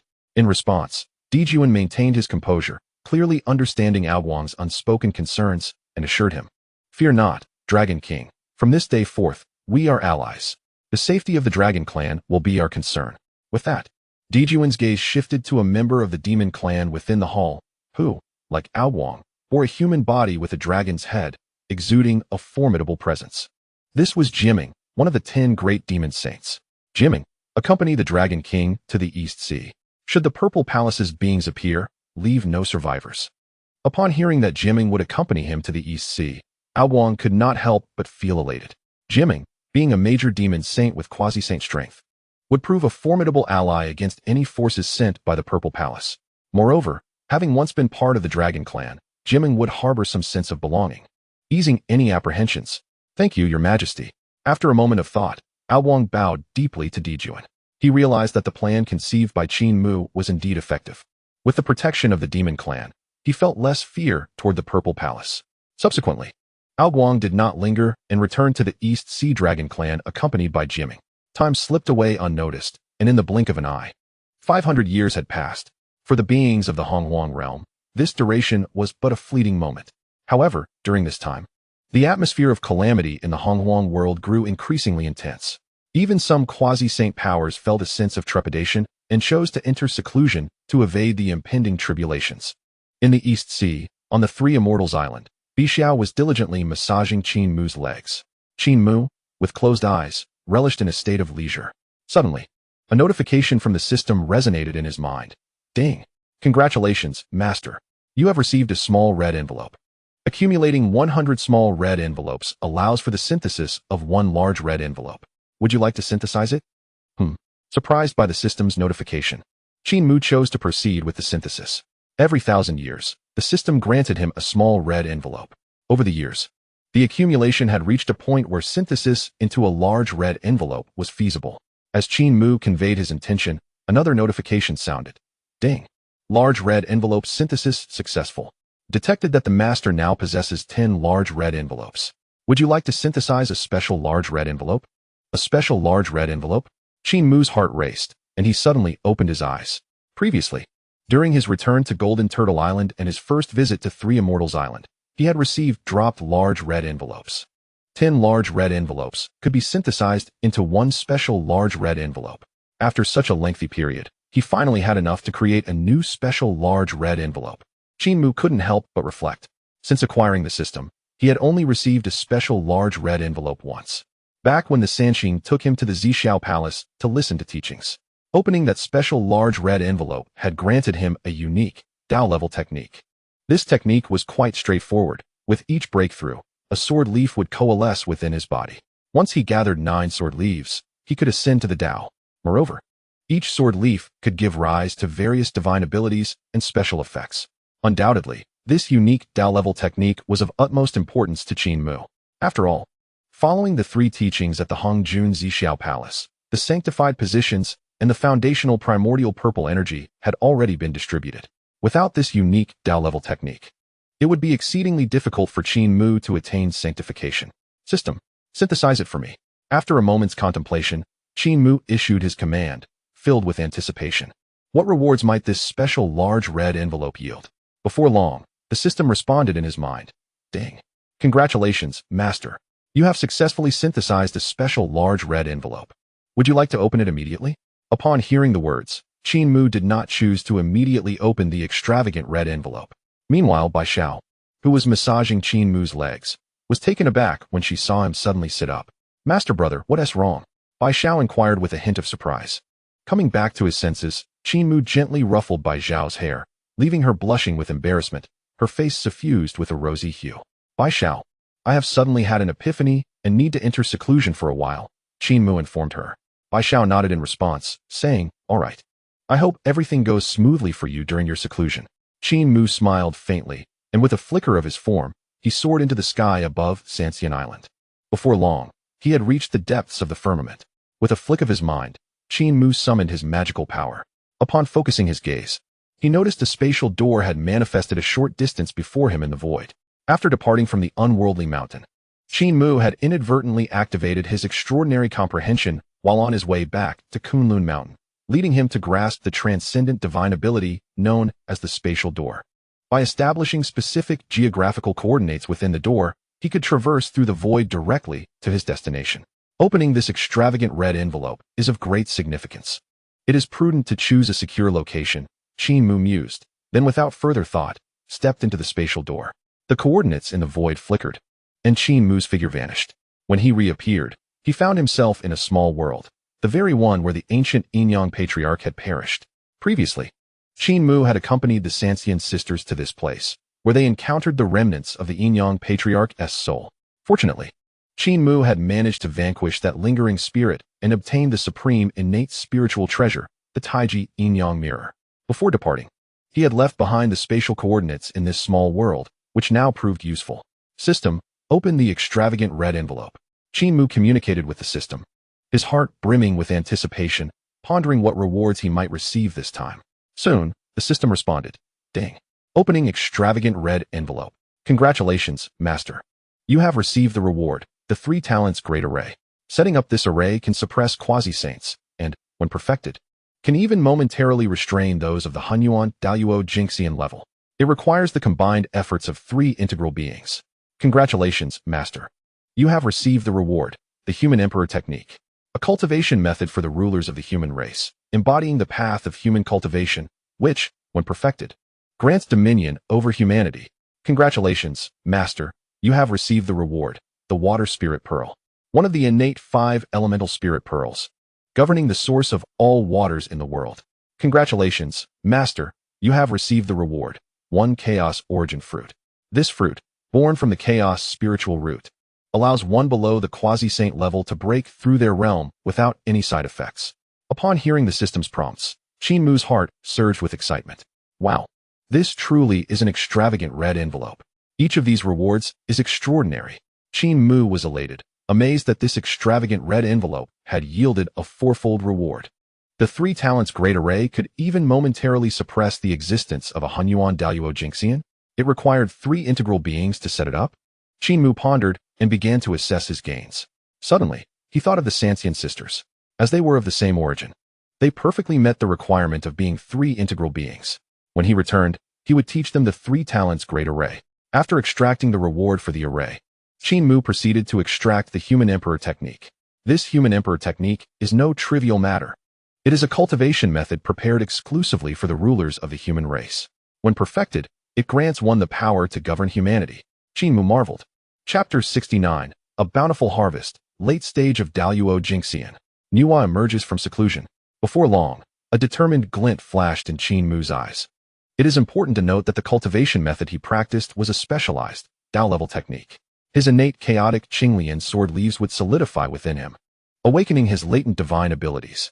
Previously, upon solidifying his second sword leaf, he had gained a divine ability that allowed him to manifest 3 independent avatars, each cultivating separately while also benefiting the main body. Unlike the severed avatars that could not enhance their cultivation, these avatars could even resurrect the main body should it perish. Now that he had acquired a top-tier cultivation method like the Human Emperor Technique, Qin Mu's mind began to wander. The Human Emperor Technique could be used to cultivate my future human avatars, he mused. Long ago, upon gaining his avatar ability, he had planned to manifest a human avatar in the future, as he had once been human in his past life. With the acquisition of this Human Emperor Technique, it felt tailor-made for him. Next, Qin Mu extracted the Water Spirit Pearl. With the previous Fire Spirit Pearl in hand, He now possessed 2 of the 5 elemental spirit pearls. If he were to gather all 5 innate elemental pearls, he wondered what immense power they would wield when fused together. Qin Mu felt a surge of anticipation. When he first transformed, the fire spirit pearl had emerged, which was then collected by Tongtian and gifted to Qin Mu as a disciple. Finally, Qin Mu extracted the chaos origin fruit. Observing the fruit, he noted its lustrous sheen, imbued with the essence of chaos. This item could elevate one's realm. Qin Mu's gaze shimmered, and without further deliberation, he swallowed the chaos origin fruit. I hope this helps me break through. As the fruit settled in his belly, a torrent of chaotic spiritual energy erupted within Qin Mu, washing over his limbs and bones. He sat cross-legged, eyes closed, beginning to refine the power of the chaos origin fruit. Time flowed by. Unbeknownst to him, many years passed. At that moment, within the small world, Qin Mu was still refining the chaos origin fruit. With the fruit's power bolstering him, his cultivation continuously ascended. At one moment, a formidable aura radiated from Qin Mu, and above him, the 3 flowers of heaven, earth, and humanity bloomed, each condensing into the 9th grade. This symbolized the ultimate foundation of a Daluo Jingxian. Thus, Qin Mu's cultivation reached the late stage of Daluo Jingxian. I only managed to break through to the late stage of Daluo Jingxian. Qin Mu slowly opened his eyes. Initially, he had hoped to leverage the chaos origin fruit to make a significant leap to the quasi-saint realm. However, upon refining it, he found himself only elevated to the late stage of Daluo Jingxian. It seemed he needed to focus on cultivating his exclusive Dao-level technique. The 3rd sword leaf within him was also close to solidifying. Perhaps then he could advance to the quasi-saint level. Qin Mu mused, rising slowly and stretching. This round of opening the extravagant red envelope had yielded excellent rewards. Not only had his cultivation reached the late stage of Daluo Jingxian, but he had also acquired the 3 talents great array, the human emperor technique, and the supreme innate spiritual treasure, the water spirit pearl. Next, Qin Mu stabilized his cultivation within the small world. It is time to return. As he spoke, Qin Mu waved his hand, revealing a spatial door before him. He stepped through, and his figure vanished. When he appeared again, he had returned to the skies above Sanxian Island. Without delay, he descended into the island. At this moment, the Xiao Sisters were engaged in their cultivation. Upon sensing Qin Mu's aura, Bai Xiao was the first to rush out from her cave. Master brother, you have emerged from seclusion? Bai Xiao exclaimed joyfully as she approached Qin Mu. Qin Mu nodded. Before he could say anything, Bai Xiao suddenly noticed that his cultivation had advanced to the late stage of Daluo Jingxian. Has it only been a century, and you have yet again broken through? Master brother? Bai Xiao stared at Qin Mu in astonishment. It had only been 100 years since Qin Mu had entered seclusion. However, Qin Mu's cultivation had already progressed from the mid-stage to the late stage of the great Luo Golden Immortal. Such a pace of advancement could be deemed exceedingly swift. Qin Mu smiled faintly and looked back at Bai Xiao, saying, just a small breakthrough. Upon hearing this, Bai Xiao was momentarily taken aback. It is worth noting that for other great Luo Golden Immortals, transitioning from the mid to late stage could take thousands or even tens of thousands of years. Qin Mu achieved this in merely a century, which was indeed remarkable. After a brief pause, Bai Xiao quickly cupped her hands in respect and congratulated Qin Mu. Congratulations, senior brother. Qin Mu's expression remained calm, and he did not elaborate further. His rapid breakthrough was largely thanks to the extraordinary reward of the chaos primordial fruit obtained from the grand red envelope. Otherwise, it would have taken him considerable time to achieve such an advancement. What of Yun Xiao and Xiong Xiao? Qin Mu inquired after a moment of silence. Before Bai Xiao could respond, 2 streaks of light descended from the distance. Soon, Yun Xiao and Xiong Xiao landed before Qin Mu. Senior brother. The 2 women approached and bowed deeply to him. They then noticed Qin Mu's breakthrough and were taken aback. Senior brother, you have broken through. Congratulations. Qin Mu nodded lightly, his gaze sweeping over the 3 sisters before he continued. During my seclusion, I comprehended a formation. Today, I shall impart it to you 3. Are you willing? Upon hearing Qin Mu's words, the 3 sisters nodded in delight. Subsequently, Qin Mu raised his hand and pointed at the 3 of them, causing 3 beams of light to enter their foreheads. This formation is called the 3 Talents Great Formation. When you 3 join forces to deploy it, its power is immense and can suppress quasi-saints. Qin Mu's words resonated in the ears of the 3 sisters. After experiencing the essence of the 3 Talents Great Formation, the 3 sisters were filled with astonishment. Particularly, the fact that this formation could suppress even quasi-saints left them in disbelief. If all 3 of them were to attain quasi-saint status, They could even suppress a chaos great Luo golden immortal. Thank you, senior brother, for bestowing this technique. Overwhelmed with shock, the three sisters bowed deeply to Qin Mu, their eyes brimming with gratitude and admiration. Qin Mu smiled lightly and waved his hand, saying, "We are all family. There is no need for such formality. The three talents great formation is but a minor technique. It is of little consequence." Seeing Qin Mu's nonchalance, the three sisters felt an immense sense of awe. After all, the three talents great formation was not an ordinary formation. It possessed the power to suppress even quasi-saints.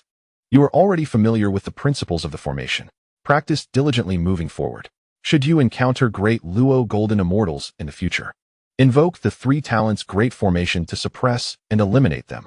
Upon hearing Qin Mu's words, the three sisters nodded repeatedly. Just then, a figure approached riding a cloud. Soon, Zhao Gongming descended and appeared before Qin Mu and the three sisters. After greeting Qin Mu, Zhao Gongming announced, "Senior brother, Master Nuwa has emerged from her seclusion." Earlier, Qin Mu had specifically instructed Zhao Gongming to keep watch over Nuwa's retreat and to inform him as soon as she emerged. Chapter 70. The Saint's Might Shakes the World. Purple chi spreads across the sky, the wilderness trembles. Previously, under the guidance of the heavenly Tao, Nuwa had gone to Kunlun Mountain in search of the three light divine water. From Yuan Shi, she learned that this item had been given to Qin Mu as a meeting gift. Thus, Nuwa redirected her course to Jinao Island to find Qin Mu. Originally, she intended to trade a congenital spiritual treasure for the three light divine water, but to her surprise, Qin Mu gifted it to her. What Nuwa did not realize was that Qin Mu had ulterior motives for this action. After all, had he accepted Nuwa's trade, the merits of her attaining sainthood would no longer pertain to him. Having pondered for several hundred years, it was likely that Nuwa had gained some insights during her retreat. Perhaps she was not far from attaining sainthood. In that case, with the causal connection provided by the three light divine water, Qin Mu might also benefit from it. Qin Mu quietly mused, then returned his attention to Zhao Gongming, saying, "Zhao Junior brother, I shall go meet Master Nuwa right away." Without delay, Qin Mu's figure vanished from the spot. Before long, Qin Mu returned to Jinao Island. At this moment, Nuwa stood quietly outside a cave, surrounded by a faint aura of creation's purple energy. Yet, a trace of confusion lingered in her expression. Observing this, Qin Mu hurriedly approached, bowed deeply, and said, "Congratulations, Master Nuwa, on your emergence from seclusion. I wonder if you have gained any insights during your retreat?" Upon hearing Qin Mu's inquiry, Nuwa cast a slight sidelong glance and sighed softly. "I have indeed gained many insights. However, I still lack that final step toward attaining sainthood." With that, Nuwa shook her head helplessly. After receiving the three light divine water from Qin Mu, she had eagerly requested him to arrange a place for her to enter seclusion on Jinao Island, hoping to make the most of her momentum to comprehend the path to sainthood. Unfortunately, after more than 600 years of contemplation, she had indeed developed a deeper understanding of the concept of sainthood, yet she still fell short of that crucial element.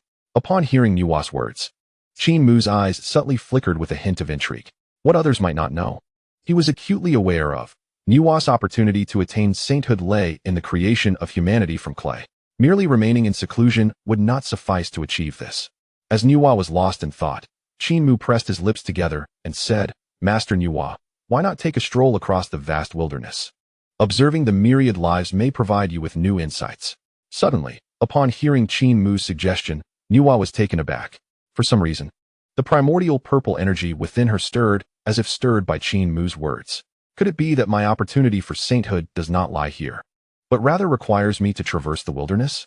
The more she contemplated, the more her heart surged with excitement, realizing that Qin Mu's advice held merit. Soon, a glimmer of understanding sparked in her eyes, and she nodded in agreement, saying, "Your words hold wisdom." Upon hearing Nuwa's response, Qin Mu eagerly asked, "Master, may I accompany you? It would be an opportunity to seek your guidance on the path of creation." Without much deliberation, Nuwa nodded slightly. Of course. Her agreement stemmed from her perception of Qin Mu as a commendable individual. Besides, she remembered the favor he had done by gifting her the three light divine water. With Nuwa's consent, Qin Mu was filled with immense joy. He could sense that accompanying Nuwa on her journey through the wilderness would undoubtedly lead her to attain sainthood. Moreover, through the causal connection of the three light divine water, he was certain to acquire significant opportunities for himself. "Thank you, Master Nuwa, for your kindness." Qin Mu bowed deeply to her. Nuwa smiled lightly, not minding his gratitude, and prepared to set off. Just then, an unexpected event occurred. Boom. A vast and overwhelming pressure suddenly erupted from Jinao Island, sweeping across the entire wilderness and heavens. In an instant, the eastern sea boiled, and the sky itself cracked. Centered around Jinao Island, all beings within millions of miles, whether golden immortals or great Luo, were forced to prostrate themselves on the ground. What is happening? Upon sensing this pressure, Nuwa's pupils constricted in shock. With her current peak quasi-saint cultivation, she felt a profound sense of trepidation under this overwhelming force. Qin Mu sensed it too, his heart racing as he whispered in astonishment. Could it be that my master intends to attain sainthood ahead of time? Earlier, Qin Mu had hinted at his master Tongtian's opportunity for sainthood. Initially, Qin Mu thought that Tongtian would comprehend it immediately. To his surprise, Tongtian chose to enter seclusion afterward. Now, with the sudden eruption of this terrifying pressure from Jinao Island, it seemed highly likely that Tongtian was about to achieve sainthood, as Qin Mu was lost in contemplation. In the next moment, an endless stream of purple aura surged from the void, transforming into a magnificent river that spanned the heavens. At Kunlun Mountain, within the Jade Void Palace, the primordial being, seated upon the cloud platform, suddenly opened his eyes, his expression one of profound astonishment. Such overwhelming pressure. Could it be that someone is on the verge of attaining sanctity? Who could it be? The primordial being was secretly amazed, his heart a tumult of emotions. After all, following the 3 lectures at the Hongjun Purple Cloud Palace, the future 6 saints had been determined, of which he was one. Initially, he believed himself to possess exceptional talent, destined to be the first to ascend to sainthood. Yet, given the current circumstances, it was evident that another was poised to seize the opportunity before him. At Shoyang Mountain, within the 8 Sceneries Palace, the Supreme Being was also awakened from his seclusion. This terrifying pressure could not possibly be emitted by a quasi-saint. Such a manifestation of purple aura indicates that the second saint of the primordial world is about to be born. In the heavenly court of the demon race, at the Lingxiao Palace, Emperor Jun felt a tremor of fear upon sensing that formidable aura, causing the wine cup in his hand to fall. What? Such immense power. Could it be that a saint is about to emerge in the primordial realm? With this thought, Emperor Jun's heart raced, and he could not help but murmur. Who could it be? Could it be the Empress Nuwa? Hearing this, Tai beside him was equally exhilarated, exclaiming, Brother, if Empress Nuwa can attain sainthood first, our demon race would have a saint to protect us. At that point, vanquishing the Purple Mansion Immortal Court would be a mere formality. At the Purple Mansion Immortal Court, Dong Wanggong was also greatly shaken. What is happening? This kind of pressure and manifestation indicates that a new saint is about to emerge. Dong Wanggong was astounded, his breath becoming chaotic. Meanwhile, the 2 who had joined the Purple Mansion Immortal Court, Jane and Zhunti, also sensed the extraordinary change. Brother, it seems someone is about to ascend to sainthood before us. Zhunti lamented. Jane nodded in agreement, responding, Indeed. From this moment on, the primordial world is set to birth its second saint. Chapter 71, The Teaching of the Heavenly Way. Achieving the second saint of the primordial world. Within the Wuzhuang Temple, Zenyuanzi and Hong Yun sat facing each other. Upon sensing the sudden change, both men instinctively altered their expressions. Brother, could this aura and phenomenon signify the emergence of a saint? Hong Yun asked in astonishment. Zenyuanzi squinted his eyes and replied, It seems so. The question is, which of the 6 chosen by the Tao ancestor will be the first to attain sainthood? In the blood sea of the underworld, the ancestor of the dark river gradually rose from the blood sea. Upon feeling the heart-pounding pressure and gazing at the endless purple aura that enveloped the primordial sky, the ancestor of the dark river's heart trembled. Someone is about to attain sainthood. But who will secure the position of a saint? The ancestor of the dark river exclaimed, filled with a mix of emotions. While the great powers of the primordial world were in awe and speculation at the Golden Turtle Island in the East Sea, a figure soared into the sky. When next seen, this figure stood between heaven and earth, casting its presence before the myriad races, clad in a flowing blue robe. With black hair billowing, an aura of chaos radiated from him. Merely standing amidst the cosmos caused even the laws of the heavenly Tao to tremble. Who else could it be but Tongtian? At Kunlun Mountain, outside the Jade Void Palace, upon witnessing the manifestation of Tongtian, the primordial being was taken aback. What? Tongtian? It is he? The primordial being exclaimed, disbelief etched across his face. He never expected that the second saint of the primordial realm would be Tongtian. How could it be him? Tongtian has actually surpassed me to attain the Tao and become a saint? The primordial being mumbled in a daze, struggling to accept this reality. At Shoyang Mountain, outside the 8 Sceneries Palace, The Supreme Being was equally astonished. It is actually my third brother. Who would have thought that after so many years, he would reach this level, surpassing both me and the primordial being? The Supreme Being lamented. Previously, he had pondered who would become the second saint of the primordial realm. Now, with Tongtian's figure manifesting within the primordial world, the Supreme Being understood that the second saint is undoubtedly his junior brother, Tongtian. Outside the Lingxiao Palace of the Heavenly Court, upon seeing the figure of Tongtian manifest, Emperor Jun and the others were all struck with awe. What? It is indeed Tongtian. He is about to become the second saint of the primordial world. The faces of Emperor Jun and his companions were filled with disbelief. Just earlier, they had hoped that if Nuwa could become the second saint, it would be wonderful. Little did they expect that the one on the verge of sainthood would be Tongtian. Breathless with shock, Emperor Jun sighed deeply and said, "As long as it is not Jie or Zhunti who attains sainthood first, I will be relieved." It must be noted that Jie and Zhunti had previously joined the Purple Mansion Immortal Court, which stands as a formidable enemy to the heavenly court of the demon race. If they were to have a saint in their ranks first, it would not bode well for the demon race. Fortunately, the one attaining sainthood first is Tongtian from the Three Clear Ones, which brought a sense of relief to Emperor Jun. In the blood sea of the underworld, upon seeing the figure of Tongtian manifest, the ancestor of the Dark River frowned and said coldly, "It is Tongtian. This is unexpected. I wonder if there is still a chance for me to attain sainthood?" Contemplating the prospect of becoming a saint, the ancestor of the Dark River felt a pang of regret. Although Hongjun had already determined the future 6 saints, he remained undeterred, hoping to contend for the position of a heavenly saint. Within the Wuzhuang Temple, upon witnessing Tongtian's figure, Xinyuanzi and Han Yun were equally astonished. "Brother, it is indeed Tongtian of the Upper Clear," Han Yun exclaimed. Xinyuanzi nodded and responded. "The Three Clear Ones are the true lineage of Pangu. It is not surprising who among them attained sainthood first." At this point, Xinyuanzi paused briefly before lamenting. It appears that the age of saints is about to descend upon the primordial realm. At the Purple Mansion Immortal Court, upon realizing it was Tongtian, Dongwang Gong and the others were shocked. "What? It is truly Tongtian of the Upper Clear. I never imagined that the second saint of the primordial realm would be him. Clearly, Tongtian must have received some extraordinary fortune to be the first to attain sainthood." The crowd marveled in unison. Seeing this, Dongwang Gong secretly felt relieved. Earlier, he had been worried that the second primordial saint would be the demon race's Nuwa. If that were the case, the Purple Mansion Immortal Court would be in trouble. Fortunately, the one about to attain sainthood is Tongtian from the Three Clear Ones. On the other side, Jane and Zhunti exchanged glances. "Brother, Tongtian truly possesses profound fortune. Among the 6 of us, he is the first to attain the Tao." Zhunti lamented. Jane glanced at him and nodded. "Indeed, but we wonder, what will be the opportunity for our own sainthood beyond the 33 heavens?" In the chaotic void of the Purple Cloud Palace, the Tao ancestor Hongjun, upon sensing this change, opened his eyes. His gaze pierced through the void and chaos, landing squarely upon Tongtian. "How strange. Why is it him? Why has Tongtian become the first among the 6 to attain sainthood?" Hongjun expressed his doubts. His brow furrowed in confusion. Having already begun to merge with the heavenly Tao, he naturally understood the order in which the 6 saints would attain their positions. Logically, Nuwa should be the second to become a saint.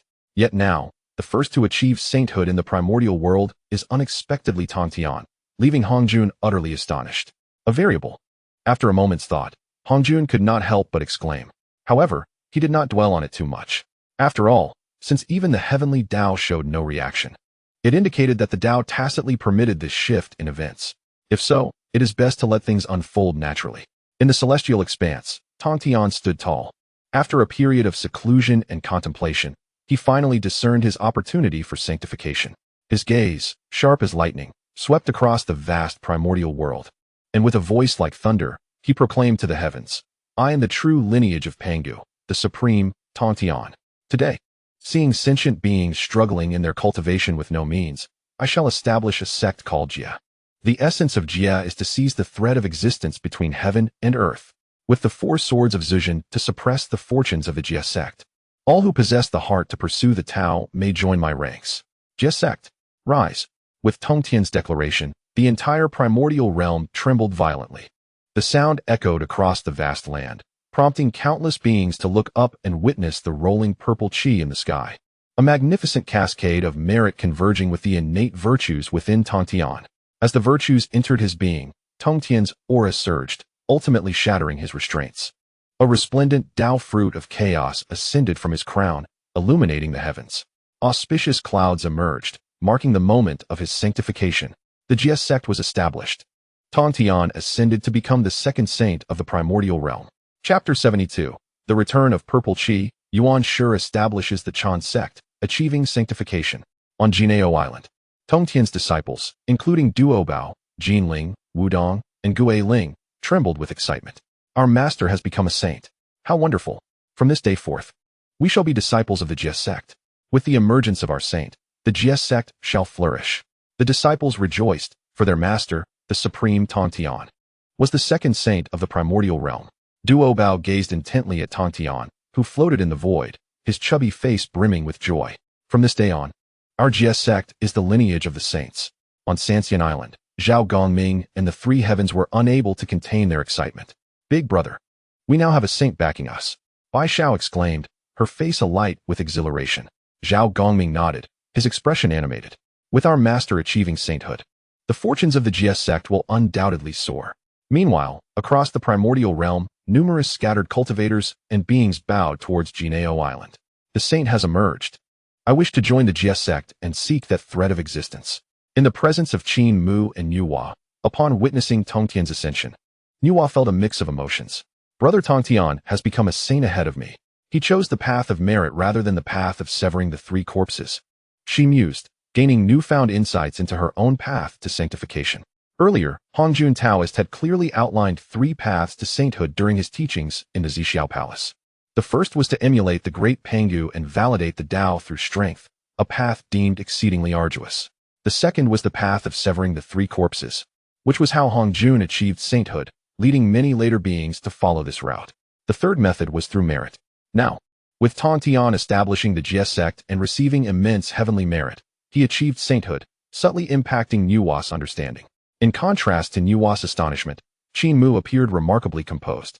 He had anticipated this moment long before Tong Tian entered seclusion, having previously offered guidance that enhanced Tong Tian's comprehension of the sacred path.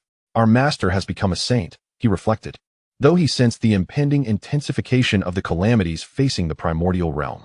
It would not be long before the great tribulation began. Qin Mu sighed inwardly, fully aware of the immense trials the future held for the primordial beings. However, the only concern was that the Jie Sect lacked a means to stabilize its fortunes. Without such an artifact, the sect's fortunes would inevitably wane over time. It seemed imperative to seek an item capable of anchoring the fortunes of the Jie Sect. At this juncture, on Kunlun Mountain, outside Yushu Palace, Yuan Shi was momentarily stunned upon hearing Tong Tian's declaration of establishing a sect. Establishing a sect? Achieving sainthood through merit? A moment's reflection brought him to a realization. The primordial purple qi within him surged as if drawn by an unseen force. The Sanqing were originally one entity. Now, with Tong Tian achieving sainthood through the establishment of the Jie Sect, Yuan Shi too experienced a profound insight. In that instant, his eyes sparkled with enlightenment. So it is. If Tong Tian can establish a sect, why can't I? Boom. At that moment of enlightenment, a vast aura erupted from Yuan Shi, shaking the disciples of the Yuan men within Kunlun Mountain. What a terrifying aura. Could our master also be on the verge of achieving sainthood? They wondered, filled with awe. Upon sensing this overwhelming presence, Randallite Taoist was equally incredulous. Could Yuan Shi also be on the brink of becoming a saint? The thought sent shivers through him, disrupting his breath. Before the beings could fully comprehend Tong Tian's achievement, the pressure emanating from Yuan Shi once again enveloped the primordial world. The atmosphere reverberated with astonishment. As beings pondered the implications, what is happening? Is another saint about to emerge? Tong Tian just became a saint. As the primordial beings were engulfed in astonishment, a river of purple qi surged from Kunlun Mountain, reaching into the sky. The dazzling brilliance of the purple qi illuminated the eastern seas, creating a breathtaking spectacle. Witnessing this, the primordial beings were left in a state of shock. Yet again, is another saint about to be born? Is the age of saints truly upon us? In the blood sea of the underworld, the ancestor of the Mingi, witnessing the newly manifested river of purple qi, could hardly believe his eyes. What is happening? Tong Tian has just become a saint, and now another is about to follow? Could it be Yuan Shi or Taishan among the Sanqing? The more he pondered, the more solemn his expression became. As a quasi-saint, he naturally harbored aspirations for his own sanctification, yet witnessing others achieve it was not easy for him to bear. Within the Wuzhuang Temple, Jin Yuanzi and Hong Yun were equally astonished. "Brother, another saint is about to appear," Hong Yun exclaimed, fixated on the river of purple qi in the sky. Jin Yuanzi nodded thoughtfully. Indeed, it seems that the primordial purple qi is the foundation of the Tao. He cast a meaningful glance at Hong Yun. Previously, during the teachings in Xiao Palace, Hong Yun had received the 7th strand of primordial purple qi. However, Jin Yuanzi felt a lingering unease. For others, the primordial purple qi represented the essence of the Tao and the key to achieving sainthood. Yet, in Hong Yun's possession, it could very well attract calamity. In the heavenly court of the demon clan, Di Jun and Tai Yi, among other powerful beings, were equally shaken. In one day, 2 saints are about to emerge, Tai Yi exclaimed in disbelief. Di Jun's expression turned grave as he murmured, "Who could this next saint be? I hope it's not the 2 from the Western Paradise, recruited by the Purple House." At the Purple House, Dong Wanggong was caught off guard by the sudden developments. Initially, he thought Tong Tian's achievement was remarkable. Who would have imagined that, following Tong Tian, another would ascend to sainthood? It must be one of the other 2 from the Sanqing, he mused, but if it were Jie and Zhunti, that would be quite fortunate indeed. As the primordial beings were engulfed in astonishment, the void trembled, and Yuan Shi's figure appeared high in the heavens, surrounded by auspicious clouds. His voice, resonant like the decree of the Tao, proclaimed, "I am the true lineage of Pangu, the jade-clear Yuan Shi. Observing the orderly nature of the heavens and the constancy of all things, I shall establish the Qin Sect to elucidate the profound truths of the Tao. With the Pangu banner to stabilize the fortunes of the Qin Sect, those with deep roots and abundant fortune may join my ranks. Qin Sect, rise." Boom. As the primordial teacher established the doctrine, the merit of creation surged forth from within, merging with the celestial purple aura of the Tao. Subsequently, the essence of the primordial being rapidly erupted, breaking through its constraints. Upon closer inspection, a Tao fruit of chaos hung high above its head. Chapter 73. How can Taishang establish the human teaching when the human race has not yet emerged?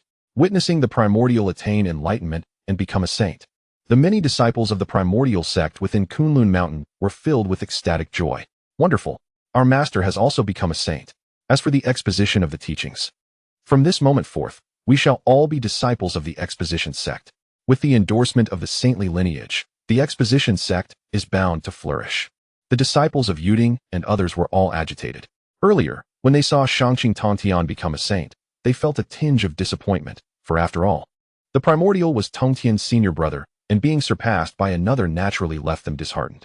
However, now that the primordial has also achieved the saintly Tao fruit, it merely signifies that he was just a small step behind Tongtian. The lamp-bearer observed this with a heart full of emotion. Indeed, he has attained enlightenment. It seems my initial choice was not mistaken. I can now be considered a person under the saintly lineage. The lamp-bearer sighed in reminiscence. Previously, he had wished to become a disciple of the primordial, but was declined. Yet, the primordial did not expel him from Kunlun Mountain. Instead, he entrusted him to manage the disciples. Now that the primordial had become a saint, the lamp-bearer felt he had secured a strong ally. In the heavenly court of the demon clan, within the Lingxiao Palace, Emperor Jun and Tai Chi were both in a state of shock upon witnessing the primordial's ascension to sainthood. Yuqing primordial? 2 of the 3 purities have become saints? The demon emperor, Emperor Jun, appeared astounded. However, he soon let out a quiet sigh of relief, contemplating that as long as the saints of the Purple Mansion did not recruit the likes of Jie and Zhunti, all would be well. Brother, when do you think Empress Nuwa will attain enlightenment? Tai Chi inquired with a focused gaze. Emperor Jun forced a smile and shook his head. I do not know. However, Empress Nuwa has been designated as a future saint by the Tao ancestor, and she will surely achieve sainthood in due time. Now that the 3 purities have consecutively attained enlightenment, it stands to reason that Empress Nuwa's attainment is not far off. Tai Chi nodded slightly, hoping that Nuwa would reach sainthood soon, for then the demon clan would have a saint to rely upon. In the Purple Mansion, upon witnessing the events unfold, Dong Wanggong could not help but exhale deeply. Indeed, it is the 3 purities. But when will Jie and Zhunti achieve sainthood? Earlier, Jie and Zhunti had already joined the Purple Mansion, and the Purple Mansion had even allocated 3 states for them to preach. It was evident that the Empress Nuwa of the demon clan would inevitably become a saint. Thus, Dong Wanggong could only place his hopes on Jie and Zhunti. Nevertheless, he harbored concerns, for the relationship between Jie and Zhunti and the Purple Mansion was not as close as that between Nuwa and the demon clan. Dong Wanggong worried that if they were to become saints, they might overshadow him, the foremost among male immortals. As he pondered, Dong Wanggong took a deep breath and lamented, "Well, let us take it one step at a time." Meanwhile, the myriad beings of the primordial realm gradually calmed from their shock, turning their attention to Shouyang Mountain. With both Shangqing Tongtian and Yuqing Primordial attaining sainthood, it was expected that Taishang, as the foremost of the three purities, would also attain enlightenment. It should be so. If this were indeed the case, would not all three purities have become saints in a single day? In an instant, countless beings in the primordial realm began to discuss fervently, all eagerly anticipating the outcome. Yet strangely, despite the passage of considerable time, there was no sign of activity from the direction of Shouyang Mountain. What was going on? Why was there not a single movement? With Tongtian and Primordial having established their teachings and attained sainthood, was Taishang not to follow suit? The three purities were originally one family, all true heirs of Pangu. Logically speaking, Taishang should also have attained sainthood. How perplexing! As the beings of the primordial realm observed the stillness of Shouyang Mountain, they were filled with confusion. They had all prepared themselves psychologically for Taishang's imminent attainment of sainthood, yet they were met with silence. At the same time, at Shouyang Mountain, outside the 8 Scenery Palace, Taishang stood with hands clasped behind his back. As the Taiji diagram unfurled behind him, the dual energies of yin and yang circulating endlessly. Earlier, upon witnessing his 2 junior brothers, Tongtian and Primordial, attain sainthood in succession, he felt an overwhelming shock, particularly upon seeing both of them achieve their saintly status through the establishment of teachings. Taishang felt a sense of kinship arise within him. Even in the depths of his being, the Tao seemed to provide him with guidance, revealing to him the opportunity for his own enlightenment, namely, the establishment of a doctrine. Yet, what left Taishang feeling helpless was his inability to discern the foundation upon which to establish this doctrine. How could this be? I am aware that I need to establish a doctrine to attain sainthood, yet why can I not find its essence? Tongtian and Primordial have each established their respective teachings. What should I establish? The more he contemplated, the heavier his brows furrowed. He could sense that he was merely a step away from enlightenment. Yet he could not take that final step. At this juncture, in the purple mansion, Jane and Zhunti gazed at the sky, filled with purple aura, their eyes brimming with envy. Master brother, since both Tongtian and Primordial among the three purities can establish teachings and become saints, why can't we? Zhunti voiced his inquiry, harboring thoughts of wanting to establish a doctrine and attain sainthood. Upon hearing this, Jane's expression turned troubled as he shook his head. Junior brother, our western lands are barren, and we possess no merit of creation. Even if we were to establish a doctrine, the Tao would not bestow upon us sufficient merit for us to achieve sainthood.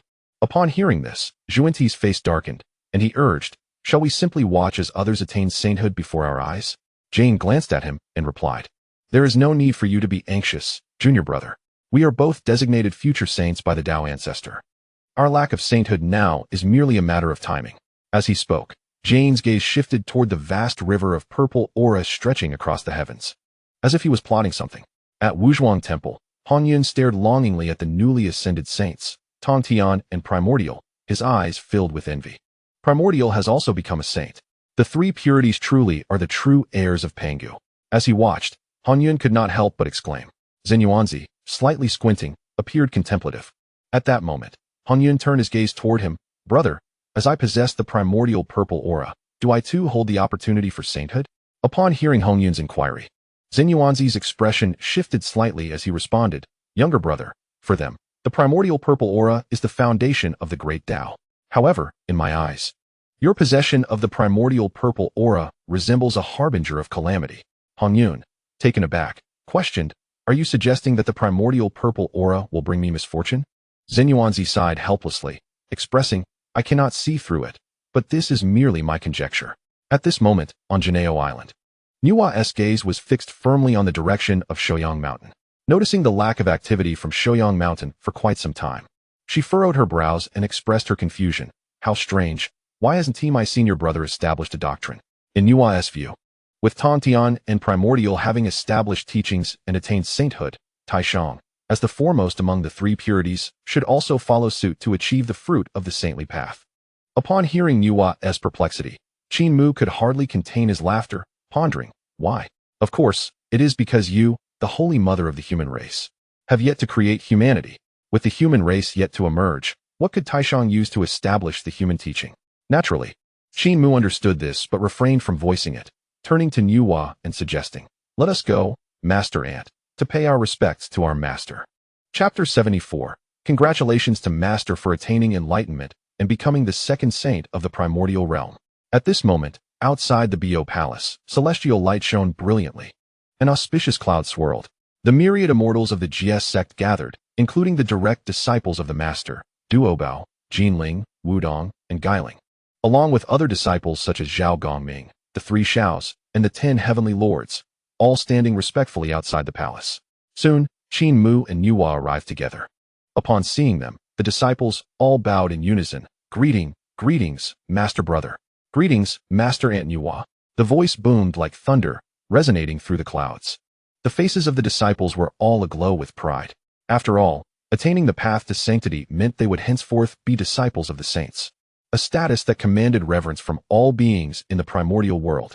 Upon witnessing Qin Mu's arrival, Sanxiao and Zhao Gongming joyfully approached him. Earlier, they had been at the Three Immortals Island. Seeing Tongtian reveal his divine presence, they hastily returned to the Golden Turtle Island. Senior brother, Bai Xiao exclaimed joyfully as she drew close to Qin Mu. Qin Mu nodded slightly, offering no further words. Come, let us proceed to pay our respects to the master. After a brief pause, Qin Mu declared. Upon hearing this, the myriad immortals of the Jie Sect nodded in agreement and, following Qin Mu, entered the Bo Palace. Before long, they arrived within the palace. Looking up, they beheld Tongtian seated in the void, surrounded by swirling purple qi, a golden wheel of merit illuminating the heavens behind his head. He sat in tranquil stillness, appearing as one with the cosmos, a divine presence that was daunting to behold. Qin Mu felt a tremor in his heart and silently mused. Is this what it means to be a saint? The aura exuded was vastly different from before. Then, Qin Mu, leading the celestial beings of the Jie Sect, bowed deeply before Tongtian, saying, We pay our respects to the master. Simultaneously, Nuwa, who had accompanied Qin Mu, also bowed, saying, I pay my respects to my senior brother. Tongtian, upon noticing this, nodded slightly and said, Rise, with a graceful wave of his wide sleeves. An aura of sanctity radiated forth, transforming into countless profound energies that flowed into each disciple present. This is the power of the heavenly Tao that I seized upon attaining sanctity, now bestowed upon you. I hope you may glean insights from it. Feeling the infusion of heavenly power within them, the disciples rejoiced and bowed in gratitude. Thank you for your gracious bestowal, Master. Tongtian, unfazed, smiled lightly and said, Qin Mu and Sister Nuwa may stay, the rest may withdraw. Following this, the other disciples, including Duobao and Sanxiao, did not linger, bowing respectfully before exiting the Bo Palace. Soon, only Qin Mu, Nuwa, and Tongtian remained in the hall. Tongtian turned his gaze towards Qin Mu, but before he could speak, Qin Mu took the initiative, stating, Congratulations, Master, on attaining the path of sanctity, becoming the second saint of the primordial realm. Upon hearing this, Tongtian scoffed coldly, Humph. Do not flatter me, you rascal. Qin Mu chuckled, replying, Master, your divine might is unparalleled. My admiration comes from the depths of my heart. Tongtian managed a wry smile and said, Had it not been for your enlightenment, how could I have taken the lead in attaining sanctity? I shall remember this merit. Hearing the exchange between Qin Mu and Tongtian, Nuwa's heart quivered with astonishment. What? She thought, glancing incredulously at Qin Mu beside her. Murmuring, Tongtian's attainment of sanctity was indeed prompted by this young man. Qin Mu, however, paid no mind. Previously, upon returning from his travels in the Uncanny Mountain, he had visited Kunlun Mountain and Shouyang Mountain, encountering both Yuan Shi and Tai Shang. After a discourse with Tai Shang in the Eight Sceneries Palace, he returned to Golden Turtle Island. Upon meeting Tongtian, he had subtly shared some insights, which turned out to be the very opportunity for Tongtian's attainment of sanctity. Originally, Qin Mu had believed that Tongtian would soon comprehend the holy path and ascend to sanctity. Little did he expect that Tongtian would remain in seclusion for such a long time. Only today truly grasping the essence of the path and emerging to establish the sect and attain sanctity. At this moment, seeing Nuwa's astonished expression directed at him, Qin Mu merely offered a faint smile, aware that Nuwa could not have anticipated Tongtian's swift attainment of sanctity was due to his guidance. Just as Nuwa was taken aback, Tongtian's gaze shifted to her, inquiring, Sister Nuwa, what brings you to my Golden Turtle Island?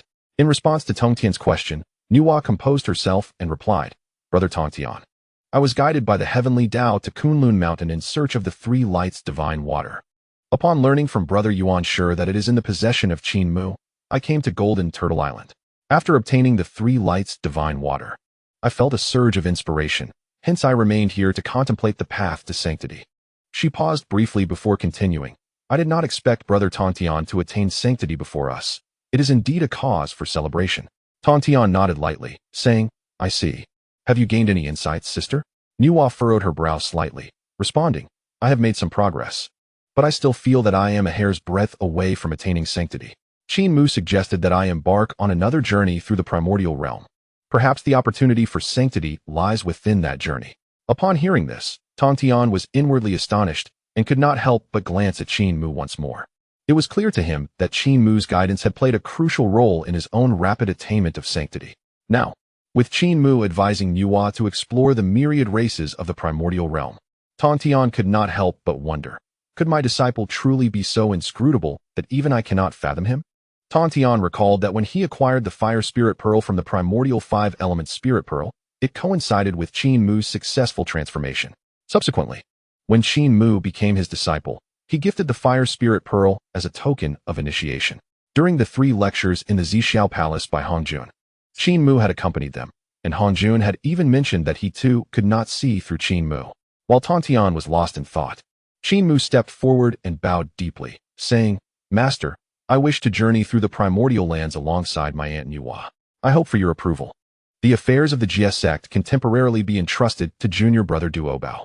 Hearing Qin Mu's request, Tontian emerged from his reverie and nodded, very well. Go. With Tongtian's consent, Qin Mu felt a surge of joy, while others may not realize it. He understood very well that this journey through the primordial realm would allow him to witness Nuwa's attainment of sanctity firsthand.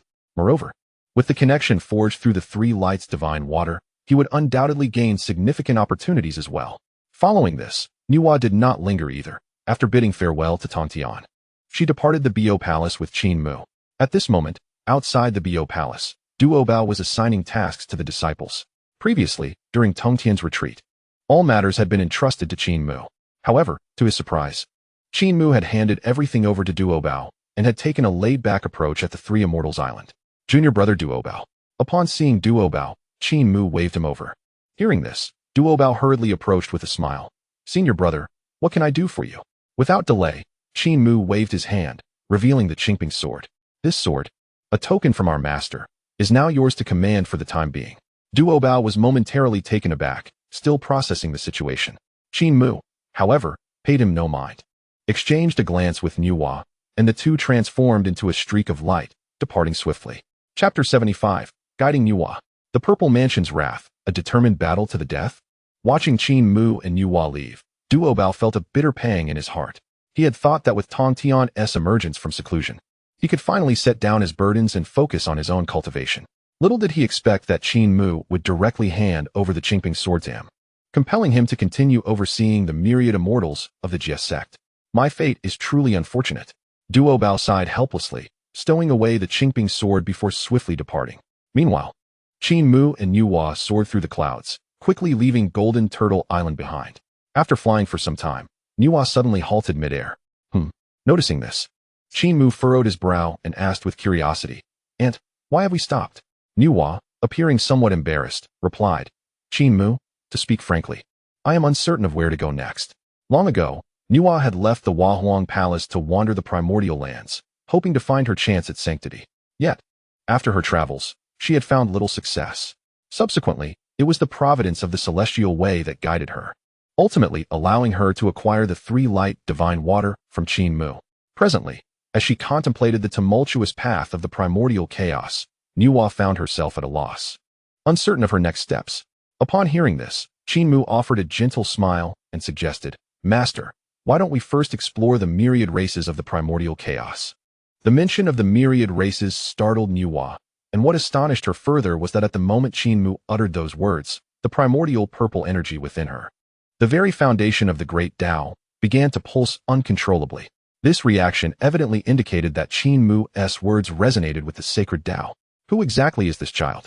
Earlier, Brother Tontian had explicitly stated that his ascension to sainthood was inspired by Qin Mu.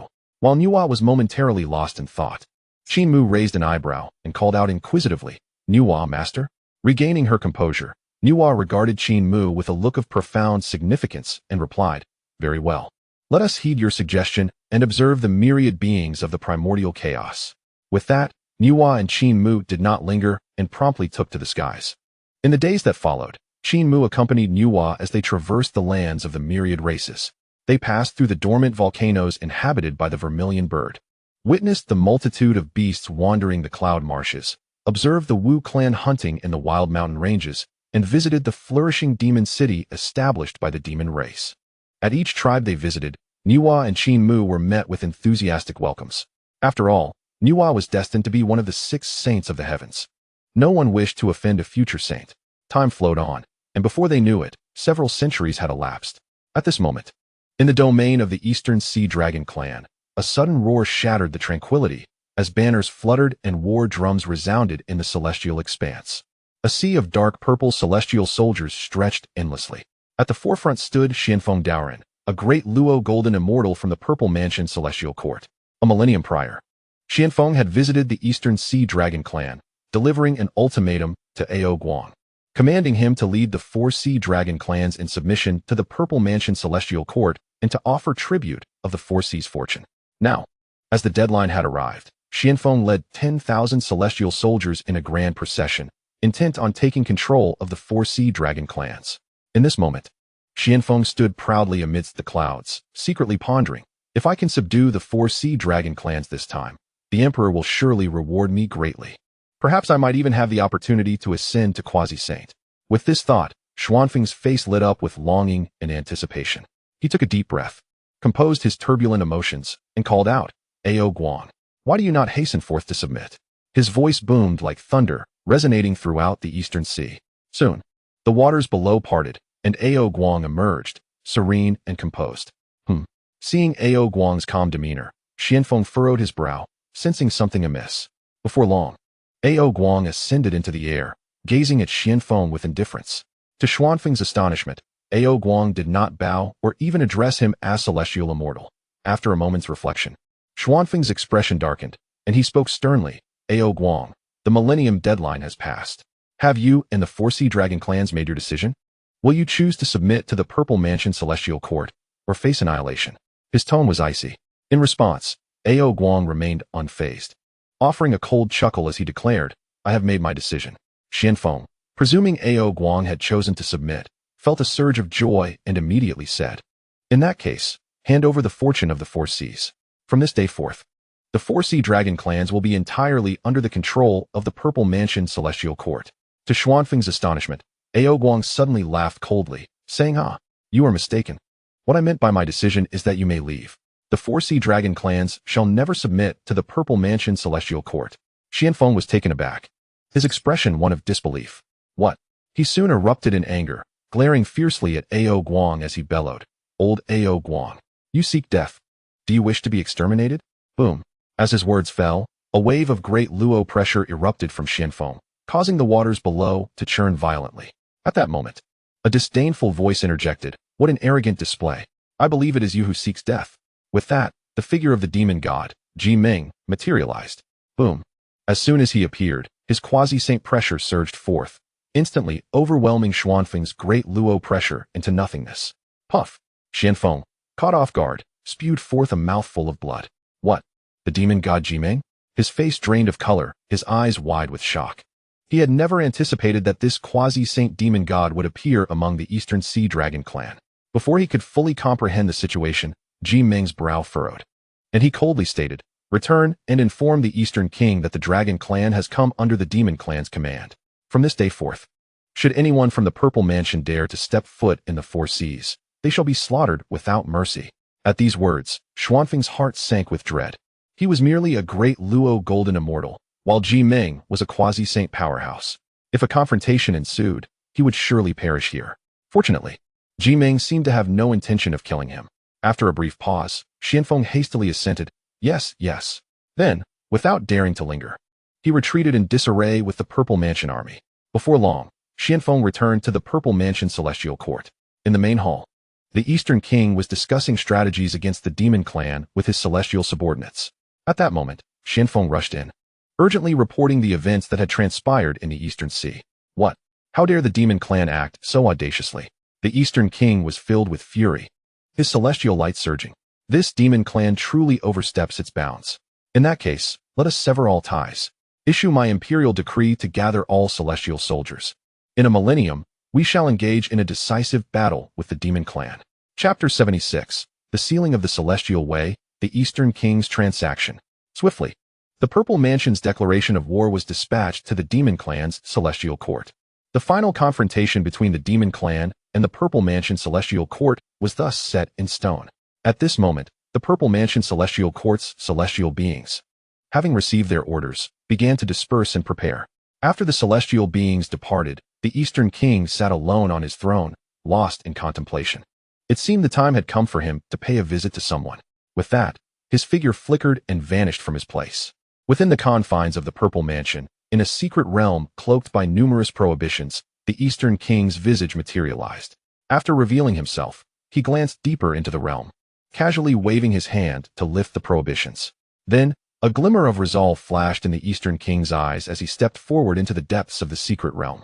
Before long, he arrived at the heart of the realm, where a chilling aura swirled ominously around him. In the depths of this secret realm, a hazy figure was bound by 9 chains of the celestial way, firmly restrained. Surrounding this figure was a terrifying black aura that writhed incessantly, rendering its visage unrecognizable. Soon, the Eastern King stood before this figure. A voice filled with mild suspicion emerged from the swirling black aura. The figure slowly raised its head, revealing a pair of crimson eyes. Have you considered my proposition? The voice, deep and resonant, echoed through the air. The Eastern King stood silently before it, refraining from rushing into conversation. Then the figure continued. If you assist me in breaking free, I shall guarantee you dominion over this primordial realm, becoming the sovereign of the primordial chaos. These words were laden with temptation, striking at the very core of the Eastern King's heart. At this proclamation, a flicker of intrigue crossed the Eastern King's eyes, clearly indicating his growing interest. 10,000 years prior, he had stumbled upon this secret realm, initially believing it to be a repository of innate treasures. However, to his surprise, upon investigation, he discovered an ancient being suppressed by the celestial way. From the occasional hints of its aura, he assessed that this entity's power was on par with his own. Now, with the Purple Mansion celestial court declaring war on the demon clan's celestial court, a millennium later, the time had come for a decisive battle between the two factions. The strength of the demon clan's heavenly court was formidable, and the Eastern King felt uncertain about the impending conflict. To enhance the odds of victory for the Purple Mansion celestial court, he had no choice but to take risks and seek assistance from an ancient being.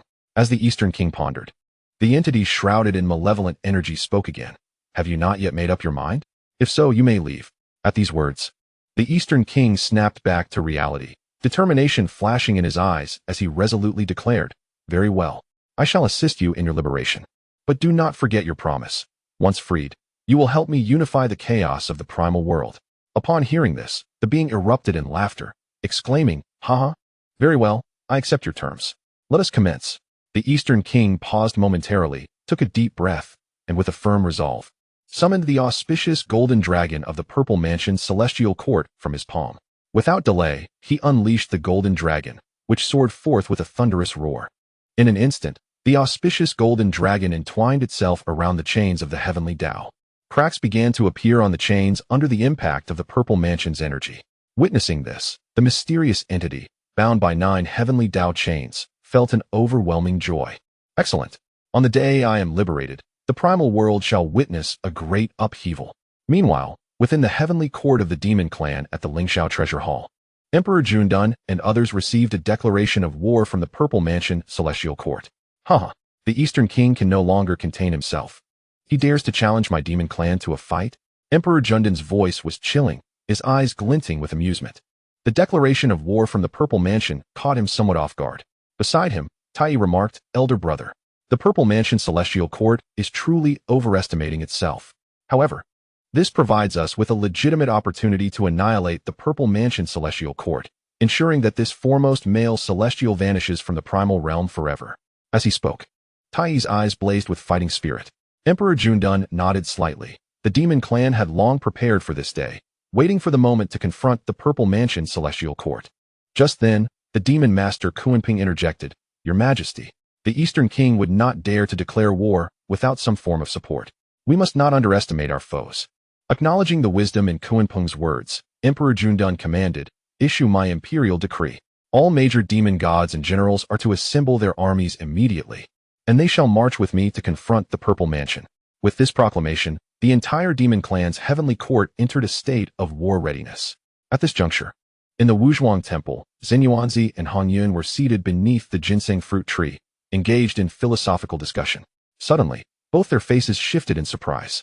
After a moment of silence, Xinyuanzi sighed. "My dear brother, the battle between the Purple Mansion and the Demon Clan may very well herald the onset of a cataclysm."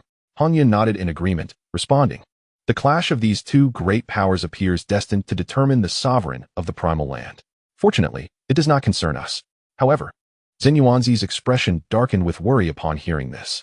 "What troubles you, brother?" Han Yun inquired. Xinyuanzi regained his composure and spoke meaningfully. "If there are no further matters for you, it would be wise to remain here in Wuzhuang Temple to cultivate. In the depths of the blood sea of the underworld, the ancestor of the Mingi, upon learning of the Purple Mansion Celestial Court's open declaration of war against the Demon Clan, let out a chilling laugh and muttered, 'Let them fight. The more brutal, the better. I shall reap the souls.'" At Kunlun Mountain, within the Yushu Palace, the already sanctified Yuan Shi raised an eyebrow upon hearing the news. The Purple Mansion dares to declare war on the Demon Clan? A moment of surprise quickly faded, and he remarked nonchalantly, "Merely the squabbles of insignificant creatures." On Golden Ao Island, Tong Tian observed the situation with a disinterested eye. As a sage, he felt little concern for the conflict between the Purple Mansion and the Demon Clan. Meanwhile, atop Shiyang Mountain in the 8th Scenery Palace, Taishang slowly opened his eyes and murmured to himself, "The Purple Mansion and the Demon Clan are on the verge of battle. The great calamity of the primal realm is approaching." With a sigh, he felt a sense of helplessness. The impending clash between these two factions did not weigh heavily on his mind. Rather, he was more concerned with his own path to sagehood. Recently, Tong Tian and Yuan Shi had both achieved sanctification, and as the elder brother of the three pure ones, he wondered when his own opportunity would arise. Simultaneously, in the region of the Purple Mansion, Jane and Zhunti were also informed of the Eastern King's declaration of war against the Demon Clan. "Elder brother, what is the Eastern King thinking? Why declare war on the Demon Clan at this time?" Zhunti asked, puzzled. Jane pondered for a moment, then responded, "You see, Tong Tian and Yuan Shi have both attained sagehood. The Eastern King's declaration of war against the Demon Clan may well be an attempt to confront them before we achieve our own sanctification. After all, if we were to attain sagehood in the future, he, as the foremost male celestial, would find it challenging to command us." Chapter 77, The Emergence of the Shirong. The Source of Earth, a sacred artifact of humanity. Upon hearing Jane's explanation, Zhunti immediately understood and nodded, "I see. So what shall we do? Should we heed the Eastern King's command and engage in battle with the Demon Clan?" Jane smiled slightly and replied, "After all, we are now members of the Purple Mansion Celestial Court. Moreover, the chaos of war may provide an opportunity for our rise in the West." At this moment, in an unnamed valley of the Primal Land, Qin Mu and Nuwa were exploring the area. Previously, at Qin Mu's suggestion, Nuwa had traversed numerous tribal communities and gained profound insights. Suddenly, Nuwa came to a halt, her innate chaotic purple aura pulsating vigorously, clearly drawn to something. "Master, what is it?" Qin Mu inquired, perplexed. Nuwa's eyes sparkled with excitement as she exclaimed, "It seems there is something here that is calling to me." Without waiting for Qin Mu's response, she followed the guiding force and sped away. Seeing this, Qin Mu quickly followed her. Before long, they arrived at the depths of the valley. Upon closer inspection, they saw a patch of yellow earth shimmering with nine-colored radiance under the sunlight. Qin Mu's eyes widened slightly in astonishment as he marveled, could it be the Shirong of the Nine Heavens? This substance is essential for Nuwa to mold humanity. Before Qin Mu could contemplate further, Nuwa rushed towards the Shirong. Upon reaching it, she gazed down at the golden soil with utmost excitement. "This is the soil that has been calling to me," she declared. Without hesitation, she waved her hand, and a purple gold gourd floated into existence. Qin Mu was taken aback, recognizing the gourd as one of the 7 treasures produced by the innate gourd vine. Previously, when he ventured into the Buzhou Mountain and broke through a primordial formation, he entered a small world where the innate gourd vine thrived. Of the 6 gourds on the vine, only one remained unripe due to insufficient essence. Subsequently, Qin Mu nurtured the 7th gourd with chaotic liquid. Moreover, he knew that in the future, Nuwa would refine this purple gold gourd into the supreme treasure of the demon clan. The Xiao banner, a symbol of the demon clan's authority capable of summoning countless demons with a mere shake. Afterward, Nuwa collected the Shirong into the golden gourd and departed with Qin Mu. Time flowed gently, and 1,000 years passed in the blink of an eye. At this moment, Qin Mu and Nuwa arrived before a divine mountain. Gazing upon it, they beheld its towering heights, radiant with myriad hues, while ancient inscriptions shimmered on the steep cliffs, spelling out 3 majestic characters: Kongtong Mountain. As Qin Mu and Nuwa paused to observe, the sacred mountain seemed to respond. Suddenly, a brilliant golden light erupted from within the mountain, soaring into the sky. A rush of innate spiritual treasures aura. Nuwa's eyes sparkled as she sensed the presence of a primordial artifact within the mountain. Qin Mu, let us go? Without delay, Nuwa and Qin Mu soared into the depths of Kongtong Mountain. Soon, they followed the golden light to a blessed cave. Upon entering, they beheld a magnificent golden seal hovering in midair, intricately carved with entwined dragons, radiating an overwhelming aura of fortune. What is this? An exquisite innate spiritual treasure? Nuwa exclaimed in astonishment. Qin Mu's eyes flickered with recognition. The seal was the treasured artifact of humanity, known as the Kongtong Seal, also referred to as the Imperial Seal of Humanity. According to the original timeline, this treasure was destined to belong to the Taishang after the establishment of the human sect. Yet it had appeared prematurely. After a moment of contemplation, Qin Mu turned to Nuwa and remarked, "Master, this treasure is fated to be yours." To Qin Mu's surprise, Nuwa responded, "Qin Mu, I have already received the Shirong. This treasure, the seal, shall be yours." Hearing this, Qin Mu's heart leaped with joy. "Thank you, master." After bowing deeply, he did not hesitate to accept the Kongtong seal. While others might be unaware, Qin Mu understood all too well that this seal was a paramount treasure of humanity, capable of commanding fortune and sealing the path of humanity. It was indeed a vessel of authority for the human race. Nuwa, however, paid it little mind, possessing numerous treasures herself. Even the finest innate spiritual treasure held little significance for her.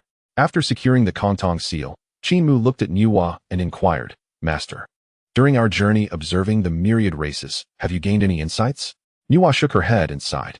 Earlier, witnessing Tongtian and Yuanshi attain sainthood, she had been filled with longing.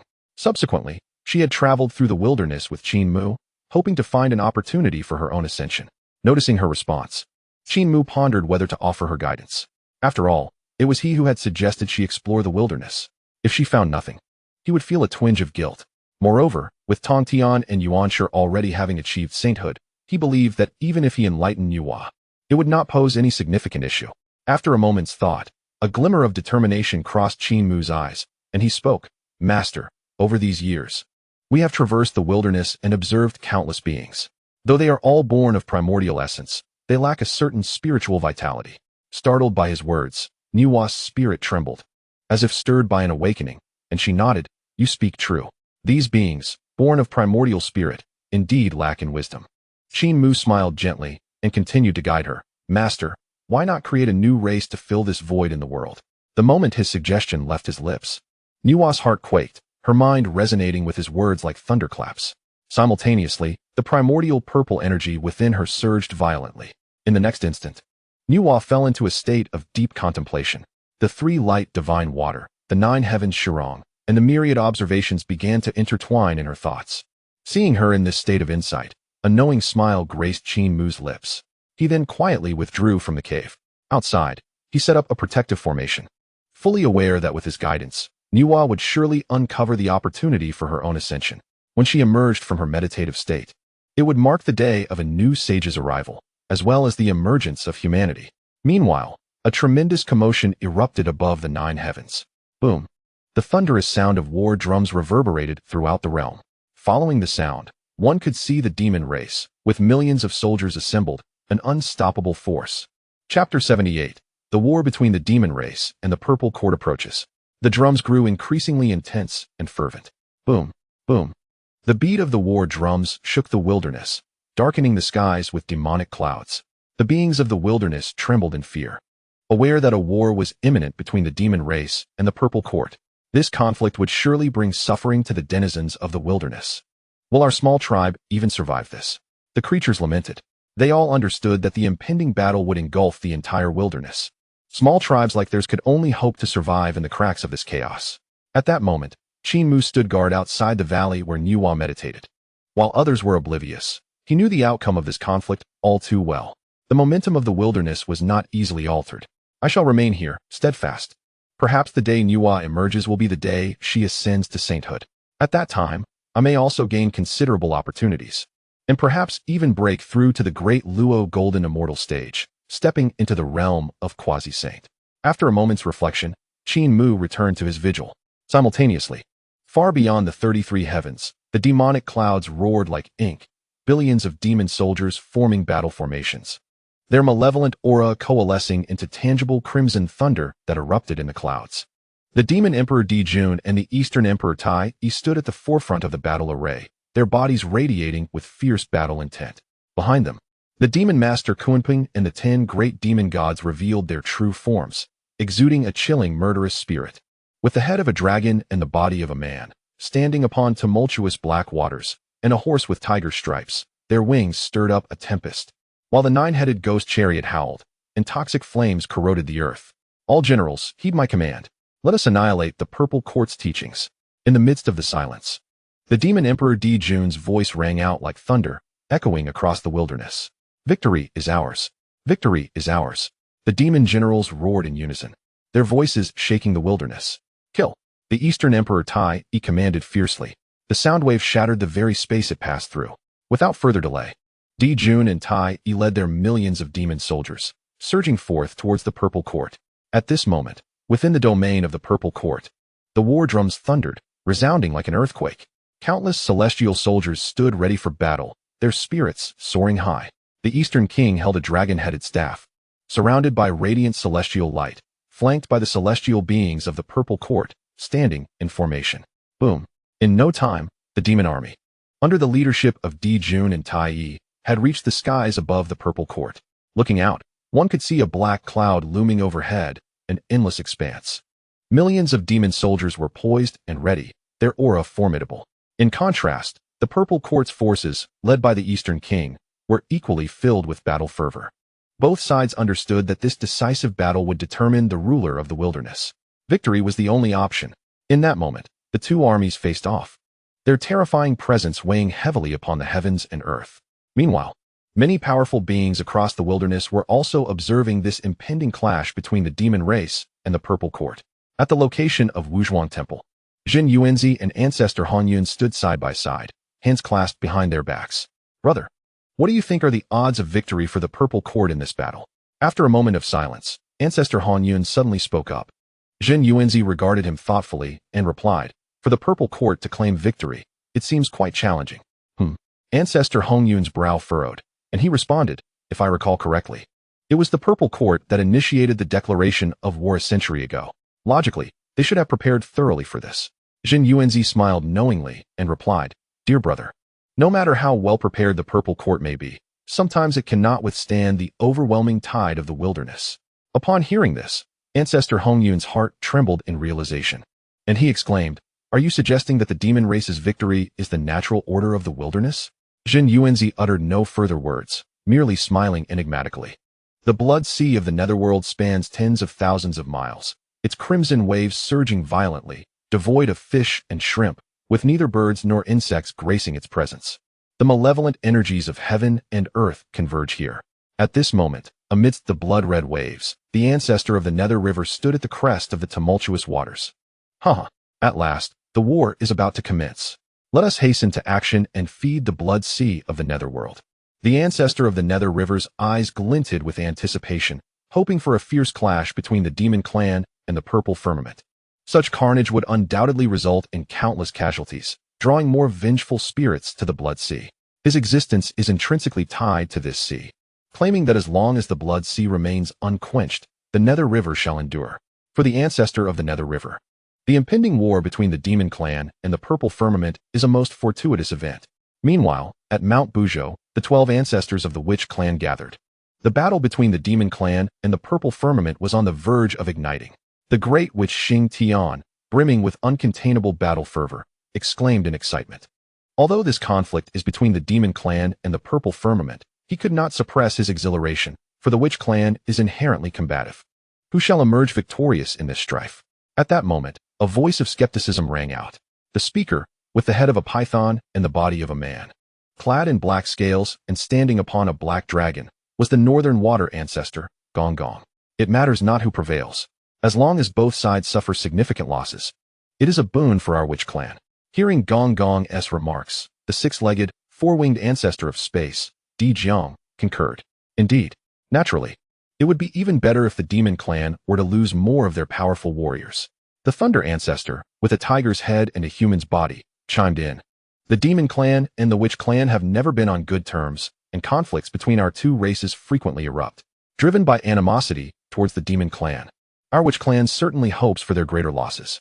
At Kunlun Mountain, within the Jade Void Palace, the newly ascended sage, Yuan Shi, perceived the standoff between the demon clan and the purple firmament with little emotional upheaval. Having reached enlightenment, Yuan Shi had foreseen the outcome of this conflict. Knowing that the purple firmament would inevitably fall, leading to the demise of the Eastern Prince, the foremost male immortal appointed by the Tao ancestor. The momentum of fate is irreversible. Yuan Shi sighed softly, then slowly closed his eyes. On Golden Ao Island, the myriad immortals of the sect of the intercepting teachings were struck with awe, sensing the impending battle between the demon clan and the purple firmament.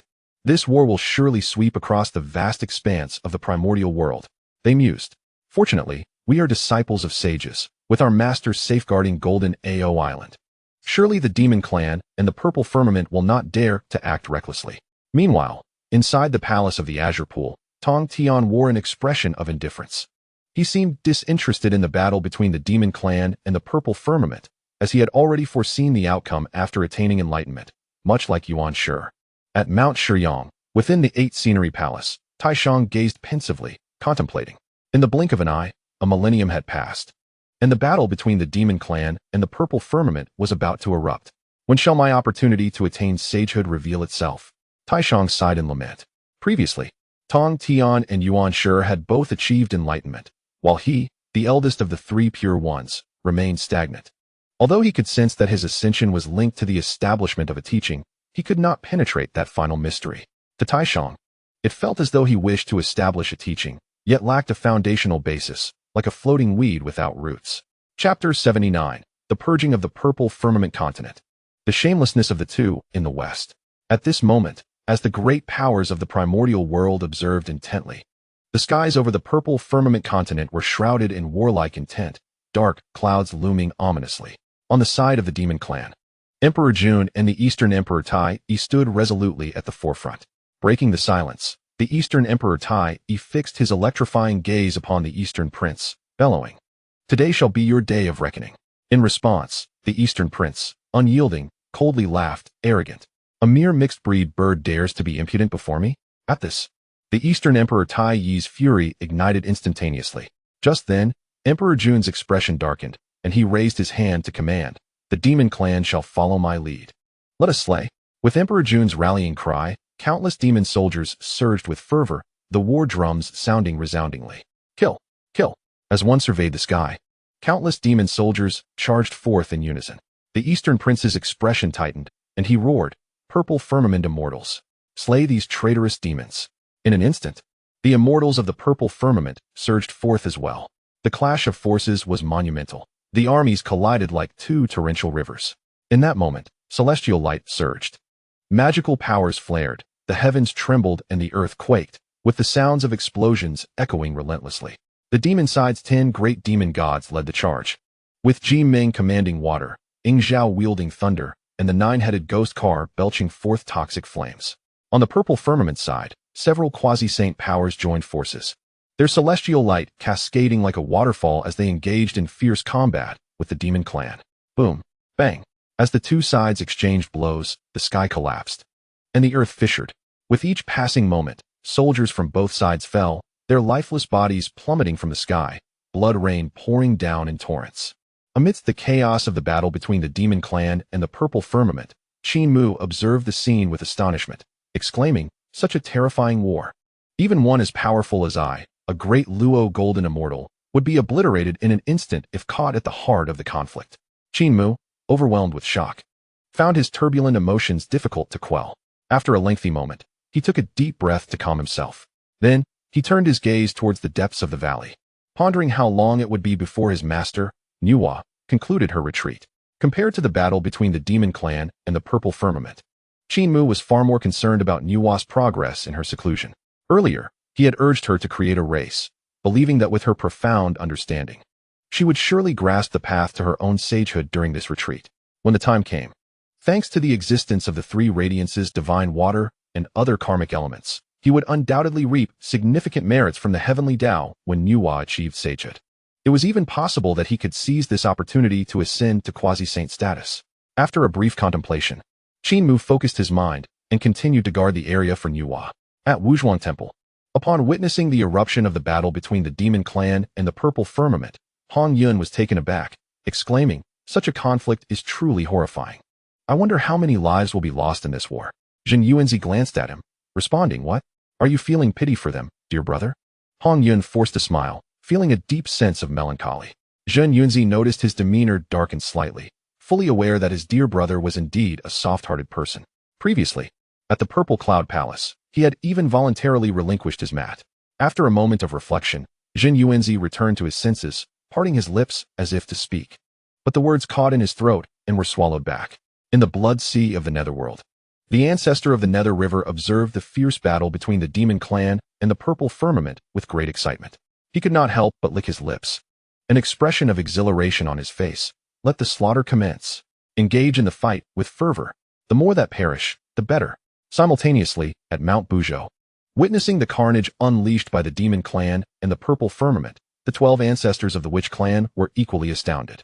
Such a war is indeed terrifying. Ideally, both sides would perish together, and in that case, our witch clan would rise. This was a splendid opportunity for the witch clan. The sight made their hands itch with anticipation.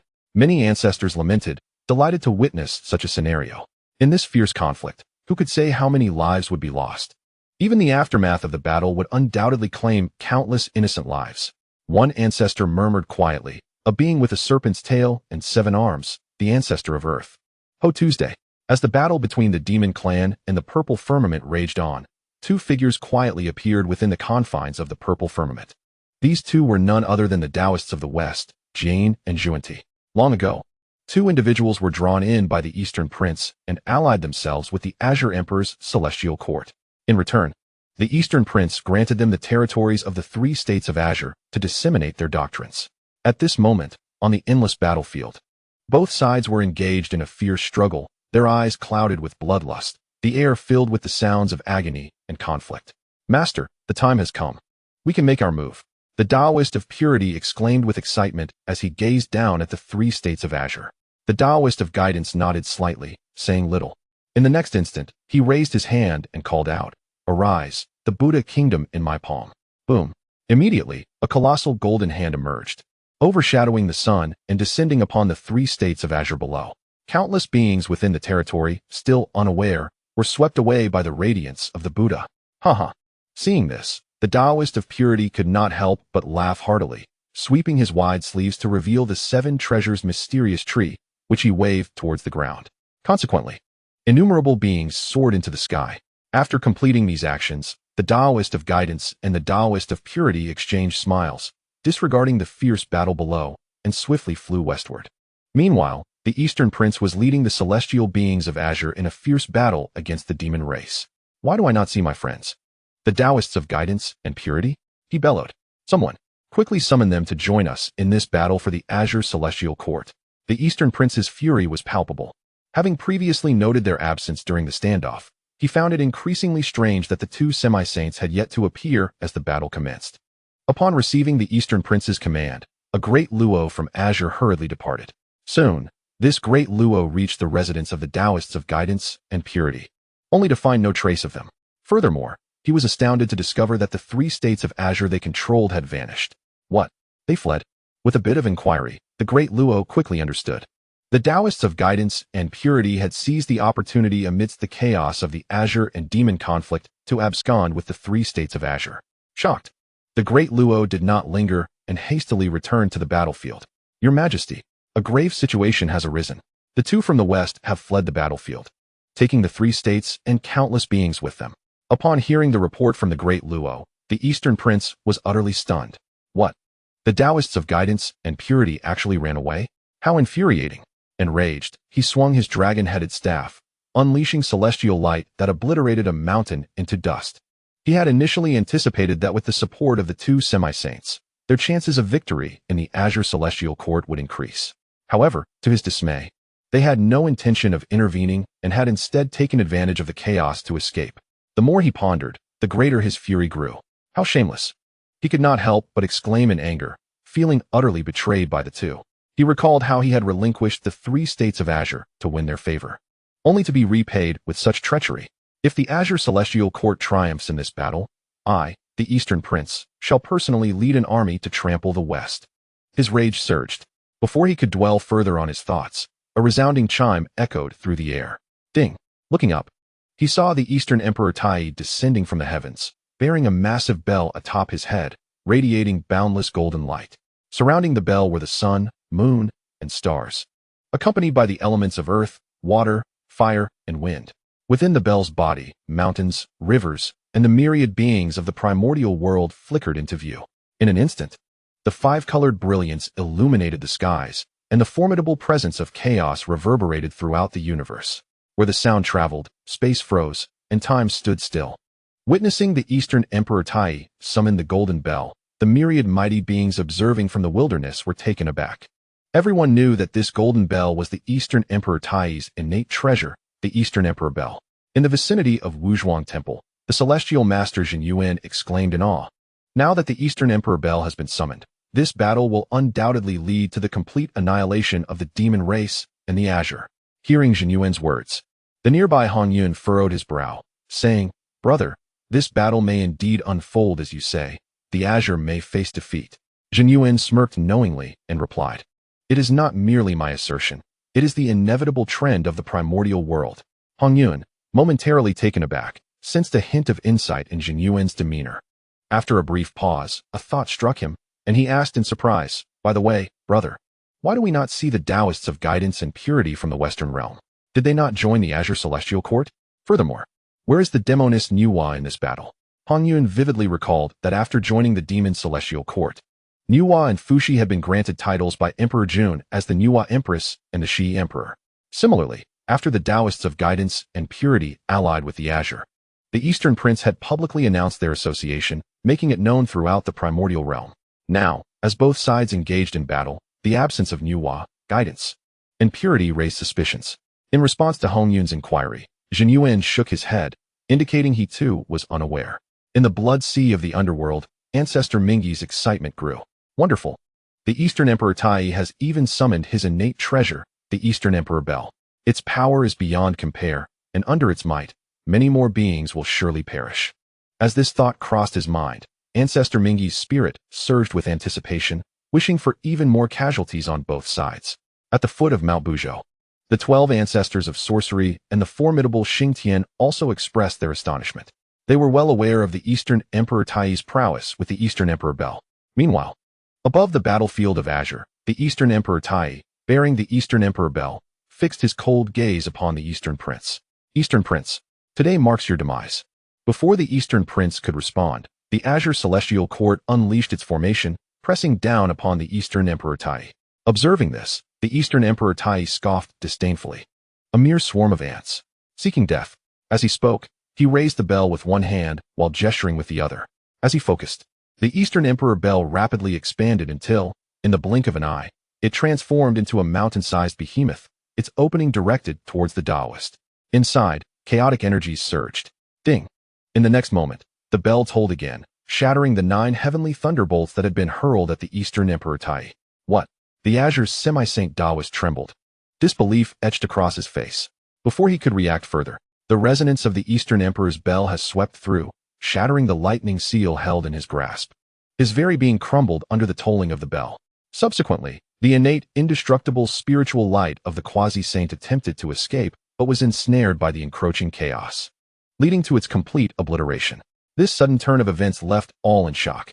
No one anticipated that a single strike from the Eastern Emperor Tai could slay a quasi-saint of the Purple Mansion. At this moment, Eastern Emperor Tai stood proudly in the center of the battlefield, the Eastern Emperor's bell hovering above his head, cascading countless strands of chaotic energy. His golden hair danced in the wind, eyes flashing like lightning, exuding an aura that made the heavens and earth tremble. Who dares? In the stillness that followed, Eastern Emperor Tai's voice thundered.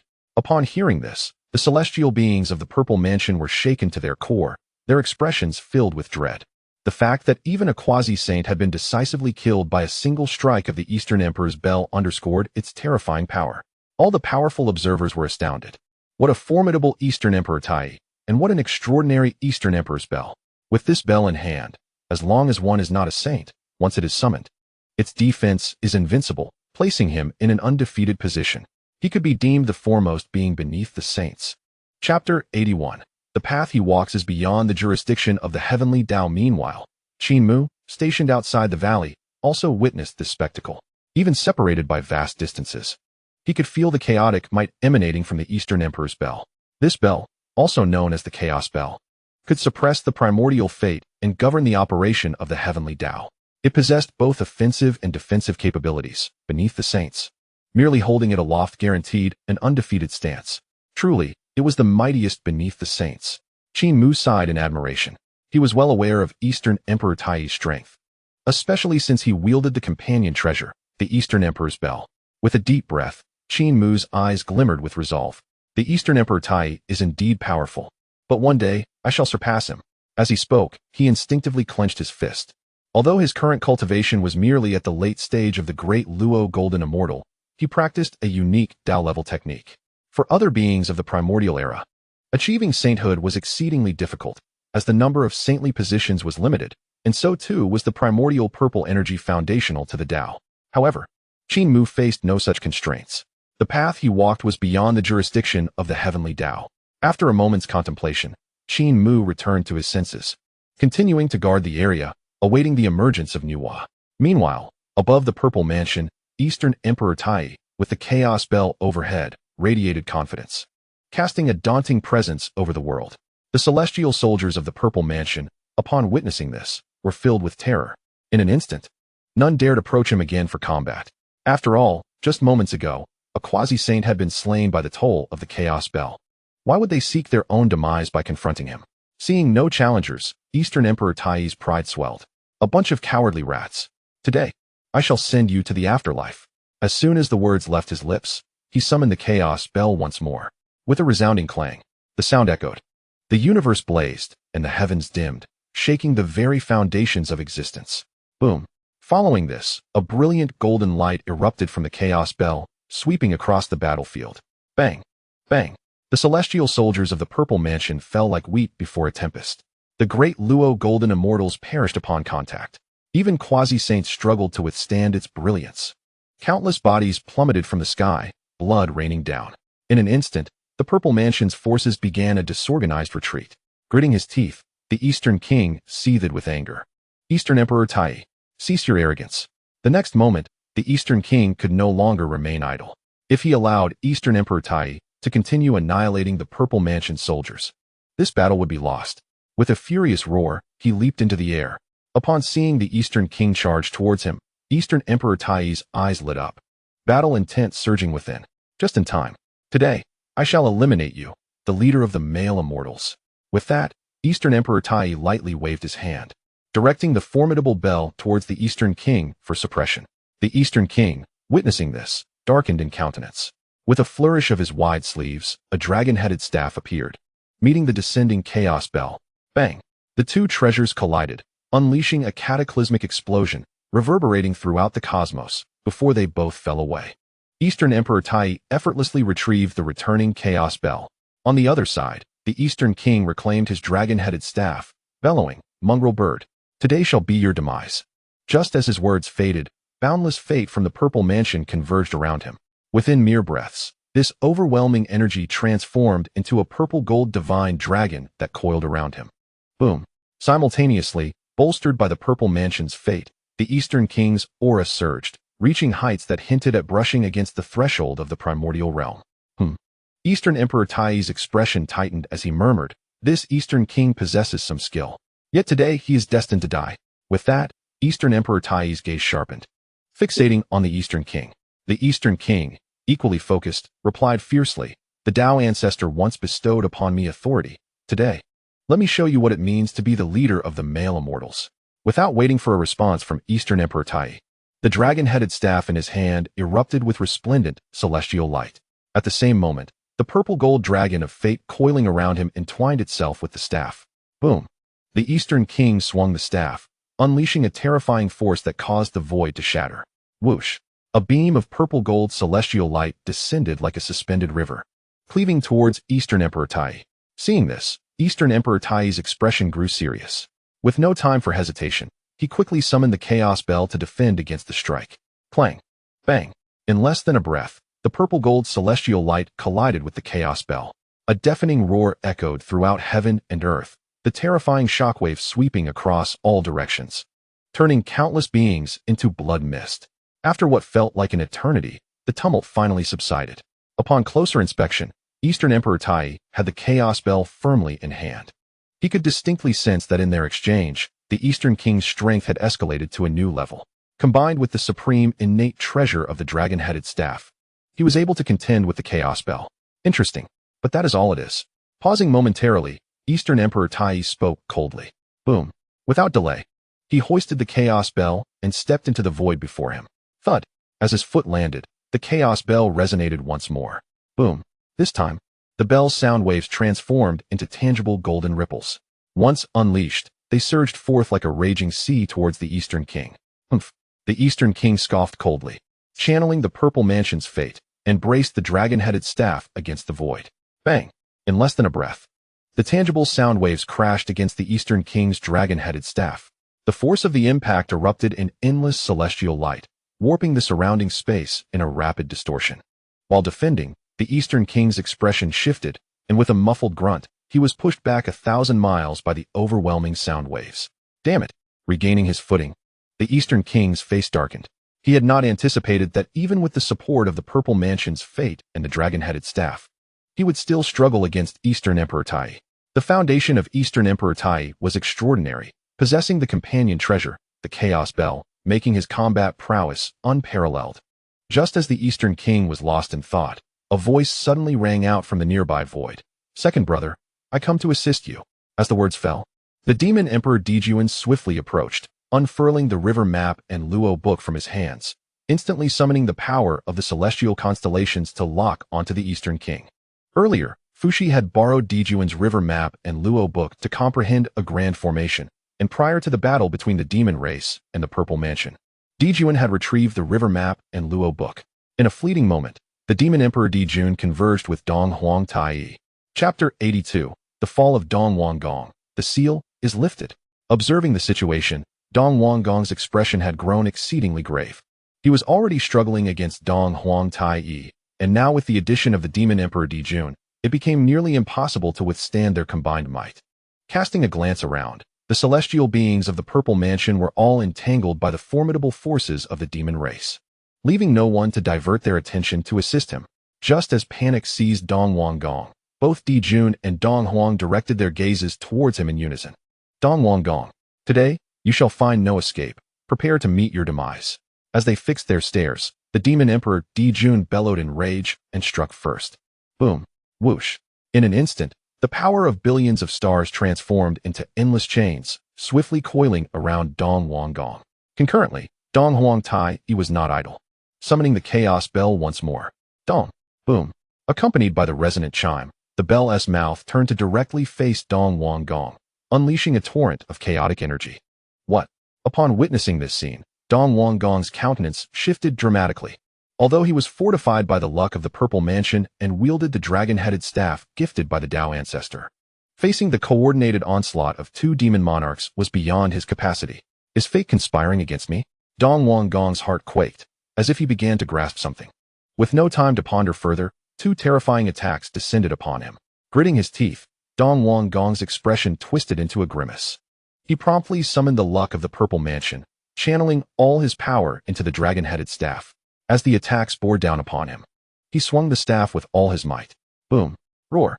A myriad of celestial lights erupted, and the sound of a dragon's roar reverberated. A golden chain entwined with the luck of the Purple Mansion surged forth to meet the attacks from Dong Huang and Dijun. Bang. Bang. Immediately following, a cataclysmic roar resounded. The ferocious impact shook the heavens and earth, obliterating nearby beings in the wake of the shockwaves, their life essence dissipating. Under the violent tremors, Dong Huanggong felt a crushing weight in his chest, and he was sent flying backward. As he was propelled through the air, he could not suppress a mouthful of blood, feeling as though his very soul was on the verge of shattering. In contrast, Dong Huang Tai Yi and the Demon Emperor Di Jun remained largely unscathed. How infuriating! Before long, Dong Huanggong steadied himself. Now, his hair was disheveled, his body stained with blood, and his eyes brimmed with resentment. He never imagined that he, the dignified emperor of the Purple Mansion, the foremost male immortal of the primordial era, would be driven to such a dire predicament. Still alive? At that moment, Dong Huang Tai Yi spoke with suspicion, initially believing that their combined assault would be sufficient to eradicate Dong Huanggong. Little did they know, he had managed to withstand it. Brother, this Dong Huanggong truly possesses remarkable resilience. Dong Huang Tai Yi glanced at Di Jun beside him.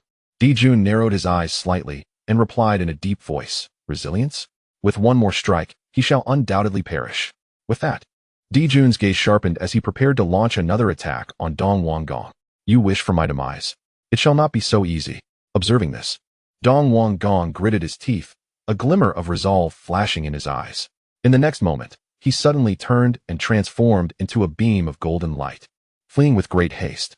Watching Dong Huanggong tear through the void, retreating deep into the Purple Mansion, both Dong Huang Tai Yi and Di Jun were taken aback. They had not anticipated that Dong Huanggong would escape. Simultaneously, numerous powerful beings across the primordial world, who were monitoring this battle, found themselves caught off guard by this sudden turn of events. What is happening? Dong Huanggong is fleeing? Why does it feel like things are not as simple as they seem? Where could he escape to? This battle has already sealed the fate of the Purple Mansion. Just as the mighty beings of the primordial world sighed in astonishment, Dong Huang Tai Yi shouted furiously, "Wish to flee? Have you sought my brother's approval?" As he spoke, Dong Huang Tai Yi exchanged a knowing glance with Di Jun. The next moment, the two brothers wasted no time and transformed into two radiant beams of golden light, pursuing Dong Huanggong. Not long after, deep within the Purple Mansion, in a small realm enveloped by barriers, the disheveled figure of Dong Huanggong materialized. Upon landing, he struggled against his injuries, stumbling toward the center of the small realm. There, a figure pierced by 9 chains of heavenly law slowly raised its head, a glimmer of mockery flashing in its crimson eyes. An aura of boundless malevolence surrounded it, sending chills down the spine merely by sensing its presence. "It seems you've encountered trouble." After a moment of silence, the being shrouded in malice spoke. Dong Huanggong gasped for breath. Urgency etched on his face as he asked, "Is our transaction still valid?" "Of course." The mysterious being rasped with a smile. Earlier, Dong Huanggong had sought him out, even using the luck of the Purple Mansion to loosen some of the heavenly chains. Hearing the mysterious being's affirmation, Dong Huanggong steeled himself, then formed a seal with his hands, summoning the remaining luck of the Purple Mansion as a golden dragon roared forth. Boom! In the next moment, the golden dragon of Purple Mansion's luck entwined itself around the heavenly law chains. Crack! Following that, the heavenly chains began to loosen. Boom! At that moment, a thunderous roar echoed nearby. Turning to look, the void shattered, and the barriers crumbled. Soon, Di Jun and Dong Huang Tai Yi appeared in pursuit. As soon as they materialized, they noticed the mysterious being bound by the heavenly chains.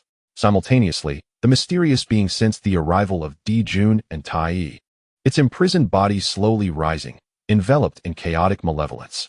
Boom! Just a mere fraction of its released pressure distorted the very fabric of space. What is this? Witnessing this scene, Di Jun's pupils widened in disbelief. Dong Huang Tai Yi was equally taken aback, unable to restrain his astonished exclamation. The aura of heavenly law? What kind of existence is this, to be sealed by heavenly law chains? In their astonishment, both Di Jun and Dong Huang Tai Yi quickly comprehended the situation. They had previously thought Dong Huanggong sought to flee.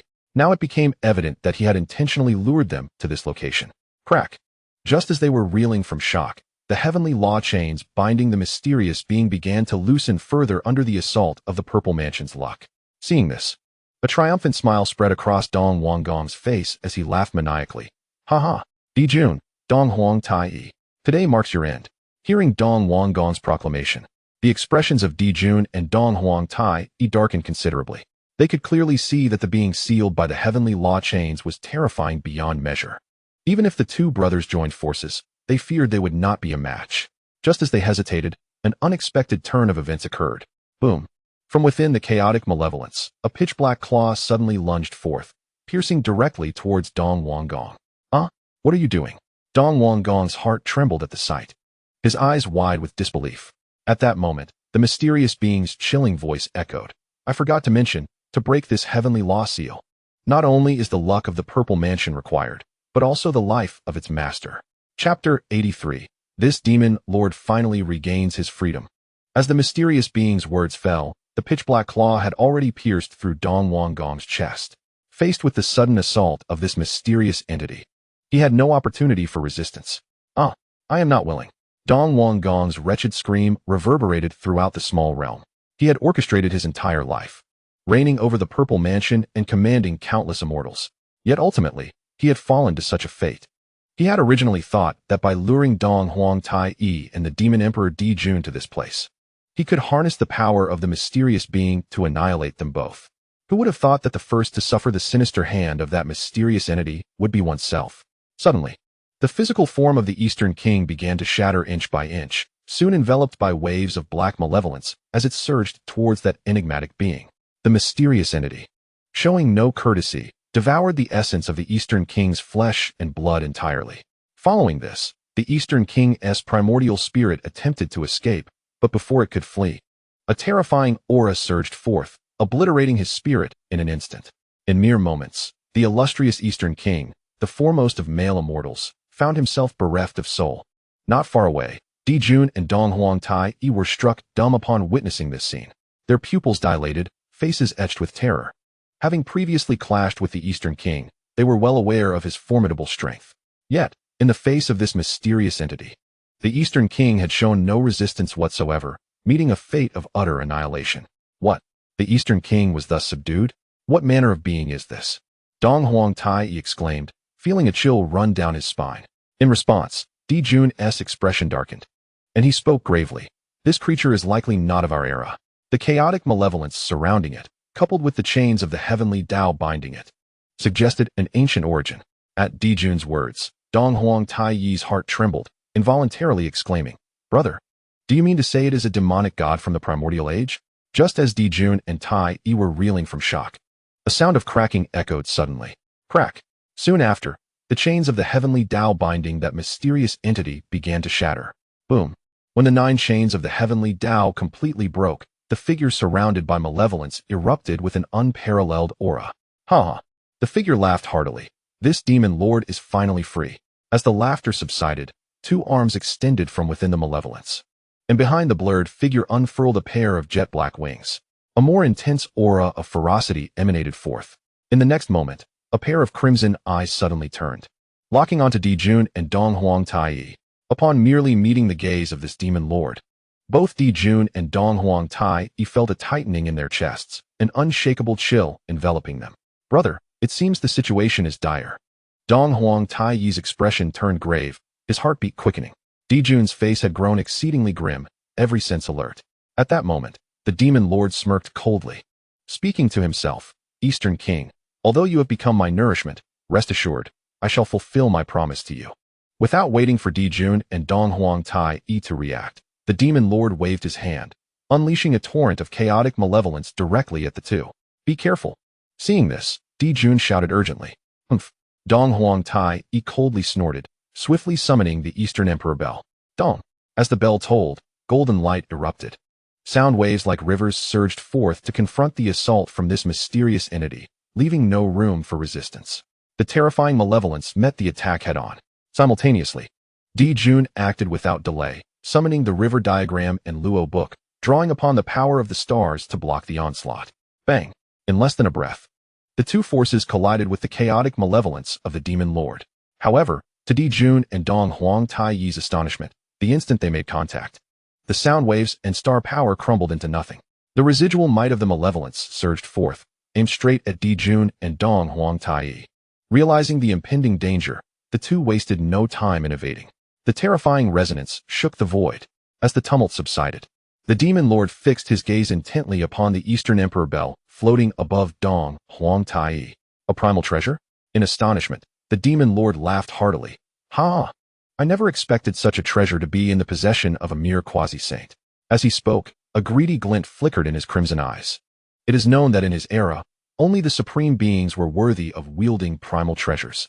Each of these supreme beings had cultivated a law to its utmost limit, akin to today as Hunyuan de Luo golden immortals, if not stronger. In his excitement, the demon lord's laughter ceased, and he coldly declared, "This object belongs to me."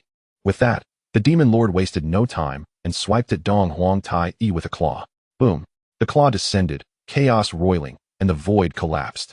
In an instant, the terrifying claw struck the Eastern Emperor bell. Clang! In that moment, the Eastern Emperor bell trembled violently and was sent flying. What? Upon witnessing this, Tai Yi was utterly shocked, his face a mask of disbelief. How could his accompanying treasure be so easily dislodged by the demon lord's claw? Just as Tai Yi was taken aback, Di Jun roared in fury, once again summoning the river diagram and Luo book. Rumble! Billions of starlight rained down like blades. A mere trick of an ant. The demon lord sneered, opening his mouth to unleash chaotic demonic flames that directly incinerated the star power. Uffed! Di Jun, caught in the backlash, couldn't help but spit out blood, sent reeling backward, the river diagram and Luo book dimming in his grasp. Brother! Tai Yi, seeing this, was distraught, his heart racing, and quickly summoned back the Eastern Emperor bell. However, before he could retaliate, the demon lord struck again with a claw. Faced with this scene, Tai Yi's mind was shaken, and without time to think further, he hastily summoned the Eastern Emperor bell to defend. Bang! The earth-shattering roar echoed. When next they looked, the Eastern Emperor bell had been forcefully swatted away by the demon lord's claw, piercing through this small world and plummeting into the sea. Rumble! Following this, the small realm could not withstand the terrifying shockwaves and shattered. Seeing this, Dong Huang Tai Yi and Di Jun exchanged glances, swiftly retreating. Trying to escape? The demon lord, seeing this, smiled disdainfully and pursued. Before long, three figures emerged into the outside world.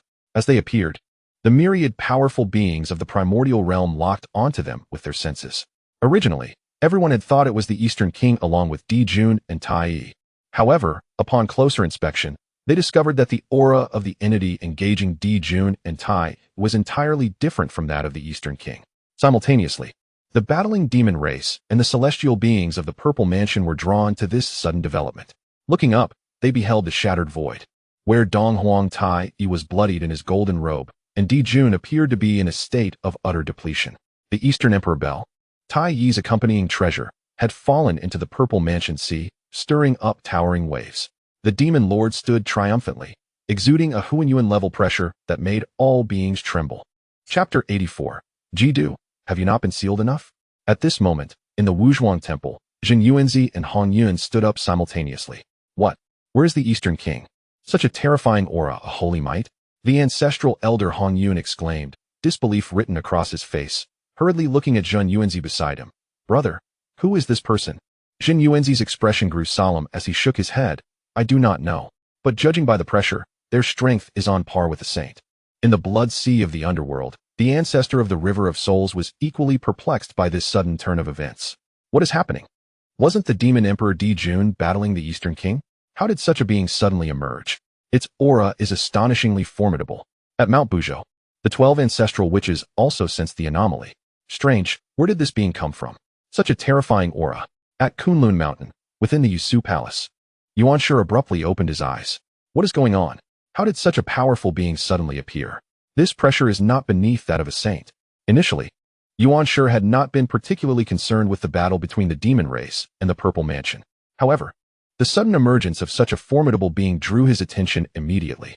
On Golden Ao Island, within the Bayou Palace, Tong Tian shared the same sentiment. Strange. From whence does such an existence arise? A sage, perhaps? In the sacred mountains of Shouyang, within the 8 Sceneries Palace, even the Supreme One was taken aback. How could a sage emerge in this era? Before this, there were no signs of such divine manifestation. No, this being seems not to belong to our time. Upon this realization, the Supreme One's heart trembled. Simultaneously, the demon clan and the celestial beings of the Purple Mansion were left dumbfounded, gripped by terror. The overwhelming pressure emanating from the so-called demon lord was too formidable, compelling them to instinctively prostrate themselves. Could this be a sage? Impossible. Hadn't the Tao ancestor proclaimed that there were only a handful of sages in the primordial chaos? How could such a terrifying entity exist in the Purple Mansion?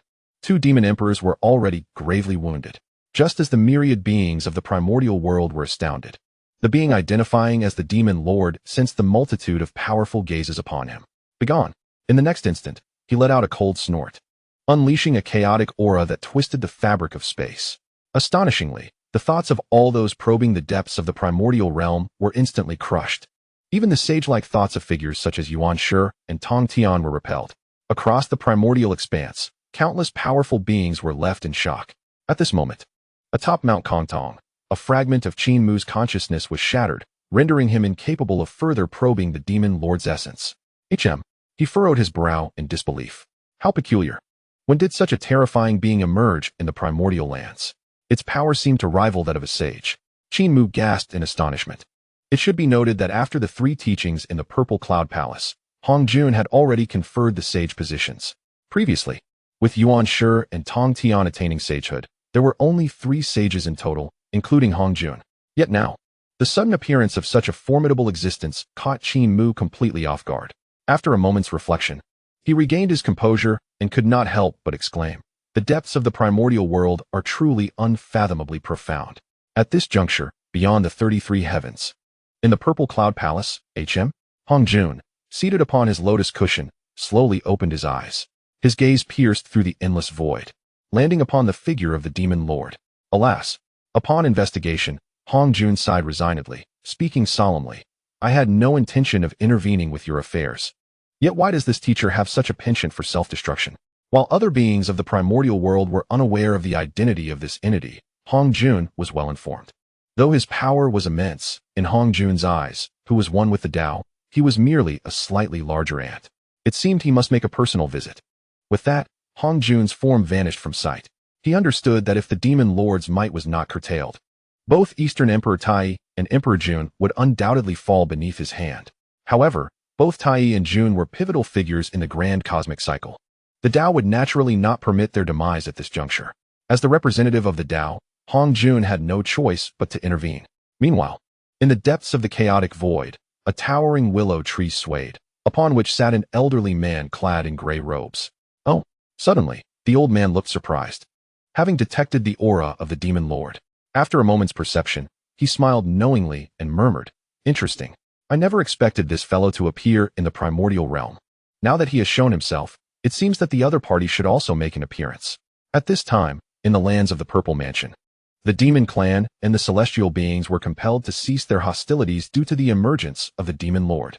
All beings were filled with trepidation.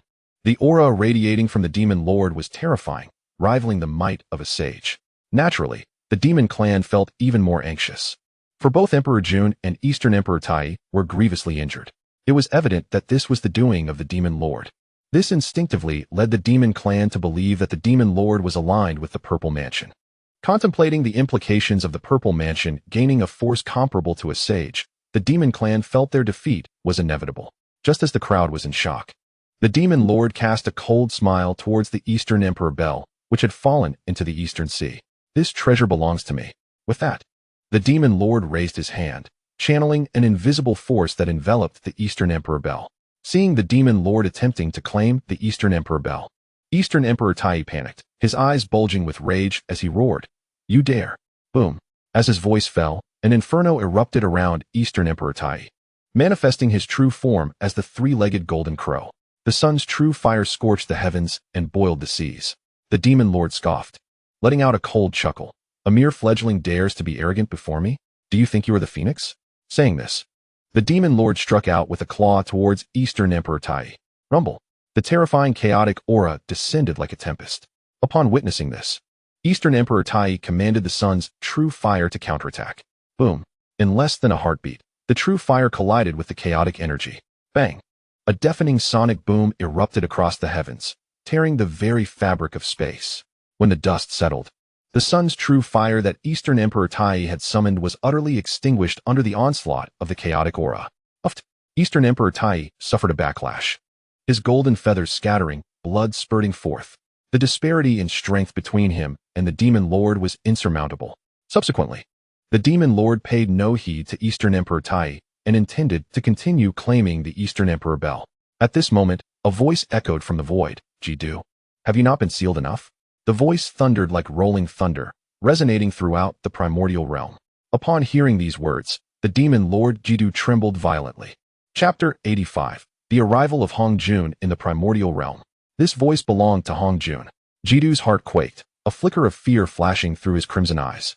Simultaneously, many powerful beings throughout the primordial realm were also astonished. The Tao Ancestor. Has the Tao Ancestor intervened? Jidu? That name sounds somewhat familiar. To provoke the Tao Ancestor. This being must possess an extraordinary background. The two sovereigns of the demon clan are no match for him. Could he truly be some kind of demon god? Many powerful beings marveled quietly. Earlier, they had attempted to probe Jidu with their thoughts, only to have their consciousness shattered by his furious roar. Now, this had drawn the arrival of the Tao Ancestor, and the great beings could easily surmise the implications. At Kontong Mountain, Qin Mu, stationed outside the valley, was taken aback upon hearing Hong Jun's words. Jidu? So it was he. Many beings in the primordial realm were unaware of who Jidu was.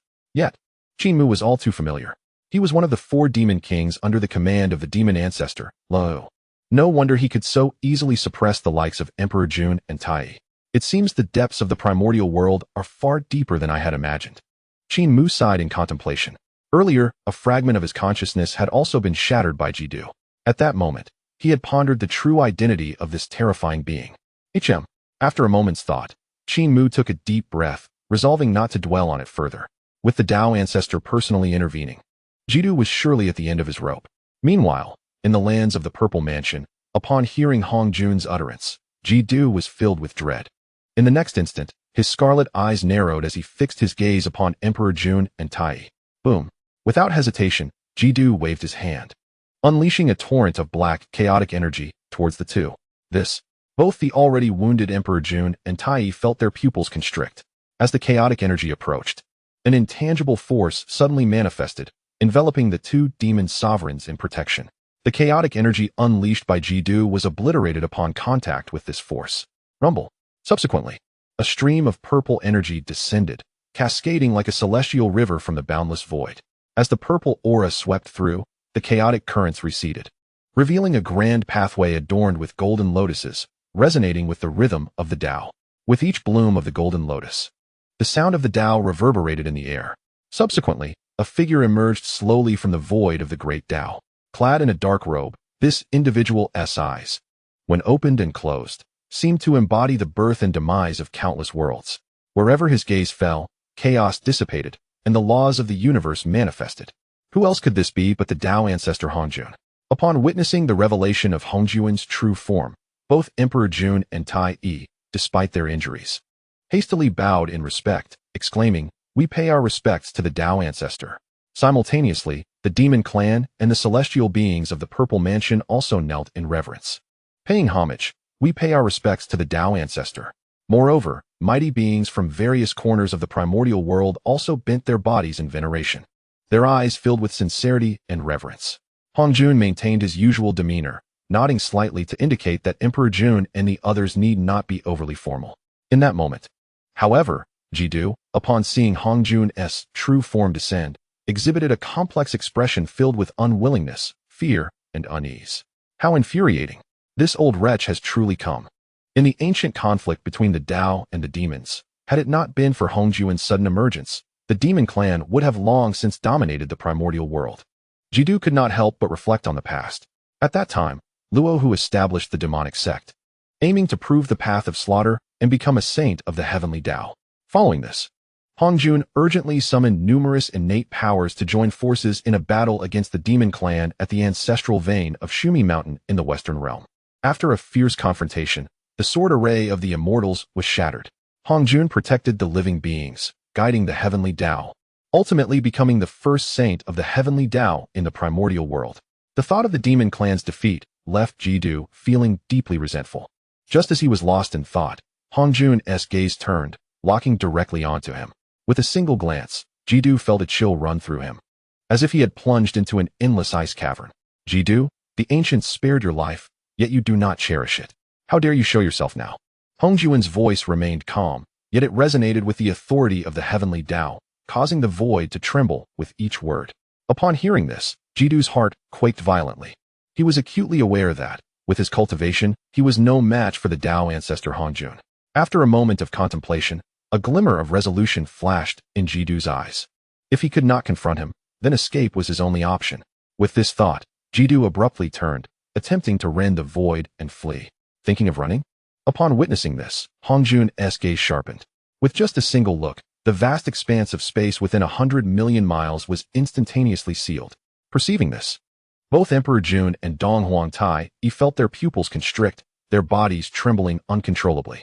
Is this the power of a saint? Merely a glance can freeze time and space.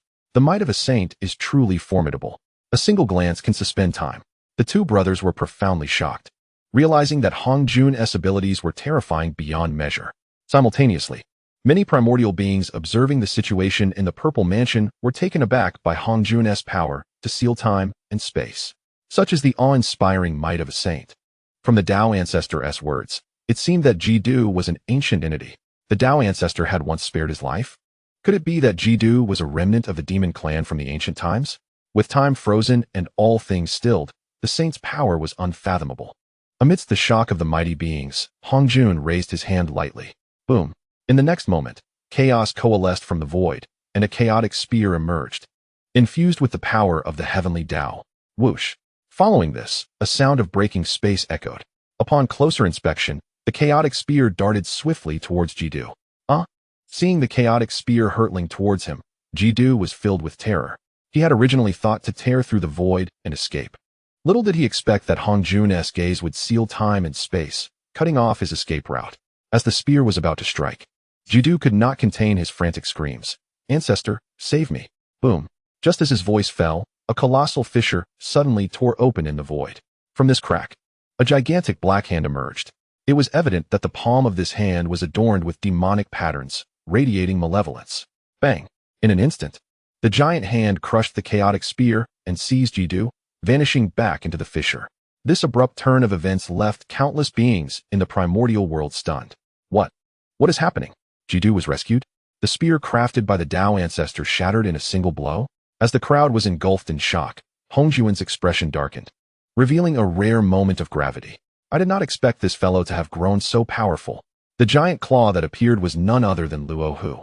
In the ancient battle, although victorious against Luo Hu, he ultimately retreated into the chaos beyond the heavens, establishing a realm for the demon clan known as the Outer Heavenly Demon Realm. It seems I must hasten my integration with the Tao. With this thought, Hongjun did not linger and vanished from his location. With Hongjun's departure, the battle between the demon clan and the Purple Mansion came to a close. Chapter 86. Molding clay to create humanity, harmonizing yin and yang. The human race emerges. As he gazed around, the scene in the Purple Mansion was one of disarray, with remnants of clouds drifting and devastation everywhere. Emperor Jun and Dong Huangtai exchanged glances, both recognizing the astonishment mirrored in each other's eyes. Elder brother, that giant hand. In his shock, Dong Huangtai exclaimed. Before he could finish, Emperor Jun interrupted solemnly. Do not speak further.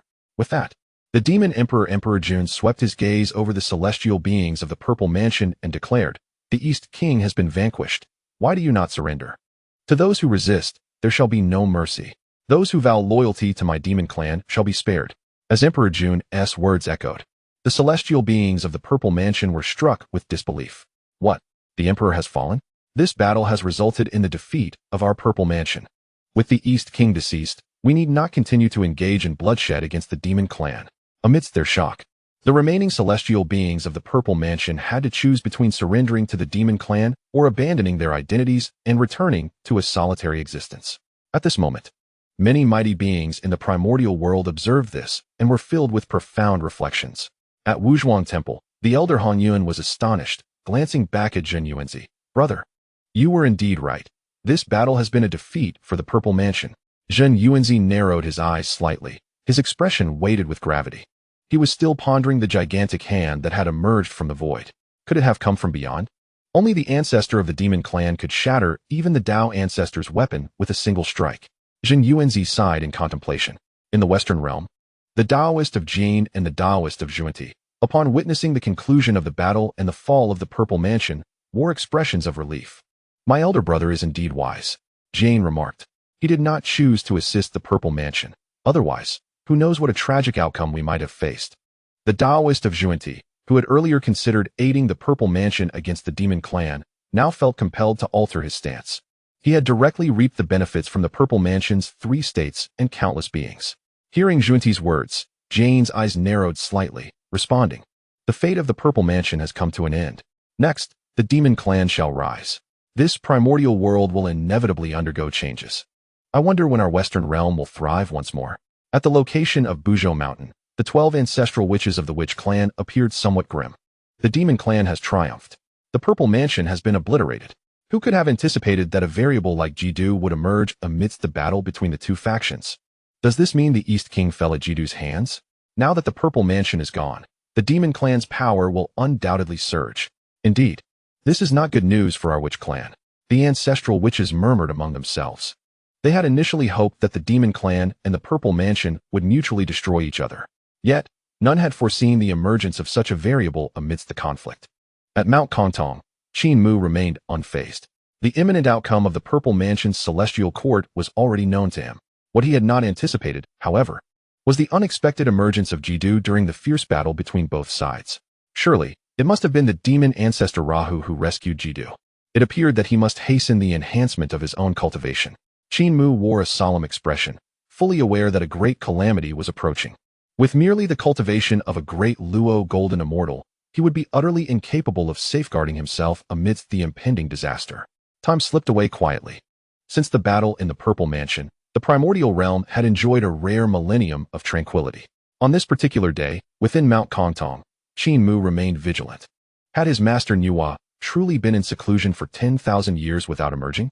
Qin Mu mused aloud, glancing towards the interior of Mount Kongtong. Boom! At that moment, an extraordinary occurrence unfolded within the mountain. Whoosh! A divine light of creation surged skyward, accompanied by an overwhelming aura. Qin Mu sensed it, his heart racing, and his gaze ignited with fervor. Could it be that his master was about to emerge from her seclusion? Surely, she must have attained sainthood by now. As Qin Mu pondered, Nuwa gradually stepped forth from the depths of Mount Kongtong, her aura resonating with the essence of heaven and earth. Seeing this, Qin Mu's heart leaped with joy, and he hurried to greet Nuwa. Once near, he bowed deeply and exclaimed, "Congratulations, Master, on your emergence from seclusion. May I inquire if you have comprehended the path to sainthood?"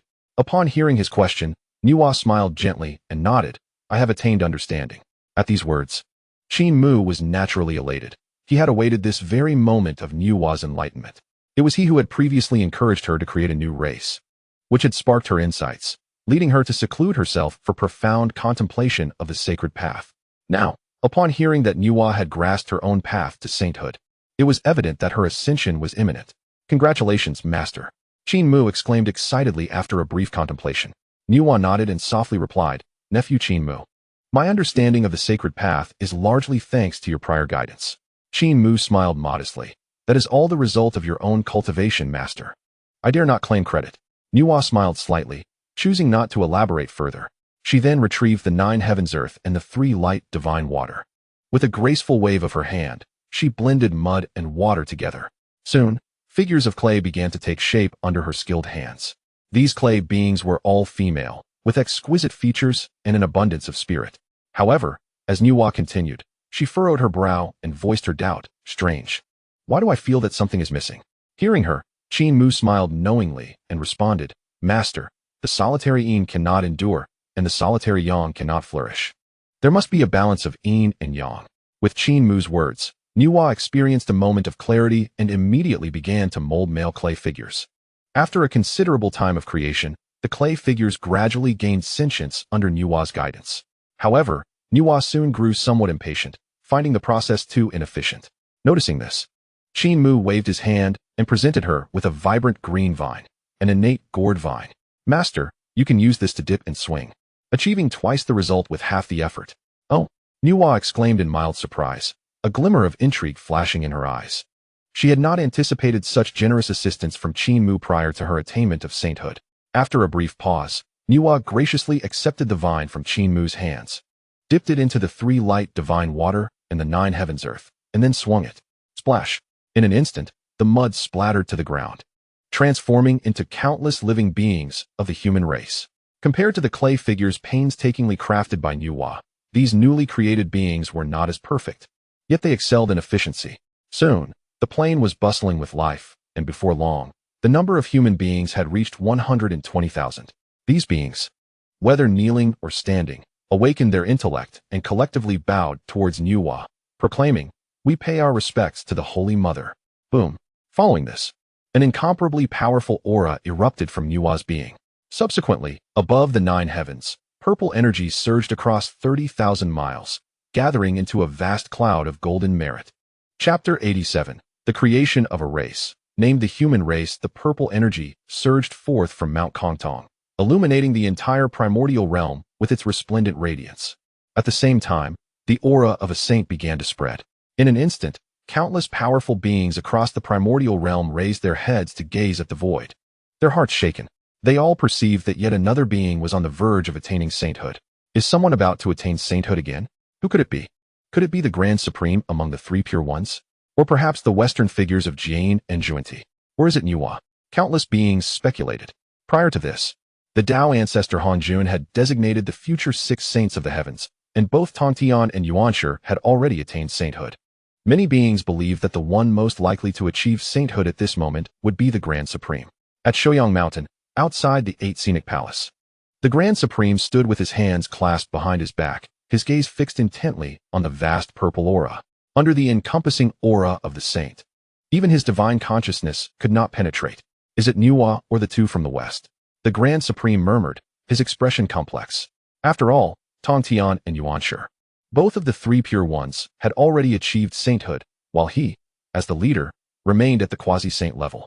Why has my opportunity for sainthood yet to arrive? The Grand Supreme questioned, initially believing he would be the first to attain sainthood. Yet now, another was on the verge, and it was not him. After a moment of contemplation, the Grand Supreme sighed, reflecting, "Alas, some matters cannot be rushed. I already possess a saintly position. Attaining sainthood is merely a matter of time." Having reassured himself, the Grand Supreme felt considerably better. At Kunlun Mountain, within the Jade Void Palace, Yuanshi felt a sudden chill in his heart. It is actually Nuwa? I did not expect her to be a step ahead of my elder brother. Yuanshi mused, feeling a mix of amazement and admiration. As a saint, he could sense that it was indeed Nuwa who was on the verge of attaining sainthood. Meanwhile, at Golden Ao Island, within the Azure Pool Palace, Tongtian also perceived that Nuwa was about to achieve sainthood. So it is Nuwa who is ahead of us. Why has my elder brother not sensed the opportunity for sainthood? Tongtian furrowed his brow, puzzled. Logically, as the leader of the 3 pure ones, the Grand Supreme should have attained sainthood before both him and Yuanshi. Yet, lost in thought, Tongtian shrugged it off, acknowledging that they were all future saints appointed by the Tao ancestor. At Wuzhuang Temple, Xinyuanzi and Hongyun exchanged glances, both reflecting the shock in each other's eyes. Elder brother, yet another saint is about to emerge, Hongyun exclaimed. Xinyuanzi nodded lightly, indeed, including the Tao ancestor. The primordial realm will soon have 4 saints. Hongyun's eyes gleamed with anticipation. Although he had not been granted a saintly position by Hongjun, he possessed the foundational essence of the great Tao, the primordial purple energy. Compared to other quasi-saints in the primordial realm, his chances of ascending to sainthood were greater. Will there come a day when I too can attain the path? In the heavenly court of the demon race, within the Lingxiao Palace, Dijun and Tai rose abruptly upon sensing the disturbance. Elder brother, another being is about to attain sainthood, Tai exclaimed with excitement, the true fire of the sun within him flaring uncontrollably.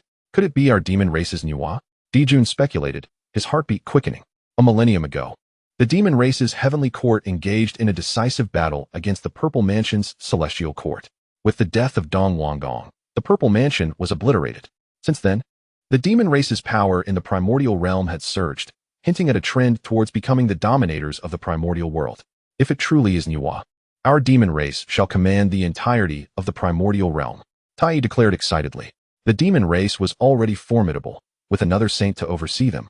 Would they not rise to prominence in the primordial realm? In the west, at Mount Shumi, Jane and Zhunti were both greatly shaken. Elder brother, someone is about to attain sainthood. Zhunti, in a state of astonishment, spoke up. Could it be that it is Tai Shang? After a moment's consideration, Jie responded. Zhunti, without harboring any doubts, couldn't help but exclaim, the 3 pure ones truly embody the essence of Pangu. If Tai Shang were to attain enlightenment, all 3 pure ones would have achieved the path to sanctity. When shall we, the 2 of us, transcend and become saints? At this point, Zhunti let out a sigh. In the blood sea of the underworld, The ancestor of the Dark River observed this scene, his spirit shaken. Another saint is about to emerge. Do I still have a chance? Earlier, during the fierce battle between the Demon Clan and the Purple Mansion, countless lives were lost, and the blood sea of the underworld absorbed the ensuing malevolence, enhancing the ancestor's power once more. Yet, he understood that breaking through the shackles to enter the path of sanctity was far more complex than anticipated. After all, he had not yet attained a saintly position, nor did he possess the primordial purple energy that is the foundation of the great Tao. Surely, there must be a way. In the future, I shall ascend to the saintly realm. At Mount Buzhou, home of the Wu clan, the 12 ancestors of the Wu were equally astonished. Who shall be the one to break through into sainthood this time? Could it be Tai Shang from the Three Pure Ones? Heaven forbid it be Nu Hua of the Demon Clan. Indeed, if Nu Hua were to attain sainthood, the Demon Clan would undoubtedly dominate the primordial realm even more. Should that time come, our Wu clan would likely be forced into battle against the Demon Clan. Would it not be splendid if the Wu clan could also produce a saint to safeguard us? The ancestors murmured among themselves, naturally hoping it would not be Nu Hua who achieved sanctity, as she is the empress of the Demon Clan. If she were to succeed, the Demon Clan would gain a saintly protector, further swelling their ambitions after the previous destruction of the Purple Mansion Heavenly Court.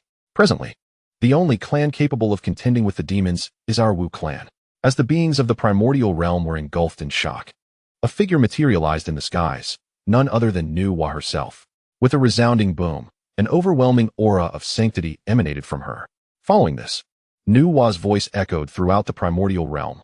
I, Nu Hua, observe the myriad clans of the primordial world, inheriting the creation of heaven and earth.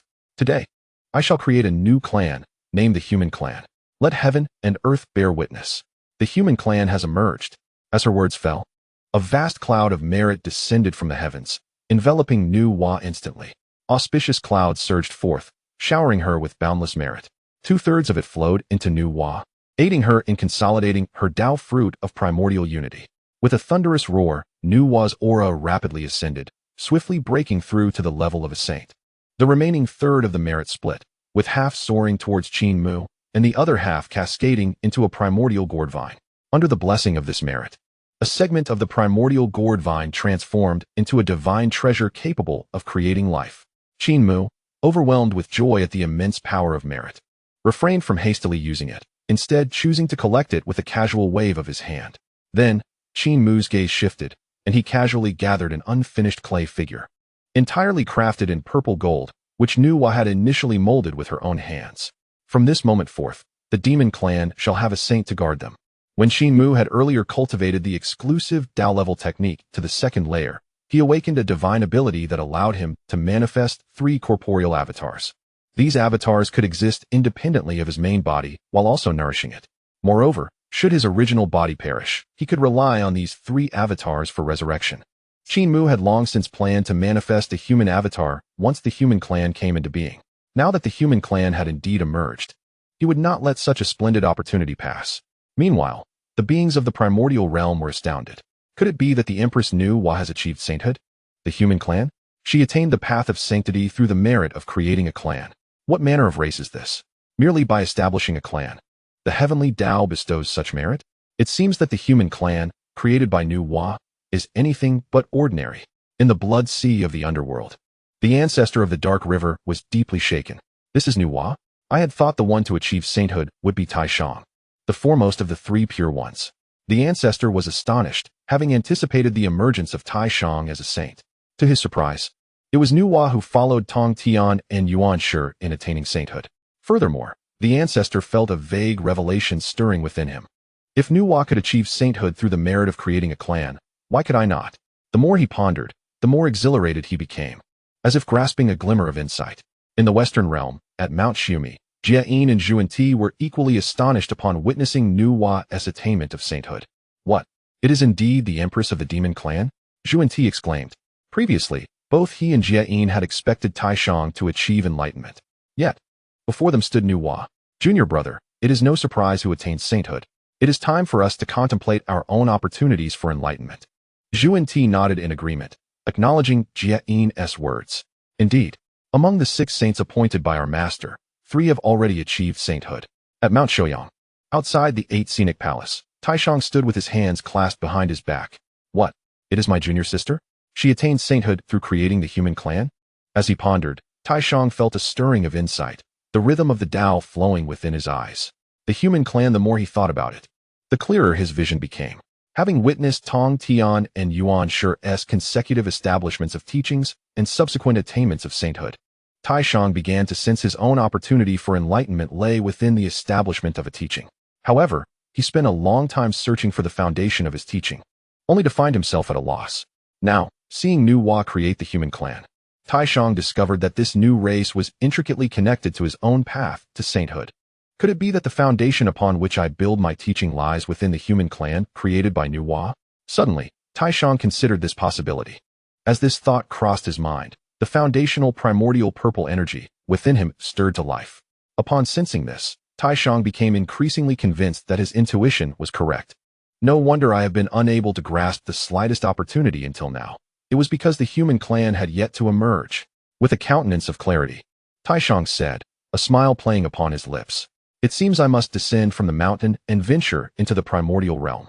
Soon, Taishang firmly resolved to descend and engage with the human clan. He could sense that his path to sainthood lay within them. At this moment, in the 9 heavens where the demon clan resided, the entire demon race erupted in jubilance upon learning that it was Nu Hua who achieved sainthood. It is the Empress Nu Hua. Heaven bless our demon clan. With Nu Hua's attainment of sainthood, the demon clan shall now have a saint to guide them. The demon race rejoiced, their spirits soaring. Previously, they had yearned for the Empress Nu Hua to become a saint, and their hopes had been realized.